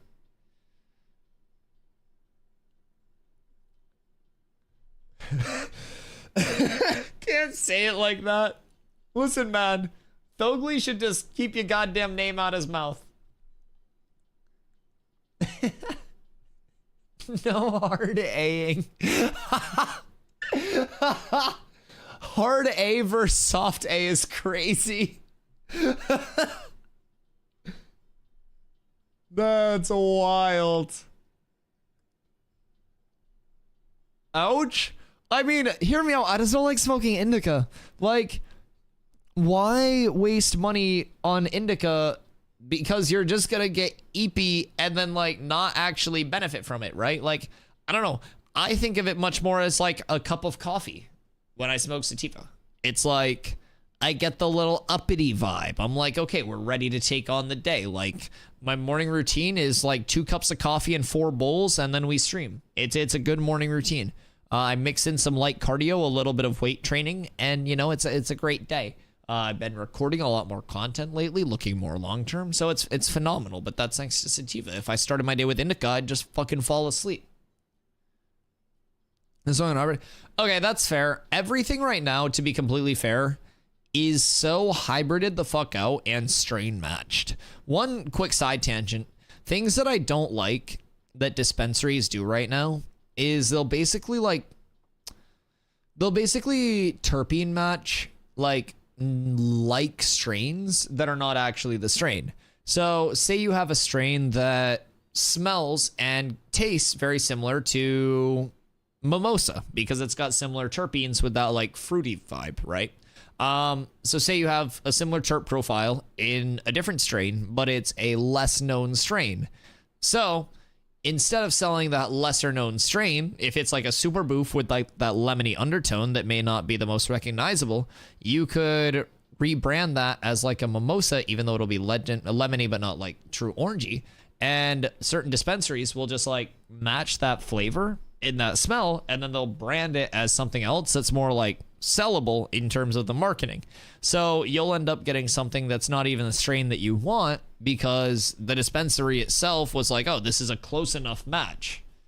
So it's something that fucks with a lot of people because then you'll buy something that's like supposed to be sativa, it hits you like an indica, and then you're just like, oh shit, well, this is bad. I'm with the Arabic gangs in Canada. Got here about 1 month. Gangs.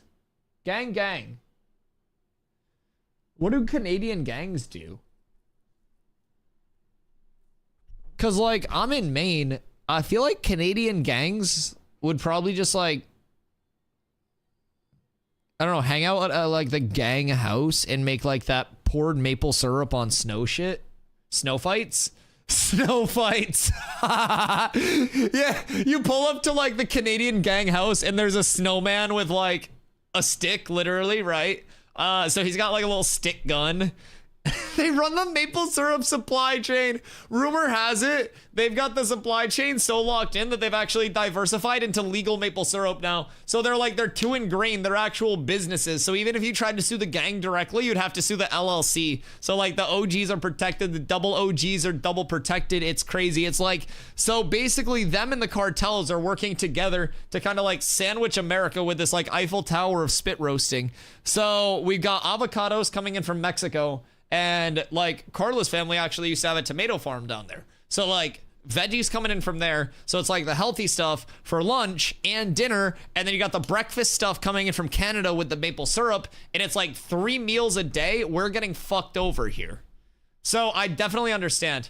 Prices are frozen right now. It is 28 degrees outside. That's below freezing. Yeah, I absolutely agree. That's why I don't eat breakfast. Yeah, so like if you just don't eat, then you're really like standing up to the man. Also, hear me out. Ask me how I save a lot of money monthly on my budget by never eating. This one quick fix will save you hundreds of dollars a month. Just eat 1 meal a day and stop being a pussy. Breakfast is for quitters. The side hustle is free range plant-based impossible moose. Yo, you imagine you hear just like moose hoof clacking coming down the road and you're like, oh shit, you know your block's about to get spun the fuck up. They come through with the snowball launcher. I eat a meal that ranges from 1,500 to 3,000 calories once a day. I eat 1 meal a day, but it costs me like $20 to $25. Excuse me. I like Cat with abs is absolutely S tier. Yo, Emery, thank you for the follow. I appreciate you. I'll eat like, I don't know, sometimes a small snack or something either before or when I like am streaming. I try to not eat on stream too much. I don't really like when streamers like stuff their face on stream. They're just like, because I also yap fucking constantly. So it's hard for me to eat and still yap.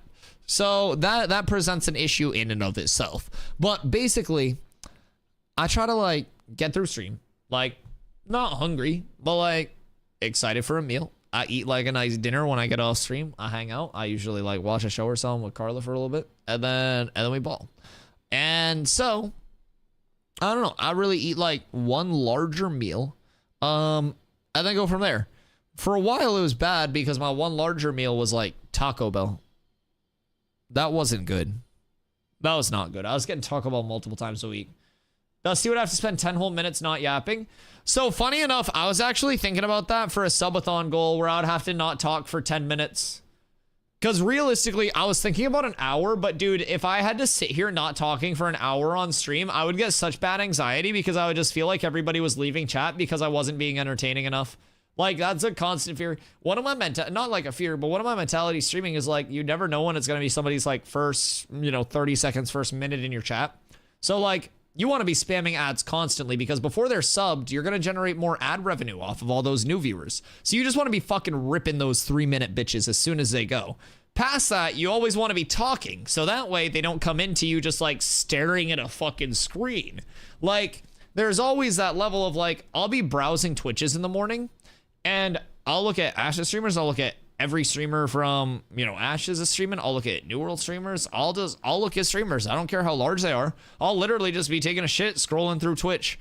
And basically, if I go into somebody's stream and in my first like 30 seconds, like minute there, like I scroll past. I'm gonna keep it a buck. If they're not like being interactive, if I sit there and watch for a full minute and they're just like running through their game, not talking about anything, they're in combat, they're smacking shit, no words are coming out, no sounds coming out, I'm like, all right, this is a little unengaging. So I try to constantly just give people that vibe of like, it's your first time here, well, we're gonna be yapping the entire time, so you better get ready. My first 30 seconds, you nuke the shit out of some poor fire staff quad DPS who got too close to point. Bro, did I hit him with the half heavy shockwave AB? Oh my god. Their name keeps popping up over your head with that font. I understand the yeah. So he initially said his name was Cum, and I'm like, I'm not gonna call you that, dog. And so he was like, all right, you can call me CJ instead. So yeah, his name's CJ. Dude, Ragnar, I have so many clips of me just absolutely fucking annihilating backlines. Like, there was one clip that Saber took. I don't know if I can find it anywhere, but like, Saber took a clip of me just absolutely fucking annihilating a backline to start a war. And it was it was fucking hilarious. I don't know like where, but my fucking god, it was so good. Let's see, sort of a date created newest first. I'll see if I can find it real quick. But we started a war, I ran out, and I killed their entire fucking backline. Just straight up their entire backline. It was so good. But I don't think I can find it right off rip. I don't know, there's so many clips. There's so many clips. People are actually clipping shit like crazy. Cleanse issue. Bro, people were clipping my shit to try to solve bugs. It's absolutely insane. How good of them to provide munchies. I got a Canada food bank and I tell them that I followed Dusty on stream. They gave me food. That's insane. I am good in that hood as well. I won't lie.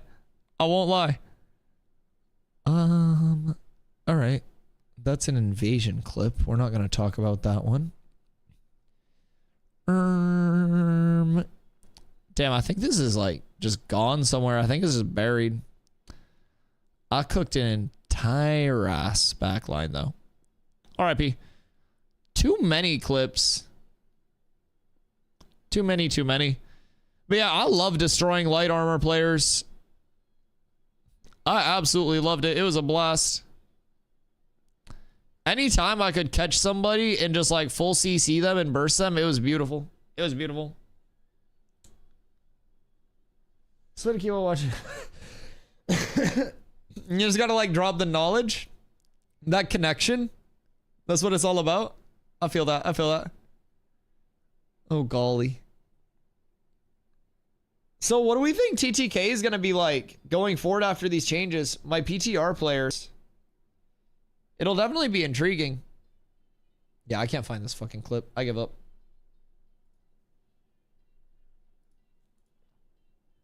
I accidentally went corrupt and lost some of my gear. You accidentally went corrupt like... I accidentally went corrupt and slaughtered somebody, haha, oopsies? Or like... You were attacking a caravan and bugged and went corrupt. Which way of accidentally went corrupt are we thinking here? Because like there are a couple routes for that. Shout out me last week on stream.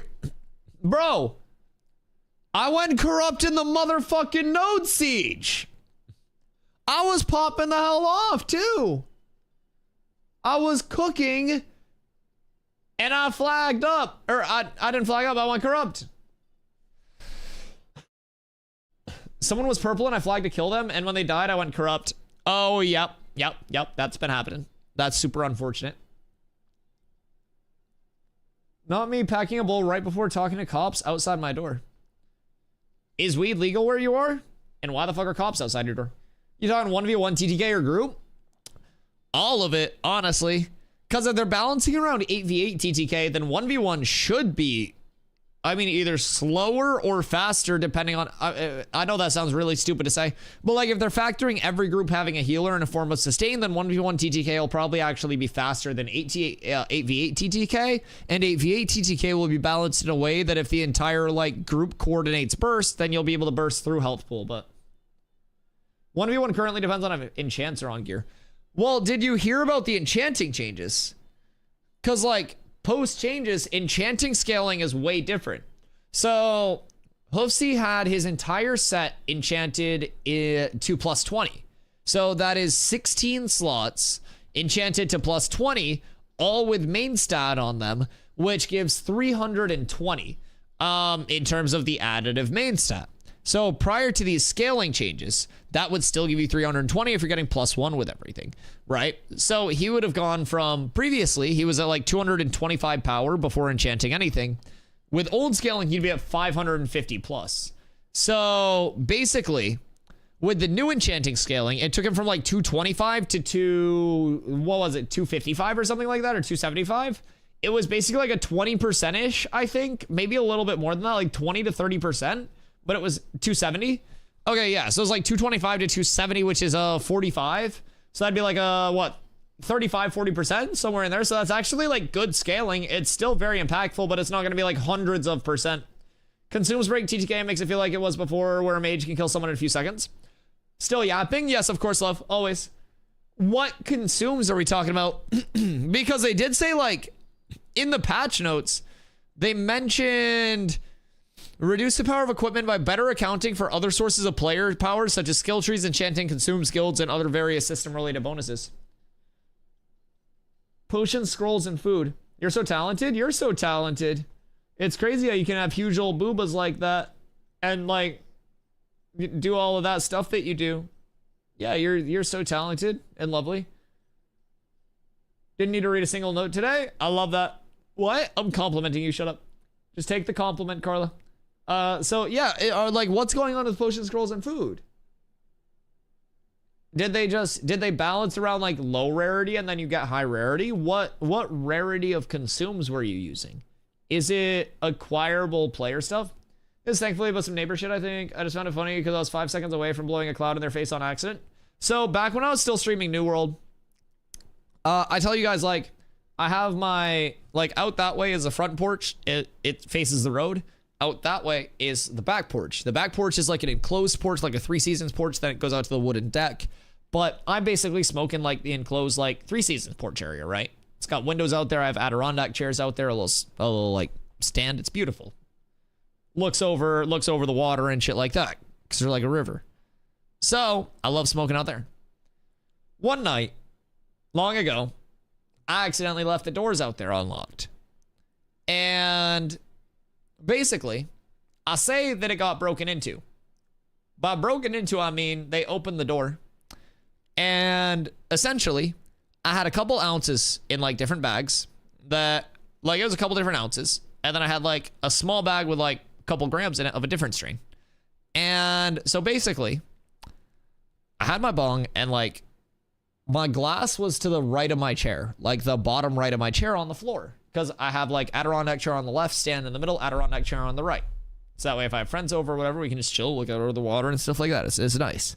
So every morning, basically, like this is when I was just waking baking. I was depressed as fuck because I was playing New World. So I'd go out, and when I'd go to smoke, I'll just reach down to my right, grab my bong, and we'd be blowing. So I go out there, and I sit down, and I'm in my bathrobe at this point. I'm like still delirious because I had just woken up, right? And so like I throw my hood on, and I'm going out there, and I'm tired as fuck, and I'm just like, and I don't feel my bong, and I'm like,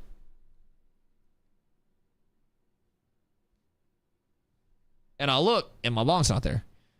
And so I'm like, all right, what the fuck? And I'm like, maybe fried Dusty brought it inside to clean it for sober Dusty. Perhaps. Right? And so I was like, I'd put it on the butcher block if I did. So I go inside. I look at the butcher block. No bong. And I'm like, okay, this is weird. So I go out again, and I'm like, maybe I just moved it. Maybe I put it somewhere else. And I'm looking around, and I'm like, where the fuck is my flour? So, bong's gone. 2 ounces are gone. But what they did leave was my little bag that had like a gram in it and my little hand bowl that I got years ago. Like probably like close to 8-9 years ago. This is my little hand pipe. So they left me like a gram and my little hand pipe. They left me enough to angrily smoke a bowl. Dusty was big sad. I was furious. No, I was furious. Like, literally, bro was hitting that gram like a crackhead on Skid Row. Bro, you know, I sat there. They didn't take my grinder. They left you something to dull the pain? No, it made the pain worse. I would have rather them completely emptied it out, right? But instead, I sat there in my bathrobe, just fucking holding this tiny... Keep in mind, I'm fucking 6'5". I'm on this tiny ass bowl, and I'm like... I fucking hate today, man. And like, it was... Dude, it was... If you were probably sitting there watching it, like if this was on stream, the clip probably would have gone absolutely fucking insane. Sadness smoke, anger smoking. Anger smoking. It wasn't sadness smoking. Sadness smoking would have been depressed. I was hitting that shit like it owed me money. I was pissed. I was furious. It was the angriest bowl that I've ever smoked. Like, I smoked after many events, before many events, during many events. That was the angriest smoke that I've ever had. I don't get angry. I don't get like physically like raw, I'm gonna beat you up angry. I was angry at the principle that they had the fucking huevos to walk into my porch, steal 98% of my weed, and then leave just a little nug. The fact that they needed weed badly enough to take my 2 ounces, but did not need weed badly enough to take all of my weed, indicates that they needed none of my weed in the first place. That's what pissed me off. If you're like down bad enough that you need to break into my porch, empty my shit out. Like, just take it if you need it more than me. Don't fucking patronize me by leaving me a single fucking nug in a handbowl. Just take it. I'll go buy more. It was a fucking audacity. It wasn't even the fact that they like came into my porch. It was like, I left the door unlocked. That's on me. That's on me, right? Now I have a Ring doorbell out there too. And I lock the door every night. But like the fucking audacity. One singular fucking nug. One singular nug. I hope they finished smoking my weed and they were like, man, I really wish I had that other nug. Because I smoked that shit, bitch. That was mine. Maybe they were stupid and rushed out. So my theory was that like, I stream till late anyways, right? So my theory was that they probably like, around like 1 or 2 when I'm still like up and active, right? They probably were like in the porch or something and then just like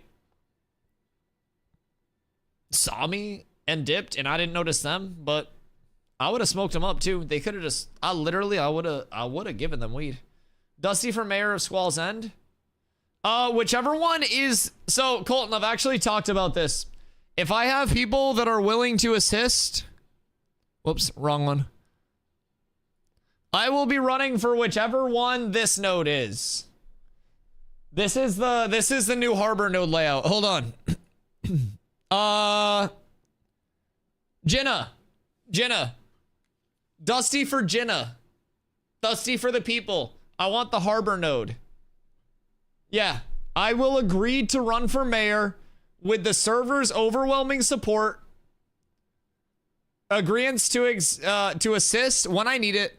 But, hear me out. I will only agree to run for mayor to represent the people of Vyra in a positive light if the competitive guilds of Vyra agree to work together to boost economy out to the development of these nodes if they are not insta-developed. I ask for a caravan day. And I will agree to run to mayor to represent the people of Vyra with the new harbor node. Also, you guys have to tell me how to do everything because I have no fucking idea. But I'll do it for the last month of phase 2 and then I'll let everything die. I disagree. You disagree with what? Caravel Day? Factos. Taxes no less than 30%. Yeah, I don't fucking know what I'm doing. So I just need chat to help out. But this is a good thing. A true mayor of the people. This would be a true democracy. I can run polls. I can ask chat.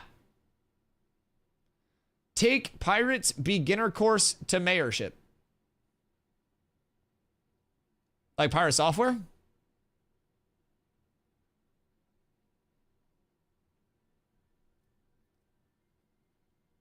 I'll check that one out off stream.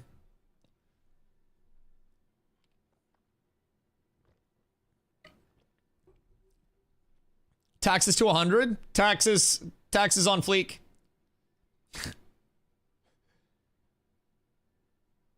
Gonna get that economy rolling in. That is true. That is true. But yeah, so I will say I'm willing to do it. A, because harbor nodes are gonna be cool as shit. Like, we get the new harbor layout. And I got a flyer. I think the flyer would be kind of dope. Because it's probably gonna be a new flyer, so I'm curious. I bet it'd be fire. I bet it'd be a really cool one. We're gonna build a wall around the desert, and Miraleth is gonna pay for it. Honestly, I won't lie. I have connections in Miraleth. I have so many, like, diplomatic relations. Gonna be an ugly moth like Mira's. Oh, like Mugsy's moth. I mean, it's cute, because in all fairness, it's like, it's big, like, ape, right? Isn't it like ape moth? What am I flying sea snake for Jinna? Are you talking? I don't want like the pirate software one with all the fucking wings on it. I don't really like that one very much. Is that like a mayor mount for one of the nodes? Did you even see your envious Discord diplomatic relation a few days ago? Yeah, I've been trying to get my people on board with that because I'm not supposed to talk about it publicly. But like everyone in my guild's poor as fuck except my melees.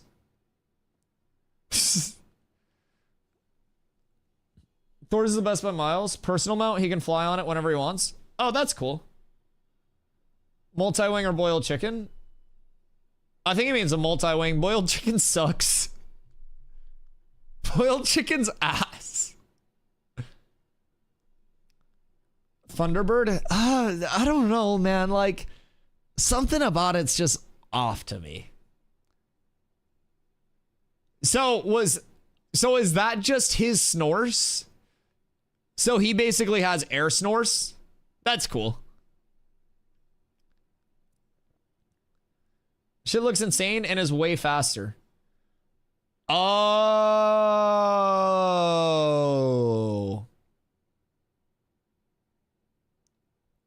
You had access in our super secret chats with your super friends role. Oh, wait, were you talking about in the envious Discord? Oh, I thought you meant the DMs. Yeah, we were all sharing dick pics. Oh. Oh. Yeah, no, I definitely missed all that. Whoops. Remind me to peep that. I'll give that a look-see daisy. Thanks for the reminder. Someone say dick pics? Man, you timed that entrance well. What's up, Grenton? Yeah, we were just sharing with the class, man. Did you bring enough for everybody, or are you being selfish again? Is this the lemon? I don't know, like, are we talking like the lemon that I was like ops with for like 30 seconds because they killed a low level? I feel like that's a different lemon, right? I feel like this lemon's the good lemon. Cause this is like lemony in game. I think the lemon that I was ops with for 30 seconds that one time was someone else. Because there was a lemon in game that killed a low level outside of Mirrorleth one day, and then I went to chase down the lemon and the lemon ran. This is Ops Lemon too? Oh, sick. Hey, dude, that was such a fucking funny interaction. I think that was one of the first times that I was ever like, all right, motherfucker, I'm coming for you. I'm coming for you. Like, that was the first time I like hatefully went to chase somebody down. That shit was so fucking good. Such a good arc. I went through clips and I found the Carpet chasing. Dude, S tier. It's so good. It was so fucking good, wasn't it? Like, cinema. And I love when people understand that, like, shit like that's just funny. Like, you can come in and chat after that shit and it's all love. Shit like that's just so fun for everyone. V Lemon was my first 30 seconds. Was it really, Hoofsy? Wait, so did you see the entire slaughter of the low level and everything? Like, me going to avenge the low level? Oh, that was so good. Dude, it was so fucking epic. Oh my god, what a time. What a time. We've only been here for like a few months. The Lemon confirmed? Yeah, they said this is Ops Lemon too. So yeah. Dude, it's crazy how many like fun moments we've already had in like community interaction and shit in like 3 months of being here in an alpha. Hoofsy! Thank you for another gifty, dude. You're an absolute legend. I think the counter's bugged. I thought you had 609 earlier. I can't scroll up far enough for that. I feel like you have more than 609, don't you? Although my leaderboard's bugged too. My all-time top's still showing you at 601. I don't know, my whole OBS is tweaking lately. My stream got all choppy randomly last night because of OBS tweaking. Oh god. It's been a tough time to be me, boys. Yeah, no, that was cinema.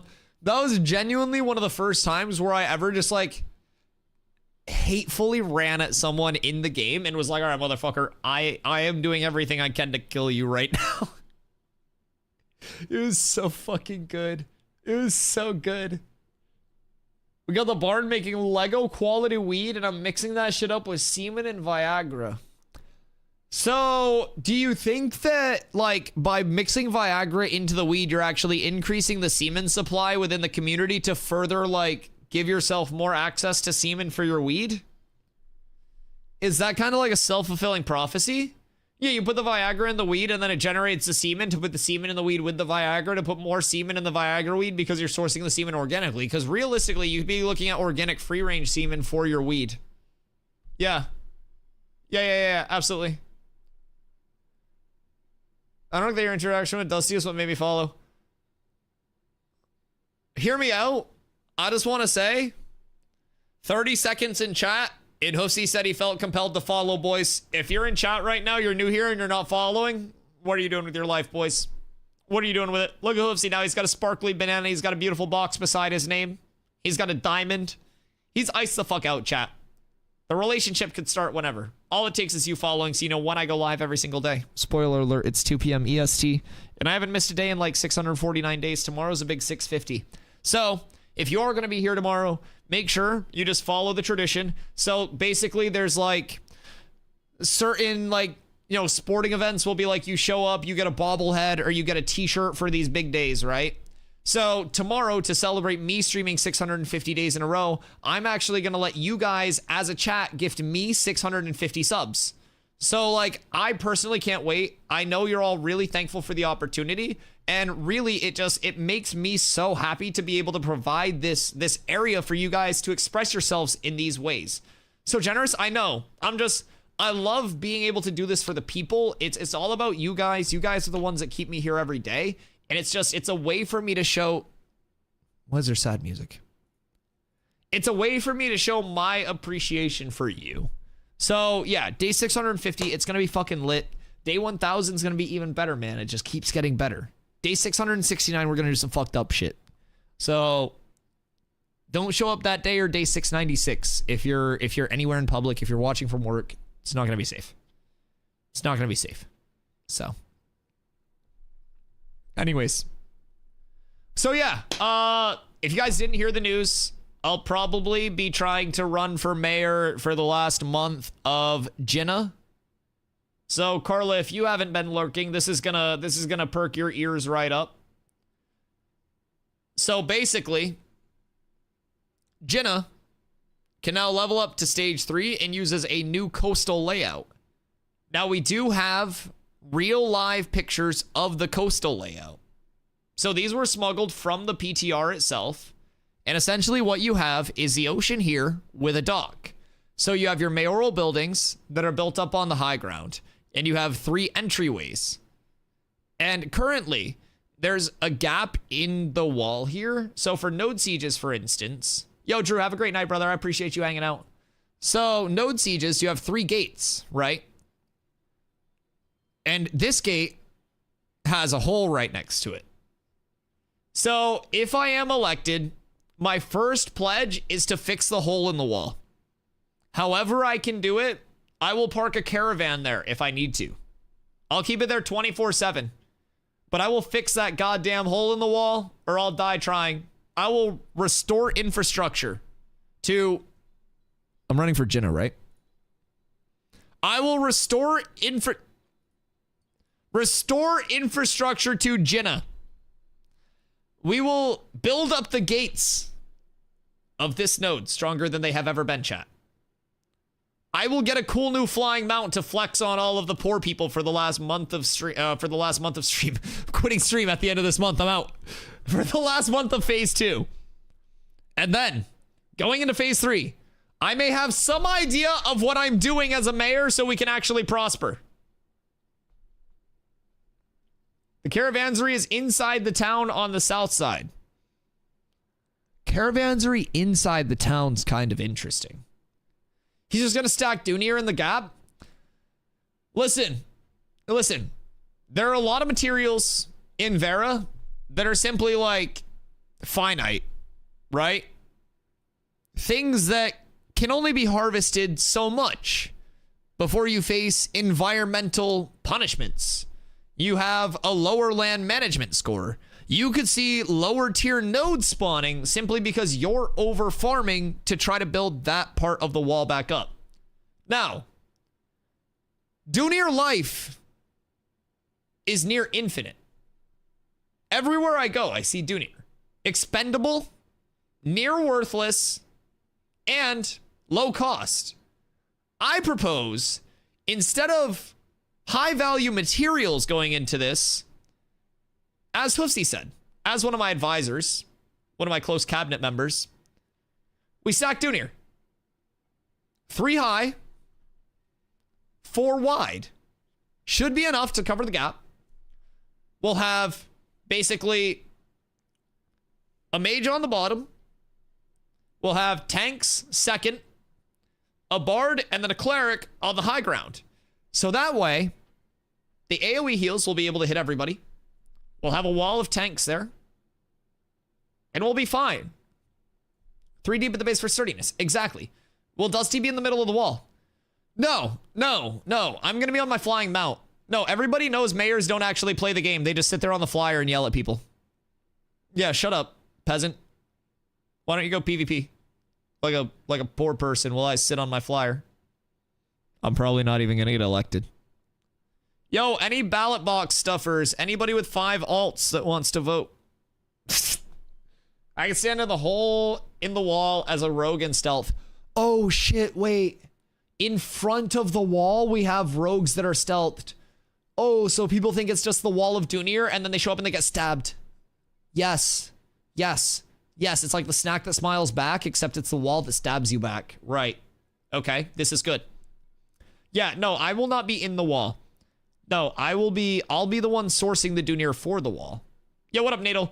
We're discussing how this hole in the wall is going to be filled with Dunir if I am elected, because I'm going to be running for Jinnah mayor when elections come up. I just got to figure out how to sign up for it. Dusty is the wall. Okay, hear me out. I am quickly solidifying myself as rank 1 absolutely fucking psycho misguided initiator. I will send my entire fucking body into 72 people if it means we win a team fight. And I love that reputation already because that's exactly how I play every single game. I won't even lie. I think I'm just getting the big full sender reputation already. And that's what I love. I love just making plays where it's like, he's not going to live this. And then I somehow live, and then everyone else that we're attacking dies. That's my whole trademark. It's beautiful. So yeah, Jenna. Yeah, I'll probably run for it. Seems fun.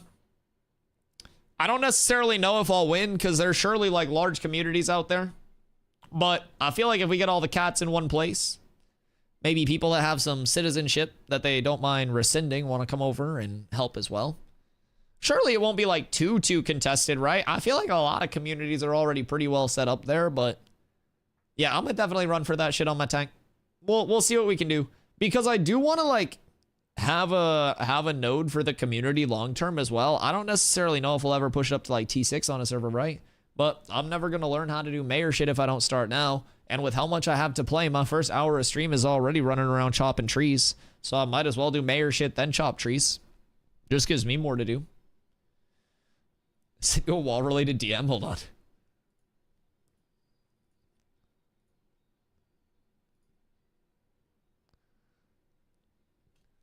Is this a shit post? Wait. Okay. We definitely could build a copy pasta around this for the election. What are the... I mean, how many people are actually going to run for, like, mayor of that at this point? The good news is we'd be able to get node versus node stuff, too. Thogli already said, like... He was like, yo, you cool if we deck on y'all? I'm like, fuck yeah. Fuck yeah, please do. Please do. We could do some dwarf punting. It'd be so fun. Yeah, no, having a flyer would be cool. I'm not like a huge flying mount person typically, but I will say, after running around on my snores constantly to go after Braidwood, a flyer would be kind of cool. It'd be kind of cool. And I'd just be able to like fly around and do cool shit. I don't know. There's a lot that you can't do on a ground mount. For example, fly. I think that's one of the biggest things. Access really high areas without dwarf launching in a terrain seam. So that's cool too. I could check response. I could harass people from the sky. I could jump off my flying mount, trip somebody, laugh, get back on my flying mount, and fly off before they can do anything about it. Chat, the possibilities are endless. Like, being a mayor could be the coolest thing in history. Until we no longer get flyers for just being a regular mayor. And you have to be a Metropolis mayor. Then it gets a little less fun. Low-key, though, what am I going to have to do for that? Am I going to have to run over? Also, that's one of the best defenses. Always have been done in by human error. Like your access in C1. I love that. I love that. Listen, man. Sometimes things just happen that are meant to happen. Like, things find a way, right? If you shake a box of nails enough, it'll align and all the nails will kind of like settle out, right? So chaos can be organized from a little bit of shaking sometimes. Also, I played New World with Envious. I'm just saying, I carried them long ago. Man, I don't even remember why they left New World. All I remember is I was in Envious, warring with them, and Dot and DA went on this like anime villain style arc, and some of my friends that were in like another really competitive guild at the time messaged me, and they were like, yo, you guys are about to get like hard decked on constantly because Dot and DA are talking like anime villains in global chat. And I was like, God damn it, what'd they do? And it was a funny ass yeah, back and forth from an outside perspective, but I was like, ah, God damn it, now everybody's pissed at us. I think it was mostly Dot, but because New World's dog shit, Nash is way better.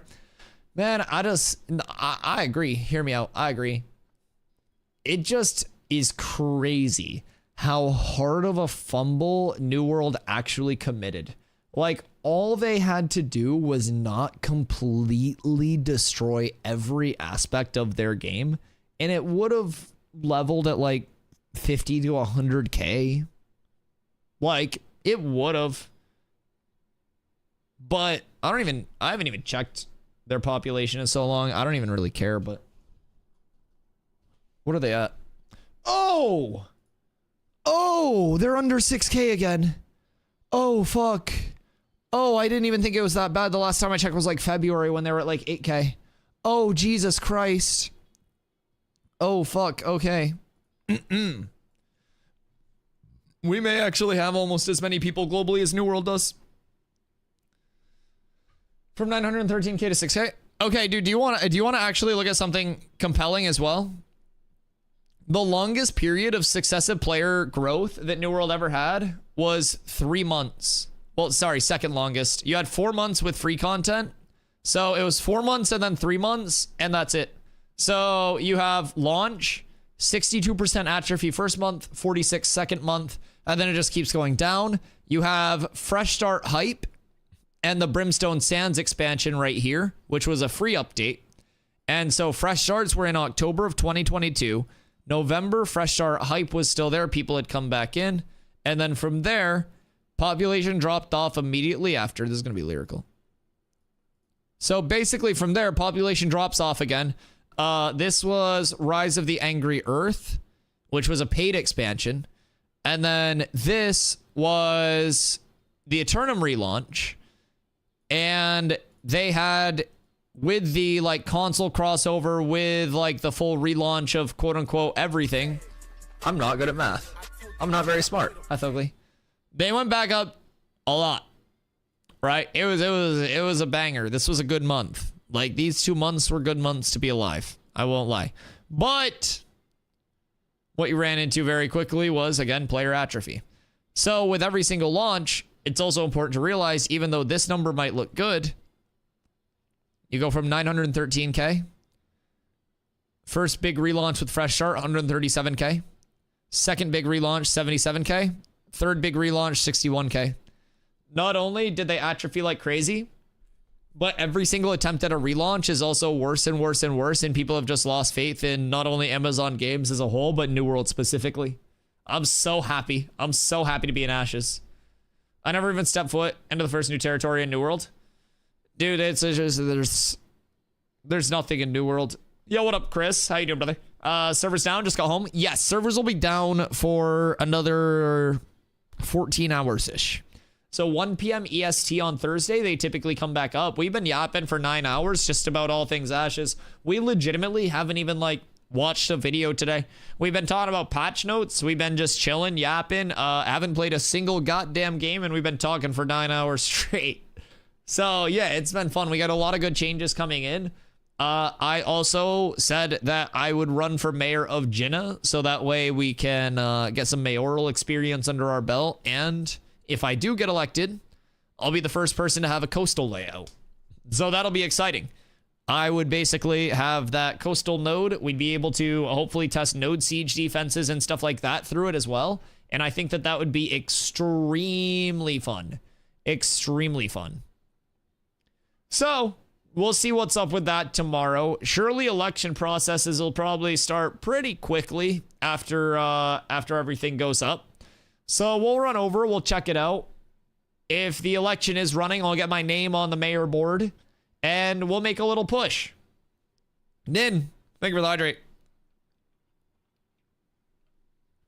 Vote for Pedro. I feel like we need to have like a cool slogan. I don't know. I'll think of it. I'll think of it. Vote Dusty Inna for Jinnah. I'm gonna get back to the drawing board on that one. I'll let y'all know tomorrow. I'll have something by tomorrow. This was a little too impromptu, but it's okay. It's okay. We get back to the drawing board, we run it back. But either way, I'm running for mayor. Exciting things. I know. Everybody, you can get your claps in. You can get your claps in. Thank you. Thank you for your support. I couldn't do it without you guys. Genuinely an amazing opportunity. Grateful for every one of you. He's in a for Jinnah. Bro, honestly, hear me out. If elected mayor, I propose server-wide naked dance party in town. What server are you on? I'm on Vyra, my friend. I am the GM of the Cats with Abs community. It's my community that I brought over from New World that is intended to take the competitive side of gaming and make it accessible to the everyday player and give every type of player from competitive to casual a place to play the game and a way to enjoy it. So, if you're on Vyra, seen y'all around, I'm glad, brother. I'm glad. Naked Party, I might have to get votes your way. Send them through, baby. Send them through. Everybody's invited. Everybody's invited. Big naked dance party in Jenna if I'm elected. Spread the word. And then I'll try to do other stuff as well. But definitely naked dance party because I can control that. Yep. I can't make a caravan treaty happen, but I can tell everybody to take their titties out. That'll be a good day. That'll be a good day. Arch, what community are you with over there, brother? I'm so excited for uptime tomorrow. We also have to PvP tomorrow. We gotta get a caravan out, test some TTK shit. Can I charge for beard brushing? Yeah. Yeah, fuck it. Solo. Damn, braving the wilds out there. How's that going? What are your, you can be unfiltered here. You're never at any risk of getting banned or anything. What are your, like, unfiltered thoughts on, like, solo leveling? Where do you think it's, like, weak? Where do you think it'd be better? Yo, Nin, thank you for the 4 months, man. I appreciate you. Woot. Woot. Grats. Yo, thank you for the 4 months, dude. Solo leveling has a couple of systems that I'm really intrigued by still. So, talk about one of these real quick. Where's my wiki tab? Combat pets. So basically, combat pets are a system that I am extremely excited for. Combat pets have a horizontal progression, unlike summoners, which are vertical progression through their summons. So, as a summoner, if you summon your summons, Jesus, a summoner summoning summons is summons. So, if you're a summoner, you get your minions out, that gives you more power. If you are someone who puts a combat pet out, you will lose some of your character power to summon that combat pet. Combat pets can be tamed, like hunted basically, from certain creatures in the world. Combat pets are categorized by class and will adhere to the trinity structure of tank, DPS, and support. Tanks will maintain threat independent of the pet owner. Combat pets can be classified into or categorized into different rarities, and then you may not be able to use them in dungeons, instances, or other spaces. So they will also be levelable and will have gear available to them. They'll incorporate some of their owner's power in a way that keeps the progression horizontal, and the power is delegated to the pet when it's summoned and returned to the player immediately when the pet despawns. So this is going to be a massive implementation for solo levelers.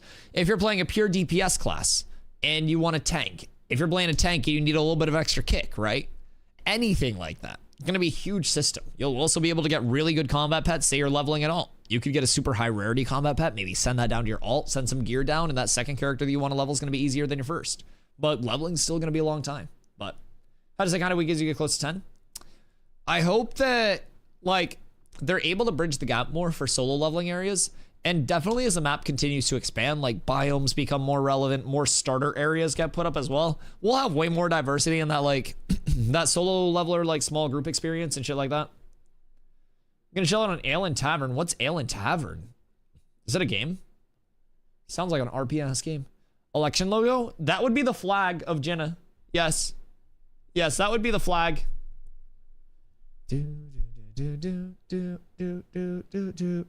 It's schedule 1, but a tavern owner. Okay. Okay, I kind of fuck with that. So just like tavern owner, like sim. I heard people can make it from level 10 to 25 in 7.5 hours. If you are, I mean, Colton's here. Colton was the world first rogue to level 25. I don't know if Colton's still kicking around, but it's very fast. If you have an ideal gear set, an ideal group, I believe Colton's group was like 6 rogues, 1 mage, 1 bard, or something like that for leveling. And he was able to hit world first for rogue to 25. So if your gear nav carries as possible, absolutely. Absolutely. In an ideal scenario, you can zoom that bitch. But like your first time leveling organically, especially on a new server, when like things like Oakenbane Keep aren't available, right? Before progression unlocks every point of interest, you'll have not every optimal mob grind, right? And so like with super enchanted gear, like Hoof said, if you have like carries and stuff like that, there is absolutely a way that you can pump it. But that's like after you've leveled a character, after you've got super rich, you've got multiple gear sets and stuff like that. But yo, what up, Tech? Still haven't played the game yet, too expensive for my situation, but I've been keeping up with it. I'm excited. I love that, brother. The beautiful thing is, even if people are kind of in a spot where like the alpha's not within the grasp of things, I stream every single day starting at 2 p.m. EST. We love spreading info about the game. We can answer anything that you're wondering over here. Yo, I appreciate the follow, dude. Welcome in. And in the future, I have applied for the content creator program, so I'm hoping that someday we'll be able to give away keys for the game as well. Right now, the reason that we can't give away keys is because it's technically against terms of service, not like directly giving away keys, but you can't account share to log in and buy the key for someone. You can't transfer an account to somebody else and transfer ownership of it, and there's no like key gifting system to another account. So I look forward to being able to do that. It's something I definitely want to be able to like give back to my community with, because I'm only here because of you guys. But right now, there's actually no way other than me literally sending somebody the money for the key and just being like, yeah, I hope you buy it, to do anything for that. So how does it work? Do you get to play whenever you want? So I actually have a graph on this that may help out. We'll hit this real quick. I do have quite a few graphs. I love making graphics. I love Microsoft Paint. It's honestly my money maker at this point. A lot of people say, wow, Dusty, you're really good at video games. I'm even better at Microsoft Paint, baby. So getting into it, we are currently in Alpha 2 Phase 2. So on the website, and if you haven't created your account yet, you can do !ashes to get a link, and that'll be my referral link. If you create your account using that, a portion of your purchases will help me with in-game currency that I can use for skins, transmogs, dyes, nothing pay to win, nothing pay to progress, anything in between. So essentially, Alpha 2 Phase 2 started back in December. That goes until May 1st and then continues with these servers existing past that. So these servers will become what are called legacy servers. And our character data will still exist here, as it is. Their goal is to not wipe these unless they absolutely have to. That's going to be your $110 pack on the website. Alpha 2 Phase 3 is going to be our longest development cycle. So Phase 1 was short and focused on network stuff. That's all done. Phase 2 is our current one. That was focused on network as well as outward expansions. So we've got a ton of biome updates, a ton of system updates, while the game also feels significantly better. Phase 3 is where we're going to see the culmination of pretty much every feature in the game, including backend, including outward-facing systems, everything. So this is going to be at least a year. My prediction is that this is going to be probably like a year and a half. So Phase 3 begins on May 1st with Fresh Start servers. Our entire community, as well as many, many others, will be re-rolling on those Fresh Start servers for May 1st. It's going to be a huge MMO experience. A bunch of servers will hopefully open up, new players coming in as well. So super optimistic that we'll pick up a ton of people then, as well as the new people that we've gained throughout Phase 2. So with that being said, that is going to be your $100 pack if you want to hop in on May 1st. And then with this is 24/7 server accessibility. Right now, for Phase 2, we are in a 5-day up, 2-day down development cycle. So as you'll notice, I'm not currently playing Ashes. I'm very sad about it. Tuesday and Wednesday, we have downtime days. And basically, those downtime days are used for very heavy development time, very large update pushes and everything associated with that. So once we hit Phase 3, it's that 24/7 access, no Tuesday, Wednesday downtime. It's just downtime for the actual like updates themselves and shit like that. So yo, what up, Baker? Just got the game and found out it's not up on Tuesdays and Wednesdays. Yup. That's pain. So it only goes until May 1st with the Tuesday, Wednesday. So the good news is tomorrow when we go live, we will have hopefully a good amount of these changes coming in, with the desert nodes for Jinnah and Squall's End being added. I'll be running for Mayor on Vira of Jinnah, which is going to be the top end. That's going to have the coastal node layout, which will look, similar to this, which will be in my Discord. I'll show you this. You guys learned about the Constantinople wall. Let's see. That is this. So this is the design of the coastal node layout. So you'll have water here, you'll have docks here, and then you'll have the mayor building up on the high ground. You'll have gates here, which will be fantastic. 3 entries, market, open design. I'll be running for mayor of that. So that's going to be extremely exciting. I'll hopefully get a flyer from there. And that's going to be Jinnah, which is going to be the top node here. That's going to be the first coastal node that we ever have in the game. Super pumped for that. So, what time's it up on Thursday? 1 p.m. EST is the usual uptime. So, with that being said, well, basically, no longer have that 2-day downtime going into phase 3. And the important thing to note with either of these packs, if you're in a spot where you're like, I'd love to hop in, it's a huge purchase because it is, right? 110 to hop in now and start playing on Thursday, or 100 to hop in on May 1st. Keep in mind, you only have to buy one of these packs. It only determines like when you want to get in. If you hop in for the remainder of phase 2, you do not have to pay another $100 in a month. That would be ridiculous. So either of these packs end up coming with a 90-day, no hours limit refund policy, where if you hop into the alpha and you are unhappy and you're like, oh shit, it's not a spot that I want it to be in, it's not progressed enough, not polished enough, you can just get your money back. No hours limit. You can play the game 5 hours a day, 10 hours a day, whatever it may be. I play the game 10 hours a day. Anytime within 90 days after you purchase your pack, full refund policy if you're not happy with it. So if you do enjoy it, you get access to the entire development process, including betas. And then on launch, you get your first month of game time included. The game will be $15 a month. No box cost, no DLC cost, just a monthly sub. First month is included. And then $15 in the in-game store, which I mentioned before, is no pay to win, no pay to progress. It is only skins, transmog, dies, just visuals, no power gain whatsoever. So, solid refund policy, honestly, one of the best that I've ever seen in gaming, I'm not gonna lie. It is a true alpha, there are bugs, it's definitely a big upfront purchase, but you're probably looking at 2 to 3 years of content if you do end up buying in and enjoying it. Breaks down before your kickbacks to like $55 a year if you get 2 years, and that's gonna be like bare minimum, right? I don't think anything's coming before 2 years. So, with that being said, you'll be paying less than $5 a month for like the monthly sub. It'll be $15 a month when the game launches. So it breaks down to like a heavily discounted sub while it's in development. You're able to provide feedback that could shape the future of the world as well. If that's something that's interesting, then you also get that 90-day refund policy where if it doesn't end up working out, then, you know, you get that level of insurance too. Sucks there's no giveaways. I'll legitimately get in. Yeah. I hope that we can find a way to actually like organize something, especially with phase 3 coming right up. Like the community that I've grown in Ashes has already given me so much and like legitimately changed my life. So I really I'm someone who always wants to like give back because the entire community giving to me and the generosity of the community is what keeps me here. I'm not out here with 100,000 viewers where it's just my ad revenue pays everything. I'm here because of the generosity of the community, right? So for me, like, I'm trying everything within my power to be like, all right, what can we do here? How can I like get keys out? How can I make sure that these keys will actually be used on the accounts? If we give keys directly, I contribute a few. Hoofsy, you know I love you. You know I do. And like, hear me out. We'd give keys away in the dopest way. We'd race marbles for them. And if you won the key and you already had it, you'd be able to give it away to someone. It'd be fun. Abs is It'd be fun as hell. Yo, Sherry, thank you for the follow. Deadlock did it pretty well. Invite codes in game.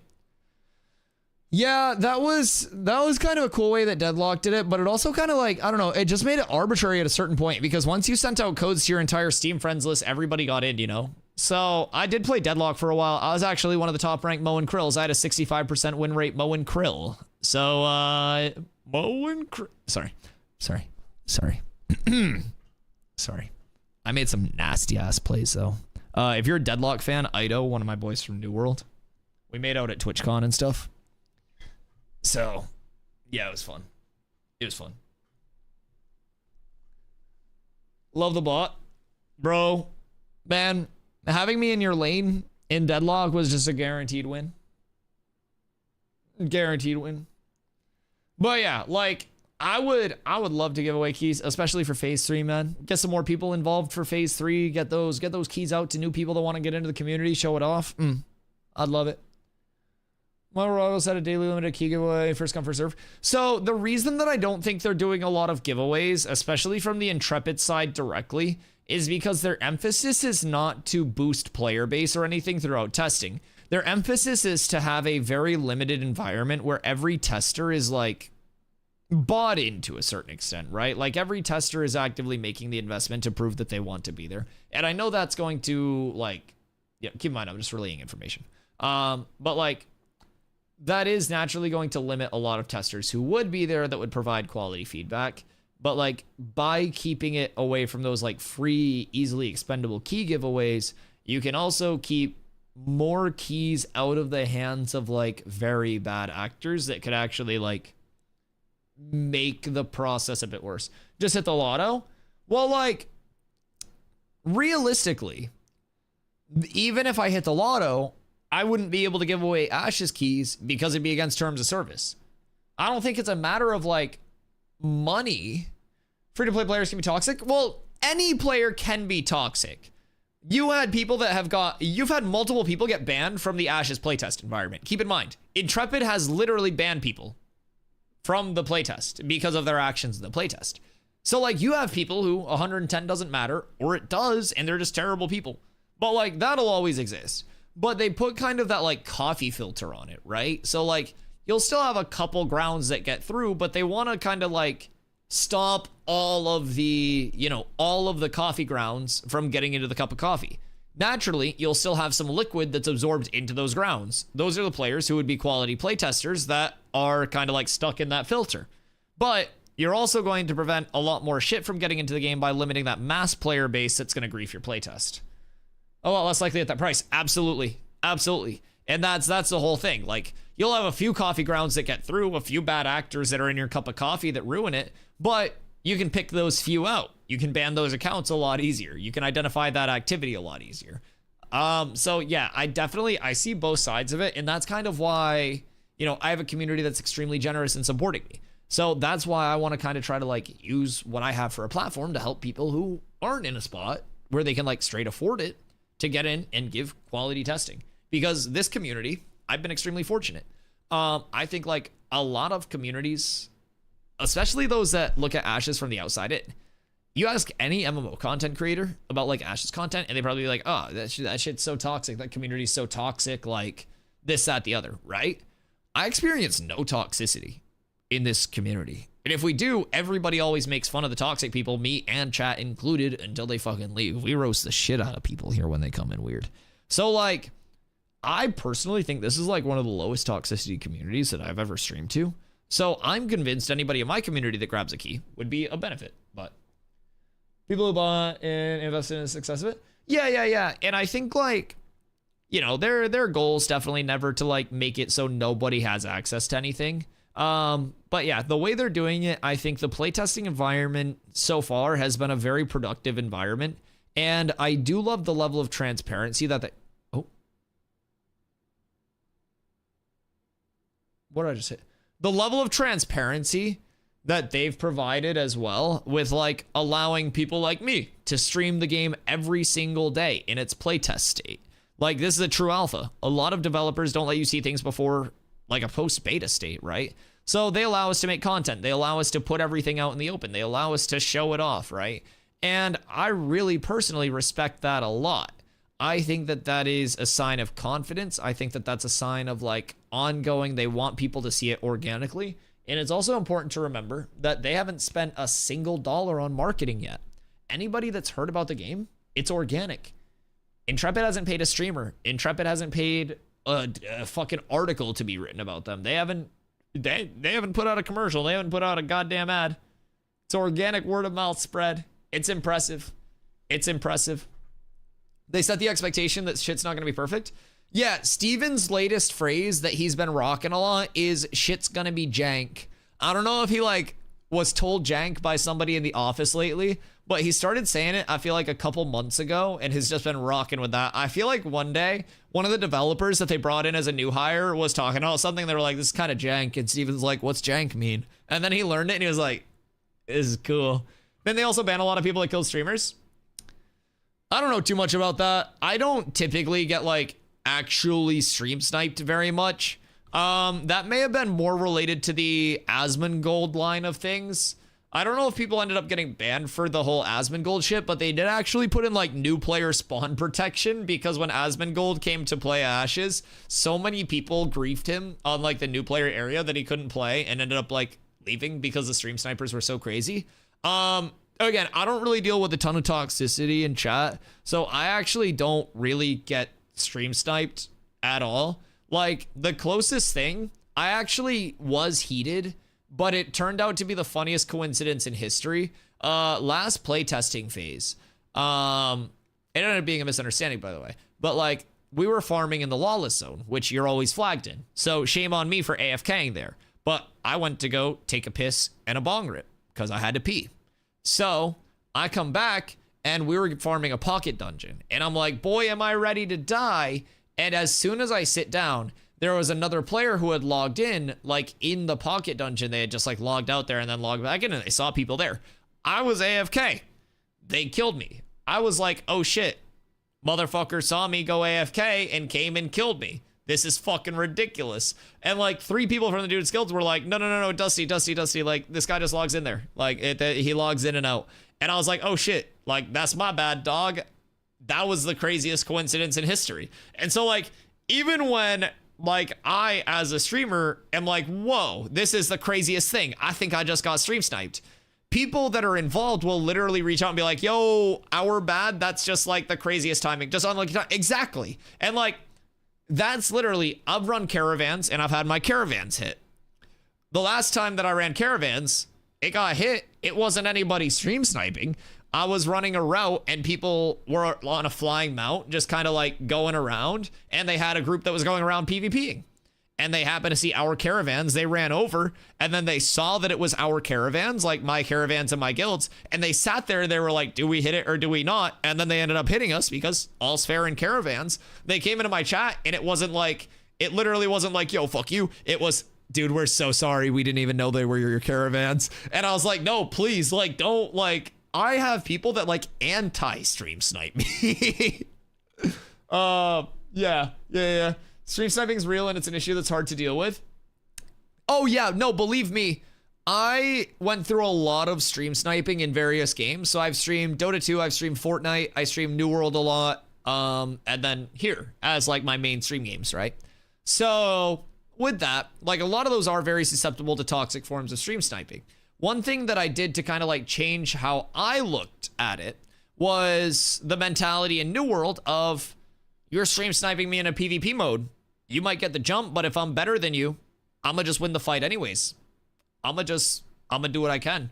So my mentality is, if I'm getting stream sniped and killed by somebody, it's because I lost the fight. They get the jump or not. It's no different than somebody getting the jump on me organically. So if I, as a streamer, am willing to put my gameplay out there in a PvP game, I gotta be willing to defend that, or I gotta pack it up and hit the road.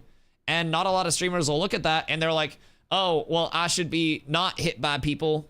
Personally, I think I'm taking the chance and I welcome it. So one thing I said in New World was like, yo, I'm queuing like Outpost Rush, which was a 20 versus 20 game mode that we would like queue up for and stuff like that, right? So I would literally be like, yo, chat, we're queuing it up. Everybody that's in chat, run it up, run at me. Try to jump my shit because it's going to make me better, right? So I would have people who were both like known stream snipers in the game and my friends all queuing into the same Outpost Rush, and everybody would run at me, and it was a blast, and it made me a lot better in the game. And the funny part about it is there was a huge stream sniper. His name was Tranquility, and he was known for just making streamers' days hell. So one day, somebody asked me a build question, and I pulled up my inventory, and I was like talking about my build and my gear, and Tranquility goes to jump me, and I knew he was in stream, and I go, yo, Trank, can I just get 1 second, dog? I'm answering this question. And dude literally stops hitting me, runs off, waits for me to finish talking to the person. I close my inventory. I go, all right, Trank, you're good, brother. I appreciate you. Instantly jumps me again. And we just go at it and fight. So like personally, I think most stream snipers only stream snipe people that get up in a tizzy about it because that's their entire reaction. The second it turns into like, yo, good fight, brother. Like you got the jump. It is what it is. Like, I feel like streamers just need to be more self-aware that they put themselves out there and are susceptible to it and be like, yo, if you want to stream snipe me, come correct because I'm expecting it, right? And that's the biggest thing. If you die, you say GG, you go next. If you win, you talk your shit. That's the biggest thing. That's the big thing. So how hard is it to start a clan or guild?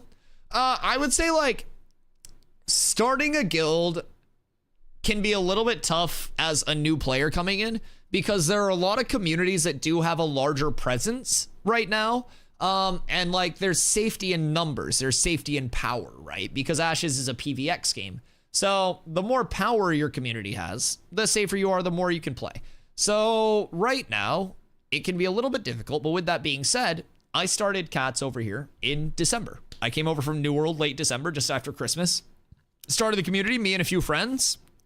And We've grown to, at this point, 5 guilds, and that's with kicking like 2 to 3 guilds worth of people. My guess is on Fresh Start, we could be anywhere upwards of 10 guilds a couple weeks into Fresh Start. So it's absolutely doable. It is 1,000% possible. You've just got to kind of like figure out where you want your community to lie. There are PvP centric, PvE centric. There are kind of like the I want to fight everybody communities. There are the people who have like alliances and like beefs. And then with cats, I kind of describe us as like the chaotic good. Like we're friends with everybody, but we'll basically get into whatever. You need us for world bosses, you need a tank, invite us. I don't care where you're from, you're PvPing, you need extra people for PvP, call us in, we'll come hit it. You want a PvP? That's fine, but we're like friends with everybody. We don't really have that like level of shit talky. Well, we like friendly shit talk, but we don't really have that level of like pure bad blood beef with anybody. So as a result, we have a ton of content at our disposal, and a lot of people want to join because of that. Leading a guild of hardcore PvP players is stressful. Oh, brother, believe me, in my time in New World, if you do exclamation servers, that still has my New World servers. When I left New World, I had 8 characters on 8 different servers. I was in many of the top companies or guilds in New World, had thousands of wars, and was one of the players with the most wars played in New World. I led many communities over there. The thing about it is like, the stress is all relative. So with cats, over there, our entire emphasis was the same as over here. We got really good players that really like the game, but they're also really passionate about growing the community. So we're kind of like a bridge between casual and competitive, right? So we have very good players that take it very seriously, and we'll take it more seriously every single launch, and we'll try to establish ourselves. But we also kind of like bring in everybody else along the way and allow them to like come into that more competitive side, get glimpses in, see the gameplay loop that they want to see, have a community that benefits from that and stuff like that. So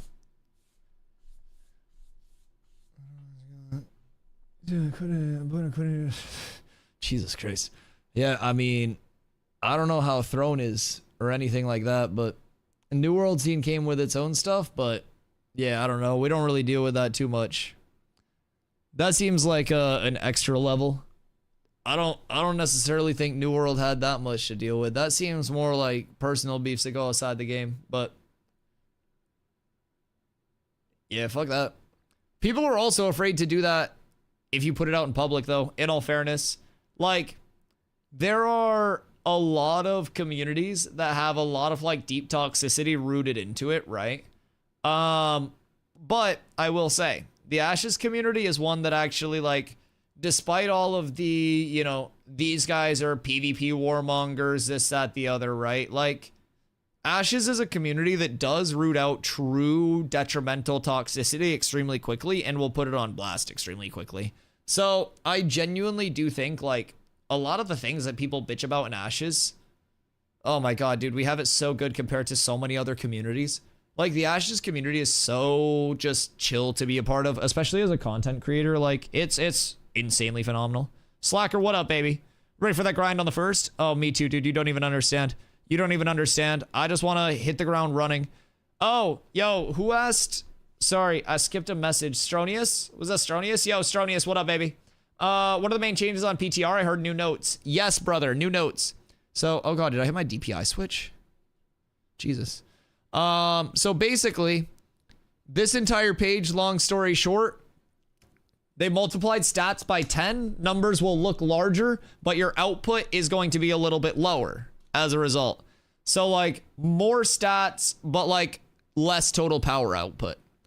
Squall's End and Jinnah, new desert nodes have been added. I'm going to be running for mayor of Jinnah on Vyra, which is going to be the new coastal node layout. So this will be the first coastal node layout. It's going to look something similar to this. You have water, you have a dock in the backside. It's like a half moon. And then you have gate, gate, gate. And then you have the market down here. So it's going to be an open layout. That's what we know so far. So I'll be running for mayor of Jinnah, the coastal node on Vyra. So we'll be doing that. New type of guild wars. Desert node wars and stuff like that actually take place in the desert now, which is great. Buy orders in the desert. Ask for materials in the desert. Ship storage got added, as we said. Bug fixes there. Turquoise sea fixes as well. Enchanting squish is in the game as well. Enchanting scaling is a lot different than it was like previous to this. Let's see. This is all the node stuff. And then they talk about some new NPC behavior and shit like that. Someone had asked earlier, by the way, if we think that the actual like phase 3 launch will get pushed. No. Phase 3 launch won't get pushed or anything. They'll launch phase 3 in terms of the gatherable system. Like they've already got dynamic respawns already like partially in a sense. And like a lot of Braidwood high tier materials, those aren't going to be accessible for weeks anyways. Like, you're going to have to progress the actual server enough to hit Braidwood and shit like that. And by the time that's actually in and those high values are in, I'm sure it's already dealt with. So, I'm going to make my shit. Right, look at me here. Let me bring that. We're putting groups together next week for the grind or the week before. Probably like next week. Probably next week. What does a mayor do in summary? So, nodes are meant to be like an ownership completely separated from guilds. So a mayor will determine like which buildings are being placed in which plots, because like each stage of node, there are 6 different tiers that a node can level through. Tier 1 being the smallest, tier 6 being the highest. There can only be 5 tier 6 nodes on a map at any given time. And right now for testing, the cap is tier 3. So essentially you have a finite number of plots where you can actually place buildings. So you have to plan out like which buildings you're placing where, and with the map being this small, you have to plan that with the rest of the server to make sure that your server has accessibility to all of the actual buildings that you need to make server progression happen. So one thing that I would be good at is communicating with the rest of the server through stream on what we actually need built. Past that, the mayor will set like buy orders and mayoral commissions that can bring economy into the node itself that can be spent on various things. That can be used to upgrade the node as well. And through those, like commissions, people can basically pick those up like town board quests. So you go out, you do a certain number of things, you gather a certain number of shit, you get a little bit of a reward for it, you get citizen bucks. And so past that, you control taxes, just basic ownership stuff. Eventually, you'll get a mayoral ability as well, which will kind of be like this ability that gives you a special mayoral power for like large scale. So theoretically, someone could be a horrible mayor. Oh, fuck yeah. Oh, God, yeah, absolutely. We've already had plenty of shakeups with all of that. Yep. And so with Ashes right now, we only have a portion of the map in that's expanding pretty rapidly. But on launch, there will be 85 player ownable nodes, with 5 of those making it to Metropolis. There's a way that they can be de-leveled down to Ruin as well through node sieges. But basically, through 85 nodes in staggered progression, you're naturally going to have areas on your map where it's like a metropolis and kind of like the suburb into like the Willywax. And then you have like another metropolis and another metropolis. And keep in mind, this is just the overworld map. There's also an underworld. So like if someone's a bad mayor, people will move away from their nodes, stop progressing their node. It'll get sieged more. It'll get run at more. Past that, it's monthly elections right now. So if you're a terrible mayor, you've got to get reelected. But long term, keep in mind, there are 4 different node types. So scientific nodes are the ones that give the democratic election process, right? Those are the only ones that are in the game right now. But long term, you have military nodes, which the mayor is determined through a PvP game mode. Not like a game mode, but basically throughout the election process, there will be hour-long windows that open up and you get player kill points and objective points. Highest cumulative point total at the end of the election process becomes mayor. Economic nodes, which are to the highest bidder. Economic, of course. And then you have religious nodes, which are through completing quests during the mayoral election process. So there will be 4 different methods to be a mayor. So, absolutely massive. The incentive is the travel time, resource limitations, threat of PvP, because moving to a different unfamiliar node wouldn't be easy. Exactly. And say you're somebody who wants to live a more simple lifestyle. You forfeit all of like the quality of life that you would have in the big city metropolis with that big player market, because player markets aren't linked up. So you have more items available. There's more commerce. There's more going in and out of the node. But you take the risk of if a node siege happens, like say you're a metropolis, right? Big node siege happens. As soon as that siege is declared, player storages lock. Nobody can put anything in, take anything out. If your node loses a node siege, player storages could get completely leveled down to tier 0. Everything becomes ruins, lootable, player storages, player housing, all of that shit. Nodes that have to make potentially alliances. Vassaling. So through vassals, you'll have a parent node, which has vassaled smaller nodes underneath it that contribute to the parent node's success. Can you explain castle sieges? Castle sieges have a really cool concept and a diagram that's on the wiki that helps out. I'll pull that up real quick. But basically, with castle sieges, load, bitch. So, guilds participate in castle sieges in an effort to capture and occupy one of the 5 guild castles. So initially, the guild castles will be occupied by level 50 NPCs. So your initial siege is going to be against the NPCs to claim the castle. Past that, they're controlled by guilds. So, is it like Lineage 2 where you won it if you win? Yes, exactly. Sieges occur once a month within a server primetime window. The minimum goal is 250 versus 250. It's hoped to be 500 versus 500. There will be systems that mimic some of the mechanics of sieges, but there won't be practice sieges. There may be instance locations within otherwise open world castle sieges, blah, blah, blah, blah, blah. A guild that captures a castle will own that castle for a month before it's sieged again. In the first 3 weeks that a guild occupies the castle, they'll need to level up their castle nodes to village stage through questing. The 4th week is Declaration Week, where other guilds have the opportunity to lay down their declaration flag or to sign up as a defender of the castle. Depending on how well the guild defends their castle nodes, results in better defense. Wait, yeah, okay. Depending on how well the guild defends their castle nodes results in better defense for the castle. I think that meant to be develops. So essentially with castle nodes, this is where that cool, let's see, where is it? This? There's a good diagram here. Okay, right here.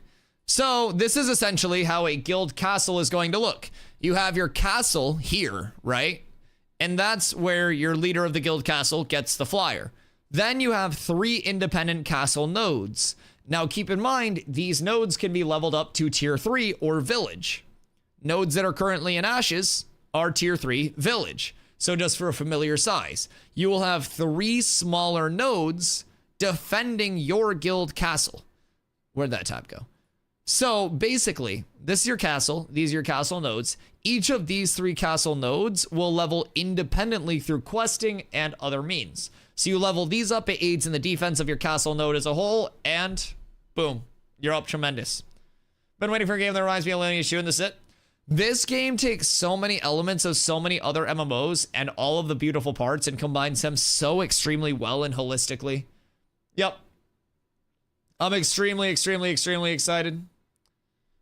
I really do think that the Ashes systems have so much accessibility to them. And if you want to, like, play Ashes in a certain way, right? You'll be able to. If you want to be a gatherer, crafter, if you want to be a PvPer, PvEer, anything in between, man. Anything in between.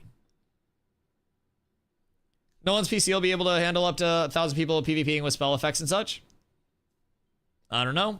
All depends on optimizations. Join you if you want in the future. Oh, everybody's welcome. Absolutely. Is this game extremely demanding on the PC? Exclamation min specs for the min specs. But it'll continue to get like more optimized as well. Yeah, much more optimized. But yeah, definitely, if you guys do want to come through, either now or in the future, we are on Vira. So please feel free to join us. Please feel free. We have room for legitimately every type of player, like we mentioned, from competitive to casual and quite literally everything in between, man. So.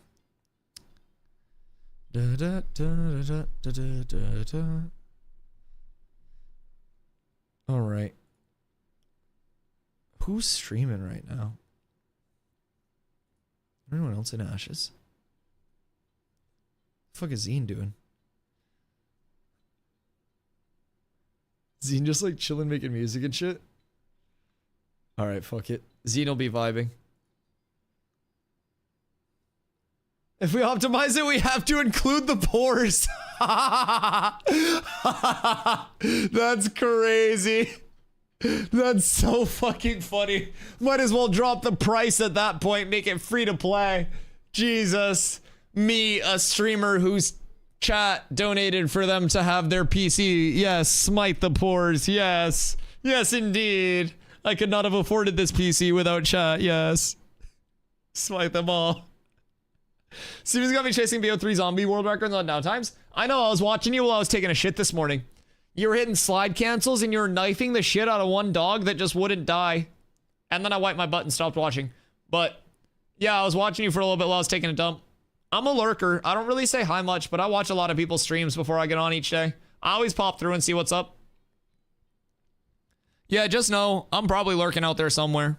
Like, if I'm not on stream, I'm just hanging out in homies' chats, watching and shit. Just vibing. All right, boys. I gotta go prep for tomorrow in case they put Ashes up early. So, we did a light 9 hours and 45 minutes of not watching a single video, not even pulling up a video, and just yapping the entire day about what's coming up, right? So, very exciting times. I will be live as soon as servers are slated to go up tomorrow. So, plan around 1 p.m. EST. If it's a delay, I'll be live at 2. With that being said, boys, I love y'all very much. Big changes tomorrow. Big time for Ashes. Your support means everything. The more you guys show up, the more people get to see this beautiful content, this beautiful game, and this beautiful community.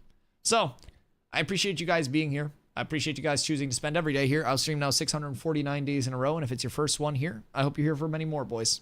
So, does genuinely mean the world. I will be back tomorrow, like I mentioned, 1 p.m. EST, probably by 2 if it's a delay. And we'll be testing some shit. We'll be getting to it. And I'll be announcing in-game my big mayoral process. Boys, I love y'all. I appreciate y'all. I'll catch you guys tomorrow. We're going to go hang out with Zine. I think, okay, he's making some music and doing some IRL bard shit. So, we about to go chill with Zine. We're going to go say what's up. Boys, I love y'all. I appreciate y'all. Peace.